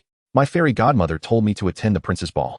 Since you're not him, I shall proceed to the ball," Rose declared, twirling her wand lightly, and the previously frozen white horses suddenly neighed loudly. The newcomer's expression grew even graver as he rudely yanked open the door of the snow-white carriage, grasping Rose's arm and forcefully dragging her out. "Ah, I am Cinderella, and I must seek out my Prince Charming." Cursed prince. As Rose continued to struggle against the constraints of her intoxication, Snape, unwilling to engage in futile entanglements with this utterly inebriated individual, hoisted her effortlessly over his shoulder. Realizing her predicament, Rose flailed her arms, incessantly pounding against Snape's back and kicking her feet in a desperate attempt to escape. It is not yet midnight. I still have time. Her antics proved intolerable to Snape, who, in exasperation, delivered a sharp smack against Rose's voluminous skirts. Be quiet. You hit my bottom, boo-hoo, Rose exclaimed, and upon hearing this, Snape's body stiffened momentarily, only to be followed by her next remark that stirred both irritation and amusement within him. My father never spanks me. Behave, Snape retorted, continuing his journey towards the castle with Rose still perched upon his shoulder. You're quite impressive. At my age, my father wouldn't be able to carry me such a distance, Rose muttered from behind him. Snape had no intention of entertaining this clearly intoxicated individual, who had lost all rationality. I want a Princess Carrie, Rose piped up, presenting yet another demand after merely a few steps. No Princess Carrie, otherwise. You can walk back to the castle on your own, Snape gritted through clenched teeth. Cinderella's glass slipper is gone, and now I am simply Cinderella, I cannot walk, Rose said gloomily. Chapter 60, Christmas Eve. Then I implore Cinderella to remain still. Snape's voice was laced with barely concealed irritation, echoing sharply in the stillness of the night. The crunching of snow beneath their feet resounded, jarringly loud in the profound silence. Snape continued to carry Rose on his shoulder, while she, with her head lowered, could clearly see the deep imprints of their footsteps extending from the shadowy edge of the forbidden forest to their current position. The chill of the night wind began to clear her foggy mind, prompting her to inquire, why don't we take a carriage back to the castle, Prince? Snape halted abruptly, his frustration boiling over at her sheer folly. He had momentarily forgotten that while Hogwarts prohibited the use of apparition, it did not eschew the application of magic. The ice and snow carriage that Rose had conjured would have certainly been a more efficient means of transport than lugging her along. Sensing Snape's pause, Rose squirmed free from his shoulder. At this moment, the dazzling glass slipper had vanished, and as she gazed down at her frostbitten feet, she could not help but exclaim, "So cold." Snape forced a smile, his expression tinged with sarcasm. Is it too late to mention the cold? Since you can walk now, it saves me some effort. With that, he resumed his stride without hesitation. No, Rose cried out as Snape turned to leave. I'm not wearing any shoes. Pouting in indignation, she looked both aggrieved and defiant. Upon hearing her plea, Snape turned to see her bare feet protruding from beneath her skirts, and he raised an eyebrow, his expression questioning her intentions. Rose blinked her ash-gray eyes and smiled mysteriously. My dear friend has come to assist us. Friend? Before she could elaborate, Snape's eyes widened in shock as a flash of silver darted through the inky darkness, racing toward them. He instinctively drew his wand, bracing for this unfamiliar visitor. Don't! Rose exclaimed, placing her hand over Snape's, signaling him to remain calm. In mere moments, the silvery figure came to a stop before them. It was a majestic adult unicorn. Snape gazed in astonishment as the creature gently approached Rose, nuzzling her shoulder with its horn carefully angled away. The unicorn regarded the elegantly attired young lady with its beautiful blue eyes, as if sensing a deep connection. After stroking its silky mane, Rose swiftly mounted the unicorn's back, allowing her to look down upon Snape from her elevated position. Since Cinderella's Prince Charming has arrived, I shall take my leave, Snape remarked with a wry smile. However, just as he turned, Rose grasped his arm. Where is this Prince Charming? This is my dear friend from the Forbidden Forest.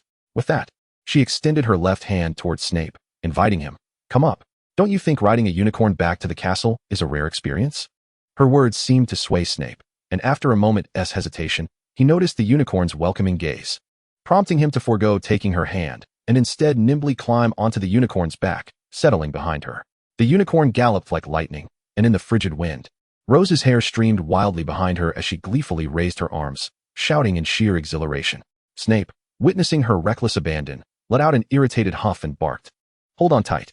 Unfortunately, his voice was drowned out by the howling wind, compelling him to grip the unicorn's mane with one hand, while securing Rose's slender waist with the other to prevent her from falling. Now you're the Prince Charming, aren't you? Rose leaned against Snape's embrace, laughing joyously, her laughter ringing like silver bells. This foolish girl, Snape mused as he gazed down at the young woman who had so quietly confessed her feelings for him, his dark eyes sparkling with a unique intensity. He let out a resigned sigh. The unicorn's swift pace soon brought them to the castle gates. Snape assisted Rose down from the unicorn. Thank you, my friend. Merry Christmas. As the unicorn responded with a whinny, Snape retrieved the pair of shoes that Rose had left at the entrance. As she bent down to try on the lambskin high-heeled shoes, she discovered her feet were now swollen and red from the cold, rendering them unwearable. Snape, observing her frost-bitten feet peeking from beneath her gown, furrowed his brow in concern. With a flick of his wand, he transformed the unsuitable heels into cozy, fluffy slippers. Oh, thank you. Rose wobbled as she slipped on the transformed footwear. Good night, goodbye, she said, unsteadily making her way up the staircase, leaning against the railing. When she reached the corner of the second floor, fatigue overtook her, and she leaned against the wall. Her eyes fluttering closed as if she were on the verge of dozing off. "Next time you dare to drink, I shall see to it." Snape's voice cut through the air, suddenly reappearing with a stern expression and muttering under his breath. "Huh." Before Rose could fully comprehend, Snape scooped her up and swiftly ascended the stairs. Dazed, Rose looked up to see Snape's familiar jawline, her mind sluggish and unresponsive, wrapping her arms around his neck. She nestled her fluffy head against his neck and promptly fell asleep. Snape's body stiffened at her touch, yet this troublesome girl was already blissfully unaware in slumber. He gritted his teeth and continued to the third floor, stopping before her door. "Wake up, Miss Rose." Severus Snape repeatedly called out Rose's name in front of her door. Yet the young lady nestled against his chest remained unresponsive. He was compelled to shout, "Rose, open your door." It seemed that the familiarity of her name finally stirred her. As Rose groggily lifted her head from Snape's neck, murmuring, "Huh? Oh, open the door." The moment the door swung open, Snape swiftly carried her into the bedroom, unceremoniously tossing her onto her soft, velvet bed. After accomplishing this seemingly arduous task, Snape turned to leave. However, when his peripheral vision caught sight of her feet, exposed beneath the flowing blue skirt and severely frostbitten, he halted in his tracks. Quickly scanning Rose's room with his keen eyes, he spotted a cabinet in the corner, which, with his vast experience as a potions master, he instantly recognized as a repository for light-sensitive substances. Glancing back at the now unconscious Rose, he approached the cabinet and opened its doors to reveal an impressive array of potion vials. The sheer variety of the collection raised his eyebrows in astonishment. He swiftly extracted 2 small bottles and made his way back to Rose's bedside. One of the vials was uncorked, and a white potion began to flow into his palm. Leaning down, Snape gently applied the soothing liquid to her swollen feet, and its effects were immediate. The redness started to fade upon contact.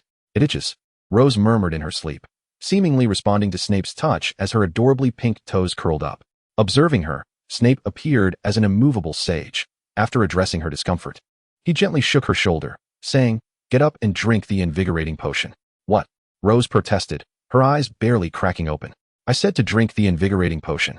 "Unless you wish to roast like a hot egg in the middle of the night," Snape stated impassively. "Why an egg?"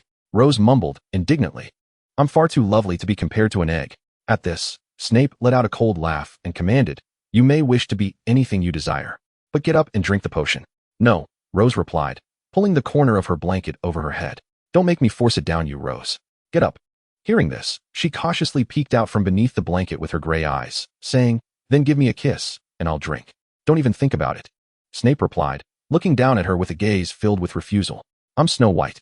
Only a princess kiss can rouse me," Rose declared dramatically before burying her head back under the covers.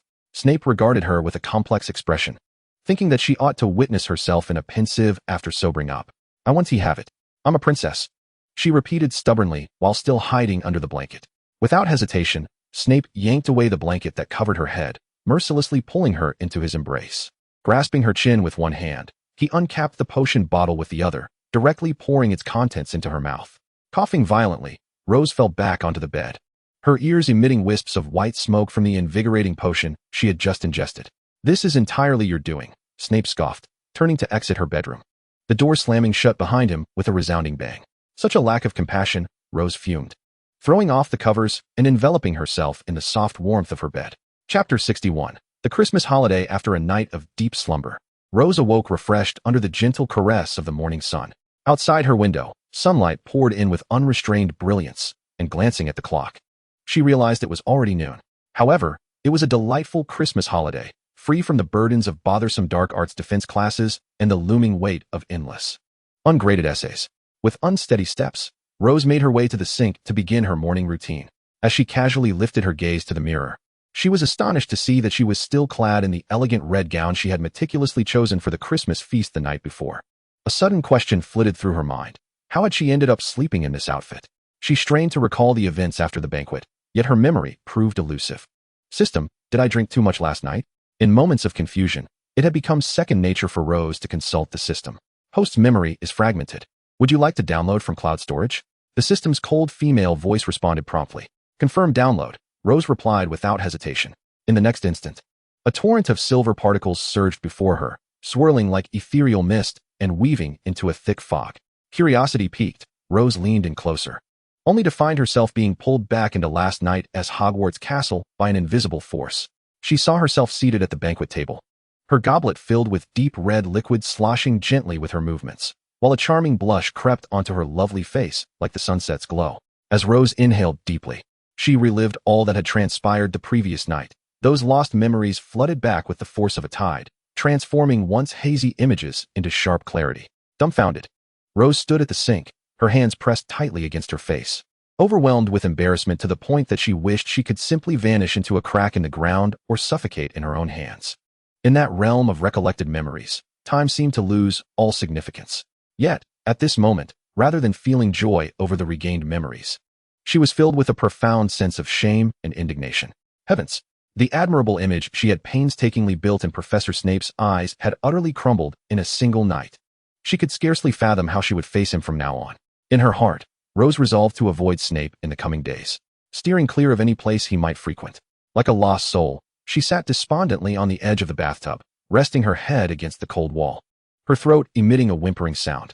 Fortunately, just as if sent by Merlin to rescue her, Harry appeared at the opportune moment. While Rose contemplated hiding away for the entire day, like a mushroom growing in a corner, a cheerful knock sounded at her door. "Hey, Rose, want to go out for a stroll?" Harry's voice called from the other side, brimming with anticipation. "Of course. Where to?" Rose asked, opening the door to face Harry. "There's a thick layer of ice on the Black Lake. Fred and George borrowed Hagrid's sled and planned to ice skate on the lake," Harry excitedly explained. "That sounds delightful." Rose's eyes sparkled as she quickly followed Harry out of the castle, heading toward the Black Lake. Upon their arrival, Rose discovered that nearly all the students remaining at school had gathered there. Some upperclassmen were casting spells on their feet, gliding across the smooth, pristine ice like bolts of lightning. Fred and George, employing some clever rhetoric, successfully managed to persuade the honest and simple Hagrid to lend them his beloved pet dog, Fong. At that moment, Fong was tethered with several ropes, the ends of which were tied to a makeshift wooden box. A glance revealed that the planks of the box were haphazardly assembled, clearly thrown together in a rush. "Are you certain that this box won't fall apart along the way?" Rose inquired, pointing at the crooked contraption with a look of skepticism. The twin brothers shrugged nonchalantly and chorused, "Who knows?" Following this, one of them shouted at the top of his lungs, "Little Ronnie, our sleigh is ready. We unanimously decided to grant you this precious maiden voyage." Rose and Harry stood by, wide-eyed and astonished at the twins' audacity in tricking their brother. "Ron will hate you for this," Rose remarked, pulling the corners of her mouth in a wry smile as she regarded the twins. "I heard you calling me," Ron panted as he hurried over from a distance, clearly having caught the twins' shout. "Is this it? Is this what you call Santa's sleigh?" Ron, donning a fur-lined hat, wore an expression of shock on his face, reddened by the cold. "But I heard that Santa in the Muggle world drives a sleigh pulled by reindeer?" he questioned, gazing dubiously at Fong, who was panting heavily and sticking out his tongue. "You must be mistaken, little Ronnie," Rose said, exasperated at the twins' mischievous antics. Then, in the shared silence between Rose and Harry, Ron unwittingly climbed aboard the Fong-version sleigh, completely oblivious to the ruse. "I previously heard you had a godfather. I thought you wouldn't be staying at school this holiday." Rose broke the peculiar silence. Harry, casting a sympathetic glance at Ron, who was being dragged across the ice in the battered wooden box and emitting terrified shrieks, turned his attention back to Rose. "Yes. Originally Sirius invited me to his old house. Oh, I must tell you, my godfather is Sirius Black, the very same who was wrongfully imprisoned due to the Peter Pettigrew case. I truly owe you my gratitude. Had it not been for you, I would never have known that I had a godfather in this world, and Sirius would have continued to suffer in Azkaban." At this point, Harry's mood darkened, and after a brief pause filled with sorrow, he continued, "The healer at St. Mungo's said that although Sirius is quite frail, thankfully he has not lost his sanity. However, his health is extremely poor due to those years in prison. The healer recommended he stay at St. Mungo's for at least half a year to recuperate. Indeed, restoring his health is of utmost importance. You will have countless holidays to spend together in the future," Rose replied reassuringly. "Sirius intended to send you a Christmas gift, but Professor Dumbledore advised against it, saying that since you are not yet familiar with each other, it would be inappropriate to send a Christmas present." Harry lifted his gaze to Rose, standing beside him, and asked, "May I invite you over during the summer? Sirius insists on thanking you properly, otherwise he might never know that the traitor is still at large." "Of course," Rose smiled, gently ruffling Harry's somewhat tousled black hair. "I truly adore you, Rose. You are like the sister of my dreams, as if you have stepped out of my imagination," Harry declared, his eyes sparkling as they met Rose's. Upon hearing his words, Rose couldn't help but laugh, thinking to herself, "Silly boy. By the standards of their birth years, she would be his great-great-grandmother, and considering the age of their respective generations, he belonged to her father's cohort. Either way, she could never be classified as a sister. Just then, a deafening crash echoed from a distance. It turned out that the wooden cart of Ron's sleigh had violently collided with a piece of driftwood on the ice, shattering into several fragments during its rapid slide. If that crooked wooden box could even be deemed a cart. Fred, George, I'm telling Mom. Ron's furious shout reverberated across the vast expanse of ice. Chapter 62, Severus Snape Part 1. At the opening feast of 1991, Severus Snape expected the evening to unfold as it had in the years prior. Amidst the usual clamor and banality of the Hogwarts Great Hall, apart from the new arrival of Harry Potter, who might bring a hint of the extraordinary, he anticipated no unexpected occurrences. However, as if Merlin were deliberately toying with him, eager to inject a touch of absurdity into his otherwise mundane existence. The seat of the only defense against the dark arts teaching assistant hired in many years was inexplicably assigned next to him. Previously, Snape had perused the resume of this new assistant in Dumbledore's office, alongside several other house heads. He had to admit that, based solely on the resume, it was exceptionally impressive, even for a seasoned professor of defense against the dark arts. Moreover, the individual was merely an assistant, and the resume's brilliance was astounding, particularly given the young age of the candidate. If the content of this resume were entirely truthful, such a gifted young person, armed with a personal recommendation from Professor Slughorn, choosing to apply for an assistant position at Hogwarts was frankly a colossal waste of talent. However, according to Dumbledore after their meeting, this young assistant, as a British wizard, had unfortunately been unable to complete their education at Hogwarts, harboring a profound sense of regret. How ridiculous, Snape scoffed disdainfully, tossing the read resume back onto Dumbledore's desk. A British individual with such an oddly exotic name? He could muster little interest in such a person. Evidently, today's assembly of the four house heads by the esteemed headmaster was not a genuine attempt to solicit their opinions on this appointment. The so-called discussion was merely a formality, a superficial respect, simply to inform them of the decision.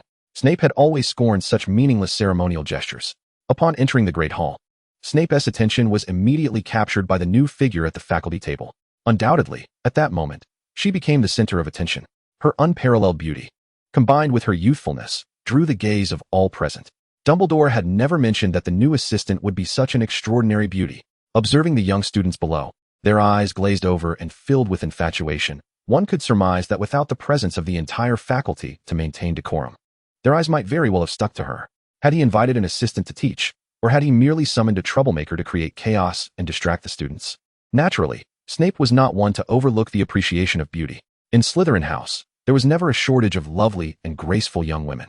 However, in his experience, the more striking a woman's appearance, the more likely her intellect was to be shallow and unremarkable.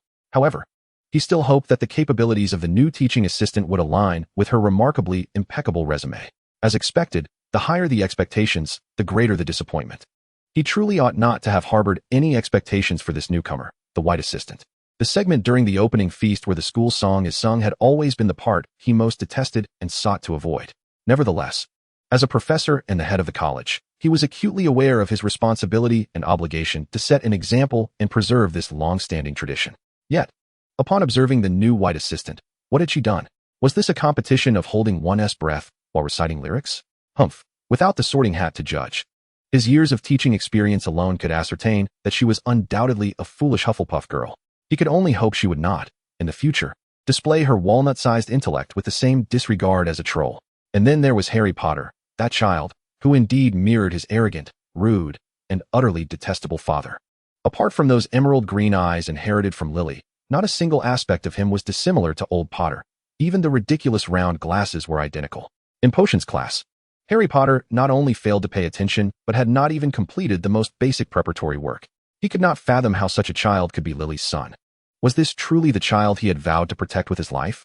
Were it not for the fact that he bore Lily's blood, given his obnoxiously familiar appearance, Snape would have undoubtedly expelled him from his potions class without a second thought. After yet another tedious and uninspired potions lesson concluded, Snape seized the rare opportunity of leisure to stroll to Professor Sprout's private greenhouse. It had come to his attention that the sneezewort she had meticulously cultivated had matured, and this herb was one of the primary ingredients for the calming draught. It was imperative to know that if mishandled during the harvesting process, the entire plant could easily incapacitate one with its highly toxic sap. Such a potent herb not only commanded a staggering price in the magical herb market, but also, The number of quality specimens was exceedingly rare. Shortly after Snape began his tenure, a mutually beneficial agreement had been reached between him and Professor Pomona Sprout. He would take on the dangerous tasks unsuitable for students, and in return, he would receive a fair quantity of herbs as compensation for his diligent efforts. Snape had always been more than willing to partake in such a collaboration. As he completed his work in the greenhouse and prepared to return, he unexpectedly spotted the new white assistant, basking alone in the grass beside the forbidden forest, leisurely enjoying the rare warmth of the afternoon sun. TSK, yet another individual who only knew how to indulge and squander time. Snape internally scoffed, preferring to ignore her presence and turn to leave. However, at that moment, he heard terrified screams from the first-year students engaged in their flying lesson across the lawn. Responding swiftly, Snape drew his wand, intending to cast a spell to control the out-of-control chubby boy flying wildly in the air, when the rogue broom suddenly hurled the young wizard downwards. It was from a height of several dozen feet above the ground. In this critical moment, the entire situation shifted dramatically. Yet, before Snape could conjure any spell, a yellow incantation precisely struck the plummeting young wizard. Simultaneously, another spell was cast at the spot where the young wizard was about to land. Everything transpired so swiftly, and to execute a dual spell with such precision in such a frantic situation was truly astonishing. Snape found himself regarding this new white assistant with newfound admiration for the first time, watching her dash toward the panicked group of young witches and wizards, who resembled a swarm of mandrakes. Snape silently contemplated that perhaps he should retract his previous hasty judgments. Chapter 63, Severest Snape 2. Snape could never have anticipated that Poppy would arrange for the new white assistant to deliver the potion requisition list for the infirmary to him in the dungeons. This was starkly different from Poppy's usual manner of handling affairs. Nevertheless, it provided him with a rare opportunity for testing. Although the contents submitted by the new assistant were predominantly related to defense against the dark arts and charms, unexpectedly, her recommender was Professor Slughorn. It was well known that Slughorn was a quintessential opportunist, driven solely by personal gain. If this individual did not possess qualities worthy of his attention, based on Snape's 7 years of observation under Slughorn, it would be utterly preposterous. With such thoughts swirling in his mind, he found himself pondering various questions. Indeed, the youth was still inexperienced. With just a slight application of pressure, she had become flustered and disoriented. By Merlin S. Beard, what astonishing talent was this? Those potions which typically required hours, if not days, to brew, she had completed in mere minutes. Had he not witnessed it with his own eyes, he would have scoffed at anyone who claimed such a person existed, and would have taken the opportunity to educate them on the folly of their words. As for this extraordinary young lady, it was hard to tell whether to consider her innocent and naive or simply too young to comprehend the complexities and treachery of human nature. Such remarkable talent had been so effortlessly revealed to him today. Fortunately for her, no one had ever had the opportunity to test her as he had. Thus, he would take it upon himself to verify her potential. Good heavens, this was sheer madness. Her understanding of potions was as foul as a troll's stinking socks and as dismal as a goblin's undergarments. Merlin alone knew what she had concocted. She was utterly oblivious to the theoretical knowledge of potions. Merely relying on instinct, she had produced such a flawless elixir according to the recipe. This was undoubtedly a wanton desecration of talent. However, it was somewhat fortunate that all this stemmed from her lack of a dedicated instructor. If that were the case, then he would take it upon himself to teach her. He would not miss the opportunity to cultivate such unparalleled talent. He needed to refine her, for those with gifts should fully utilize their innate abilities. Thus, assigning her the task of handling the lower-year students' essays seemed an excellent choice. Although those assignments given to the students had been completed atrociously, there were still exceptional individuals like Granger and Malfoy among them. These were foundational knowledge areas. And if she could not resolve the issues posed by these newly admitted younger students, it would sadly indicate that the talent bestowed upon her by Merlin was being squandered. Fortunately, after several weeks of observation, Snape concluded that this young lady had not yet reached a point of no return. If she could continue learning in a structured manner, Hogwarts would undoubtedly nurture another outstanding master of potions. Furthermore, her future career trajectory would bear the profound imprint of his influence. Upon reaching this juncture, a flicker of self-satisfaction involuntarily surfaced in Snape's heart. Yet, one could hardly overlook the absurd antics of this assistant, seemingly emerged from Hufflepuff, who had today engaged in a series of outrageous escapades. In the blatant ruse orchestrated by Quirrell, she had dared to join forces with those foolish Gryffindors to confront a troll in the girls' lavatory. By Merlin S. Beard, it was evident that Potter had orchestrated this mischief. Snape had long discerned that the spawn of the Potter lineage, upon encountering this new white-clad assistant, exhibited an obsession akin to a bee drawn to fresh nectar. Were it not for their age disparity, He might have suspected a revival of Potter's loathsome pursuit of Lily from years past. And the troll? According to her, she had vanquished it? Humph, such disingenuous rhetoric, designed to mock the intelligence of others, could only be accepted by someone as credulous as McGonagall, who believed Granger's every word. Nevertheless, her overflowing compassion was amusing. She had even volunteered to tend to his wounds. Did she not perceive the peculiarities surrounding them? Or was she herself a figure of suspicion? Snape had never been one to accept unsolicited kindness without skepticism. His myriad past experiences had instilled in him the understanding that, for someone of his unremarkable appearance and rather off-putting demeanor, such sudden gestures of goodwill invariably concealed ulterior motives. At this moment, he planted a seed of doubt in his mind, observing this new assistant's every move with a scrutinizing gaze, ever vigilant that she might be another Quirrell returning to wreak havoc. The bizarre incident involving the rogue bludger during the Quidditch match only deepened his suspicions. Regardless of her intentions for arriving at Hogwarts, he would not permit her to inflict harm upon Harry Potter or the institution itself. Peter Pettigrew, that despicable, shameless traitor. He had been masquerading as a rat in the Weasley household. Look at the sort of company that had once surrounded the late James Potter. A werewolf, a wastrel, a traitor, and a ghost.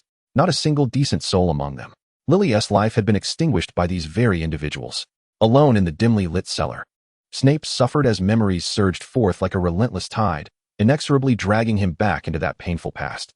The fiery warmth of a figure, so reminiscent of Lily, had ultimately departed from his life, leaving behind a tapestry woven with regret and despair.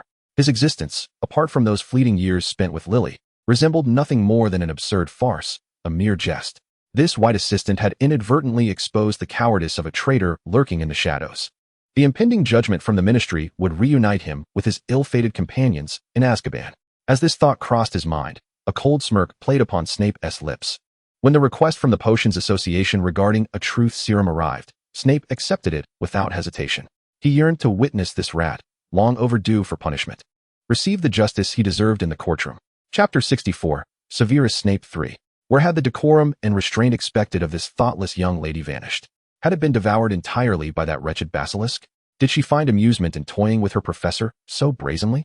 She would soon learn that her reckless behavior would not go unpunished. Consider her claim of ignorance regarding the Ministry. What business had she in seeking him out? Did every lost which require the assistance of this beleaguered potions master? Did this girl, with her muddled mind, not grasp the grave implications of her actions? Observe Malfoy's stunned expression. Even without exerting thought, one could predict the outlandish rumors he would spread upon returning to the Slytherin common room. Entangling a young lady of such exquisite beauty with the most unpopular bachelor at Hogwarts, he would relish seeing if she dared to continue her audacious antics. The trip to the Ministry unfolded far more smoothly than Snape had anticipated, save for the occasional erratic behavior of the young lady. Was her provocation inadvertent or intentional? Did she find joy in manipulating this unremarkable, solitary professor? He was eager to see what further mischief she might contrive. Whether within the hallowed halls of Hogwarts or the Judgment Chamber, he had grown weary of the whispers and curious glances of others, unwilling to offer explanations anymore. For all comments would eventually succumb to the truth. Once this young lady had grown weary of her games, disillusioned by the realization that this pitiful professor could not afford her the coveted status and wealth she sought, she would undoubtedly choose to disengage. He had witnessed countless beautiful women leveraging their advantages to ensnare men driven by baser instincts, like moths drawn to flame. Yet Snape had awaited the conclusion he had anticipated to no avail. Instead, he faced a foolish girl who left him behind to confront an unknown peril alone. He could hardly fathom how the agonizing seconds stretched on as he remained concealed in the corner of the room, a mere statue.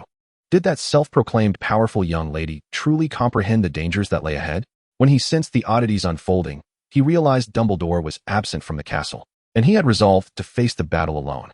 Bringing her along was merely a selfish act, a pretext to relay a message to Dumbledore, conveying that he was no coward. He would confront his past sins, regardless of whether the Dark Lord stood before him.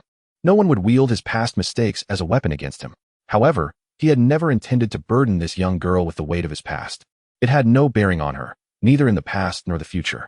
She had not even grown up in Britain, had she attended Hogwarts. She would have been his legitimate student, regardless of whether she was sorted into Hufflepuff or Gryffindor. As he struggled to break free from the magical constraints, a blinding white light surged forth, accompanied by a piercing scream. Did her voice resonate within that cacophony? Snape could not spare the energy for discernment. Nor did he have time to ponder. Instinct propelled him forward, and he caught her collapsing form. In that moment, he felt as though his heart had ceased to beat. As he steadied his trembling hand to draw his wand for examination, Dumbledore reassured him, "She is unharmed. Severus, do not worry. She is merely exhausted from expending her magical energy. After all, such potent white magic demands far more power than an ordinary spell. Especially considering the length of time she battled Quirrell and Voldemort. We ought to express our gratitude to her." Dumbledore summoned the Crimson Stone from Rose's pocket with his wand, the famed Philosopher's Stone that even the Dark Lord coveted. Willing to possess Quirrell in order to infiltrate Hogwarts and obtain it under Dumbledore's watchful eye. It lay there, unremarkable, within the pocket of this astonishingly young girl. Unnoticed by either Quirrell or Voldemort. Though we may not know the origins of Rose, I believe it is sufficient to recognize that she has never aligned herself with Voldemort. And that alone is reason enough for us to welcome her, Severus. After they transported the unconscious Rose and Potter to the infirmary, Dumbledore spoke to him at the door. Soon thereafter, he heard words that resonated deeply within his soul. The despicable and the magnificent, the malevolent and the benevolent. Hatred and love can coexist within the same heart without contradiction. Look at what she has expressed. She is acutely aware of his past. Snape felt an uncontrollable softness in his heart upon realizing that there was a girl in the bloom of youth, possessing extraordinary gifts as radiant as a rose, who silently adored him. Had he not been standing at the entrance of the infirmary, he might have remained oblivious to this confession forever. The decision he once made to forcefully push this audacious girl away after being petrified outside the room was unconsciously discarded. He did not want to witness such a beautiful soul, much like his own from years past, allowing genuine affection to rot in the mire. The now vanished ugly mark on his arm incessantly reminded him to refrain from making hasty decisions. Yet, this moment of tenderness resulted in the absurd and childish sight of a drunken fool dreaming on Christmas Eve about Cinderella and Snow White. Had he not been unable to bear the thought of her frostbitten feet come morning, he would never have smeared her with protective ointment. A small repayment for her earlier kindness in tending to his wounds. As for her insistence on a kiss before she would rise to take a stimulant, he might as well forget it. Did she truly believe Severus Snape was a paragon of restraint? On the 9th day of January, to Snape's surprise, he received an unexpected yet not entirely unforeseen gift. It was a bundle of unicorn tail hair, and Snape stared blankly at the silvery strands nestled within a beautifully wrapped crystal box. He could surmise that this must have been a precious gift from her good friend that evening, and Rose, in a card, whimsically explained that she had no use for such a rare magical item and preferred to pass it on to him, thus serving its purpose. Snape pinched the bridge of his nose in resignation, letting out a deep sigh. Chapter 65. The conclusion of the first academic year.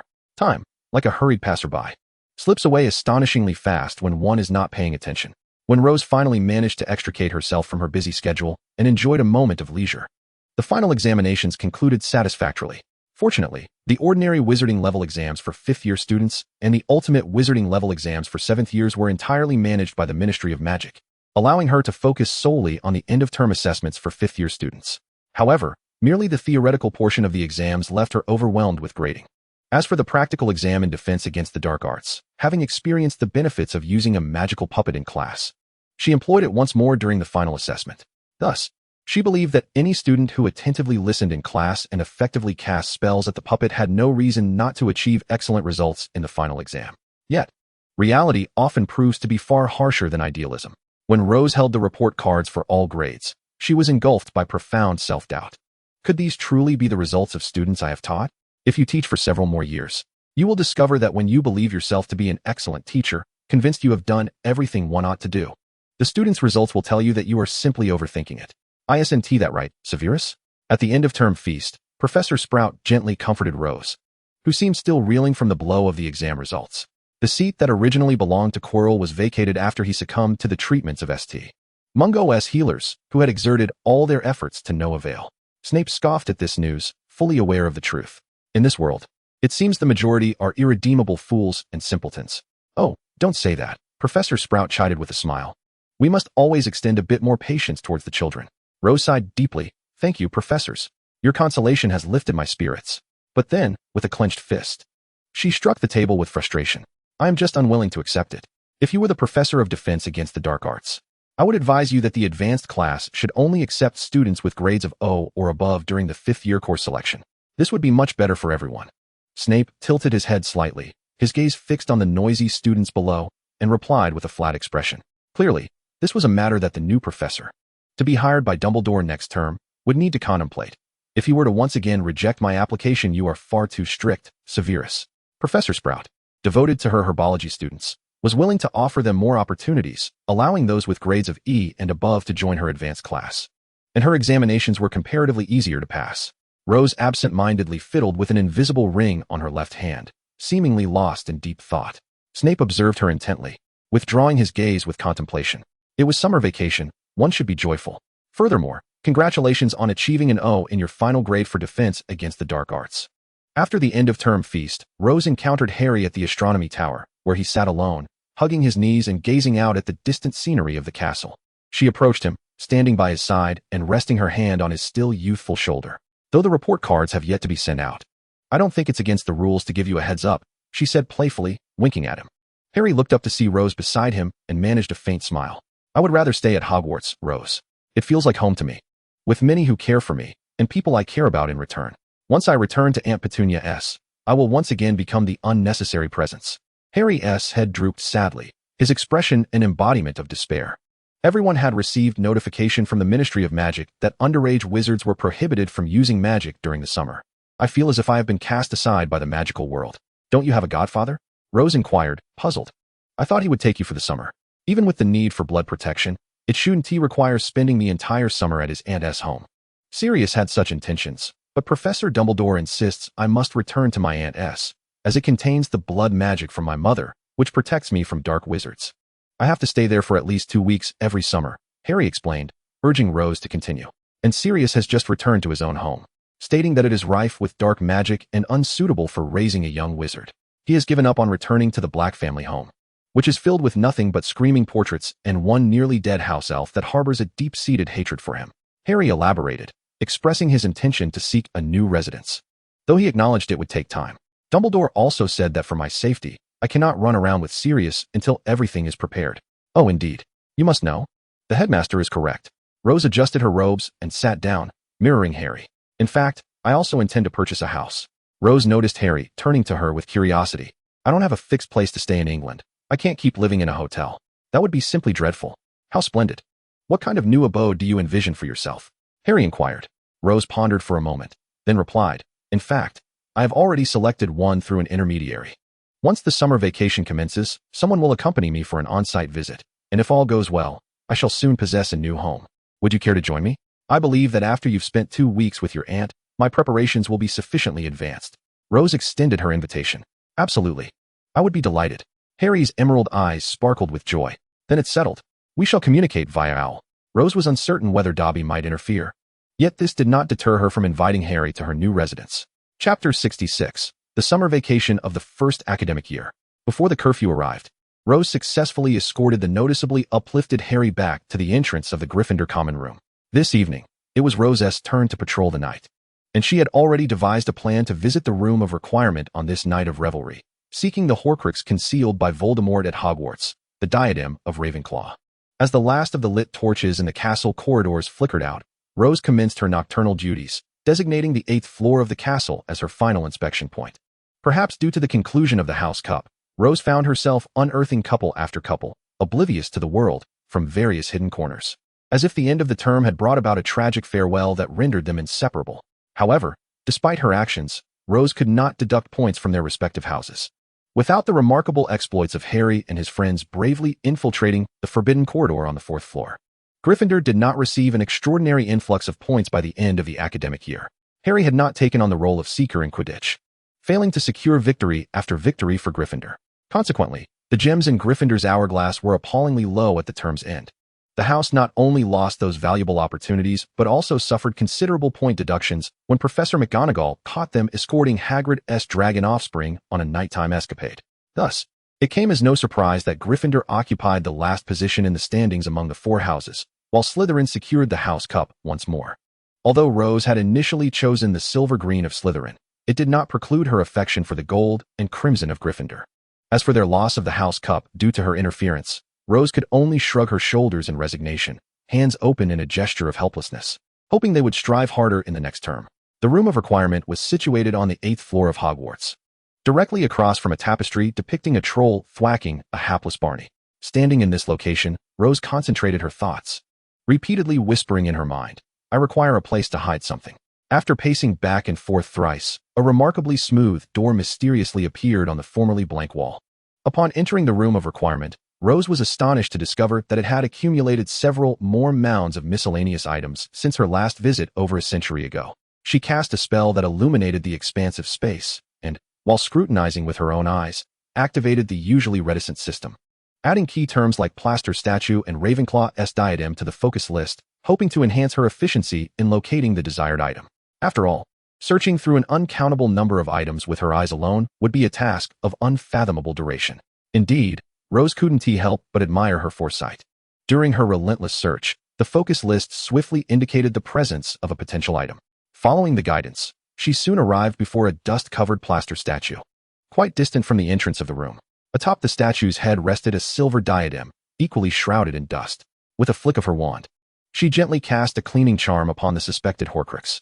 The once dusty silver diadem finally revealed its elegant and luxurious original form.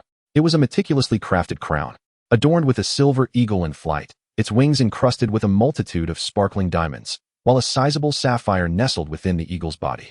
Along the silver edge of the crown, the renowned motto of Ravenclaw was inscribed, "Wit beyond measure is man's greatest treasure."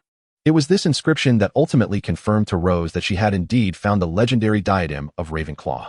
Fully aware of the diadem's corruption by Voldemort, having been transformed into a profoundly evil Horcrux, Rose exercised utmost caution, opting not to touch it with her hands. Instead, she used magic to levitate the diadem, directly depositing it into the system's repository. With this task accomplished, Rose could finally clap her hands, free of any dust, and murmured to herself as she made her way back, "Mission accomplished, time to wrap up." This diadem held immense significance for Rose, and she found herself eagerly anticipating the forthcoming holiday. Although she had promised Harry an invitation to her new home during the summer, she had quite a few tasks to complete over the break, and each item on her to-do list required careful attention. On the following morning, the Hogwarts Express to London departed punctually from the platform. Rose, now clad in a more fashionable dress and clutching a sleek black box, meticulously searched the train until she finally located Harry seated with his friends. "Hey, Harry, Hermione, Ron, may I join you?" Rose gently tapped the wooden frame of the sliding door, inquiring politely. Harry and his companions turned with surprise, their expressions brightening as they beheld Rose at the doorway, exclaiming in unison, "Of course, you're actually riding the Hogwarts Express with us." Hermione's face was alight with astonishment, for despite this being her first year at Hogwarts, she had never witnessed any professor traveling on the Express like a student, except for Rose. "Oh, to be honest, I prefer this mode of transportation," Rose said as she settled beside Hermione. "It's far more comfortable, I assent it." "Indeed, but Floo powder and apparition are undoubtedly quicker, aren't they?" Ron recalled how his father always opted for those two methods of travel. "You're right, but I'm not in a hurry. After all, I'm on holiday too," Rose replied with a cheerful laugh. "What's that?" The others turned their gaze toward the conspicuous black box resting on Rose's lap, as she had not brought any luggage. "This is a gift for you, Harry." Rose naturally extended the long box toward him. Harry's face lit up with surprise as he accepted the box, exchanging glances with his friends. "What is it, Rose?" "You'll find out when you open it." "It's not an extravagant gift," Rose replied with an air of mystery. Harry, unable to contain his excitement, eagerly opened the black box to reveal a blooming golden, multi-petaled sunflower growing in a pot. "A sunflower?" "No. Harry, listen," Hermione interjected quickly. "La la la la." The sunflower began to sway its leaves and hummed a cheerful tune with a youthful voice, having just seen the sunlight. "It can sing." Harry turned in surprise to look at Rose, the one who had gifted him this remarkable present. "I've never encountered such a sunflower. It is distinctly different from those in the fields," Ron remarked, pointing at its blossoms. Rose nodded in response. "Indeed. This is a toy bear sunflower seed cultivated by Professor Sprout. I planted the seeds in the greenhouse, and naturally, it stands apart from ordinary sunflowers. This one sings." Once established, the sunflower only requires an occasional watering from a wizard and a spot in the sunlight during the day, without the need for intricate care. Seeing Harry's delight in the gift filled Rose with joy. "I heard you would be staying at your Muggle aunt's house during the summer. Therefore, I enchanted the pot so that Muggles cannot see this sunflower, nor hear its melodies." At that moment, Harry was elated. Finally, apart from Hedwig, he had a magical plant to accompany him through the trying summer, one that would remain unnoticed by his Muggle relatives who despised magic. "I love it. Thank you, Rose." The singing sunflower seemed to respond to Harry's words, emitting a series of charming sounds. Beep, beep, beep. Hermione and Ron were filled with envy as the trio of young wizards focused their attention on the delightful sunflower. Chapter 67, Baker Street. Amid the bustling platform, Rose once again encountered Molly Weasley, who had come to greet the children. This lady, with several boys attending Hogwarts, wore a radiant expression, warmly embracing each child. "I was so worried about you, Ron. I feared your two brothers would lead you astray. If only all the boys at home could be as obedient and sensible as Percy, I wouldn't have to endure so many gray hairs," Mrs. Weasley exclaimed, her voice laden with concern. Percy, upon hearing this, puffed up with pride, his mother's praise in front of everyone filling him with a sense of accomplishment. "Oh, biased mother. Does that mean all the boys should turn into Percy?" George exclaimed dramatically, his voice raised. "That would truly be the end of the world." "Mum," Fred quickly chimed in, perfectly in sync with his twin. "No one would want to become such a stuffy old bore as Percy. That would be dreadful," the twins declared in unison. Mrs. Weasley rolled her eyes at the twins, wishing she could tuck them back into her womb. She then turned to embrace Harry and Hermione in turn. When she wrapped her loving arms around Harry, her maternal affection seemed to envelop the still small boy, who appeared taken aback by such overwhelming warmth, unsure of how to respond. Lest he offend Mrs. Weasley's good intentions, Rose stood quietly to the side, a smile illuminating her face as she observed this heartwarming scene. She couldn't help but think of one of Voldemort's Horcruxes, the diadem of Ravenclaw, stored away in the system's repository. She silently vowed to eradicate the greatest threat to the magical community in Britain before matters worsened. With this thought, Rose's previously joyful mood darkened once more. "Rose, I am so pleased to see you again." After exchanging warm greetings with all the children, Mrs. Weasley turned to Rose with a friendly smile. "I am too, madam. You can call me Molly, dear." The deep dimples on either side of Mrs. Weasley's round face made her appear exceptionally warm and amiable when she smiled. "All right, Molly." Perhaps Rose was touched by Molly's warm smile, for her previously somber mood brightened once more. "While at home, I received letters from the children, and not a single one failed to praise you. Fred and George were particularly effusive, claiming you are the best teacher they have ever encountered." "Mum," the twins exclaimed in unison, shocked that the contents of their private correspondence were being shared. This cry came from Fred. "What does it matter? Don't be shy. Right, Rose?" Molly retorted with a hearty laugh. "Of course, I am truly honored. This is my first time teaching students, and I only fear that I may not be good enough." "I like you very much too, Rose." Hermione stepped forward to embrace Rose briefly, then quietly added, "My parents should be waiting for me outside the platform. We must keep in touch through letters over the summer." "Of course, goodbye, Hermione." After everyone had said their farewells, Rose watched as Harry, dragging his enormous suitcase, carefully placed Hedwig and the sunflower atop it, and followed his uncle, who had come to collect him. Vernon Dursley indeed appeared as described in the original text, with a corpulent figure and an intimidating countenance. However, upon reflection, he could hardly be deemed a wholly malevolent individual. After withdrawing her gaze, Rose cast a disillusionment charm and arrived at a corner of York Street in London, then walked to a quaint restaurant named Ingram. Located in the western part of London on Baker Street, it was merely a short stroll from the renowned 221B, Baker Street. Unfortunately, just like in her previous life, 221B, Baker Street remained a fictional address. Its actual location was 239 Baker Street, home to a 4-story Sherlock Holmes museum. Upon confirming that the real Sherlock Holmes was absent from this place, Rose sighed deeply, harboring a sense of regret. Yet, one must not be overly greedy or obsess over every detail, for anything can turn into an ephemeral dream, ultimately leading to futile endeavors. Thus, to fulfill her whimsical neighborly dream, after carefully tallying her savings, Rose enlisted a well-regarded real estate agent in London's West End to assist her in finding a property on Baker Street available for sale. Indeed, you heard correctly. It was a complete 4-story house, complete with a semi-subterranean basement. Acquiring such an entire property would be quite an investment. Fortunately, whether in the timeline of 100 years ago, from which Rose had garnered a substantial amount of galleons through the system, or in the present over a century later, Rose had amassed a considerable fortune through her previous knowledge of investments and stocks. In terms of assets, she had firmly entered the realm of the affluent. Thus, today she had arranged to meet with the agent she had been corresponding with via letters to view a property on Baker Street in person. The small restaurant named Ingram on Baker Street was adorned with a rich Victorian style, evident from the open door on the street. As soon as Rose stepped inside, she was enveloped by a nostalgic ambience. The restaurant was modest in size, allowing Rose to take in the entire interior at a glance. The wooden floors, polished by time, exuded a warm and profound hue.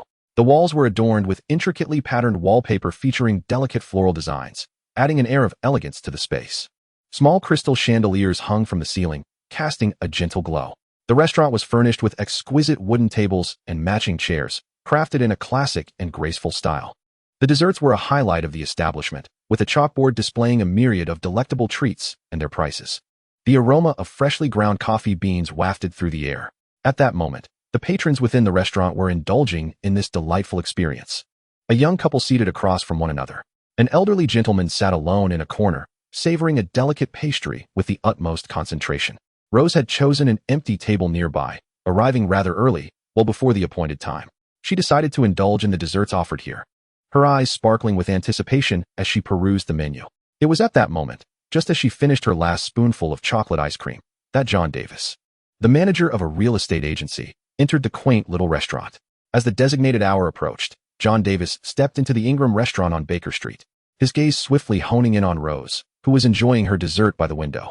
In that fleeting glance, her beauty rendered him breathless. This young lady with raven hair seemed like a masterpiece, meticulously sculpted by divine patience and artistry. Any girl who could be deemed a beauty would surely feel a twinge of inadequacy standing before her. Thankfully, Davis considered himself a mature and composed professional. He envisioned the lucrative commission that would allow him to whisk his wife and 2 school-aged children away on a trip to Switzerland. A thought that promptly anchored his wandering mind. Clearing his throat gently, he approached Rose's table. Nearby, an elderly gentleman indulging in his dessert turned his head, scrutinizing Davis from head to toe. Davis felt the weight of several curious gazes upon him, which made him a tad self-conscious. He addressed Rose. "Excuse me, are you Miss Rose Potter? I am John Davis, the manager of the West End real estate agency." With careful movements, he retrieved a pre-prepared business card from his holder and presented it to her. "Yes, please take a seat, Mr. Davis," Rose replied, taking the card with a curious expression as she examined its contents. Sensing the shift in the atmosphere, the onlookers gradually withdrew their inquisitive glances, and Davis exhaled a silent sigh of relief. He then opened his briefcase and handed her the meticulously prepared documents for her review. "Would you care for a drink?" "It's on me," he offered. After receiving the documents, Rose responded with a casual tone, summoning a waiter with a wave of her hand. "An iced Americano, please," she requested. "What about dessert?" "The ice cream here is quite delightful," Davis suggested. With sincere enthusiasm, Rose expressed how exceptional she found the chocolate ice cream, devoid of the cloying sweetness often favored by others. "Thank you, but no, I have been cutting back on sugar," he replied, playfully tugging at his slightly protruding belly. "Oh, what a pity," Rose said, lowering her gaze as she turned a page in the information packet. This property was in the best condition among several for sale near Baker Street, yet it also commanded the highest price. Davis diligently explained, "From our previous correspondence, we understood that you wished to purchase an entire property on Baker Street. After thorough investigation, we ultimately recommend this house, conveniently located directly opposite the Sherlock Holmes Museum." Rose said, having finished reviewing the documents Davis provided. She neatly arranged them on the table. At that moment, Davis took a sip of the iced Americano that had just been delivered. "So, what is the asking price, and how soon can the transfer be completed?" "For £1,000,000. This is the seller's final offer. The transfer can occur immediately once the bank processes the payment. Our agency will handle all the details," Davis replied. His hands clasped on the table as he slightly grimaced at the price, which was indeed steep, influenced significantly by the renowned Detective S. legacy.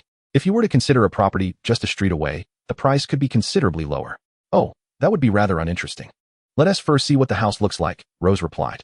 Noticing that she had not even flinched at the £4,000,000 price tag, Davis felt a swell of optimism for a successful outcome that day. In just a few minutes of walking, they arrived at the publicly listed property. As Davis had indicated, it stood directly across from the museum, surrounded by various Sherlock Holmes-themed shops. The entire building was owned by an elderly gentleman, making transactions more straightforward compared to others that required lengthy negotiations. Standing before the front door, Davis retrieved a key from his bag, opened it, and gallantly gestured for Rose to enter first. The condition of the house was precisely as Davis had described, impeccably maintained, with gleaming floors and charming, cozy wallpaper, devoid of any peeling or flaking. Almost all the furniture had been cleared from the 4 floors, leaving only some large wooden pieces that were difficult to move. Their intricate patterns hinted at the care they had received in daily life. The elderly gentleman's only son had a respectable job in New Zealand, and after visiting his son with his wife, they had become enamored with the scenery, ultimately deciding to emigrate there. To be honest, if I were in his shoes, I would gladly do the same. The vistas of New Zealand are simply unparalleled. They chatted as they ascended the stairs, with Davis primarily sharing the details. The building was modest in size, with each floor containing just one room and a living area. "Miss Potter, do you intend to reside here?" Davis inquired casually. Rose glanced back at him, responding, "Of course. Is there a problem?" "Oh, there is certainly no issue at all.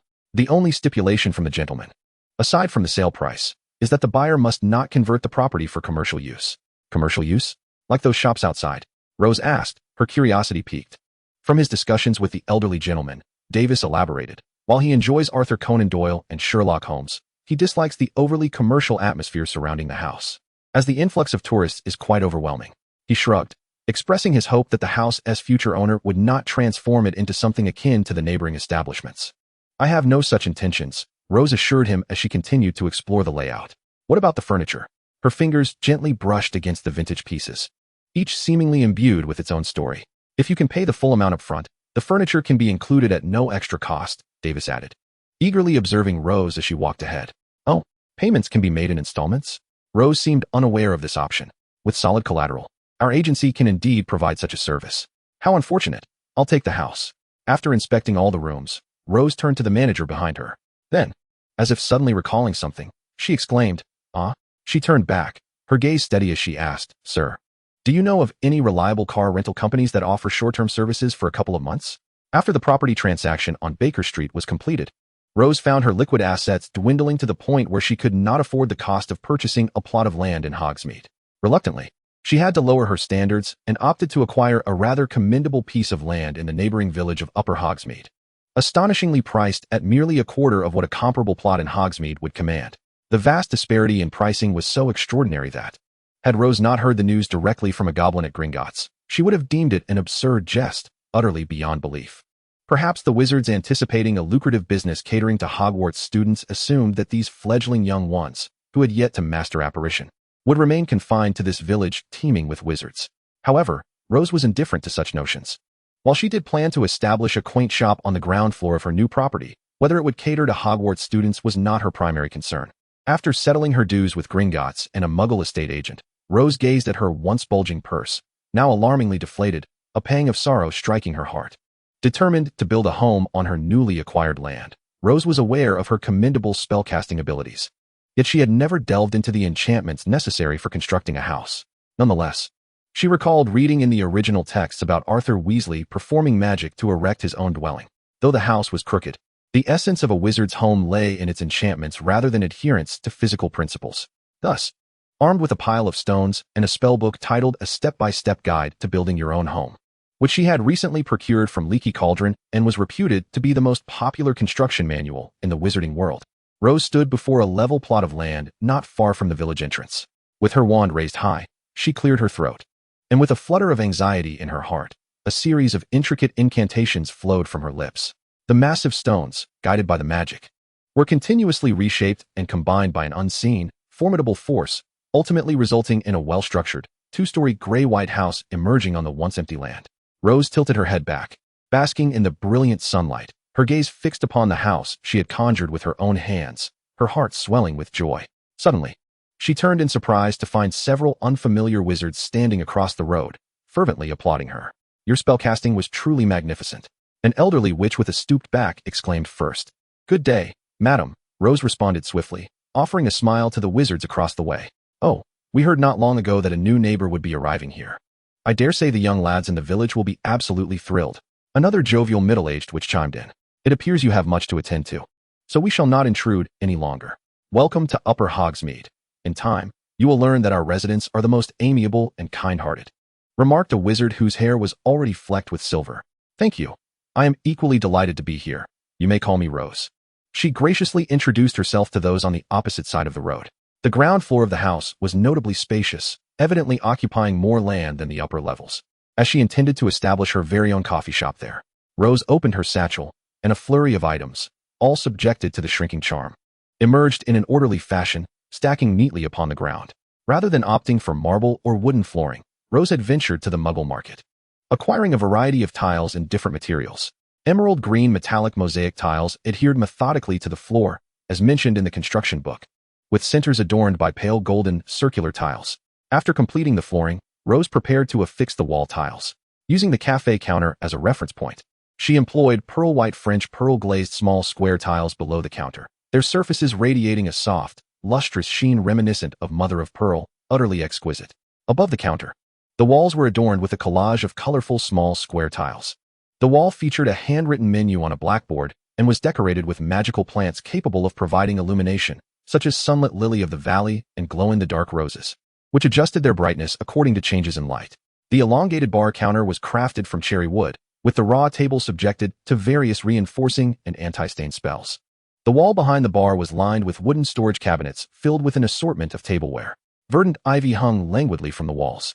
The custom tables and chairs in the shop were also made of cherry wood, all meticulously selected from the Muggle market in London. After converting galleons into pounds, the furniture purchased from Muggles was significantly cheaper than that available in the wizarding market.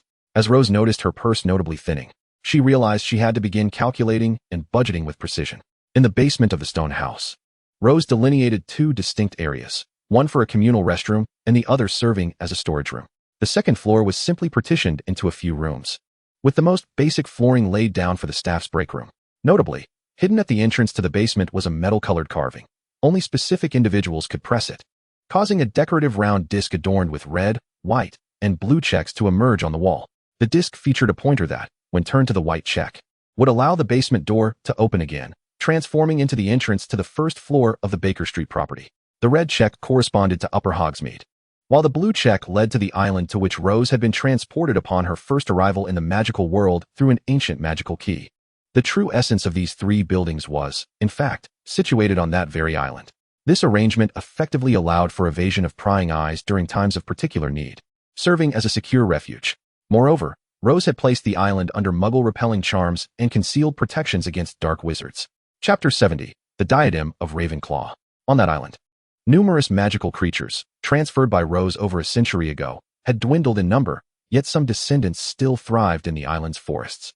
Once an unremarkable isle, it had now transformed into a splendid haven for magical beings. The little phoenix, Fawkes, that Rose had once tenderly cared for had long vanished. Though Fawkes was a phoenix, it was unlikely he would remain devotedly waiting in one place for a century, solely for a promise that may never be fulfilled. A sense of melancholy inevitably washed over Rose, yet such is the nature of life. Not all beings and things can accompany one indefinitely, and inevitably, some will choose to depart along the journey. At the highest point of the island, Rose cast a spell to transfer the true space of her four-story apartment on Baker Street to this location. This ancient and intricate magic was something she had learned from a tome discovered in the restricted section of the Hogwarts Library, hidden within the Knowledge Nook.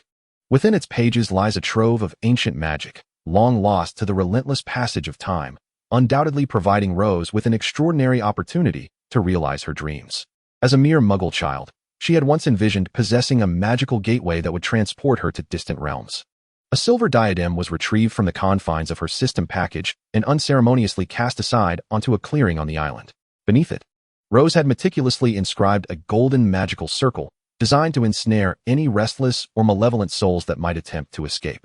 With her pine wand in hand, she pointed towards the Ravenclaw diadem, the sound of relentless waves crashing in her ears. The familiar incantation flowed slowly from her luscious red lips. Exorcism. Unlike her previous encounter before Chilo, this time she deftly controlled the output of her magic. A pale luminescence began to emanate from the tip of her wand, its brilliance scarcely rivaling that of a mundane flickering light. The wand tip skillfully harnessed the sanctified energy of the spell, and as the diadem, once aglow with the brilliance of gemstones, began to warp the surrounding space, it felt as though she were suspended above a raging inferno, the air growing increasingly thin. The soul fragment, passively absorbing all that transpired, conjured illusions from the vile curse, whispering incessantly in Rose's ear, wear me, and your dreams shall be realized. You shall become the wisest being in this world, and all shall bow at your feet." Upon hearing this, Rose raised an eyebrow in astonishment. Gazing at the silver eagle diadem on the ground, she pondered whether it had, like the Sorting Hat, read her thoughts or whether it arrogantly presumed that everyone shared its sentiments.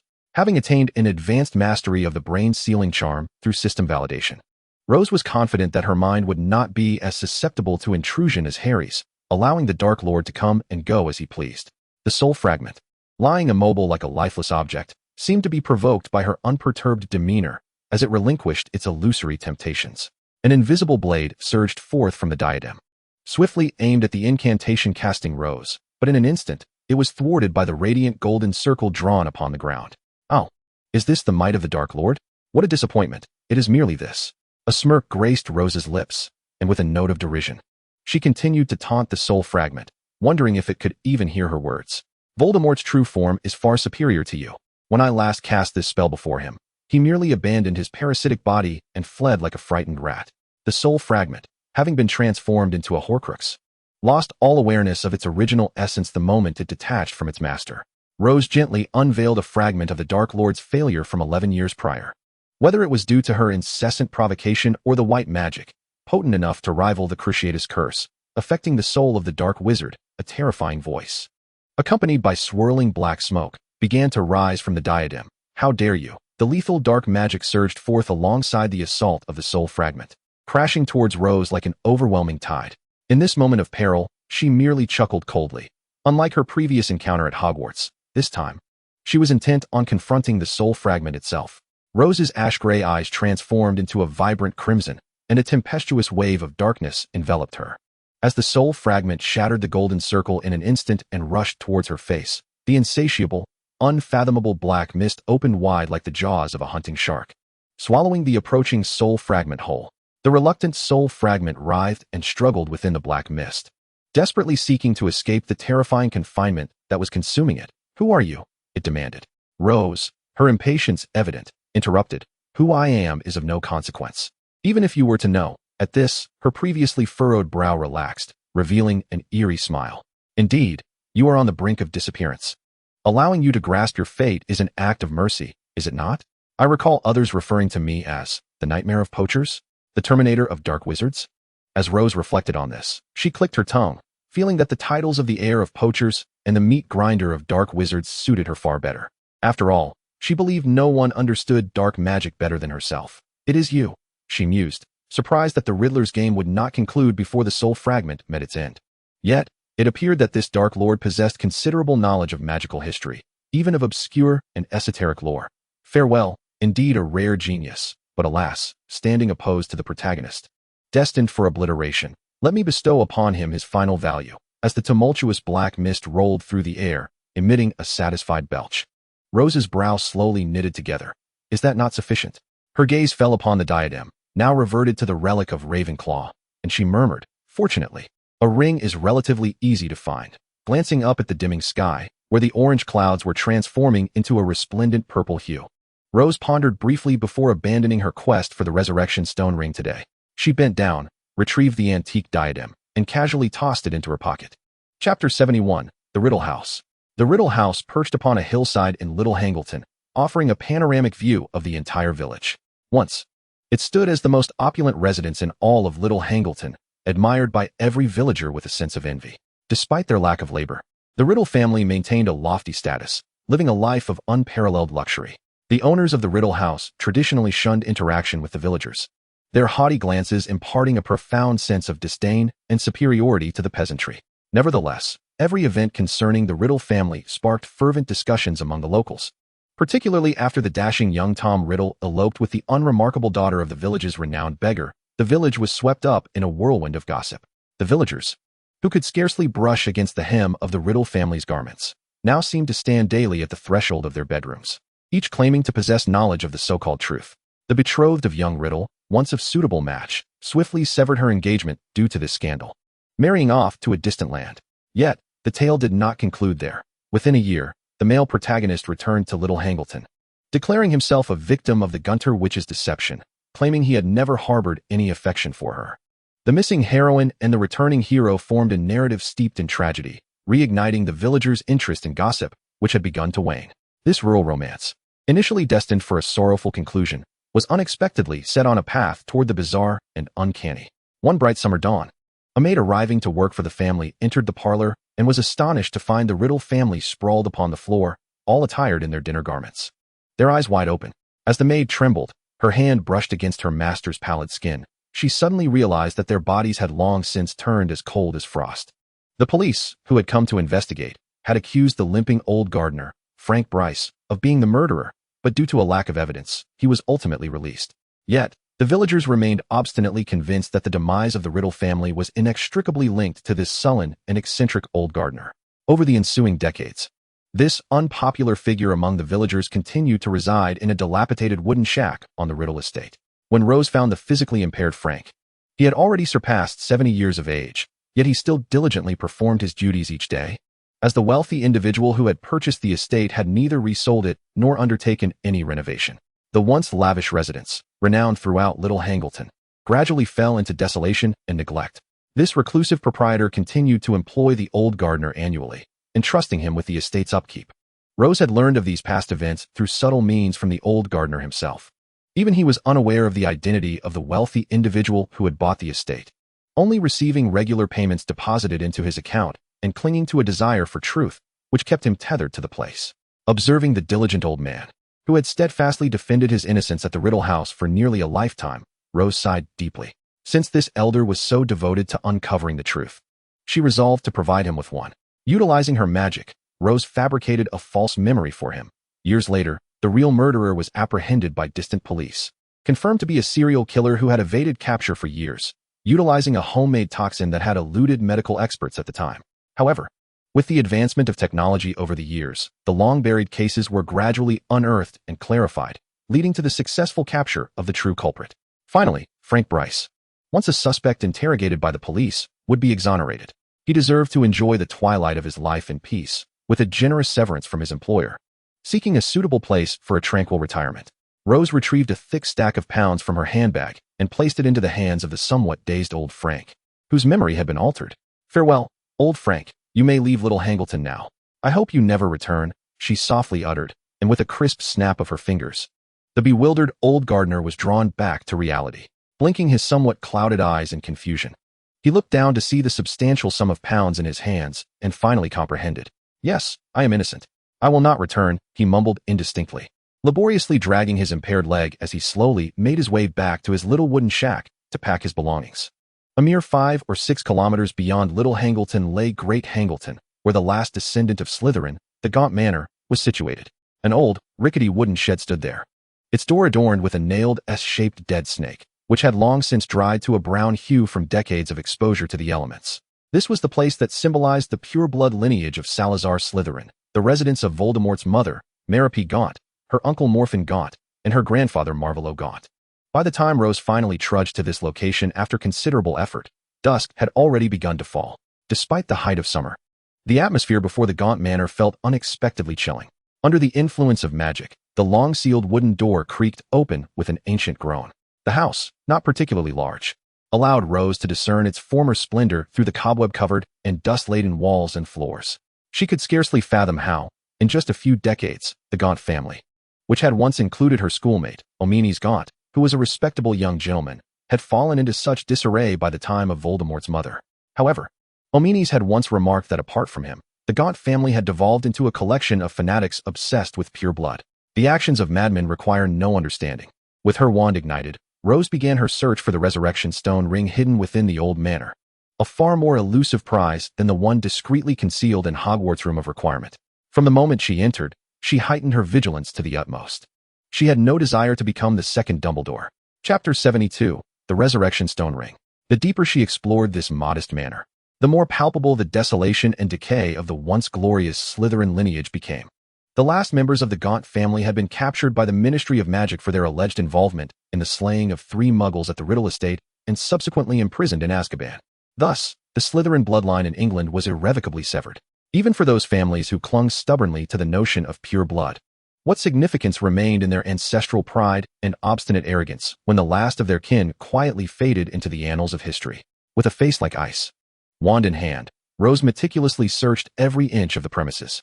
Even the illustrious Dumbledore had fallen victim to Voldemort's cunning. She was determined not to repeat his mistakes. Yet, after a thorough search, Rose found no trace of the hidden ring. Her once graceful brows knitted tightly. She stood in the center of the room, pondering a solution.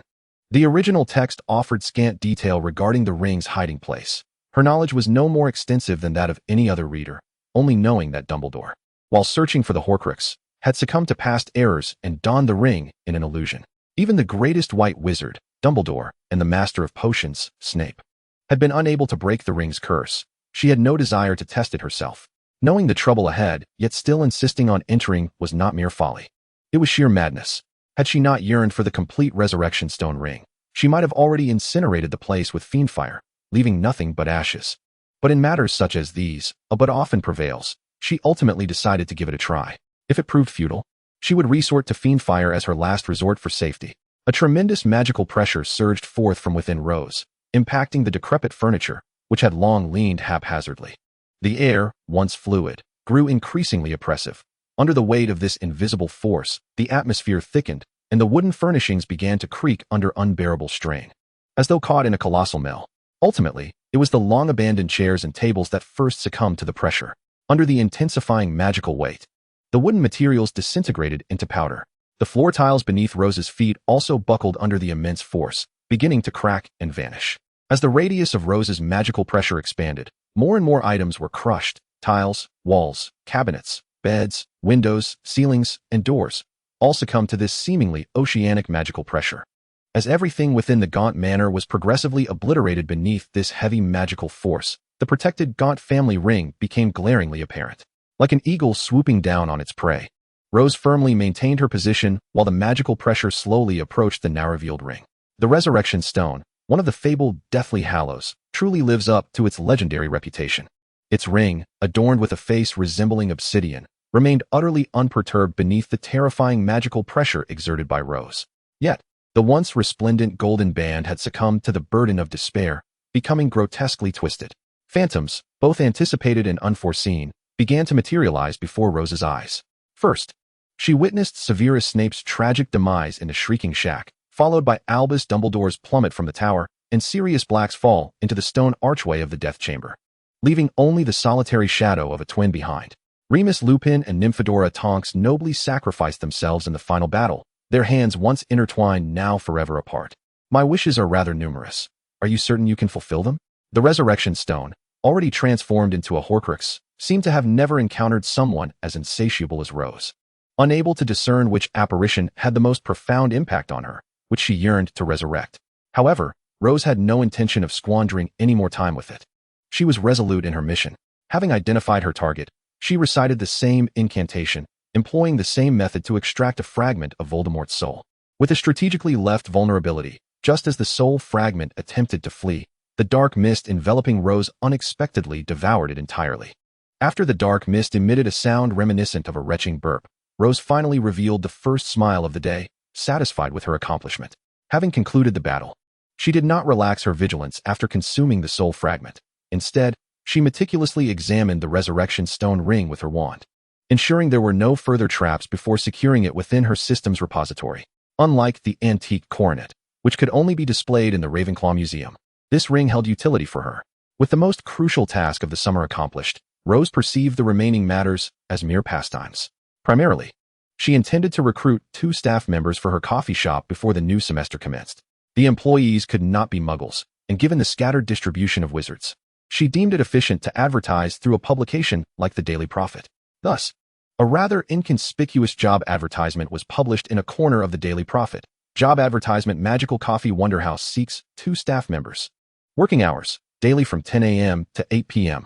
Leave arrangement: 10 days off per month. Flexible adjustments available based on personal needs.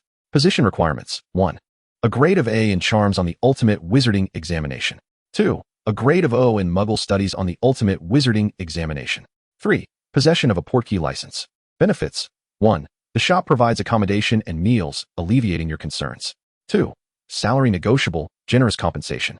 Should you believe you meet the above criteria and wish to showcase your talents at the Magical Coffee Wonderhouse, kindly send your personal details to number 8, Upper Hogsmeade. The rationale behind setting Charms at an A and Muggle Studies at an O is easily comprehensible. With proficiency in household spells, managing a shop is not overly complex, especially since Rose did not intend to have the shop produce its own pastries and desserts. She had already surveyed the Muggle town near Hogsmeade, selecting a bakery renowned for its excellent flavors, and signed a contract with them. Each morning, a sufficient quantity of bread and pastries would be crafted and collected by the staff to be brought back to her coffee shop. The employees need only cast a preservation charm to maintain freshness, satisfying the shop's sales demands throughout the day. As for the coffee, Rose ordered a more versatile automatic coffee machine from a friend in Asia by simply adding various coffee beans and fresh milk. It could effortlessly prepare everything from cold drinks to hot beverages, including Americanos and lattes. One must ask, isn't it remarkably simple and convenient to run this shop? Of course, while the food might lack a magical appearance, the enchanted plants within her establishment brimmed with charm. Rose, who did not aspire to amass great wealth through this venture, sought merely a space frequented by patrons that would not appear out of place. Chapter 73. Privet Drive as Rose received a continuous stream of job applications and inquiries from unfamiliar wizards via OWL. One letter from Hermione particularly caught her attention. Rose swiftly perused the entire correspondence. Hermione began her letter with a polite greeting, then, in a hurried tone, expressed her concern. Since the start of the summer, apart from her first call to her aunt's house, every letter sent to Harry had seemingly vanished into oblivion, with not a single reply received. Moreover, any calls made to Harry were abruptly cut off by the Dursleys. The absence of a response was entirely uncharacteristic of Harry. She then sought confirmation from Ron, who reported the same disheartening news. No letters from Harry had reached him either. Hermione was deeply troubled. After a full year of studying together, Harry had never spoken kindly of the Dursleys, who perpetually bullied him. She feared that Harry's Muggle relatives were mistreating him over the summer, preventing him from leaving the house and even forbidding him from receiving any correspondence. Thus, she sought Rose's assistance.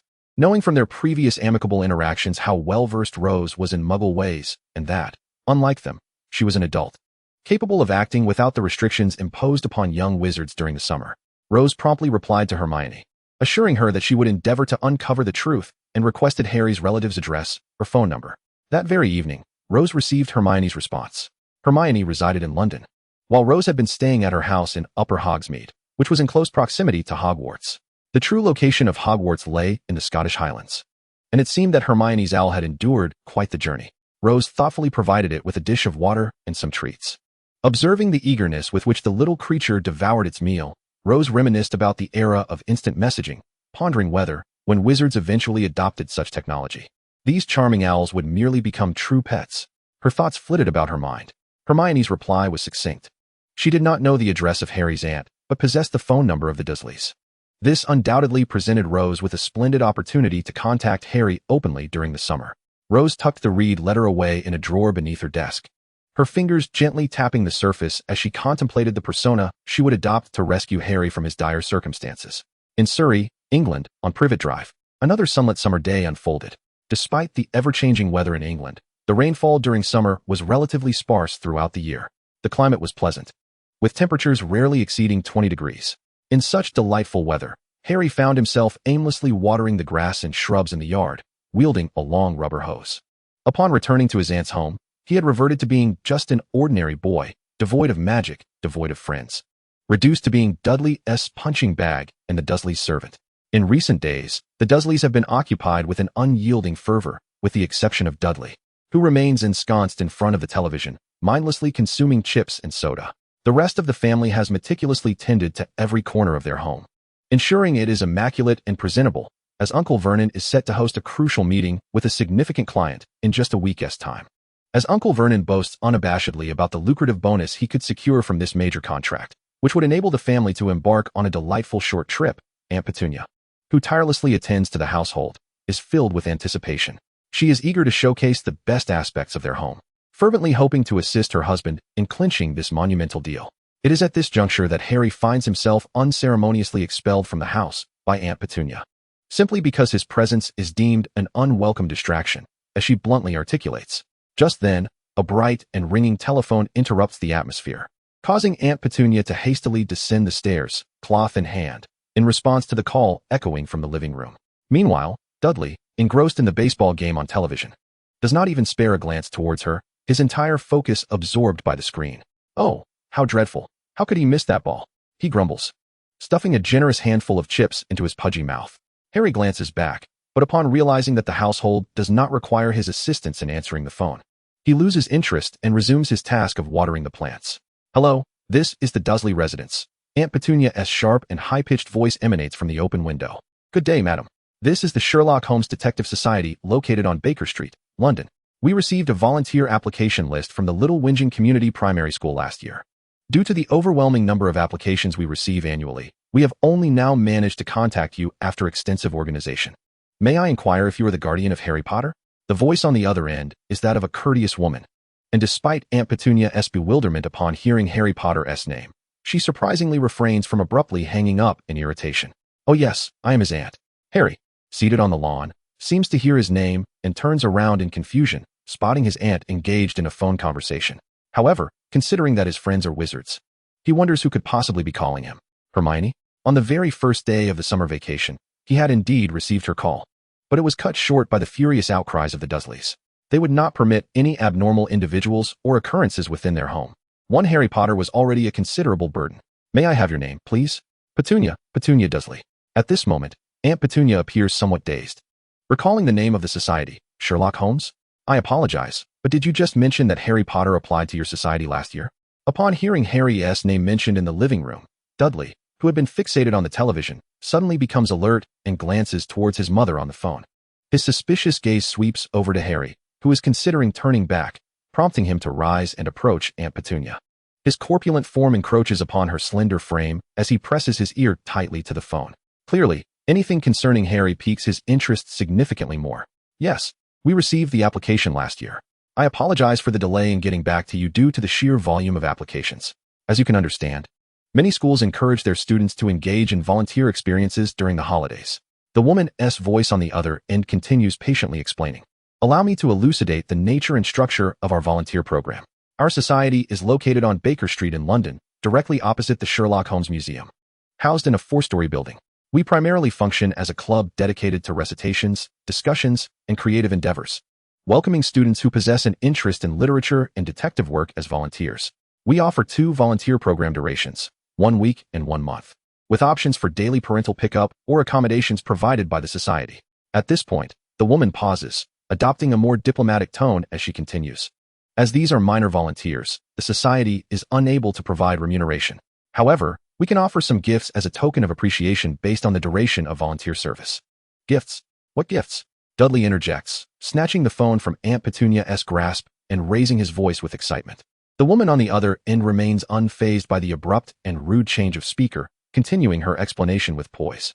We have options for annual membership cards to prestigious supermarkets such as Whole Foods Market, MS, and Waitrose, which come with corresponding points that can be redeemed based on the duration of the volunteer service.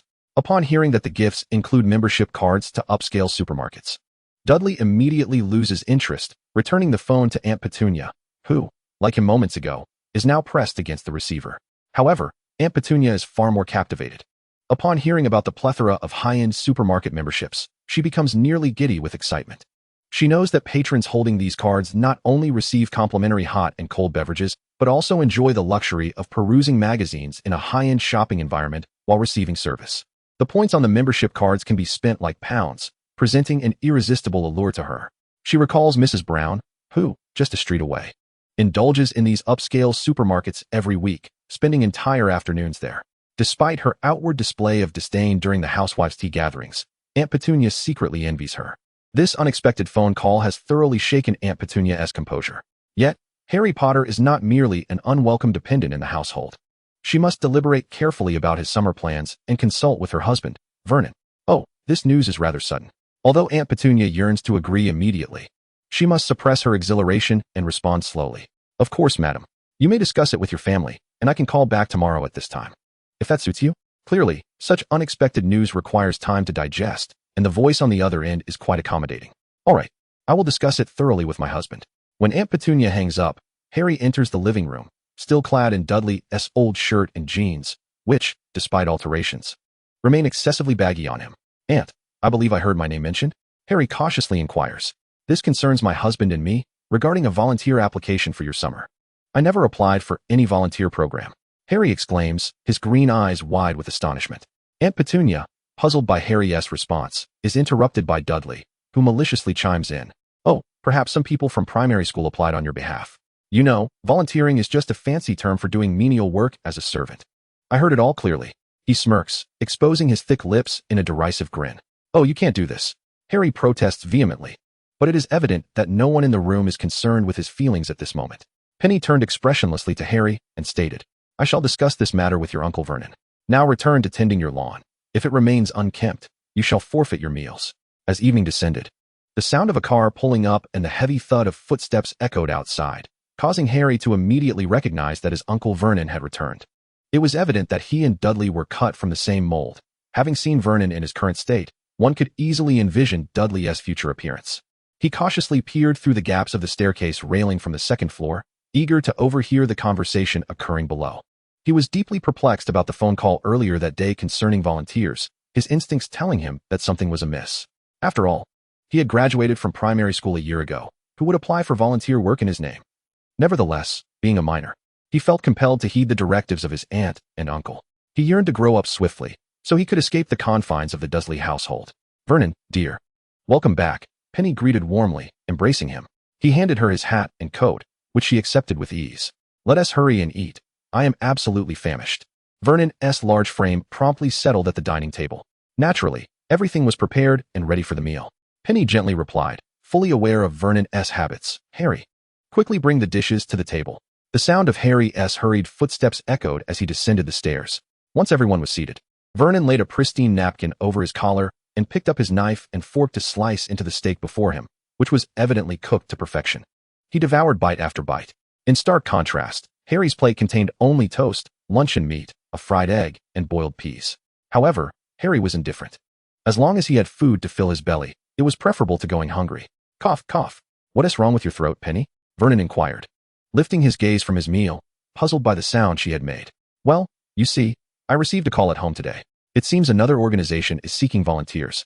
And Harry applied last year," Penny began, but before she could finish, Harry interjected anxiously, "No, I didn't. I never filled out any volunteer application." Dudley then interrupted Harry, speaking to Vernon, who looked bewildered. "Dad, their SA club looking for help, calling it a volunteer activity. I heard they even provide food and lodging." He raised his eyebrows at Harry maliciously, adding, "Oh, and they say it sounds quite appealing." "Oh, that does sound intriguing. Where is it located?" Vernon asked, his interest piqued. "On Baker Street in London, dear. It's a detective club," Penny quickly explained. "Baker Street," Vernon mused. "That's a bustling area. I hope it's not some scam. I wouldn't want to be asked for a participation fee upon arrival." "Oh, I didn't hear anything about that. However, they did promise, depending on the duration of volunteer service, to provide a premium supermarket membership card with points to accumulate," Penny remarked, her concern evident. "Well, we could check it out. If it's not a scam, this lad could serve until the end of summer. Conveniently, it's in London. And he could directly head to that wretched school of his from King's Cross Station, couldn't he? You can't just sell me off like that." Harry protested indignantly. "You eat our food and live under our roof, boy. What you need is to obey. Once you're done, scurry back upstairs." Following this tacit agreement within the Dursley household, Harry had no choice but to vacate the table. Seizing the moment when no one was paying attention, he discreetly tucked a slice of toast into his shirt pocket. As he ascended the stairs, he faintly overheard Vernon and Penny conversing in the living room. "Let us ensure this boy doesn't ruin things next week." Chapter 75, The Baker Street Homes Detective Association. In the face of Harry's ineffectual protests, the Dursleys dictated the course of events with an air of authoritarianism. As night enveloped the house in silence, Harry gently pulled back the curtains. Illuminated by the dim glow of the moon, he tore a page from his notebook and fervently inscribed a line, pleading for his godfather, Sirius, to rescue him from the terrifying grasp of his Muggle relatives. That note was tied to Hedwig's claw. "Good girl, tell Sirius I urgently need his assistance." Filled with hope, Harry tenderly stroked Hedwig's snowy feathers before opening the window, allowing her to soar away. This beautiful snowy owl stood out even in the pitch-black night. Harry gazed intently as she took flight, her white form gradually disappearing, as if she carried away the blazing flame of anticipation burning within his heart. Yet, it seemed that nothing had changed. The following morning, Hedwig flapped her wings at the window, yet her feet bore no reply. Harry felt an overwhelming sense of disappointment, entirely unaware if Sirius had received his plea or if it had gone unnoticed. However, he understood that immediately after that phone call, his relatives intended to pack him and his belongings off to London to serve as a volunteer for that organization. During the long wait of those 2 days, Harry found himself gazing out the window countless times at the birds that flew by, each time succumbing to despair before ultimately closing the curtains in disheartenment. The next day would mark the Dursleys' departure to send him to Baker Street in London. Harry, feeling utterly lost, curled up in the small room at the end of the second-floor corridor. His belongings amounted to nothing more than a trunk filled with magical books and his wand. Alongside Hedwig's cage, he secretly hoped the association's management wouldn't mind his bringing a pet. However, if it came to that, he could release Hedwig, allowing his dear companion to enjoy a month of freedom outside. He mused that she would surely prefer that, as it was far better than being confined with him in such a cramped space. Birds were meant for the vast sky. He could never imprison her like the Dursleys did. Saturday morning dawned, indistinguishable from any other, heralded by the brilliant golden light of a new day. Harry had sat by the window all night, and when he finally opened his eyes, he was startled to discover that morning had quietly arrived. Yet he still awaited his godfather's response. Overwhelmed by disappointment, he recalled the moment he had shared with Sirius at St. Mungo's before Christmas. Sirius had embraced him warmly, genuinely welcoming him and promising to provide a loving home, a promise that filled Harry with excitement and anticipation for this day. However, during their meeting before the summer, Dumbledore had refused Sirius's proposal to take him away, and thus Harry returned to his aunt's house. He was unaware of the specifics of their conversation, but later, when Sirius appeared, he acquiesced to Dumbledore's wishes. Harry was left feeling both dejected and secretly hopeful, yearning for Sirius to take him out during the last fleeting moments of summer, even if it were just for a day before returning to the Dursleys. But the torturous wait over these 2 days had undeniably left Harry feeling despondent. He had once again become the extraneous person in the room. His godfather, Sirius Black, perhaps had his own life and affairs to attend to, preventing him from coming to fetch Harry, or perhaps it was due to Dumbledore's enigmatic instructions. Although Harry remained oblivious to the precise reasons, it seemed to be connected to the blood magic his mother had cast upon him, ensuring his safety while residing with the Dursleys. However, at this moment, did the Dursleys not intend to send him away? Rather than journeying to that unknown place to serve as a mere house elf, he would prefer that Sirius take him away instead. Yet, this final glimmer of hope was ruthlessly shattered. With a heavy heart, Harry dragged his belongings and boarded Vernon's small car. Aunt Petunia and Uncle Vernon, for once, did not bring along his cousin Dudley, for Dudley had made plans with his friends that very morning to spend the entire day at the newly opened arcade in town. Harry could not help but feel a twinge of envy. Yet he was acutely aware that such pastimes were entirely beyond the reach of an orphan living under someone else's roof. He could only gaze with his mother's striking green eyes, watching Dudley's triumphant figure as he departed. "Be safe, darling. We'll be back right after we drop him off." Petunia could not help but rush forward to embrace her son's plump form tightly. However, Dudley, clearly perceiving himself as a little adult, was no longer inclined to remain in his mother's embrace. "Stop hugging me, Mom. I'm a big boy now," Dudley protested, quickly wriggling free from Petunia's grasp. Amidst Petunia's flustered state, Uncle Vernon chuckled heartily from the front of the car, causing the flesh on his face to seem even more crowded. Of course, you're a big boy now. No longer needing your mother's tender care as if you were a baby. I'm off then, by Dad." Dudley puffed out his chest and departed without a backward glance. It was hard to believe how much Dudley had grown. Harry vividly remembered him as a tiny baby, as if it were merely yesterday. "He'll always grow up, Petunia. You just need to adapt gradually," Vernon reassured his wife with utmost patience. He lifted Harry's suitcase into the trunk of the car, only to find Harry still standing by the vehicle, seemingly lost in thought. "Get in, kid," he barked without any courtesy. Harry hesitated before finally boarding the vehicle, and at the last moment before the door closed, he glanced up at the sky, which, aside from a few fluffy white clouds, held nothing else. With a heart full of disappointment, he settled into the back seat, watching the familiar scenery retreat beyond the glass window, ultimately leading the car onto streets he had never traversed before. Though Harry had been mired in melancholy these past few days, he was now filled with an intense curiosity about all the unfamiliar sights. On Saturday morning, it seemed as though all of London had collectively decided to sleep in, as the streets were devoid of the usual weekday bustle and throngs of people. Around 10 o'clock, Vernon steered the car onto Baker Street. "This place looks rather nice, Vernon," Petunia remarked, gazing out at the rows of shops and towering buildings. "Indeed, did you know? The rent here is several times higher than in our neighborhood. The money for a house here could build quite a large estate in the countryside," Vernon began to extol, recalling a former client who had constructed a farm in the countryside. After successfully locating a parking spot, Harry disembarked. But Vernon and Petunia showed no inclination to assist him with his luggage. Harry had no choice but to open the trunk himself, attempting to extract his large suitcase. "What are you doing, kid?" Vernon swiftly moved his overly large frame over and, with a thud, slammed the trunk shut that Harry had just opened. "Getting my luggage," Harry replied, taken aback. "No need for you to fuss over that. Just go check out this place. If it's some strange spot, we'll save ourselves the trouble," Vernon declared, locking the car and striding ahead with Petunia. Chapter 76, Arriving. Vernon scrutinized the address noted on the paper, comparing it with the house numbers along the street. At last, amidst numerous Sherlock Holmes souvenir shops, he spotted a distinctive house, the only structure that had not been converted into a store. "Oh, it appears we've found it. This is the one." After confirming the address was accurate, he remained standing, his disproportionately small eyes darting around, assessing the surroundings. "This place looks quite decent. It shouldn't resemble a den of thieves," Vernon murmured to himself. "I believe the value of this house must be considerable. If it were a scam, the cost would indeed be excessive," Petunia chimed in, agreeing with her husband. Oblivious to their conversation, Harry was solely preoccupied with retrieving his luggage, especially since Hedwig's cage still rested on the back seat of the car. Ding! A clear and cheerful doorbell rang out as Vernon pressed the button. Shortly after, The once-closed door creaked open, revealing a face that was all too familiar to Harry. It was Rose. Standing behind his aunt and uncle, Harry's eyes widened in surprise, nearly letting slip words that were halted by Rose's subtle gesture. "Good day to you, sir, madam, and this gentleman," Rose greeted the three at the door, dressed in a comfortable cotton long dress. Her extraordinary beauty momentarily stunned the Dursleys as they beheld her. Harry Potter, Miss," Harry quickly interjected, filled with exhilaration, yet acutely aware that he must not let his uncle and aunt detect any oddity, for they held an intense disdain for anything related to magic. "Ah, Harry Potter. I presume you are Mr. and Mrs. Dursley." Rose promptly opened the door wider, inviting them inside. "Indeed. We arranged a time over the phone to bring my nephew for a visit. If it's suitable." Petunia, now recovering from her astonishment, cautiously measured her words, wary of appearing out of place in such a respectable setting. "Indeed, we are the only establishment in the vicinity that does not operate commercially. You must have noticed that outside." Rose invited the three into the four-story house.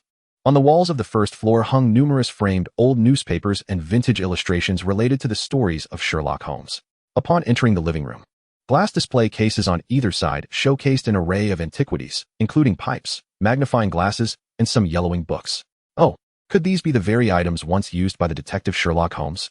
Vernon mused as he passed by the display cases, nodding sagely as though he were judging their worth. Petunia, upon hearing what seemed to be an incredulous statement, widened her eyes in disbelief at her husband. She suppressed the rising sensation of suffocation in her chest, managing to force a smile that she deemed appropriate. "Oh, what a humorous jest," I assented. She attempted to signal her husband with her eyes, indicating he had made a significant blunder. Although Vernon was perplexed by his misstep, the familiarity cultivated over years of marriage allowed him to grasp his wife's hint, and he erupted into hearty laughter, as if he had merely been making a joke all along. "May I ask how to address you, miss?" "Allow me to introduce myself. I am the proprietor of this establishment and the president of the Detective Research Society. You may refer to me as Rose." She beckoned the three to take a seat upon the sumptuous brown leather sofa. "Would you care for some red tea or coffee?" "Red tea, thank you." This time, Vernon refrained from interjecting, and it was Petunia who answered Rose's inquiry. The two sat somewhat stiffly upon the plush leather settee, surrounded by an ambience that exuded grandeur. Although it was merely a four-story apartment, the Victorian decor and furnishings imbued the space with a subtle air of opulence. The polished brown hardwood floors, the crystal chandeliers suspended from the ceiling, the cream lace curtains paired with burgundy velvet drapes, the pale floral wallpaper, along with the ornate classical details and intricate moldings, all complemented by the exquisite fireplace and furnishings. Everything here radiated an aura of old money, leaving the Dursleys, who fancied themselves part of the middle class, feeling both restless and secretly smug. "Please enjoy. This is freshly arrived Ceylon tea. I hope you find it to your liking." Rose presented 3 cups of tea, accompanied by a milk jug and a sugar bowl. "Thank you very much. This tea is delightful," Vernon began, but before he could finish, Harry, seated beside him, could no longer contain his eagerness and interjected, "Excuse me, am I to volunteer here?" Taken aback by Harry's interruption, Vernon's mouth gaped open, momentarily unsure whether to continue extolling the tea's richness or to respond to his nephew's query. He turned his head in anger, glaring at his nephew, who, in his eyes, was displaying a complete lack of decorum. "I apologize. Harry is simply a bit too eager," Petunia interjected gracefully, attempting to smooth over the abruptness. "It's quite all right, I understand. As I mentioned during our phone conversation, I will be hosting various reading sessions, recitals, and discussions in the afternoons. I find myself rather overwhelmed. Hence my desire to invite children interested in Sherlock Holmes to join our association. This way, they can engage in activities they enjoy during the holidays while alleviating some of the pressure on me." Rose spoke confidently, seated across from the family. "Due to the sheer volume of inquiries I receive, some tend to slip through the cracks. Regrettably, I only recently discovered the application letter from the Little Whinging Community Primary School. I sincerely apologize for that." No, this timing is perfect." Vernon and Petunia chimed in unison. Meanwhile, Harry's heart was brimming with joy. He had never imagined that the one inviting him to volunteer would be Rose, the assistant from his school. This was, without a doubt, the most joyous occurrence of an otherwise dismal summer. Perhaps Sirius was aware of this matter and had kept it from him, hence his lack of response. Harry mentally sought an explanation for Sirius Black's silence. "May I ask how long Mr. Harry Potter intends to stay here? We have various contracts available, and parents need not worry about safety," Rose said, retrieving several documents from the drawer of the low table before the sofa and handing them to the Dursleys. Petunia, unfamiliar with such matters, glanced at her husband Vernon, who had signed numerous contracts. "This appears quite satisfactory. We intend for him to remain here for the remainder of the summer, correct, Harry?" Vernon nudged Harry with his elbow, turning to glare at him. Yes, Ms. Rose. At that moment, Harry could hardly contain his delight. He wished fervently for the Dursleys to sign the contracts and leave forthwith. Then everything is proceeding splendidly. Rose then produced an envelope. This is a gift as a token of gratitude. She extended her hand, presenting the envelope to Petunia. With great restraint, Petunia accepted the long-awaited membership card, having fantasized for days about indulging in shopping with the points inside. Should parents feel uneasy, they may call here in the evenings or visit at their convenience to check on their children. We wholeheartedly welcome it. This statement seemed to be the final straw. Indeed, in this central location, what could a young, attractive lady possibly see in a poor boy like Harry Potter? Thus, with everyone satisfied, Vernon scrawled his name on the paper. Consider yourself fortunate, lad. Do your best. Harry accepted the luggage and Hedwig's owl cage that Vernon handed from the car, having just warned his nephew. And then he caught sight of Rose in the living room on the first floor, offering her what he believed to be a friendly smile. Chapter 77, Summer. As Harry strove to suppress his unparalleled excitement while watching the Dursleys depart from Baker Street, the crimson flush creeping up his neck and the veins bulging in his temples led Vernon and Petunia to mistakenly assume that it was pent-up anger threatening to erupt and ruin what had been a rather favorable arrangement. After confirming that all was well, the two hastily made their exit. When Vernon's car vanished at the end of the street, Harry could no longer contain his exhilaration and burst into jubilant shouts. He dashed into the first floor of the apartment and enveloped Rose's slender waist in a jubilant embrace. Rose was touched by the boy's ecstatic demeanor and the uncontainable smile on his face. She reached out to gently stroke Harry's still slightly tousled black hair. You seem quite happy, but I ought to apologize, Rose said softly. Harry looked up at her, his expression a blend of curiosity and confusion, not understanding the reason for her apology. After all, I made the decision to have your relatives bring you here without consulting you. I imagine you must have felt quite troubled these past few days. No, Rose, I couldn't be happier, Harry quickly retorted. The truth is, Hermione sent me a letter informing me that she couldn't reach you via owl. Rose took Harry's hand and guided him to sit on the sofa in the living room. Hermione wrote to me? I haven't received a single one, Harry exclaimed in astonishment. Throughout the first half of July, he had received no correspondence from his friends in the magical world, despite their previous agreement to stay in touch. He had felt utterly despondent, fearing that his friends had forgotten him, only to discover that Hermione had indeed written. After receiving Hermione's letter, I also attempted to contact you via owl, but alas, all my efforts were in vain. I suspect that some unfortunate circumstance is preventing you from receiving our messages, Rose explained gently. Then I recalled that Hermione had mentioned successfully calling your aunt's house, only for them to subsequently refuse her calls. Hence, I thought of this plan to bring you out. As she spoke, Rose laughed lightly, her ash-gray eyes sparkling with delight. Though the ruse seemed somewhat mad, it had unexpectedly succeeded. I initially thought I would have to cast a Confundus charm or something similar for today's meeting. Thank Merlin for their lack of cleverness. Harry was elated. He had not anticipated escaping the Dursleys so swiftly. Does this mean I can stay here all summer? He asked cautiously. Of course, you are always welcome here, Harry. Rose replied warmly. However, I have been rather busy lately, and there may be times when you will have to remain in the house alone. Wouldn't that be rather dull?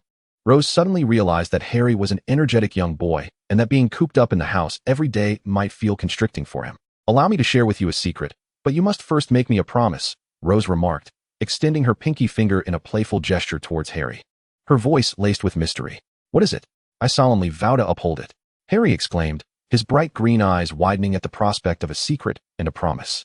Rose gently took hold of Harry's considerably smaller hand and led him to the entrance of their apartment on Baker Street, gesturing for him to observe the golden carvings adorning the wall beside the door. What is this? Harry inquired with curiosity. Press it, Rose instructed, encouraging him to follow her lead. Obediently, Harry pressed the carving, and suddenly, a metal dial adorned in red, blue, and white materialized on the wall. What is this? The dial is currently pointing to white. Why not twist it to red? Rose suggested with an air of guidance. Following her words, Harry complied, opening the front door as instructed. Although perplexed, he did as Rose said, hesitantly turning the knob, only to be astonished to find that the view beyond the door had transformed from the bustling streets of Baker Street into an ascending stone staircase. Wow, he gasped, utterly amazed by this enchanting magic. He turned to Rose with wide eyes. Shall we ascend? Rose said just before Harry eagerly dashed up the stairs. To his astonishment, he discovered an unoccupied restaurant. He wandered amidst the empty tables and chairs of the soon-to-open establishment, exclaiming, "What kind of magic is this? This isn't merely a restaurant, Harry. It's a cafe that will soon open, offering desserts and beverages," Rose replied dismissively, shrugging. "As for the magic, that remains a secret. Do you remember the promise I mentioned earlier?" Rose then proceeded to the cafe's entrance, swinging open the door to reveal the village of Hogsmeade beyond. However, after purchasing the property on Baker Street, I found myself with little remaining funds to acquire land in Hogsmeade, so I settled for this location. This is absolutely fantastic. Harry marveled. As he approached the doorway where Rose stood, eager to peer outside, she halted him. From seemingly nowhere, Rose produced a brown wig, placing it atop Harry's head. "You'll need a touch of disguise, Harry," she said, guiding him to face the window. As he gazed through the transparent glass and beheld his transformed reflection, Harry gasped in astonishment. Wow! The boy staring back at him bore a head of ordinary light brown hair, a smooth forehead, and spectacles. A stark contrast to his original appearance. Unless one scrutinized closely, even his classmates might struggle to recognize him. "I believe you ought to venture out. It would be safer." Rose subtly hinted at the lingering dangers. "This is truly marvelous. Perhaps I will be the first-year student to visit Hogsmeade?" Harry exclaimed with delight. "However, you must seek my permission before leaving this door, Harry, and if you wish to depart the village, my company is essential, considering your youth and uniqueness." Rose insisted, her concern for Harry's safety evident, as it was a matter of utmost seriousness. "Here, you shall claim to be my cousin from Asia, visiting for the summer." Of course, Rose. Despite a tinge of regret, Harry felt an overwhelming sense of satisfaction, having escaped the Dursleys' home and now spending his summer at Rose's abode, filled with wondrous magic. Chapter 78. The Granger Household Ding. A crisp and resounding ring echoed through the expansive living room of the Granger home, causing Hermione, alone in the house, to lift her gaze from the towering stack of books before her. "This is the Granger residence," she said as she picked up the phone, reclining lazily against the soft sofa. "Hey, Hermione." The unmistakable voice of Harry on the other end of the line rendered Hermione momentarily speechless, her eyes wide with disbelief. "Harry, is that you? You can use your aunt's phone now?" "No, you would never guess where I am," Harry replied cheerfully from the other end. This implied he was not at his aunt's house, further piquing Hermione's curiosity. "I'm at Rose's house." "Oh, my goodness. You're at Rose's house. How did that happen? Did you run away?" Hermione's mouth dropped open in astonishment upon hearing his response. "The story is rather lengthy. Rose asked me to inquire if you'd like to visit her for a few days. She just moved into a new place." "Absolutely," Hermione exclaimed, brimming with excitement. "I can hardly wait. I'll call my dad's clinic right away." "Wait, Hermione, Rose asked for your address. She said we would drive to pick you up." The mention of driving momentarily startled Hermione, as she had not anticipated Rose's mode of travel to be anything other than magical. Knowing that a wizard's means of transportation often included various forms of magic, she contemplated that, although apparition required certification typically acquired in the 6th or 7th year, Rose's demonstrated magical prowess rendered such considerations moot. Yet, understanding Rose's inclination towards Muggle customs, Hermione found herself somewhat sympathetic to her choice. "Of course, I'll provide you with my address." After quickly relaying her family's location, Hermione eagerly informed her parents, still at the clinic, of her invitation to visit a fellow student's home for a few days. She had never been to a witch's house before. Moreover, she had numerous queries regarding her summer reading, which she hoped to discuss with Rose. This was infinitely more exciting than spending her summer alone at home. The following morning, Rose arrived at Hermione's doorstep in a vibrant red convertible, with Harry seated beside her in the passenger seat. The wind tousled Rose's flowing black hair, giving her a slightly disheveled appearance, yet it did nothing to diminish her youthful charm as she confidently stood before Hermione's parents. "Hello, you must be Miss Rose," Hermione's mother said, stepping forward to envelop Rose in a warm embrace, before turning to the only boy present, whose already tousled black hair appeared even more unruly. "And you must be Mr. Harry Potter. I often read your name in Hermione's letters home." "Indeed, Mrs. Granger," Rose replied, adorned in a floral sundress complemented by a delicate lace cardigan. She smiled as she observed Hermione's mother and Harry share a friendly hug. This marked her second encounter with non-magical characters from the original narrative, the first being the Dursleys. "You certainly do not resemble a witch, Mrs. Granger remarked curiously after greeting Harry. Aside from Professor McGonagall, who had once guided Hermione into the wizarding world, this was the Granger family's first close encounter with a witch. "Rose." "Harry," Hermione's voice called out, rushing down the stairs in a flurry. "It's been ages." She clutched a book in her hands, evidently having been engrossed in her reading moments prior. "Hi, Hermione," Harry waved to her, feeling somewhat awkward in the presence of her parents. "Please, come in. My dad has already left for the clinic. He had patients scheduled this morning, but my mom is home to keep me company while we wait for you." Hermione hurriedly ushered her guests into the house. "Would you like something to drink?" "Anything will do," Rose replied nonchalantly. Hermione's home resembled that of any middle-class residence in London, featuring a charming detached villa, a meticulously maintained garden, and an interior that exuded orderliness, predominantly adorned in white, perhaps a reflection of her parents' professions. Mrs. Granger presented her two guests with freshly purchased muffins and juice, remarking, "I hope you enjoy them." She and Hermione settled on the sofa beside Rose and Harry, marking the first occasion a wizarding friend had invited Hermione to her home. With a cheerful smile, she added, "In truth, my home isn't vastly different from here." Rose shrugged. "I bought an apartment building from an elderly gentleman. Oh, I mean, he was just an ordinary person. Thus, there's not much magic inside." Tilting her head, Rose glanced at Harry, who understood her unspoken message. Indeed, he was well aware of what Rose alluded to. After all, aside from the enchantments at the entrance, the house bore an uncanny resemblance to a Muggle dwelling, perhaps because it had originally been a Muggle home. "If you find the time, you can come visit," Rose warmly invited. Hermione looked at her mother with eager anticipation. "I'm so sorry, it's such a wonderful opportunity. However, my father has an appointment later to fill a cavity for a patient, and I must accompany him." Mrs. Granger hadn't expected Rose to extend an invitation to her as well, but their plans had already been set. "Perhaps my husband and I could arrange a time to visit you. Hermione will be in your care for the next few days." Of course, that would be splendid. Hermione was acutely aware that it was nearly time to depart, as her mother had stayed home to wait for Rose to pick her up, rather than going to the clinic. If they delayed any longer, they might miss her father's appointment. "I'll go fetch my luggage," she declared, dashing upstairs. She tugged a suitcase to the top of the staircase, prompting Rose to swiftly draw her pine wand and cast a levitation spell on the suitcase.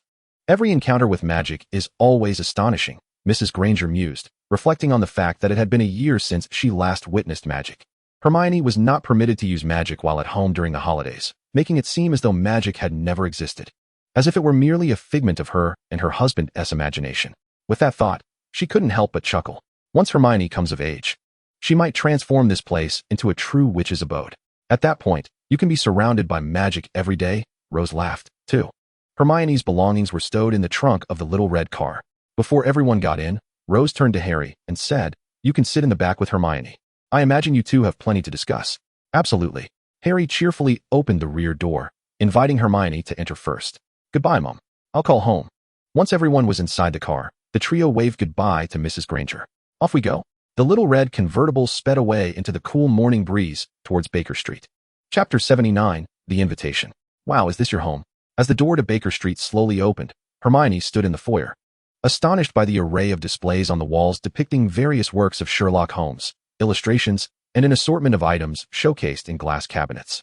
"You're a Sherlock Holmes enthusiast? I never would have imagined that. I recall gifting you an Agatha Christie book for Christmas." It appears I was partly correct, yet mistaken in another sense. Hermione's words were laden with implications. "Well, in truth, I am not merely a Sherlock Holmes fan," Rose replied with a mysterious smile. "What else could it be?" Hermione inquired, her curiosity piqued. "A secret makes a woman, Rose said, placing her index finger playfully against her full, red lips. "All right, another infuriatingly secretive person," Hermione thought with disdain at Rose's teasing but dismissive behavior. After closing the apartment door, Rose swiftly retrieved her wand, and with a flick of magic, Hermione's luggage floated upstairs. "I reside on the second floor, Harry on the third, and the fourth floor is currently vacant. I hope you don't mind climbing so many stairs." "Not at all," Hermione replied, already bounding up the stairs. Meanwhile, Rose, still on the first floor, exclaimed, "Oh, by the way, I forgot to mention that as this is a home of an adult witch, you may use your wands while you're here. The Ministry 1T monitor for underage wizards casting spells in this house." Upon hearing this delightful news, Hermione could hardly contain her excitement, bouncing on her heels as she exclaimed, "Oh my goodness, I can actually use my wand during the summer? This is undoubtedly the best news I've heard in ages. You didn't tell me. I could have had my wand out a day and a half ago." Harry could hardly believe that he had missed the chance to perform small spells. "My wand." Hermione suddenly panicked, tugging at her disheveled hair, her voice rising in pitch. "I can't remember if I packed it in my suitcase." Almost before she finished speaking, a flurry of hurried footsteps echoed as both Hermione and Harry dashed up the stairs. "Well, I forgot," Rose shrugged helplessly. As Rose leisurely sipped her coffee in the second-floor lounge, Hermione appeared, wand in hand, cradling a book as she descended the stairs. "You're remarkably quick at getting organized," Rose remarked, surprised. "Of course, I'm a witch, aren't I?" Hermione's prominent front teeth shone as she proudly grinned. "Using magic makes these tasks incredibly simple. Indeed, you are quite impressive. But where is Harry? He doesn't need to pack." Rose set her cup down. Her curiosity piqued as she approached the staircase, peering up. Unfortunately, Harry seemed to be in his room, and she saw nothing amiss. Harry? Rose called out, her voice echoing up the stairs. I'm here. Harry's voice came from his room, and after a brief moment, he finally emerged into view, his face displaying evident agitation. What's wrong? Did something happen while I was gone? Rose silently wondered. Harry sighed heavily, his fingers running through his unruly black hair. I was just looking for my wand in my suitcase.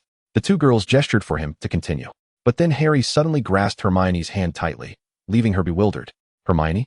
You have to help me. His expression of urgency made Hermione, who was initially shy, feel a surge of anxiety. Blushing was the least of her concerns as she asked, What's wrong? Rose is here too, right? I'm sure we'll be willing to help you with anything. Rose raised an eyebrow, intrigued by the panicked boy before her. However, Harry merely caught a glimpse of Rose from the corner of his eye and leaned closer to Hermione, whispering, When I was at my aunt's house, I was instructed that no magical items were allowed, so. Hermione's mind began to form guesses, yet she refrained from voicing them directly. May I borrow your summer homework for reference? I haven't written a single word, although their voices were not particularly loud. Rose was far from deaf. On the contrary, her hearing was quite acute. It was evident that she was reluctant to engage in the act of borrowing homework. Hermione, with her character, would certainly take the opportunity to give Harry a thorough lesson. No, Harry, even though you haven't written a word of your summer homework due to your aunt, you still have over a month to complete it. That is ample time. I finished all of mine in less than a week. Hermione firmly rejected Harry's request. Oh, but that's you, Hermione. Harry, stung by Hermione's refusal, felt a wave of despair wash over him as he recalled the mountains of assignments that loomed before him, particularly in potions. Snape had the audacity to demand that students who scored below an E on their final exams complete double the length of their essays. He was convinced that Snape was targeting Gryffindor, suspecting that aside from Hermione, no one else in their house could possibly achieve an E or above in potions. I will help you, Harry. You know I'll be here for several days. Inviting you here wasn't to have you assist me with my homework. Clearly, Harry's expectations were misguided. All right, children, you may roam about the house or the nearby streets. I need to prepare as I am hosting a small gathering tomorrow for my colleagues. Rose exhibited little interest in the children's discussions about summer homework or their plans for amusement as she gracefully descended the staircase. Colleagues. Harry echoed the term. But Rose had already disappeared down the corridor on the second floor, leaving no chance for him to inquire further. Perhaps she has invited Professor Dumbledore and Professor McGonagall? The two children exchanged glances. It was at this moment that Harry suddenly grasped the implications of her words and slowly articulated his query. Are you saying our headmaster and head of house will be attending? You know, it's not just those two. I was merely using them as an example. Hermione replied innocently. So maybe Snape as well? Harry gazed incredulously at Hermione. Why? He exclaimed in anguish once more. Hermione, though sympathetic to Harry's dismay at the thought of encountering his most dreaded professor during the summer, felt powerless to alter the situation. Chapter 80. The Party. Despite the myriad of objections swirling within Harry's mind at the prospect of facing the fearsome potions master over the summer, the following day arrived as anticipated. Thus, he could only silently pray that Rose would forget to send an invitation to Snape or that he would have no interest in attending a housewarming party, as he always seemed to embody such a disposition. In the exhibition hall on the ground floor of the apartment, the glass cabinets and display stands had been completely removed by Rose, replaced instead by an array of neatly arranged buffet tables. She had ordered a delightful assortment of dishes from both Muggle and Wizarding restaurants, alongside a diverse selection of beverages. The colorful dishes were meticulously placed along a buffet adorned with pristine white tablecloths that stretched against the walls. As for the drinks, Rose had employed a touch of magic to envelop the bottles in an array of colorful bubbles, allowing them to hover gracefully in midair. Whenever a glass ran low, these bubbles, seemingly endowed with vision, would float over and promptly refill the empty cups. One by one, guests began to emerge from the vacant fireplace as noon approached. Oh, welcome, Professor Sprout, Rose exclaimed as the plump head of Hufflepuff House materialized from the green flames of the fireplace. Congratulations, Rose. It appears I am the first to arrive. Upon her appearance, Professor Sprout's eyes were immediately drawn to the newly adorned apartment, and she cheerfully remarked, It seems you intend to reside in England permanently. I just didn't expect you to choose Muggle London. Perhaps it is because I am more familiar with the Muggle world, Rose replied with a smile. When Professor Sprout noticed that besides the two of them, two younger students were seated on the sofa, she expressed her surprise. Miss Granger, Mr. Potter. How delightful to see you during the summer. Hello, Professor Sprout, the two children chorused. You even invited students. Yes, just Hermione and Harry. They live quite close. So I invited them to stay with me for a few days. Just then, green flames erupted once more in the fireplace, and Rose turned to see Professor Flitwick arriving, clutching a bottle of wine nearly as tall as he was. Congratulations, Rose. This is truly a joyful occasion.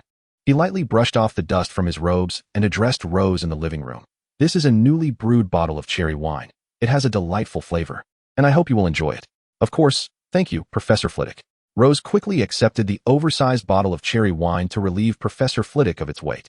Oh, I almost forgot. Professor Sprout rummaged through her pocket and produced a bag filled with fruit. Rose's keen eyes spotted the golden peels within. These are the golden apples I've grown. As the brown bag was fully opened, a display of plump golden apples emerged before everyone's gaze. Wow! The children exclaimed in awe, for the apples appeared as though they were forged from pure gold. Are these the golden apples from Greek mythology? Rose instantly recalled the tale of the golden apples dispute upon seeing the dozens of gleaming apples. Oh, certainly not. How could the golden apples of mythology be cultivated by mortals, even wizards? Professor Sprout chuckled. These simply resemble gold on the outside. Their flavor is far sweeter and juicier than ordinary apples. That sounds anything but ordinary, Rose sincerely praised. I am not merely flattering you. I am truly delighted. Every time I share my harvest with you, it brings me joy, Professor Sprout replied with a cheerful demeanor. As one familiar professor after another emerged from the fireplace, Harry, seated on the sofa, remained focused on the visitors arriving from the fireplace. When Professor Dumbledore appeared, Harry could hardly contain his excitement, silently cheering within himself. It seemed that Snape would not be attending after all. For whatever reason, it would be best if Rose had entirely forgotten to send him an invitation. Professor Dumbledore. At that moment, Harry's elation was so overwhelming that his voice rose, drawing the attention of several nearby guests. Dumbledore widened his eyes in surprise at Harry's presence, exclaiming, Harry, you are here. In an instant, he regained his composure. He addressed Rose, who was welcoming him. Severus asked me to convey his apologies. He is occupied with some matters and will arrive later. I hope you don't mind. Snape is coming? Harry stared in disbelief, his eyes widening as the weight of this grim news crashed upon him, shattering his brief moment of joy. Dumbledore raised an eyebrow behind his half-moon spectacles, observing Harry, while Hermione quickly leaned closer, anxiously tugging at his sleeve. Harry snapped back to reality, hastily stifling a few awkward chuckles. Ah, I meant Professor Snape. I knew he would be here, and I was quite looking forward to it, haha. Fortunately, everyone was well aware of Snape's reputation among the students, and no one intended to broach the subject. Oh, I didn't realize you were looking forward to Professor Snape's arrival. It seems your relationship is rather amicable, Dumbledore remarked, deliberately elongating his words in a teasing tone. I cannot recall any instance when I regarded Potter with particular favor. Albus, came Snape's low voice from behind Dumbledore, causing Harry's face to contort slightly. Yet he had to backtrack, as he was acutely aware he did not want to be the troublemaker at this gathering. Snape, however, was too disinterested to spare him even a glance, let alone inquire as to why Harry was present in Rose's new home during the holidays. He had no obligation to babysit Potter's offspring during the break. Let Dumbledore worry about that. Congratulations, Rose, although your penchant for muggles remains as perplexing as ever. Snape drawled slowly, presenting his gift, 2 bottles of his prized red wine. Thank you very much, Rose replied, unfazed by Snape's somewhat acerbic remark. It is evident that your tastes remain consistent. Humph. Rose chose to disregard the professor's seemingly harmless grunt, turning to Dumbledore, who stood nearby, eagerly watching the exchange. Professor Dumbledore, may I have a word with you? Of course, Rose. Snape, standing aside, cast a fleeting glance at the two engaged in hushed conversation, only to find Harry glaring at him with barely concealed resentment. He turned and shot Harry a fierce glare. Chapter 81. Sirius Black Rose led Dumbledore to a secluded corner, away from the crowd. Lowering her head slightly, she spoke earnestly to the silver-haired elder, Professor Dumbledore. During the holidays, Hermione wrote to me, stating that she and Ron had sent letters to Harry but received no replies. She insisted that Harry is not the sort to ignore his friend's correspondence. Hence, I too decided to send Harry a letter, but alas, it vanished into the void, unanswered. Dumbledore's pale blue eyes sparkled with contemplation as Rose understood that this wise man never dismissed anyone's words lightly. He was clearly absorbing her concerns. She continued, subsequently, I obtained the telephone number of Harry's aunt from Hermione, and after some persuasion, I secured his relative's consent to invite him to stay with me for a few days. To my astonishment, it turns out that Harry did not receive a single letter from the wizarding world throughout the holidays. She paused for a moment. I am beginning to wonder if something sinister lurks around him. Upon hearing Rose's account, Dumbledore blinked knowingly. Ah, I see. Thank you for sharing such crucial information with me. To be honest, I would not be surprised by anything that transpires around Harry. My only hope is to ensure his safety as much as possible. I shall take care of this matter, so rest easy. This evening's gathering appears splendid. I am genuinely pleased for you. I believe I shall indulge in a few more drinks, Dumbledore said, raising his gaze to the floating bottles surrounded by colorful bubbles. He selected one and gently tapped the bubble with his finger, summoning an empty wine glass into which the liquid automatically poured. Thank you for your kindness. As the two naturally shifted the topic, Rose departed from the corner, having achieved her objective, for she had many guests to attend to. As anticipated, the day following the soiree, Harry's godfather arrived in person, intending to take his godson home. Rose had never intended for Harry to spend the entire summer here, given her numerous pressing obligations. "Good morning, miss," greeted a man with shoulder-length black hair, standing at the door of the Baker Street apartment. The ends of his hair curled playfully, and despite wearing a silver-gray Muggle suit, he had not bothered to button it up. Nor was he restrained by a tie around his neck. Leaning casually against the lamppost, he cradled a large bouquet of vibrant yellow roses. Though over 30, the occasional spark in his eyes made anyone who beheld him perceive him as a youthful lad. The moment Rose laid eyes on him, despite having never met him before, she recognized him instantly. Only he could appear at her doorstep in such an abrupt, yet composed manner. "Hello, may I help you?" Rose inquired, her gaze fixed on the young wizard before her. "Sirius Black, I presume you've heard of me. I sincerely apologize for this unannounced visit. I should have properly expressed my gratitude to you sooner, but I have lacked the appropriate opportunity." He lifted the bouquet of radiant yellow roses. "These are for you, with the hope that they bring you good fortune, as meeting you is indeed a stroke of luck for me." Rose had never before heard such melodious words from anyone. Sirius Black, undoubtedly of noble lineage, could have easily captivated her heart with his striking appearance, his brooding yet carefree demeanor, and his sweet nothings, if she were not so keenly aware that he was merely expressing his gratitude. Fortunately, Rose knew better. With an intrigued arch of her brow, she gracefully accepted the bouquet. "Thank you for the flowers. They are truly exquisite. However, I suspect you did not come solely to express your gratitude today, did you? Encountering a lady as thoughtful as yourself is indeed a delightful occasion. I have heard that Harry resides with you, and with his birthday approaching, as his godfather, I have yet to have the opportunity to celebrate it with him. This is a rare chance, is it not? Please, come in, Mr. Black."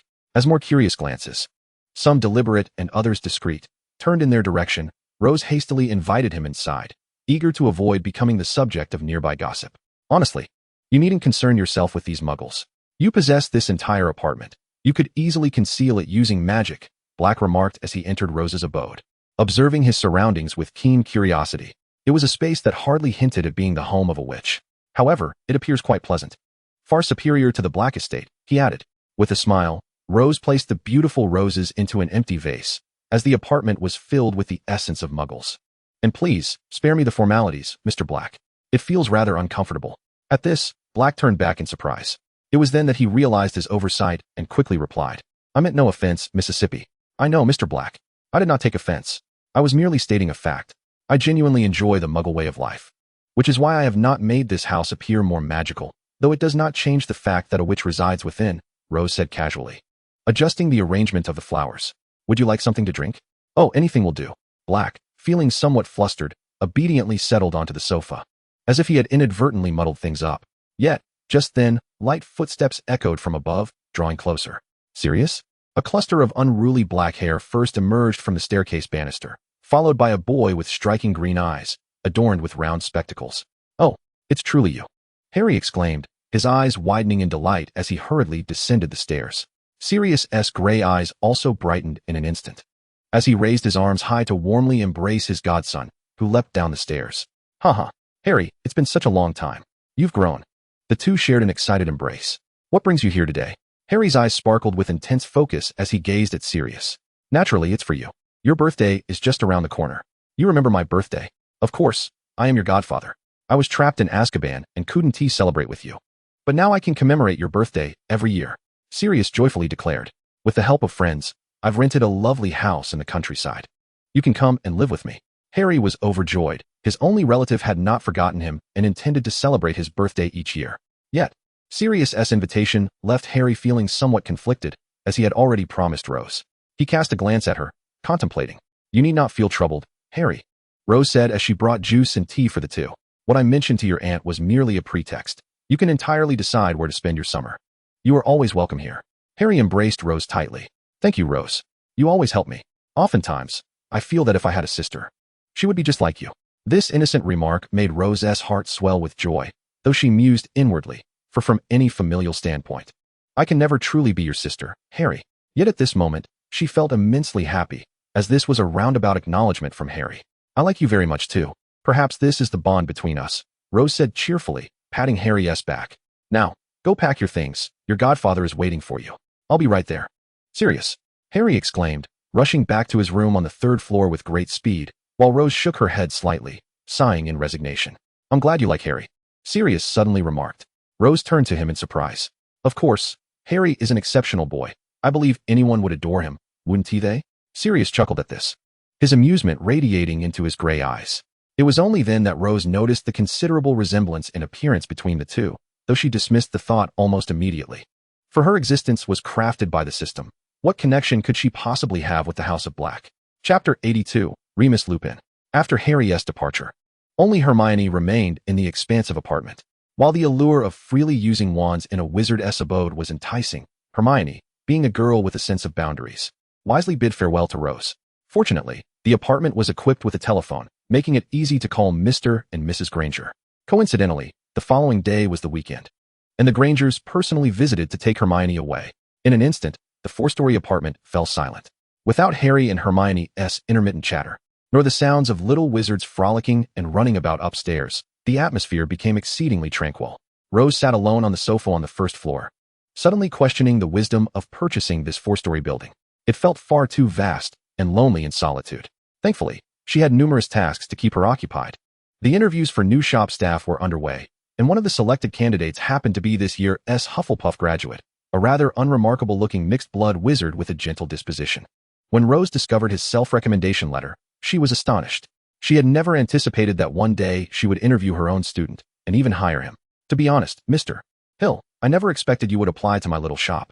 When Rose interviewed the young John Hill in her yet-to-be-opened store, she found him sitting opposite her, somewhat flustered, seemingly taken aback that his interviewer was his former teaching assistant. I'm aware of your academic performance. I thought you would seek a more lucrative position as a herbologist. Coming here seems somewhat beneath your talents.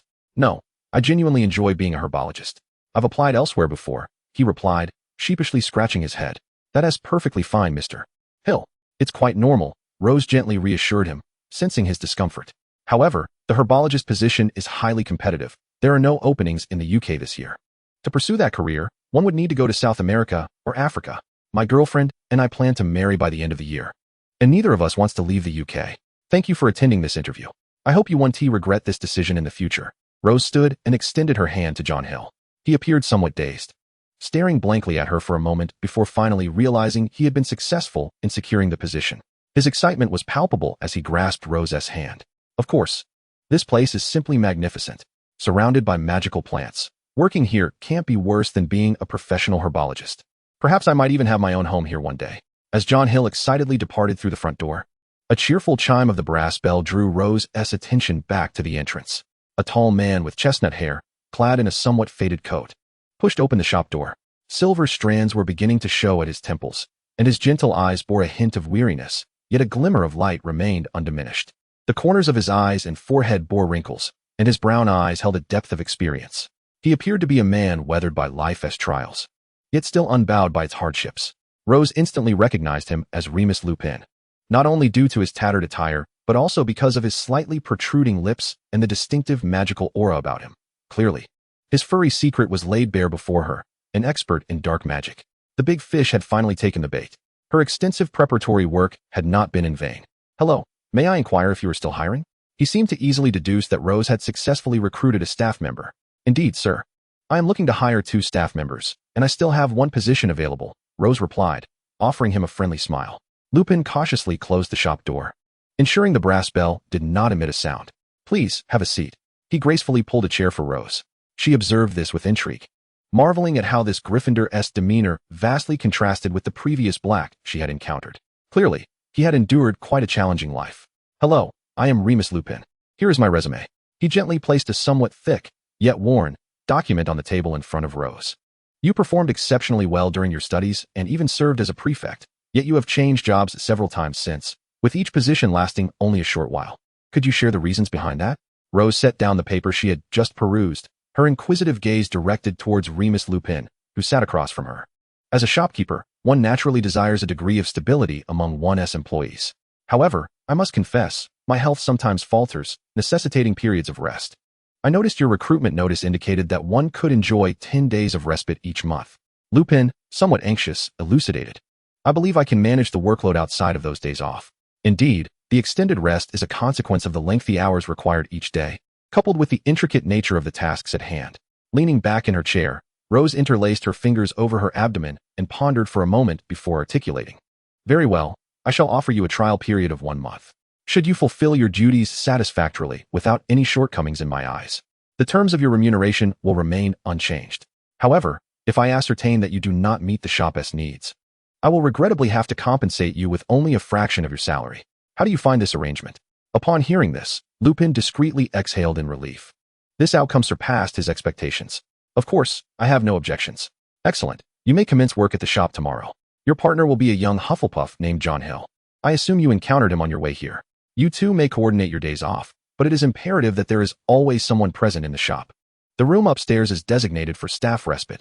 You may choose to reside there or in your own home, as you prefer. Having concluded her remarks, Rose rose to her feet and extended her hand in a gesture of handshake with Lupin. By the way, should any matters arise during the summer break, do not hesitate to contact me. I shall be readily available. However, once the summer concludes, my availability may diminish, contingent upon your continued presence here. Summer break? Oh, I neglected to mention, not only am I the proprietor of this establishment, but I also serve as a teaching assistant for defense against the dark arts at Hogwarts. With that, Rose offered a slight smile, completing the handshake with Lupin, who looked on in astonishment as she departed from her seat. Dark arts, defense against? Lupin stood there, momentarily dumbfounded, murmuring to himself.